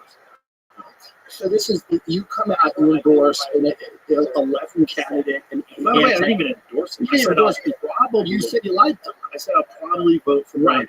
He's anti-corporate. He's from outside of the system. And then immediately you're attacked. They attack the podcast. So it's and then Kamala Harris, God bless, but this woman is running on a platform of joy. So important. Joy is the policy. The policy is joy. I want to take what she's taking when you laugh all the time. That sounds like fun. The platform is joy. And there's people right now that can't feed their kids, that are immiserated for whatever reason. They're not doing well, and they don't have health care. And she goes, be joyful, and our joy is our work. It's like crazy. It's fully insane. And I don't understand who that connects. Well, it's completely manufactured. Yeah, the whole thing's manufactured by the media and by whoever is running the country. Whoever's running the country, by the way, you're doing a great job, considering there's no president. Right. We've had no president for months. That's okay. Kamala Harris, maybe years. Sure. But Kamala Harris has been campaigning. She has no time to be president. That's right. Joe Biden is gone. Right. Every now and then, somehow or another, they let him wander over to a microphone. Yes. And he says wild shit like, take you for public interest. And he asked that. And he puts a man on. He's getting fun. By the way, I voted for him today. I still support him, and because he's fun now. He clearly wants Trump to win. He hates her. Yeah. And he never liked the Obamas. This is well known. Well, Jack posted, how do you say his name? Jack Posobiec posted on Twitter there was a physical altercation between Joe Biden and someone from Kamala's staff. I don't know if it's true, but it's fun. Well, listen, Jill Biden, we know, is a psychopath. And we know that because she's encouraged her husband, who should be on the porch, to run for president. It's disgusting. Jill Biden is one of the most. Yeah. I think sometimes she's not. He doesn't do good in the right life. She's one of those doors. She's a woman who claims to be a doctor. She's not a doctor. I mean, you know that, right? You know, Jill Biden. No. You know, Jill Biden just has a doctor. She's not a doctor of anything. That's interesting. And she makes people call her Dr. Joe Biden. So already she's mentally like Bill Cosby. She's not even like a professor. Like if you're a professor and you have a doctorate, somebody might say Dr. Rogan or whatever. Right. But this idea that she's the first lady, not a medical doctor, not a professor, and still making people call her doctor, while she's doing the least doctorly thing ever, which is letting an elderly man be paraded around to try to win the presidency, and it's crazy. Well, I think she was enjoying the power. Yeah, of course. And I think that ring is very hard. And that's just, they don't want to let it go. No, she's enjoying the power. She's enjoying not going. Maybe members of her family not being in jail. Yeah, I would love that. She's enjoying that. Do you think he pardons his son? Because his son just got hit with a bunch of tax evasion charges. I mean, I don't know. I hope Trump pardons him and invites him into the administration. That's the ultimate win. Hunter goes and works for Trump. No, Joe, and he didn't. Messed up. I thought it was early on when he was writing a book. Remember he wrote a book? I remember. Yeah, they reached out to get press, and then the laptop story kind of blew up. And then I was like, get on. And then they were like, no, you don't want a pre-laptop. You want a post-laptop. This was post-laptop, but they thought they had squashed it. So this is before Elon had purchased Twitter. Gotcha. Once Elon purchased Twitter, and then they understood that there was a coordinated effort by 51 former intelligence agents to say that the laptop was Russian disinformation. That's right. And then the fucking cat's out of the bag. But this is also the problem with saying that Donald Trump is a unique threat to democracy, but you have literally like credible, documented examples of intelligence officials lying to the public and facing zero consequences and trying to manipulate an election. Yeah, I mean that's a huge problem. Well, Google's doing that right now. You know, have you ever seen Robert Epstein's work? Robert Robert Epstein has compiled like all. I'm familiar with different Epstein's work. Yeah, different work. Ephemeral interactions with Google, like Google search engine results, and what you're showing on your homepage of Google News, and how it influences people, right? And how you can sway undecided, like in a significant way, right, towards one candidate or the other, depending on the search results. But one thing that people point out on Twitter today, Jamie, let's see if we can replicate it. Why don't you Google where can I vote for Trump? Now, if you Google where can I vote for Trump, let's see what it says. Because people, I'll show you what I saw people posting. It's mostly Trump stuff. Where can I vote for Trump? Okay. So here it is. Where can I vote for By the way, the first article is Esquire. There's only one reason anyone votes for Trump. It's just hilarious. Yeah, that's good. So you don't see this. Google, slow down. You Google against Trump Harris, search for discrepancy, says fix is coming.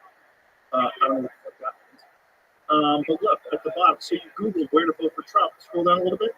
Scroll down a little bit more. Where can I Google search where can I vote for Harris shows new conspiracy theories taking you in election. Click on that slide. So this is it. Where can I vote for Harris showed a map while similar Trump search didn't. So you Googled where can I vote for Trump. It didn't show the map. Now it's Google where can I vote for Harris. Let's see what happens. You Vote just centers. you just voted for her. Vote centers. By the way, that's counted as a vote. That's counted as one vote. Let's go back to that piece and see that Google did the same thing in the New York Post. This fix is coming. Voting for Kamala Harris. Donald Trump will harm people. So it's negative things about Trump, where you get negative things about Trump if you Google where can I vote for Trump. You get negative things about Trump if you Google where can I vote for Harris. And then right away it says vote centers. First search result is vote centers. Get past the news. Fascinating. That's true. So look, see this? You don't see vote centers. You see all these stories. You don't see vote centers right away. When you Google where can I vote for Harris, you see vote centers. So it's not a conspiracy theory if you can just reproduce it. Yeah. No, there's clearly a slant with what the media, and that's the other thing that I think Trump's the advantage. He's also running against the media, and the media is terrible. And I think one of his big advantages has been, he's been able to kind of call them out successfully multiple times. Yeah. And so it's not just he's running against Kamala Harris, he's running against hostile media that does a terrible job at reporting facts when it comes to him. Well, now, Donald Trump says wild shit, and a lot of it stands on its own as wild and crazy. Yeah. But when they manipulate it, Piers Morgan the other night, when he goes, there'd be a bloodbath in the auto industry if I'm not elected, and then they just say, oh, there's Trump, if he's not elected, there's going to be a bloodbath. One of the reasons why I was willing to endorse the supremacists is very fine people on both sides. Right. Yeah.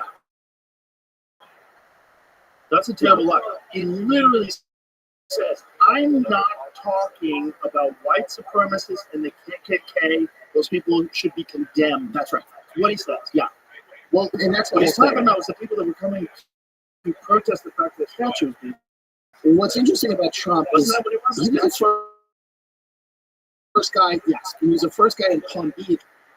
Whatever you think of Trump, his reasons not like him, was very legitimate reasons not to like him, but he was the first guy in Palm Beach that opened Mar-a-Lago to Jewish people, to gay people, to people of color. Like there was all these country clubs in Palm Beach that prevented those people, and now obviously people go, well, he just did that for money, and it's like, sure, fine, whatever, but He was short of members. yeah, I say he did it for money. but yeah, to me it's like one of his biggest advantages has always been that the press cannot help themselves when it comes to him. They are rage addicts, and they like hating him, and he feeds them, and they get more popular, and they get bigger when he is around. Well, when he lost the election, CNN dropped 40%. That's right. So right away. They're addicted to being in a hostile, contentious relationship with him, and then misrepresent a lot of what he says. And flat out not. And that's a huge problem. And they can't help themselves. If they got out of the way, it would hurt him, because like any politician, then you're just going to be dealing with other politicians or your supporters or your detractors or whoever. But you have this media that's lying about you, and you can constantly call it out. It helps them. I think the cat's out of the bag with the media. It's over. It's big time. I mean, the video that I did with Trump is well over 100 million views.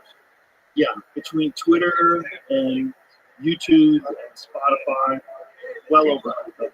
The one I did with Elon just yesterday was this morning at 65 million views just on Twitter. I don't want to upstage you. The video that I did with JB Vance got 3 billion views. It got 3 billion views. So I don't want to upset you. But no, I mean, do you think it's going, because me and you talked about this, I think it will be decided tonight, but you think maybe not. No, not if it's close. I think that's when if shenanigans are real, okay, but there's manipulation. Manipulation will take place. Interesting. Don't you think? Well, Don't you think that's when ballots show up? I mean, if you're going to cheat, Here's the on deal. both sides, and that gives any side. My grandmother died in 2017. She was a big Democrat. She's been voting, and she voted 6 times for Congress. And if you think that's wrong, that's disgusting. I don't know what to tell you. That's who she is. She probably. So in of her course. honor, Yeah. in her I don't honor, know how much fuckery is going on down at the ballot. Probably some, for sure. So my friend, who's actually outside, but I'm not going to say his name. I don't want to hurt him. Andrew Vegas, who's a Boston comedian. Someone sent him a thing where they were like duplicate ballots in Georgia in 2020. Like weird stuff. Like really weird. Now, I was a guy who was like, I bought the idea that I was like, Trump lost, these people want to Biden and whatever. And maybe that is a case. I don't know, but like, there seems to be more evidence of fuckery than I was willing to. But that doesn't mean there's probably fucking every election. There's not zero. There's not zero.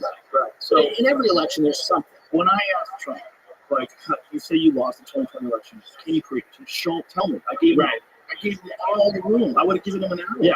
Like, tell me. Yeah. He's like, there's plenty of information. The book, it's coming out. Like, Okay. out gotta in a have it. digestible form. You've had Yeah. 4 years. Maybe it's out and I don't know. I haven't seen it. No one's sent it my way. I'm willing to believe, and not willing to believe, we know that the tech company is in intel agencies all coordinated to suppress certain stories. And like, they will admit it that. No question. You know, I haven't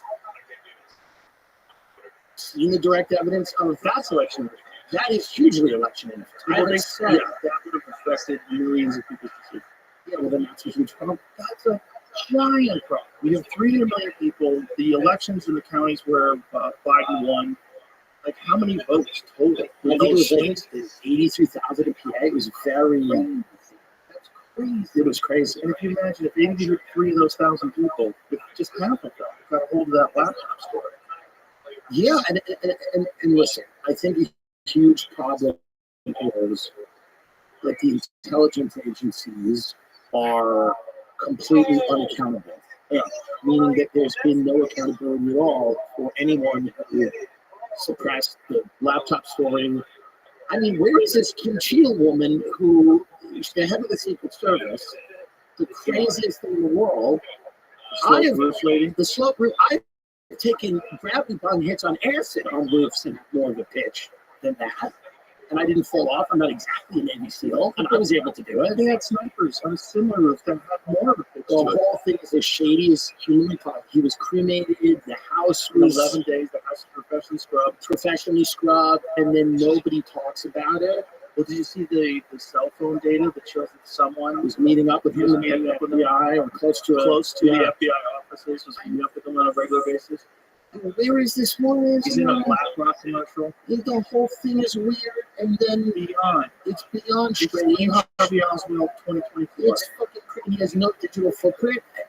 There's not one. There's very few people that age that have no digital footprint. And then if you talk about any of this or you say anything, people write it off as sort of a QAnon, whatever. But it isn't. It's valid, mature, and people, normies, people that don't think like this, are even going, that was fucking weird. It's just weird that they never had a press conference. They never had a toxicology exam that was released. Yeah. It was not like someone wants to shoot the president. Wouldn't you assume that person's out of their fucking mind? Maybe they're on meth. Maybe we can find some sort of a reason or feel a little bit better. And then the next guy was a guy who, like the Three Stooges, a barrel of a gun is going through the bushes on a golf course, like something out of Marx Brothers. And that guy was a guy that, like, CNN or MSN, I forget which one, had been speaking to about, like, the Ukraine. He wrote like a song about the Ukraine and how important it was to support the Ukraine. And he's been like interviewed by the news, like the cable news, and they had a relationship with him. And imagine if Fox News had a relationship with somebody who tried to assassinate Obama, Biden, Harris. Right. That you would have never heard the end of it. Right. Most people hearing this, maybe you're hearing this for the first time, but like this was like a source or this guy that they kind of profiled, and you know, it came out that he was, and then his kid got busted for child. Wow. Just like Stephen Paddock's brother. Yeah. That's what's wild. I'm just saying, hey, How much do you know about the Davis thing? Is it not true that enough, but there's that's three never women stopped that were me checked before. into the room with him? I was reading this thing the other day about how he's unaccounted for women that apparently Right. What's that, Jim? You never heard that? Yeah, there is cell phones, I think, that were found that were unaccounted for. I had a girlfriend that wasn't there that I That's right. Mary Lou Danny was a girlfriend who went to the Philippines. Jamie's controlled that position. He is. Like, you know, you can't really. He's a Reddit man. I mean, he's a guy. He doesn't. Who knows what he's getting texts from Netanyahu. Kamala Harris on speed now. Yeah, I don't know. It feels it's an interesting day because everybody has a weird tension. Yeah. Not here. People are friendly here. Well, I was just in a car accident. We was friendly. And the cop, everyone was kind of friendly. But Did anybody recognize him? no. Did you wear the glasses? Yeah, it was a nice Mexican guy, and it was good. It was good. And Frank, you from Yeah, the King Dealing show? yeah, no, it was all very nice, and it was. And that's the thing about car accidents; they can be nice. It wasn't my car; it was kind of a rental. It was just kind of nice to meet people. Yeah, but you know, it is a weird. There is an interesting. I think people just want this to be over. 100%. They need to move on. Yeah, it would be nice, no matter who wins, if we could all just to be proud. Let's imagine she wins, and one of the things that she has been very good about during the whole campaign is changing her opinions based on what people think. If we can influence the president based on popular opinion, isn't that a good thing? Joe, I'm great at lying. I hate that. Like what she's been able to do, which I respect, is look at the American people and like them, and that's good. Or at least adjust her opinion. She's adjusted. Let's be I agree. Listen, I'm for terrible. I'm very charitable. I don't think she's like the worst. I like her. I think she's fun. I think she'd be fun to sit and have a drink with. I was wishing that you would. I mean, it's just the options would fly to her and meet for 45 minutes. And I was like, That's not what you do. it's, you know, Elon said it best yesterday. He was really finding out about people how to through. Yeah. Yeah, and you can bullshit people for 45 minutes, for an hour, 2 or 3. Something's going to come up. Well, the great thing about your show is that it's not scripted talking points where people don't come on from the agenda and go, I want to say this, that. The other thing, you sit there for hours, you talk to them in a real conversation, and what they really think will come out. But here's the thing. I'm going to be nice to you. I'm going to be nice to Kamala Harris. I would be so friendly to her.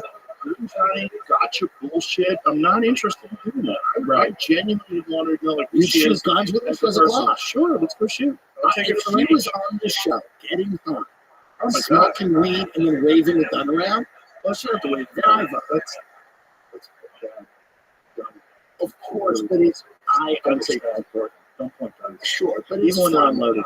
Yeah, but it's fun. It would be fun, but here's the thing. If she did come on and just have a little cocktail, Yes. her and I have a couple of whiskeys, Yeah. talk a little shit, I bet she's fun. She's not much older than me. Yeah, no, she's probably fun. She probably is surprised that she's an attractive lady. She's probably surprised that she was running for president because they told her, she probably wanted to. There's reports that she was like, you're not going to pass me over. Because they wanted to. Yeah, they didn't want her. And she really have nothing to say though? Yes, because she would have thrown a fit and said they overlooked a woman of color or yes, didn't want to deal with that. And she's been a careerist her whole life and she wanted the job. And what I heard was that Joe Biden kind of forced her in. No way. What I heard was that they were going to have a primary, but that Joe Biden said that he endorsed her. He endorsed her, and then it was this weird situation where they got to kind of like run her. Interesting. By the way, I'm hearing We're all hearing it from Randy Quaid. We're all hearing it. I think she's a very motivated, strategic person. Is there any evidence of that, Jamie? So I know that Joe Biden endorsed her, and whether or not I think he was made to endorse her. He doesn't. Oh, good. Oh, there was. Stephen Paddock's hotel records. Oh, you control that position. Here That's we back in are. the fact check by community. You know, 6 years old. Well, still the whole story. Stephen Paddock's hotel records show 3 women registered in his room. Interesting. He could have been. Oh, yeah, probably. This guy was a But crazy riverboat gambler. Do you register a hooker to the room? Fuck yeah. If you're Really? wild, man. You're wild, You man. give him a card. Especially if you don't want this lady stealing your Rolex. That's a good point. You gotta trust him. That's Show not him scam. trust. That's not a scam. That's Chicken's right. wild. Oh, really? Someone took his Rolex? Wow, you He had a gotta be lady and she thought she drugged him. He was probably showing it. He probably was at the time. Who This showed is the my Rolex? Rolex, probably. This is right. That's the Hans probably not so slick. It's a But if you wanted to make sure that they weren't stealing, it's not like the other two. oh yeah, because this guy's a riverboat gambler. This guy's Yeah. a wild dude, right? He's a professional gambler. Professional gamblers. I think hookers and professional gamblers, they just fucking And also, he had They no go track together. record. That's everything that Paddock is interesting. He just kind of he's emerged. right. That's interesting about these people. He might have been a gambler, but they gave him credit for being like a video poker. That's where he made all this money. If you have people that are really into gambling, no one makes a lot of money. Really? Well, there's You all kinds of could- you reports could, about but- that it was some weird Saudi coup, that they locked down the country in the days after. I don't really know enough about it, but it was a very strange thing that has never been fully. I mean, he just shooting a concert. Supposedly he lost his mind and then he just wanted to kill everybody. And Here's the thing, though. That's real too. that's real too. That's real too. And if you just want to make a splash, and you knew you were going to kill yourself, and you were some fucking psycho, and you just wanted to gun down a bunch of people, Yeah. bang. Oh, Let's see what's next. You know, it's one of those things where it disappears, and then the thing about all of this is the news moves so quickly and so much is going on. You can't, it gets hazy. The recollection, like the Trump shooting, even. The recollection will get hazy. In a few months from now, remember. Right? People just remember a guy climbed on a roof. They don't remember it was 120 yards away. The service didn't clear the roof. He was walking around. People were telling them there's a guy walking around. He's creepy. He flew a drone over the area. Yeah. All of those details are very important. But the rangefinder is nuts. Like anybody with a rangefinder should be arrested.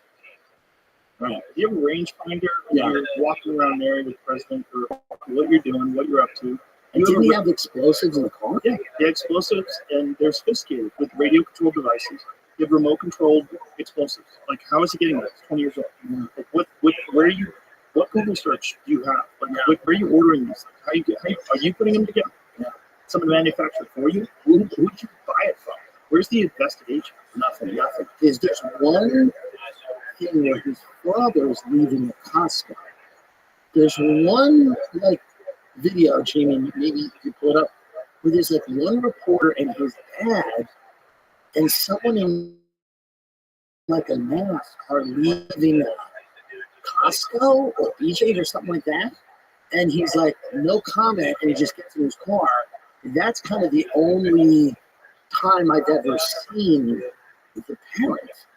This is the only, I think they released a statement like, we're terribly, blah, blah, blah. It's really interesting. It's like some people, here it is, he's the dad. Well, this is, Trump shooter's dad blows up questions. I Well, got a pee, he said. but there's another one where he's leaving a Costco. Can you hear him talking? Yeah, that's him talking. That's what he says.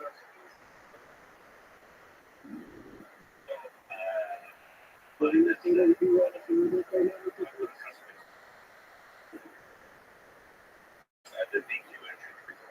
I got a pee, so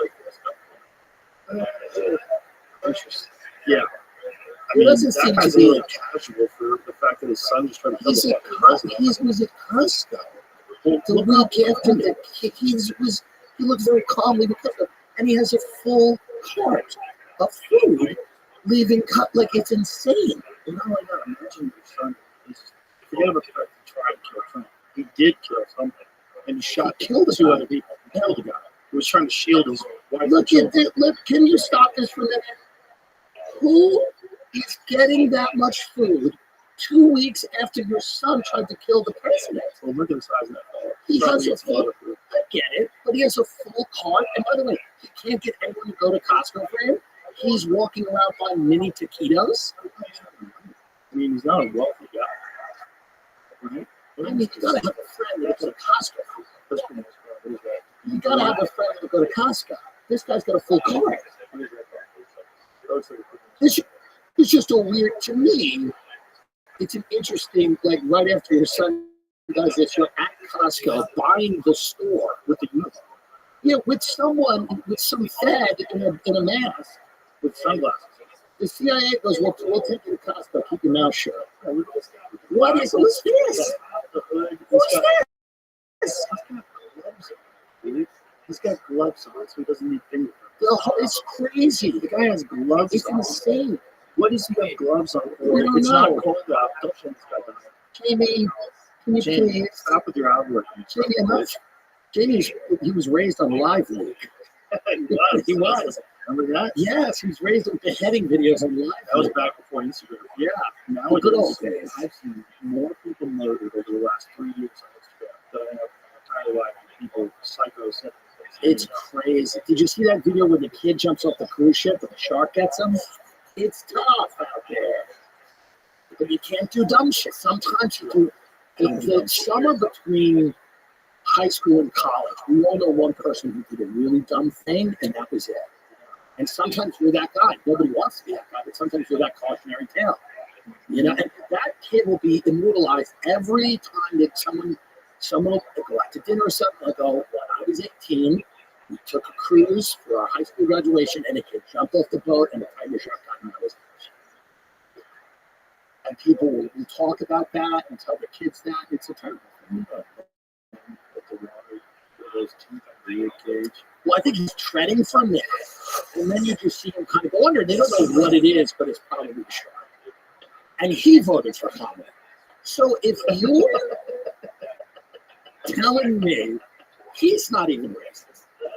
Well, Oprah, last time I watched the rally, and I'm watching Oprah's after, she goes, if you don't cast a ballot for Kamala, you may never be able to cast a ballot again, which seems extreme.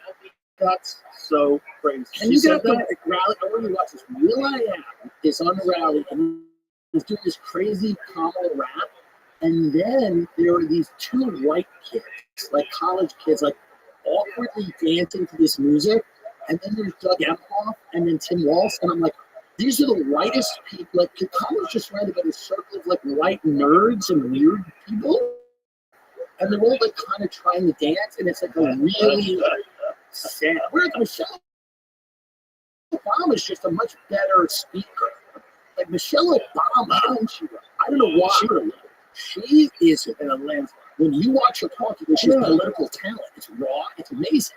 She can deliver. She went with it through high school.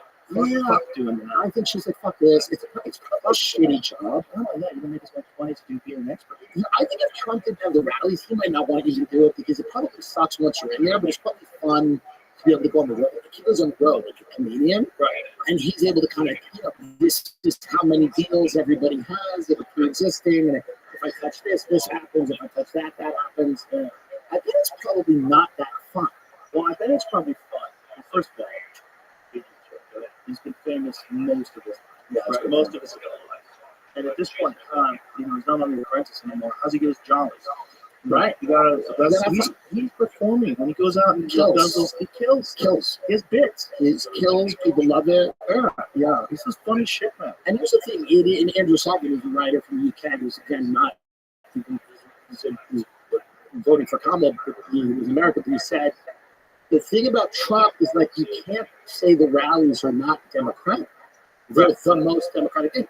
It might be because it's America in its foulest glory. Like, listen, it might be crass, and it might be certain parts of it might feel, vulgar or whatever, but it is Democratic to have people come out to speak directly to them and then have them vote for you. That is, in essence, Democratic. Well, you have the same thing on both sides, right? Yeah. You have low information tribal voters, right? So you have low information tribal voters on the left who really do think Trump said There's very fine people on both sides. Really do believe in the Russia hoax. Really do believe in all that stuff. And then you have people on the other side that are like ready to fucking shoot liberals. And they have their signs, their Trump signs, electrocuted in the front yard to make sure people don't steal them. Yeah. These people that are off the rails tribally. When you have a group, I've tried to. If you make a group and anybody can join that group, it's going to be infiltrated by people 100% of the time. And then those people are going to do radical things in the name of your group, and then you have the problem. Yes, and then you have the extremes. You have people that just drift towards the extremes. And the whole premise of political life in America should be to keep people from drifting to those crazy 100%. And the more you meet people in the middle, the less they're going to do that. The more you're reasonable, instead of attacking people in this fucking crazy way where we know it's not true. I used to think Obama was the best president ever. Because Obama, I think, still to this day, the best statesman. He was the best example that you take this guy who is from a single family. It's not like he didn't, a single mom. He didn't grow up with great privilege. Obviously a brilliant guy. Obviously very smart, great orator. And hey, we elected a black president. Maybe racial tensions can relax a little bit in this country. Realize anybody can rise based on the merit of what they can do and who they are and what they do. I was like, he's the best. Finally, I felt really good about America when Obama was the president. Honestly, I was the same person. But I didn't understand about it.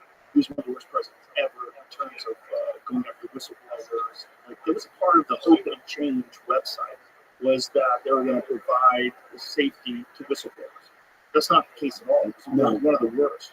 No, Obama was an extension in many ways of the national security policies of George W. Bush, which was a, kind of zero tolerance policy for whistleblowers.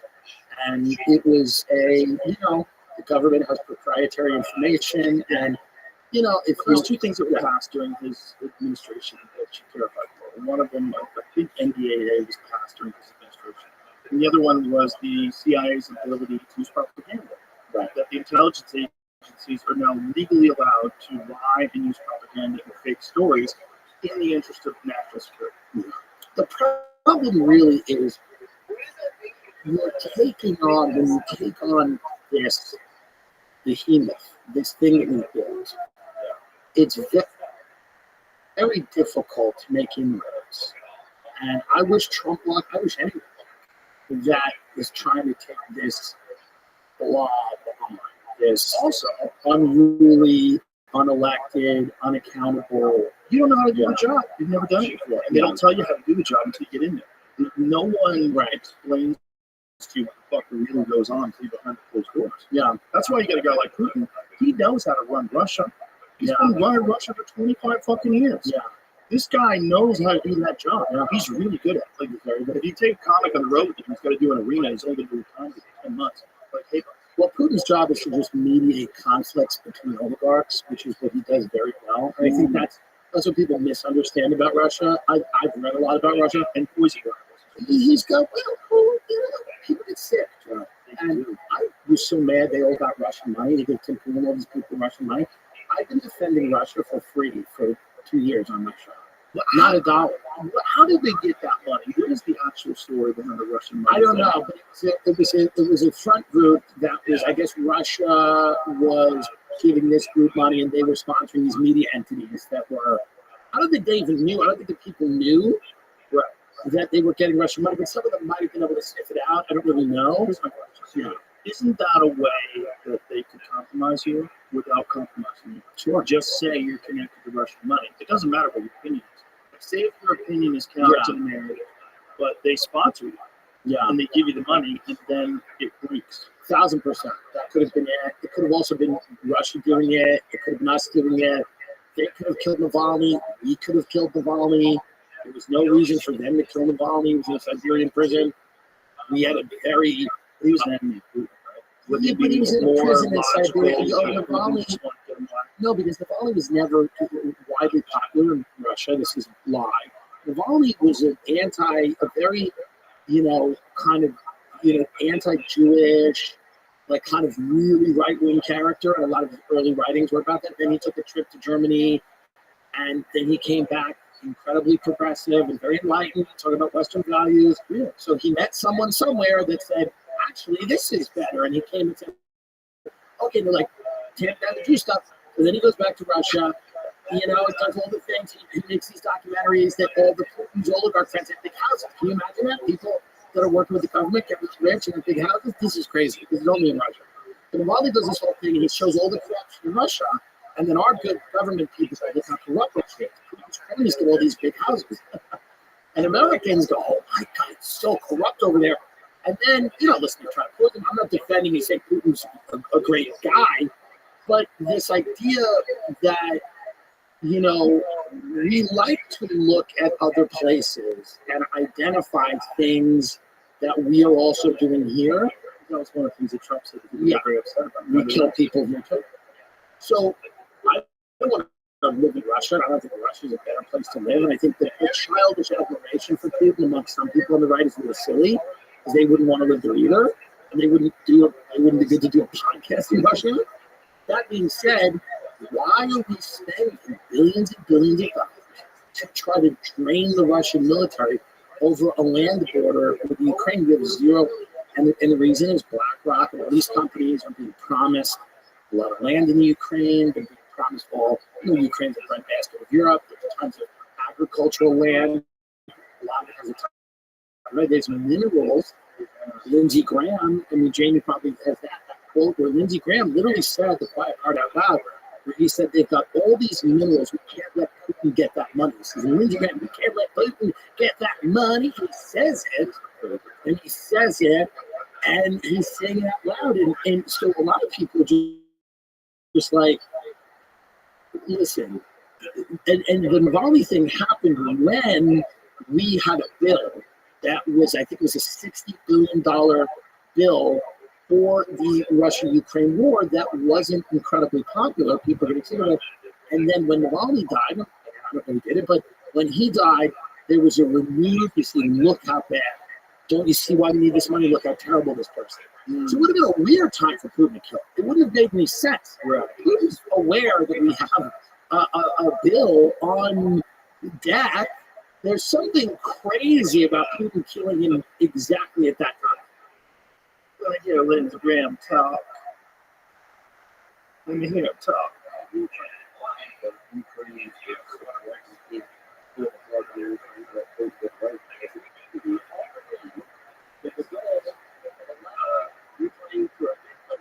Pause for a second. Tell me you couldn't picture that guy with a ball gag. Like, no, I mean, it's that's the least of what he has. But Jamie, there's another thing where he literally talks about the minerals, the rare earth minerals that are in the Ukraine, which is the entire reason. It's like I put it on my Instagram. It's like it's one of the craziest things I've ever seen. Yeah, this one right here. Ukraine sits on. What did I go top with it? They're sitting on $1 trillion. It's also for economy. So I want to keep up with Ukraine's in Ukraine.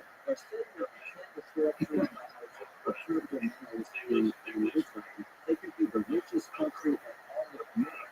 I don't want to use that money and those assets to Putin to share with China. If you help Ukraine now, they can become the best business partner we ever dreamed of. Pause. How crazy is that guy? And how crazy is his job? Like, international fucker. Yeah. Money. Well, he's kind of, minerals I would imagine something I shouldn't be. He's a kind of a closeted gay supervillain, which seems like a fun thing to be. Why would we let him get that money? Is he supposed to be married? Isn't he married? But I mean, it's a fun thing. And There's something funny about he started feminine. Oh, he's a gay supervillain, which is great. Let Putin get that money. They're the best business partners we've ever had. Trillions and trillions of Trillions dollars of in minerals. I love pussy. Yeah, So it's crazy. But then you think about it, and there's all these young Ukrainian men and Russian men who are dying in this war because we've consistently told them not to make peace. And that's the dark part. Married, has no children. Interesting. Oh, interesting. He was close friends with John McCain. What's that supposed to mean? Why you throw McKinnon under the bus? He's dead. He can't defend So himself. Lindsey Graham is a fun gay supervillain, and you need that. You need it because And Nick just made his way up. he just made his way up the ladder. Like, those guys are just like different kinds of people. And I think that's what most normal people who live normal lives have a hard time understanding. Because if you are a guy who works at a fucking auto repair shop, you have no relationship at all with people like Lindsey Graham. You don't even think they exist. You know, it's like, you know what it's like when, well, let me tell you something. You don't have kids, but when you have kids, one of the things that happens is you go to these things where you have to hang out with parents. And the only thing that you and the parents have in common is that you both have kids. And so you have these fucking agonizing conversations. And then you realize, oh, these people don't know any fun. They don't have anyone in their life that lives a fun life. They start asking questions. How do you come up with your jokes? I mean, how do you make your podcast? Who are you talking to? How do you get these people to come on? What do you do? How'd you get into the UFC? Like, all that stupid shit.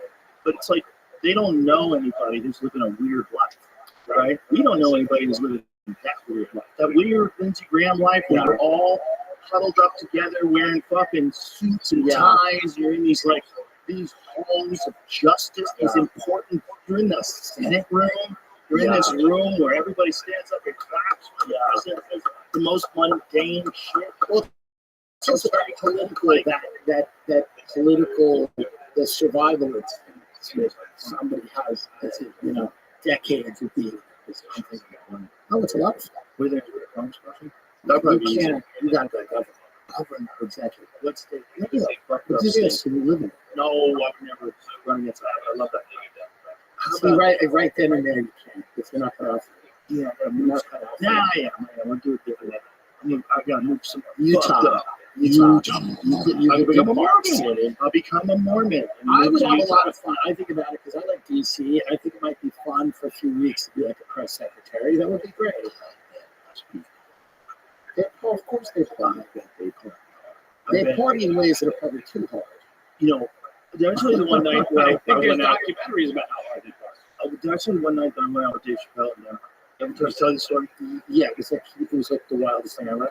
Well, it's like he knew these after-hours places. Yeah. It was like a scene in John Wick. Right. We went through an alleyway. We went through this big door into some like fucking warehouse, and then there was this bar, this beautifully appointed bar, where the guy was wearing like a fucking a tuxedo shirt with a vest on. Right. And the woman was beautiful, and there was no one in the bar. Right. It was me and Dave Chappelle and a few other people. Yeah. And they kicked us out because Dave sparked up a joint. And then he took me to another place that was crazy, but it's like he knows places where you can go and be private because he's stupid famous. Of course. So when you're a fucking politician and you're a part of an industry that has existed in these shadows for decades, doing things outside of the public's knowledge, the full integration of the intelligence agencies and the deep state, everybody's got dirt on everybody, and there's madams and fucking you all got the hookers and crazy shit going on. Right. And there's so many people make it through that are like the Anthony Weiner guy, absolute freaks. Yeah. And they're in there. They're in there deep. So it's not just one of those. There's Yeah. probably a fucking shitload of them. And they keep each other's secrets. And they probably get together, they put on masks and fuck each other, and just like eyes wide shut. Yeah.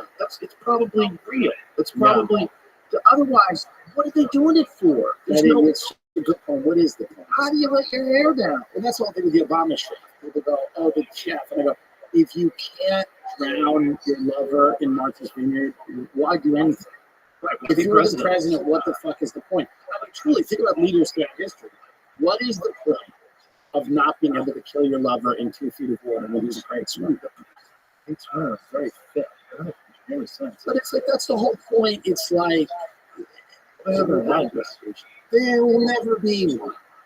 There's never going to be one because at the end of the day, I don't think America really wants to.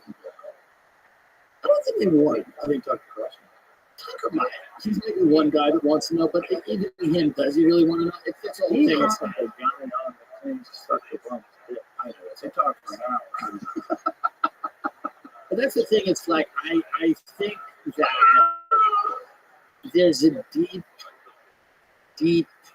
misunderstanding of what this place is, and it's not only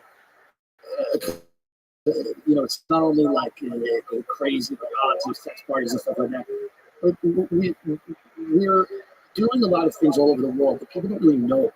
Nobody's abreast of what we're doing. Right. We're doing things in Africa. We're doing things here. We're doing things there. Right. We got a footprint everywhere, and we're backing people that sometimes they're people align with our values. A lot of times they're not. Right? Like the whole Israel-Gaza thing is a big problem for Harris. It's a major issue for her mission, and if Interesting. yes, yeah. Did you see the reports that she was running two separate messages, two separate places? She was running a pro-Israel message to one place, and CNN called her. Yeah. And running a pro-Palestine message to another place. A lot of them do. That's crazy. People are not going to check. And it's crazy that CNN called her out. Yeah. Do I vote for CNN? Like, I think I did. No. I think CNN probably recognizes, hey, we have to actually just say the fucking news. Yeah. But everything else, just say the news. I don't know what Trump will do in that situation with the Israelis. I don't know on CNN. I hope that we don't invade Iran. That would be amazing. I just get buy CNN. We're not going to make any money. Is it? Yeah, because you think about the money that they generate through advertising. But it's what the pharmaceutical. That's Right. the problem. So if he buys That's not CNN, all, but it's a large chunk. But Yeah, the thing is, yeah. like, that money is real money. That's what keeps them afloat. Like, Sure. so if their numbers, if they had exist on YouTube, like Yeah. if CNN's numbers existed on YouTube, there's Yeah. no way they'd be this giant fucking building filled with well, reporters. wouldn't you be beholden to the same corporate advertisers that hold everybody hostage? That's meaning like the biggest advertiser in all of these cable networks is pharmaceutical companies because they're all the demographic is geriatric people watching. Well, the problem is that you can advertise for pharmaceutical drug companies in this country. And only 2 countries in the world allow it, us and New Zealand. New Zealand's more restricted than the United States. Like, have you ever watched the ads on Fox News? It's like life alert. It's like fall down in the shower. It's all scared. pharmaceuticals. Fox News, you think about it, the demographics, older, scared white people. That's what Right, I think about when I think of Fox News. Yeah, so I guess you just got to find a way to make it profitable without those types of ads. Or those companies have to let you This is my point. I think it's a Ponzi scheme. I don't think it is profitable without these kind of ads. No, it won't be. Because it's not profitable based on the viewership, right? So you can get major advertisers who are willing to spend a lot of money for the prestige of being on CNN. There's something to that. You know, like an ad on CNN maybe being more than an ad on YouTube. But the reality is, if you look at the actual numbers, how much revenue you're generating for the company, unless you are engaged purely with propaganda, this is the argument. So, like, what was the quote that someone said to us the other day? It was Callie Means said how much the pharmaceutical drug companies spend on advertising every year, and it's billions of dollars just on ads, billions and billions of dollars. I think was it 8 or 80? What did he say it was? Jingle. It's got to be crazy. It's an insane amount of money. But that money is not making them money in terms of so many people are seeing those ads and going out and buying drugs. What that is doing is it's ensuring that there's no criticism. It's ensuring that you don't question any narrative. That's right. That all the Robert F. Kennedy Jr. types, they all get demonized. They all get called kooks. They all get called dangerous anti-science people. By the way, I'm excited. If Trump wins, I'm excited to see if RFK really gets to start doing stuff. 2023, pharmaceutical industry spent around $15.58 billion in advertising. $15 billion in ads. That is crazy. That's so much fucking money. Well, how are people going to know about the drugs? It's not that. I think it's a little bit of that because it normalizes it. It gets the words out. Well, we also don't have a functioning healthcare system. So it's not supposed to be like a grocery store where you pick the drug. You have a good doctor. Right. You can have a functioning healthcare system. That's the problem. It's like we have everything's for profit. Everything's like there's a million. You ever go to a pharmacy and like a Scandinavian countries, there's like 12 things. Yes. They don't have, like, our pharmacies are, there's aisles and aisles at the grocery store of all kinds of different shit. It's just a real problem when you allow people to profit wildly off of people being sick. Then they have a vested interest in people staying sick. Well, That's that's just, whether it's mental illness, Yeah. physical illness, Sure. whatever it is. What about RFK? It would be interesting to see him try, because, he's, for a long time, he's been an advocate on behalf of not only, obviously environmental stuff that's well known, but like public health. Yes. So it'd be interesting to see, like, what. 100%. First of all, why do we have fluoride in water? I mean, that's one of the things that they're talking about. That are Well, the British people's teeth are nice. Yeah, brush your fucking teeth. Is that why? Yeah, but they have fucked up teeth. I think part of the reason why they have fucked up teeth is they eat a lot of soft foods for generation after generation. It's not the after generation. fluoride that doesn't mend. Well, fluoride does have a reaction to your teeth, but I mean, you're swallowing it. So how much of an effect is it? And also, it's really bad. It's bad for IQs. There's a direct correlation between high levels of fluoride in drinking water and low IQs in children. There's a corresponding number depending upon the amount of fluoride in the water. But I think the whole way they found this out about fluoride and teeth, I think it had to do with natural fluoride. And I think it all began in Texas. What is fluoride? Fluoride's a mineral. And fluoride is also a neurotoxin, like at certain levels, like depending on how much. But the point is, the corresponding increase in sugar consumption is not taken into consideration when people are looking at when they started, people started getting tooth decay, right? And like whether or not they had fluoride in the water. Like there's a time in our history where all of a sudden massive amounts of processed food and sugar are introduced into our diet. Like whatever it is, 70s, 80s, whatever year it was, where sugary cereals and fucking cookies, candy bars just became everywhere. That's when people started getting more cavities. That's also when people started experiencing all these health problems, right? All that stuff is together. Chronic diseases and the solution autoimmune is not put conditions. fucking fluoride in the water. That's like saying, oh, some people get skin cancer. Let's put sunscreen in the apples. No, hey, you fucking idiot. First of all, you can have toothpaste with fluoride in it if you so choose. Mine doesn't have fluoride in it. I haven't had fluoride toothpaste for fucking years. Yeah. I don't have any cavities. You know why? I brush my teeth. Where is all this non-fluoride toothpaste? Can you share it with someone? Tons of Maine. Oh, tons of Maine. Yeah, it's good stuff. There's a lot of companies that sell it. And Eddie Bravo had a really good point. Eddie Bravo had a really good point that was crazy. He said, why would they say fluoride free in a toothpaste if fluoride wasn't potentially bad for you? Why would anybody want fluoride free toothpaste? The fluoride was really the active ingredient was preventing you from having tooth decay. Well, it's also when I saw like goddamn Humphrey Whataburger or Trump McDonald's, I was like, we shouldn't have these politicians be in these, they're kind of like poison factories. We should have politicians, that's like kind of showing up to a Marlboro factory and lighting them up. Like there's something weird to me about blood. Yeah. Yes, blood. I eat McDonald's. If I'm on the road, like a year ago, I had a quarter pounder with You have to cheese. stop comparing yourself to like other people because like you have a tremendous amount of discipline and it's like the 9-year-old getting fat at McDonald's is not going to go.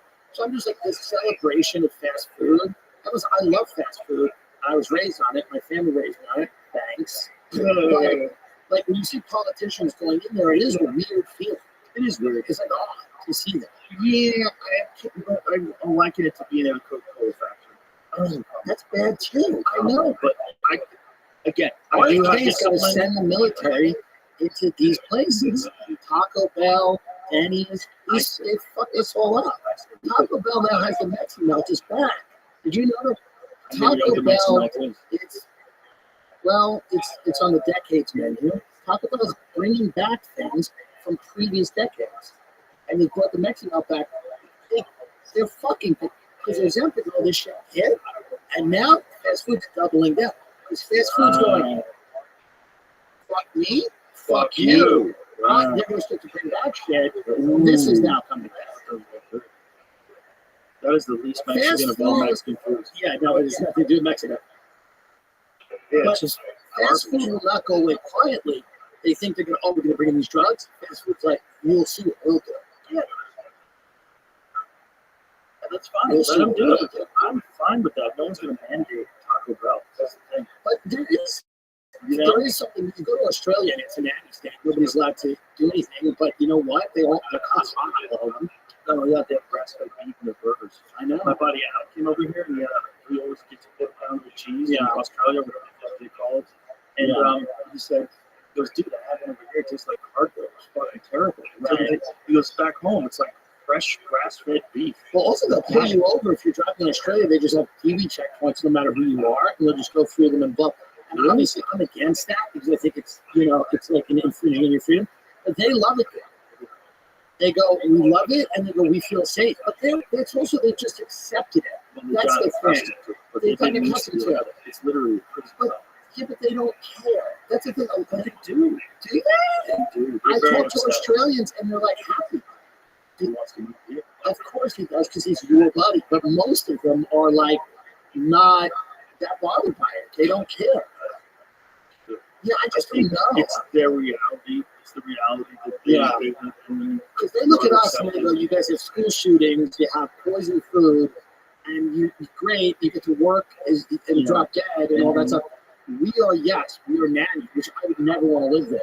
But I don't know, I talk to people there that go, yeah, they're natty, they don't let us do things like they regulate the food or they have the DV checkpoints, but they kind of accept it. Interesting. There's probably a trade-off that doesn't have a lot. Sure. You know, like you don't want people driving drunk. You just have DUI checkpoints everywhere. And they're all drunk.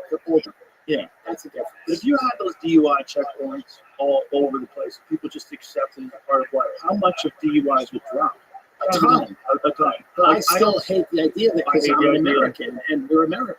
Well, especially if you're not. Here's the thing: like you can piss or blow hot from like a drink and a half, right? But what's the tolerance? I've gotten more car accidents sober than I did drunk. I drove drunk for many years, never hurt anyone. I got in an accident today completely sober, rushing to get here. Was it your fault? Yeah, it was. I kind of crossed in the lane. I shouldn't have, but it was just tires. It was a quick thing. It was a lovely man. Everybody was fine. And he'll sue me later. I'll sue him back. Who cares? You know what? Nothing matters. Everyone's fine. That's the thing about America. It doesn't matter. You can just sue people and they'll sue you back. And then lawyers figure it out. Bro, if you get caught in those sunglasses, you're going to lose. I may lose. Doesn't matter. I'll just make more money. Where'd you get? I got them at Louis Vuitton. They're sick. I figured I'd shop with a good. Absolutely. You did it. You should have endorsed Trump and those. They are sick. They're sick. Austin, shout out to the domain. Louis Vuitton with the domain. They're great.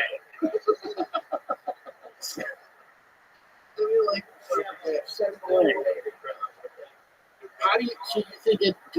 Does anyone concede tonight? Does anyone have a victory speech? No, I think it takes days. North Carolina's the first to call, they say. What was the longest one? Was the dangling chat? That was 2 months. It was hilarious. SNL was doing really funny stuff.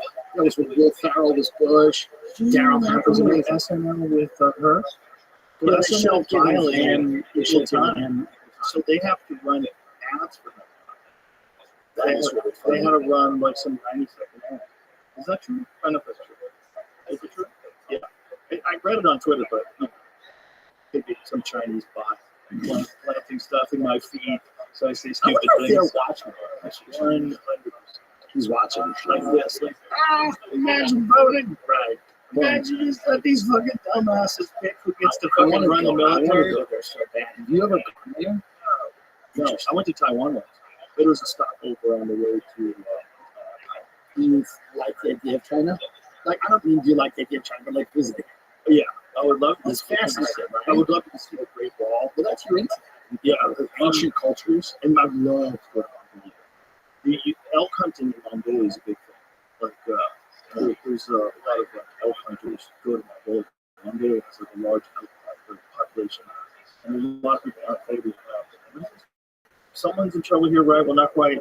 Your statement to how you reported, FCC reportedly claimed that Brendan's statement does not reflect their views on the appearance. Oh, who's Brendan? Okay, so the agency added they have not made any determination regarding political programming rules, nor have we received a complaint from any interested parties.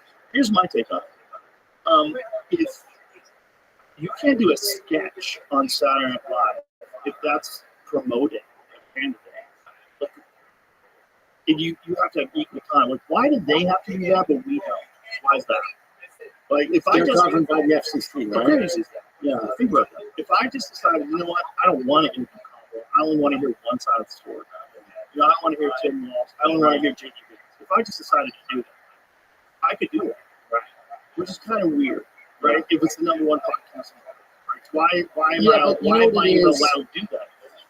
Because you're not on government regulated shows. That's like well, we don't want that. Let's not expedite. We don't want them coming in. Well, they should be doing anywhere. They shouldn't be anywhere. You should be anywhere. I'm more for that. Here's the thing. So why is it okay to regulate that, but you're not regulating the percentage of positive versus negative news stories? You're choosing. Sure. Choosing. I always thought the regulation was just like no tips. But it's like the rules of equal airtime. Remember when Sipowicz showed his ass and then my people blew like that was a big deal? That was a big deal. That was a big deal. Dennis Fran. Like, I thought it was. Didn't they say bullshit once too? That was a big deal. That was a big deal. Like I didn't bullshit. Yeah, I didn't realize it was like it was equal time. But I mean that makes a lot of sense. Well, I think Stanhope had an issue with that when he was fake running for president. Because Stanhope said, I'm going to have to stop doing shows because shows always count as like a campaign speech. Oh, and you have to offer the opposing side equal time. That's crazy. Yeah, like I think there's laws and that's crazy. That's interesting. because he actually he owns them. False law.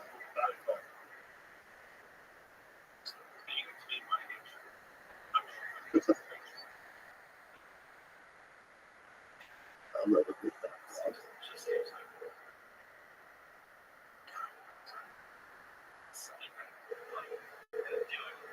It's probably just yeah.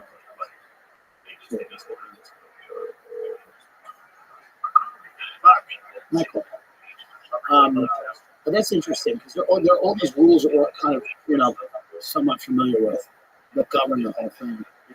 You're allowed to do this. Douglas, I'm live on the air with Tim Dillon.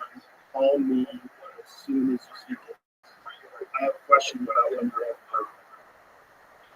you're Jamie, what about the exit polls? Is there an exit poll?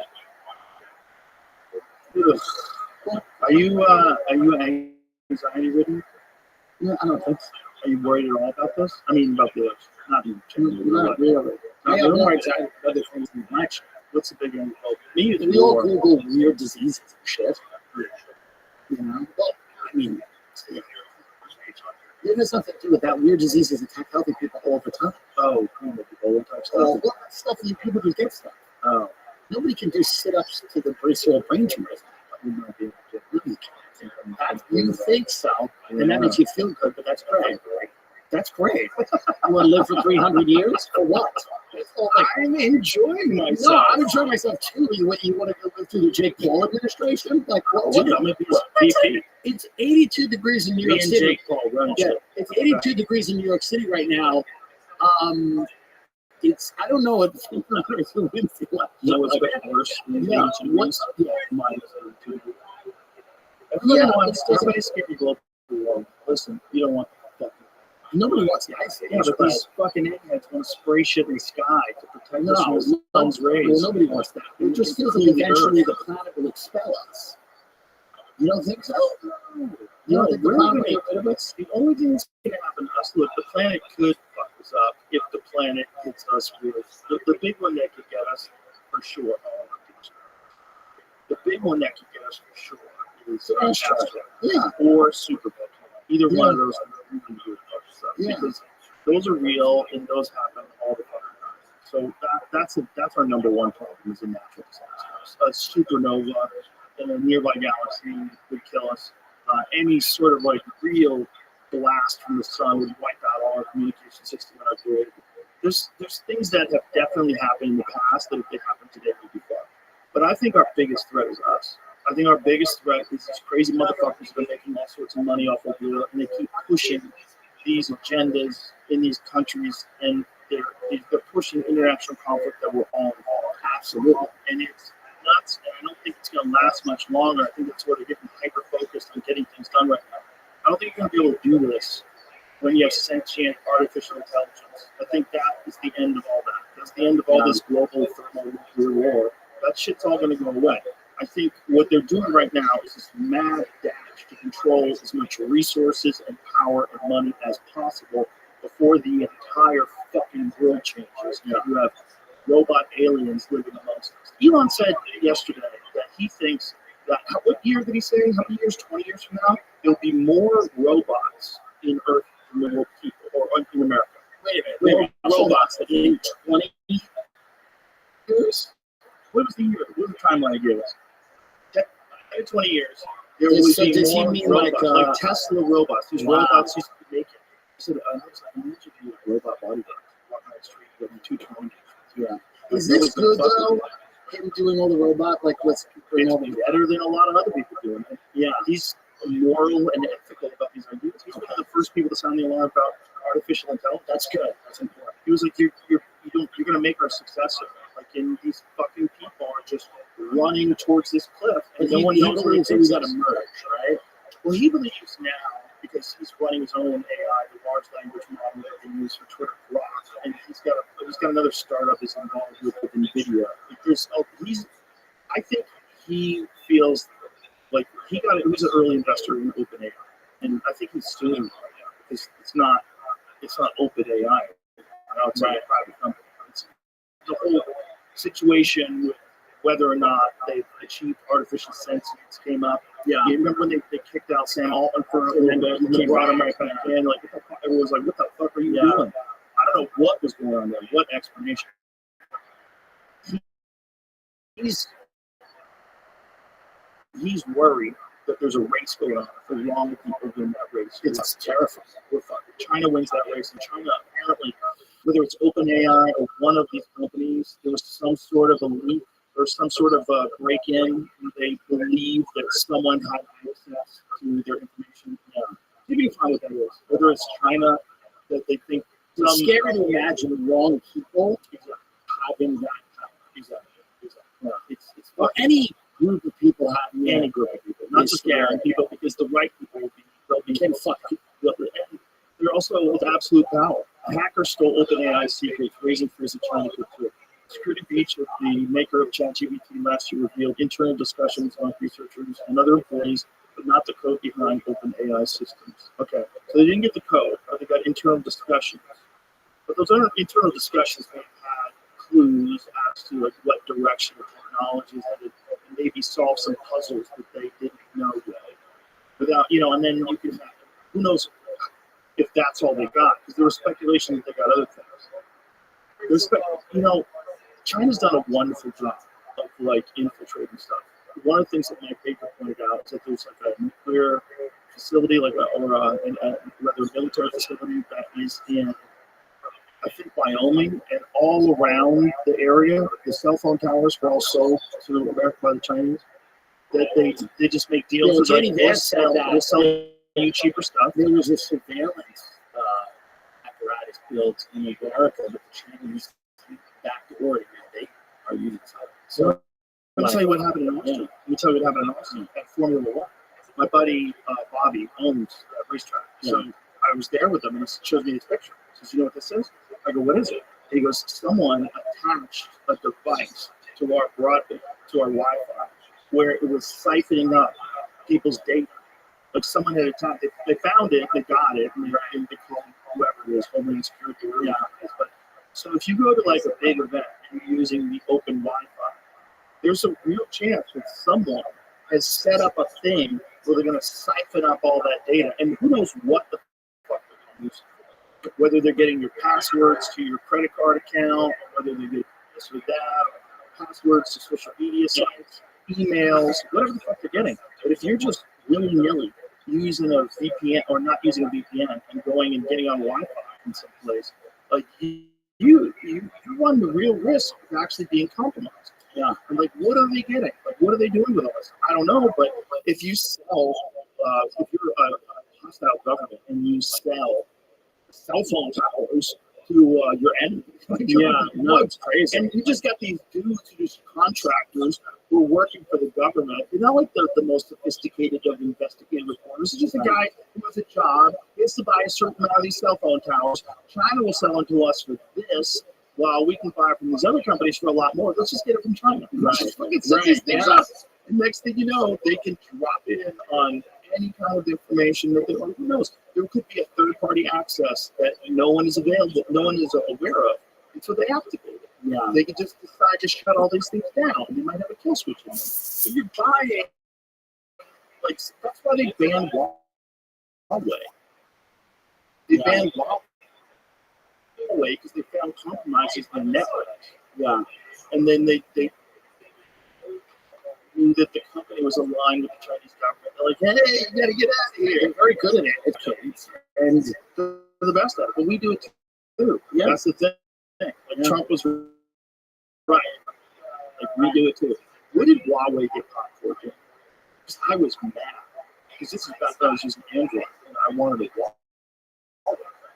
Huawei should just give it. Let's just give it to them. Like, Meaning, like, it's like all this data we're trying to just give it to them. Well, I mean, they're stealing stuff. Let's just give them the patents. they've been banned or restricted in multiple countries due to the security concerns. Huawei was added to the U.S. Export Administration's regulations entity list, which made it harder for the company to obtain parts from U.S. suppliers in 2022. The U.S. banned the sale and import of new Huawei communications equipment due to national security concerns. So what were the concerns there? This is like TikTok is a problem, but it makes so much money that we'll just constantly make money from TikTok. No, of course. But that's the thing that China realizes, that if Americans make money, they're never going to care. Some ladies showed it was hilarious. U.S. banned sale and import of communications equipment from 5 Chinese companies, including Huawei and CTV, amid concerns of national security. What did they do?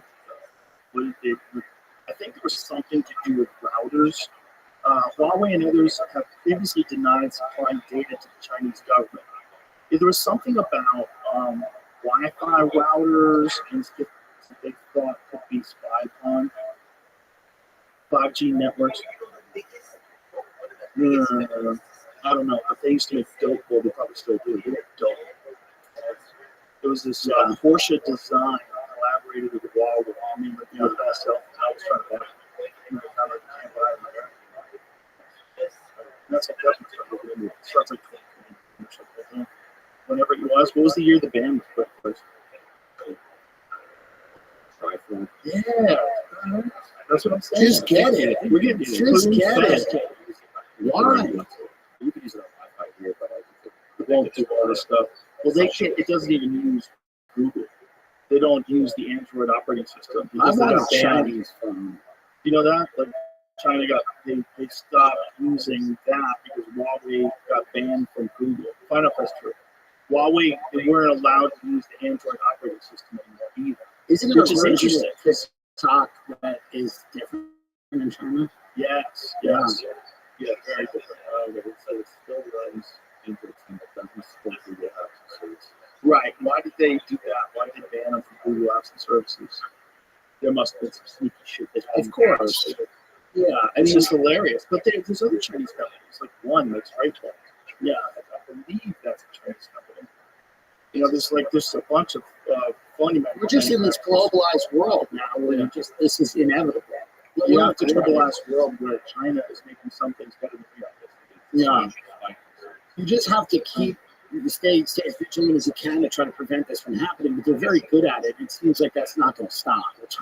I'm worried about all kinds of things that they're doing. They're buying up the real estate all over America. They own large swaths of some of our biggest cities. I mean, it's like they're aggressive on a few fronts. It's kind of crazy they're allowed to buy land around major. It's unreal.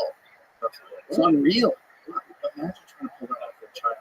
That's the difference between having getting power for fucking decades. Yeah, really knows how to run the country. versus some person who got elected in the popularity contest. It's also a difference of when people see the country as it going out of business. You're selling everything from out from under everybody into yards. With the way people are treating America right now, it's just a fucking throw a sign on it, make your best offer, come in and move. Isn't it funny that if you said you have to be American to buy American property, people would be up? They'd be up in arms, and they'd say it's racist. And the real estate lobby would come out and go, "It's racist because they want that Russian because money. they want that fucking oligarch dollar." You're the one that told me first about these apartment buildings in New York City. They're like ghost cities. This is another thing. We all got, and I just read these things and go, look at these Chinese ghost cities. They built all these cities and nobody lives in them. And I go, if you go to any of these buildings by Central Park, there's like 20% of it occupied, 30% of it. 70% of it is straight up money laundering, where it's people that have purchased multiple apartments under the name of an LLC, a limited liability corporation. And by the way, they've got a lot of them. There's not just one. There's so many of them, shell corps, that you can barely find who owns it. And it causes the price of everything to go up. And they're not living in the city. They're not contributing. They're not tipping at restaurants. They're not buying tickets to Yankee games. They're doing it to move their money out of Russia, China, United Arab Emirates, Brazil, India, wherever. They're stashing it in these buildings. And it's causing the prices of all the real estate around it to skyrocket. Yeah, the real estate in New York is. Well, it's LA. It's even in, cities like Austin. Obviously, there's not as much of that, but but there are foreign buyers in this market. Everywhere. Sold for a whopping oh my God. Yeah. This apartment sold for $238 million, the highest recorded price for ultra luxury skyscrapers, each equipped with luxurious amenities ranging from cinema rooms to saunas. Look at that. The average sale price, $9.8 million, and that's in that part of the city. That is the part of the city that is the favorite of foreign money. Look at it says here. As of 2022, there are 772 unpurchased units. Because they built these buildings specifically for money laundering. This is not built for regular rich people. Most regular wealthy people cannot afford to live in a $50 million apartment or a $238 million apartment. So the whole thing is incredibly, it's completely manipulated. So it's not a real market. It has anything to do with supply and demand. It's artificially manipulated by a lot of wealthy people. I know the real estate lobby loves it. They want it. And the developers like it. And so those big money people love it. And so how's the money laundering part of it work? Because they take money out of whatever country and then they stash it in America in real estate. So they'll come in and buy something cash under an LLC, and that however much money that would have been in their home country, because some of those countries are volatile, and the governments of those countries could decide, okay, you all have money, it's 20% of it's not ours. Here's the new tax. There's people that try to do it here. They propose wealth taxes, things like that, all the time. Right? Some of them make some sense, some of them are ludicrous, but those people are a bit paranoid. There's also political instability in a lot of those countries, and then there's people that just don't like taxes, and there's people that have made money narco trafficking, human trafficking, doing all kinds of things, right? So there's people that go, I have a lot of illicit capital that needs to go to real estate in London. There's an area in London called Mayfair. It's all Russian oligarchs. There's areas, and London is even more than New York. London is the home for international money laundering. It's the shadiest city in the world. It's really cool. It's a lot of fun. It really is. That's the thing about these people. They are fun. And London is the financial capital halfway between New York and Asia. You have the biggest money in the world in London, because historically it has been, New York's amazing. New York's the greatest city in the world in the sense that I think it's the most representative. But London has always been the home of international finance since, we're talking about, there's a part of London called the City of London. It's the small little part of it. And it's an area called Knightsbridge, and that's where they have One High Park. And One High Park is this building with $150 million apartments, and all these Saudi kids are driving like Bugattis and Lamborghinis there and everything. And the Harrods is there, the famous store. And it's just a signal to the ultra wealthy. This is where you come. You want your kids to be raised as British gentlemen and learn the ways of. It's the home of like international finance, and it's a cool place. But I don't know how you unwind all this. You don't really unwind it. Now, I mean, also most people don't understand. So they don't understand. Run. Where's all the money going to go? It's hard to fight these people because that's the problem. It's like everyone kind of wants to be them, and the people that don't want to be them, they will kill you.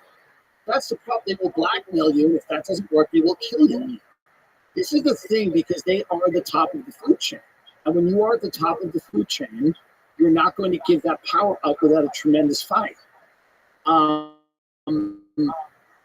I think that's really where a lot of it comes down to, preserving your position on the top of the hierarchy. Imagine if the United States made a law where you couldn't buy real estate unless you're United States.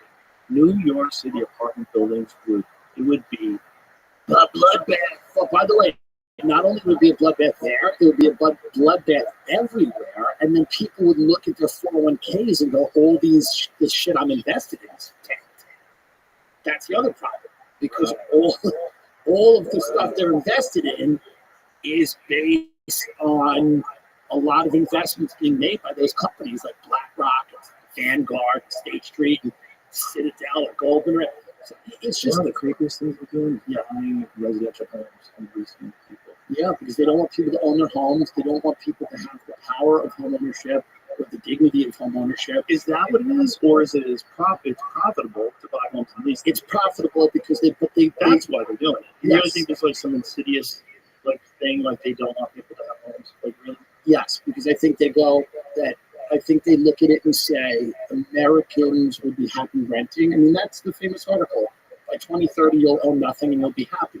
That's just those WEF dorks. Yeah, but those WEF dorks are incredibly powerful amongst the crew of people. They all get together. They all these conferences, whether they meet, and it's not like always nefarious, but they go to like Davos or Bilderberg or whatever. And this idea that that's the thing people talk about. Why should you preserve culture? Is it racist to preserve culture? And I don't mean the specific culture of any one race, but this idea that you want to preserve culture. People go, well, why is it good to preserve traditional culture? And because there will always be culture. So if it's not Italian culture, Irish culture, Mexican culture, or black culture, whatever it is, it's going to be soulless global corporate culture. That's why every hotel looks the same. That's why every fucking apartment looks the same. Because the same people are choosing the same fucking 10, shades of marble and shades of wood, and they're putting up all of these different condos and all these office buildings. That's why all these cities are starting to look the same. Everything looks like a weird Airbnb. It looks like they 3D printed everything. That's why all these restaurants are starting to look the same, because it's soulless corporate culture. Americans, just like people all over the world, have less and less financial power, and more of it is being consolidated on the higher end. And they're going to say, you're going to rent your house, you're going to take Ubers everywhere, you don't need to own a car, you're going to take whatever vaccine you think is good, you'll drive your car on Thursday, or you'll be able to Uber on Thursdays because of climate. You're not going to be able to Uber whenever you want, or you won't be able to use this amount of water, or this amount of heat, or this amount of energy. And all of this are going to be edicts delivered to you from the government, but all will be a very bland and soulless world. It'll be Times Square. It'll be Times Square. What Times Square used to be. But somehow worse. Versus what Times Square is a giant Applebee's now. That's right. It's a giant Applebee's. And it will be that serene, cold, corporate feeling that you get now when you walk into like a St. Regis, and all these hotels are all owned by Marriott, the Ritz, or any of these hotels. You walk into these hotels and it's all gray. It's all gray. And it all looks like a conference room, and everything, nothing's loud, and hello, and how are you? And no one can do anything. Oh, we're sorry, but yeah, we're not able to do that. We don't have that. We can't do that. And everybody's rule followed. Everybody's cameras trained on everybody. So God forbid somebody does anything. Like you try to tip people sometimes. Go, thank you. I'm going to help. And you're just moved because everybody's terrified of losing their job. Everybody's terrified of upsetting these people. everybody's on camera, and it's like it sucks. The whole thing is turning into that, and I think as much as there's a lot of conspiracies about the World Economic Forum and all that stuff. Some of them are probably based in reality. Some of them are just crackpots. But one thing that I think is very real is all of those people, those organizations, they exist to create a consensus amongst the wealthiest and powerful people that it is better to favor this set of policies over that one. And all of those policies inevitably take power and ownership away from people and reappropriate that and redistribute it to wealthier people, the government, and big corporations. 100%. Well said. That's a great way to put it. Yeah. And those people, you don't know anybody like that. Like you don't know anybody like Lindsey Graham, so you don't know the game they're playing. Let's speak for yourself. I've loved friends, and I'll be taking Kirk very well. No, I don't. You don't. You know what I'm saying? You're not in that group. You meet the kids of them sometimes, and they all believe they're doing the right thing. They think it's great, and I was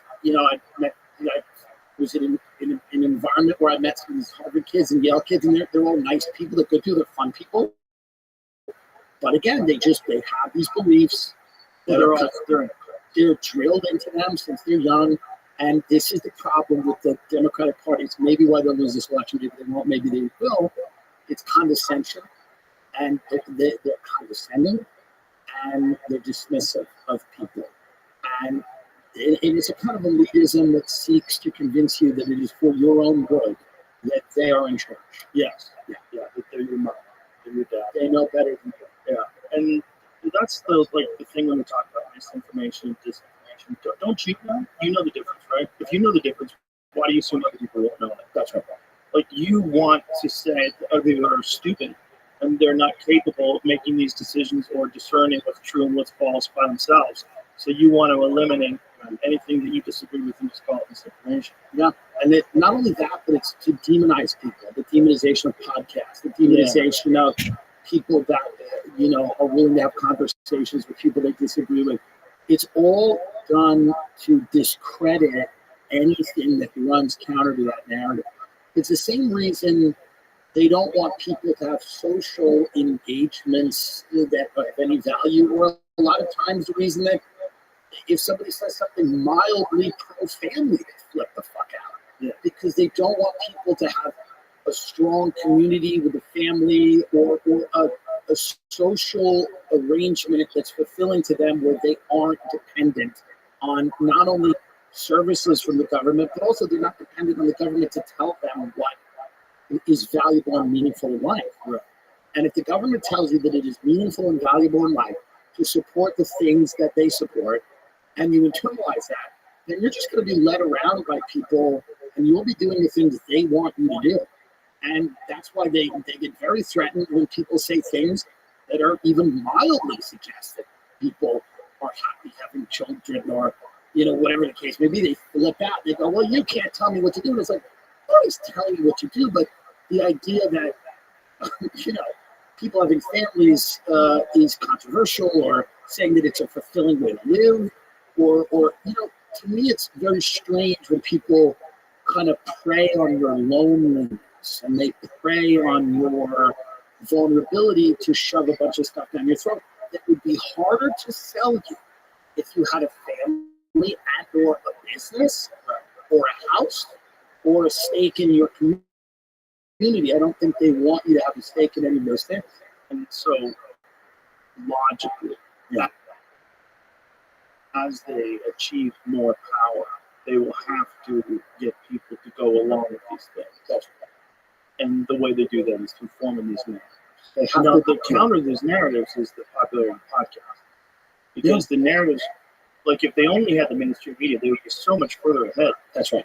Imagine if there was never anything on the internet other than websites and email. Nobody ever figured out social media. Yeah. So nobody ever figured out. We'd have boots on the ground in the Ukraine. I'm not even kidding. We probably. If there was just the mainstream media, we would have boots on the ground in the Ukraine currently. 1,000%. I'm telling you, I'm as sure of anything as that fact. Tell me it wasn't one of the wildest things when Dick Cheney endorsed Kamala Harris and the left was like, yeah. It proves that it is now a raw power grab and that no one cares about anything. And I've lived long enough now to see the left admonish the CIA and the FBI and now cheerlead for the CIA and the FBI. I mean, in 2003, you would see seething op-eds about the power of Dick Cheney, Halliburton, the military, the defense contractors, Iraq, the quagmire. Remember that word that no one uses anymore to describe the foreign entanglement? All of those people that supported the Iraq War all reinvented themselves as Democrats and now have jobs at MSNBC. Some of them have jobs in the Biden administration. Some of them have jobs in center-right or center-left think tanks in Washington, D.C. And all of those people, they cared. Dick Cheney has a lot more in common with a lot of the people that are running the Democratic Party, obviously, than he does with their voters. Their voters loathe Dick Cheney. The people who run that party don't hate him as much as we think. Yeah, that's a scary thought. Right? Did you see Liz Cheney on The View and Whoopi Goldberg? What was she saying? She should be the head of the CIA. Yeah. No, I mean it's Is that what she said? Can you imagine? She said something crazy like that. Yeah. Like, what are you doing?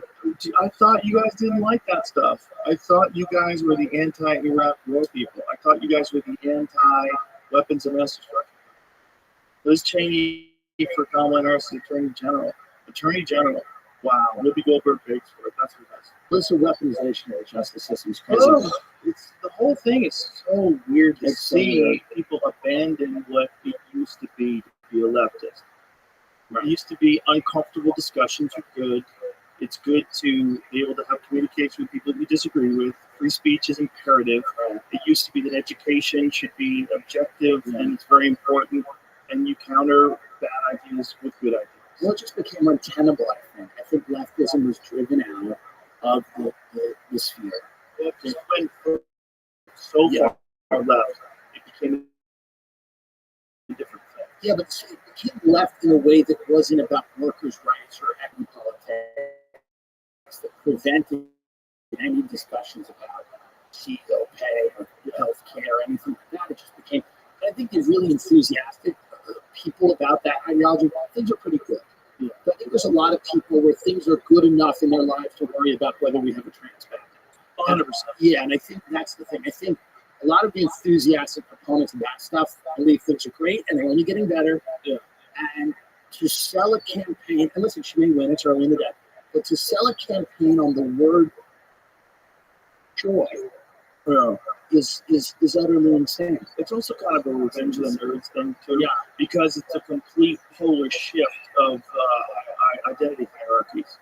Yeah, the people that were like the weirdos and the freaks, the trans people, and all of a sudden those people are at the top of this hierarchy of oppression, and celebrated above all. Yeah, but it's also where it used to be those are the ones who passed out society. But it's also like this idea that you need to keep identifying ways to divide people. And there's no better way to do it than to claim that everybody threatens everyone else. I agree with you, but here's a question. Is this a natural thing? Is this like a natural thing that humans do when they find a vulnerability in the social system? They attach themselves to it, whether it's white guys pretending to be black, those kind of situations. Because like there seems to be people attach themselves to something and then they sort of subvert it. But do you think it would have existed anyway? Do you think that someone has a vested interest in keeping us divided, and so that these social issues, like whatever it is that comes up, like whether it's BLM, any kind of social movement that creates disruption, do you think that those are engineered and those are injected into the system to make people have things to fight over? I think there's a balance. I think that there's organic rifts and fissures in society that allow certain sentiments to bubble to the surface, like BLM, like the war in Gaza, and the problems and the protests that are happening there. But the minute that stuff happens, I believe people seize on the opportunity and exploit it and fund those things and bust people into those protests and exacerbate that moment because it is, I think, a defining. You know, when Rahm Emanuel said, "Never let a good crisis go to waste." You know what I mean? That's such a crazy thing to When say he out said, loud. "Never let a good crisis go to waste," they're telling you it's like when Lindsey Graham says, "I want that money." Like, give me that money. I don't want Putin having that money when they're saying it in front of your face. When Rahm Emanuel says, "Never let a good crisis go to waste," the whole ethos of that statement is to seize on organic problems and exacerbate them and then inject whatever agenda you have so that you know you can then wrestle more power away from human beings. 100%. 100%. That's well said. It's like it's crazy to watch because when I grew up in the 90s. It was a time of like Doc Martens, fucking people drinking fishbowl-sized cappuccinos and fucking coffee houses, and fucking everybody was weird. And it was a individualism in the 90s. Kurt Cobain and fucking people in Seattle killing themselves and making great music and rap and all this shit and flow. And you remember it and fucking. There was an individualism in the 90s that was kind of like, I remember, you know, my parents saying to me once, like a friend of mine did something stupid and they go, "Well, if you jumped off a bridge, are you going to do it?" It's like, there was just this idea that you didn't have to go along with everybody else. Standing apart from the crowd made you unique and an individual and good, and it meant that you had value. Yeah, Nirvana killed hair bands because of that. Yeah, hair bands became civil. Right. There's no idea that I've seen attacked more than that. Being a free-thinking individual is coming under fire and has over the last few decades like I've never seen. The coordinated attempt to make you think not only do you have to agree with everyone that you're responsible for everybody, that what's good for you is good for them, and what's good for them is good for you, and that we're all in it together. And all of these things, and none of it is from a place of like, let's feed the poor. None of it's from a place of like, let's help. All of it is from a very weird, nefarious place of like, we move as a block. We are one consciousness. And again, not in the Bill Hicks good way, in the way of like, we're going to condemn the people we dislike, we're going to expel them and cast them out, and then we're going to reward the people who will come along with us. Because again, we are this, you know, blob of shit that is just picking people up as we go. But I miss those days of kind of being like, yeah, man, who cares? Like, you think one way, I think another way, and it's not the end of the world. Now it's the end of the world. There was less influences. You think about the influences, like I grew up I was in high school in the 80s, right? Yeah. So in the 80s, what we had was whatever was on the radio, right? Whatever was on MTV when that came out. It was like, oh my God, MTV. Yeah. And what you saw on television at night, usually we were watching TV with your family after dinner. Yeah. You have very little access to the rest of the world. And now you're inundated constantly 24/7. And there's a bunch of people that you wish you were. A bunch of people that you wish you were. I wish I looked like her. I wish I was tall as him. I wish I had the money that she has. Look at that car he's got. It's the same shit. And everybody gets locked into this fucking weird Voyeurism. Voyeurism, Yeah. narcissism beyond. There's probably more like habitual narcissists today than probably ever. How many people that cannot afford houses are watching people buy mansions on TV? There's 20 shows there. Oh yeah. Oh yeah. I mean, There's, you know, famous real estate channels on Instagram that are just showing you houses you could never fucking afford. and half of them suck anyway if you saw them in person, just like the people on Instagram, but like this weird voyeuristic thing.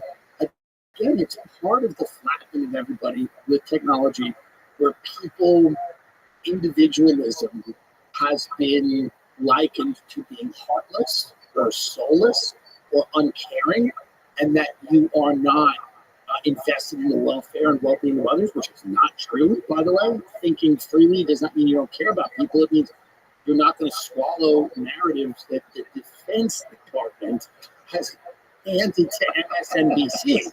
That doesn't mean you want people to live in the street. Exactly. But this is, people just don't like that idea. We're just a collectivist mindset now. We're like people, you have to be on the same page with them. Well, I think it's inevitable, and I think it's moving us towards a very uncomfortable reality that most people are not willing to even look at. But we're becoming a different species. We're becoming a different thing. That's interesting. I think that's true. Yeah, I mean, I think that's one of the side effects of plastics and all the hormonal effects that people are having because of this, the phthalates in people's bloodstreams. I think it's a effect of staring at screens all the time, becoming accustomed to staring at screens, preferring interactions online to people in person because they're making anxious. Well, that's what people, that's such a great point. People now talk about all the time, like, why doesn't anything feel the same? Right. No city feels the way it did 5 years ago. And I think one of the reasons is because we live so much of our life now digitally. There's that, but then there's the veil of a controlled society that completely collapsed during COVID. That's right. The veil of there's someone who understands how the system works, and they're running it efficiently. That's why the subway's on time. That's why the streets are clean. It's because someone's running it, and they're doing a good job. And then all of a sudden something happens, and these people tell you everything has to shut down for a year and a half in LA. And you're like, what are you talking about? Like, why are we poor now? Why is everybody broke? Why is it dangerous? Why are cars on fire? Why are they smashing into these stores and no one's doing anything about it? Like, the veil got completely removed. So LA seems vulnerable. Like, when I go through LA, it seems vulnerable. It seems like a beaten kid. Like, there's something about it. There's real dark. There was always a darkness there. Now, I spend so much less time there because there's just this foreboding, hellish reality that just, I don't know what it is, but it's like everyone's on edge. It's a dissolving of an illusion. It's dissolving of an illusion. The illusion is a sophisticated, functional society. That's also a place that, think about this, Los Angeles was built on the manufacturing reality. Yes. For a long time. Yes. Yes. The ability to do that now would be greatly diminished. And the magic of the movies and this idea that you can fully suspend disbelief and all these things, I think a lot of that has had a real impact on that place because the inability, they used to be able to make a movie that could convince you about an event. They would drive home a narrative through a movie.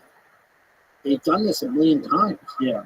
Now, by the time they do that, there's 10 documentaries on YouTube. Yeah. There's been a million podcasts. So they've lost control. And Hollywood was really this myth-making institution and it was all built on and listen, they made a lot of great stuff, a lot of movies we all love.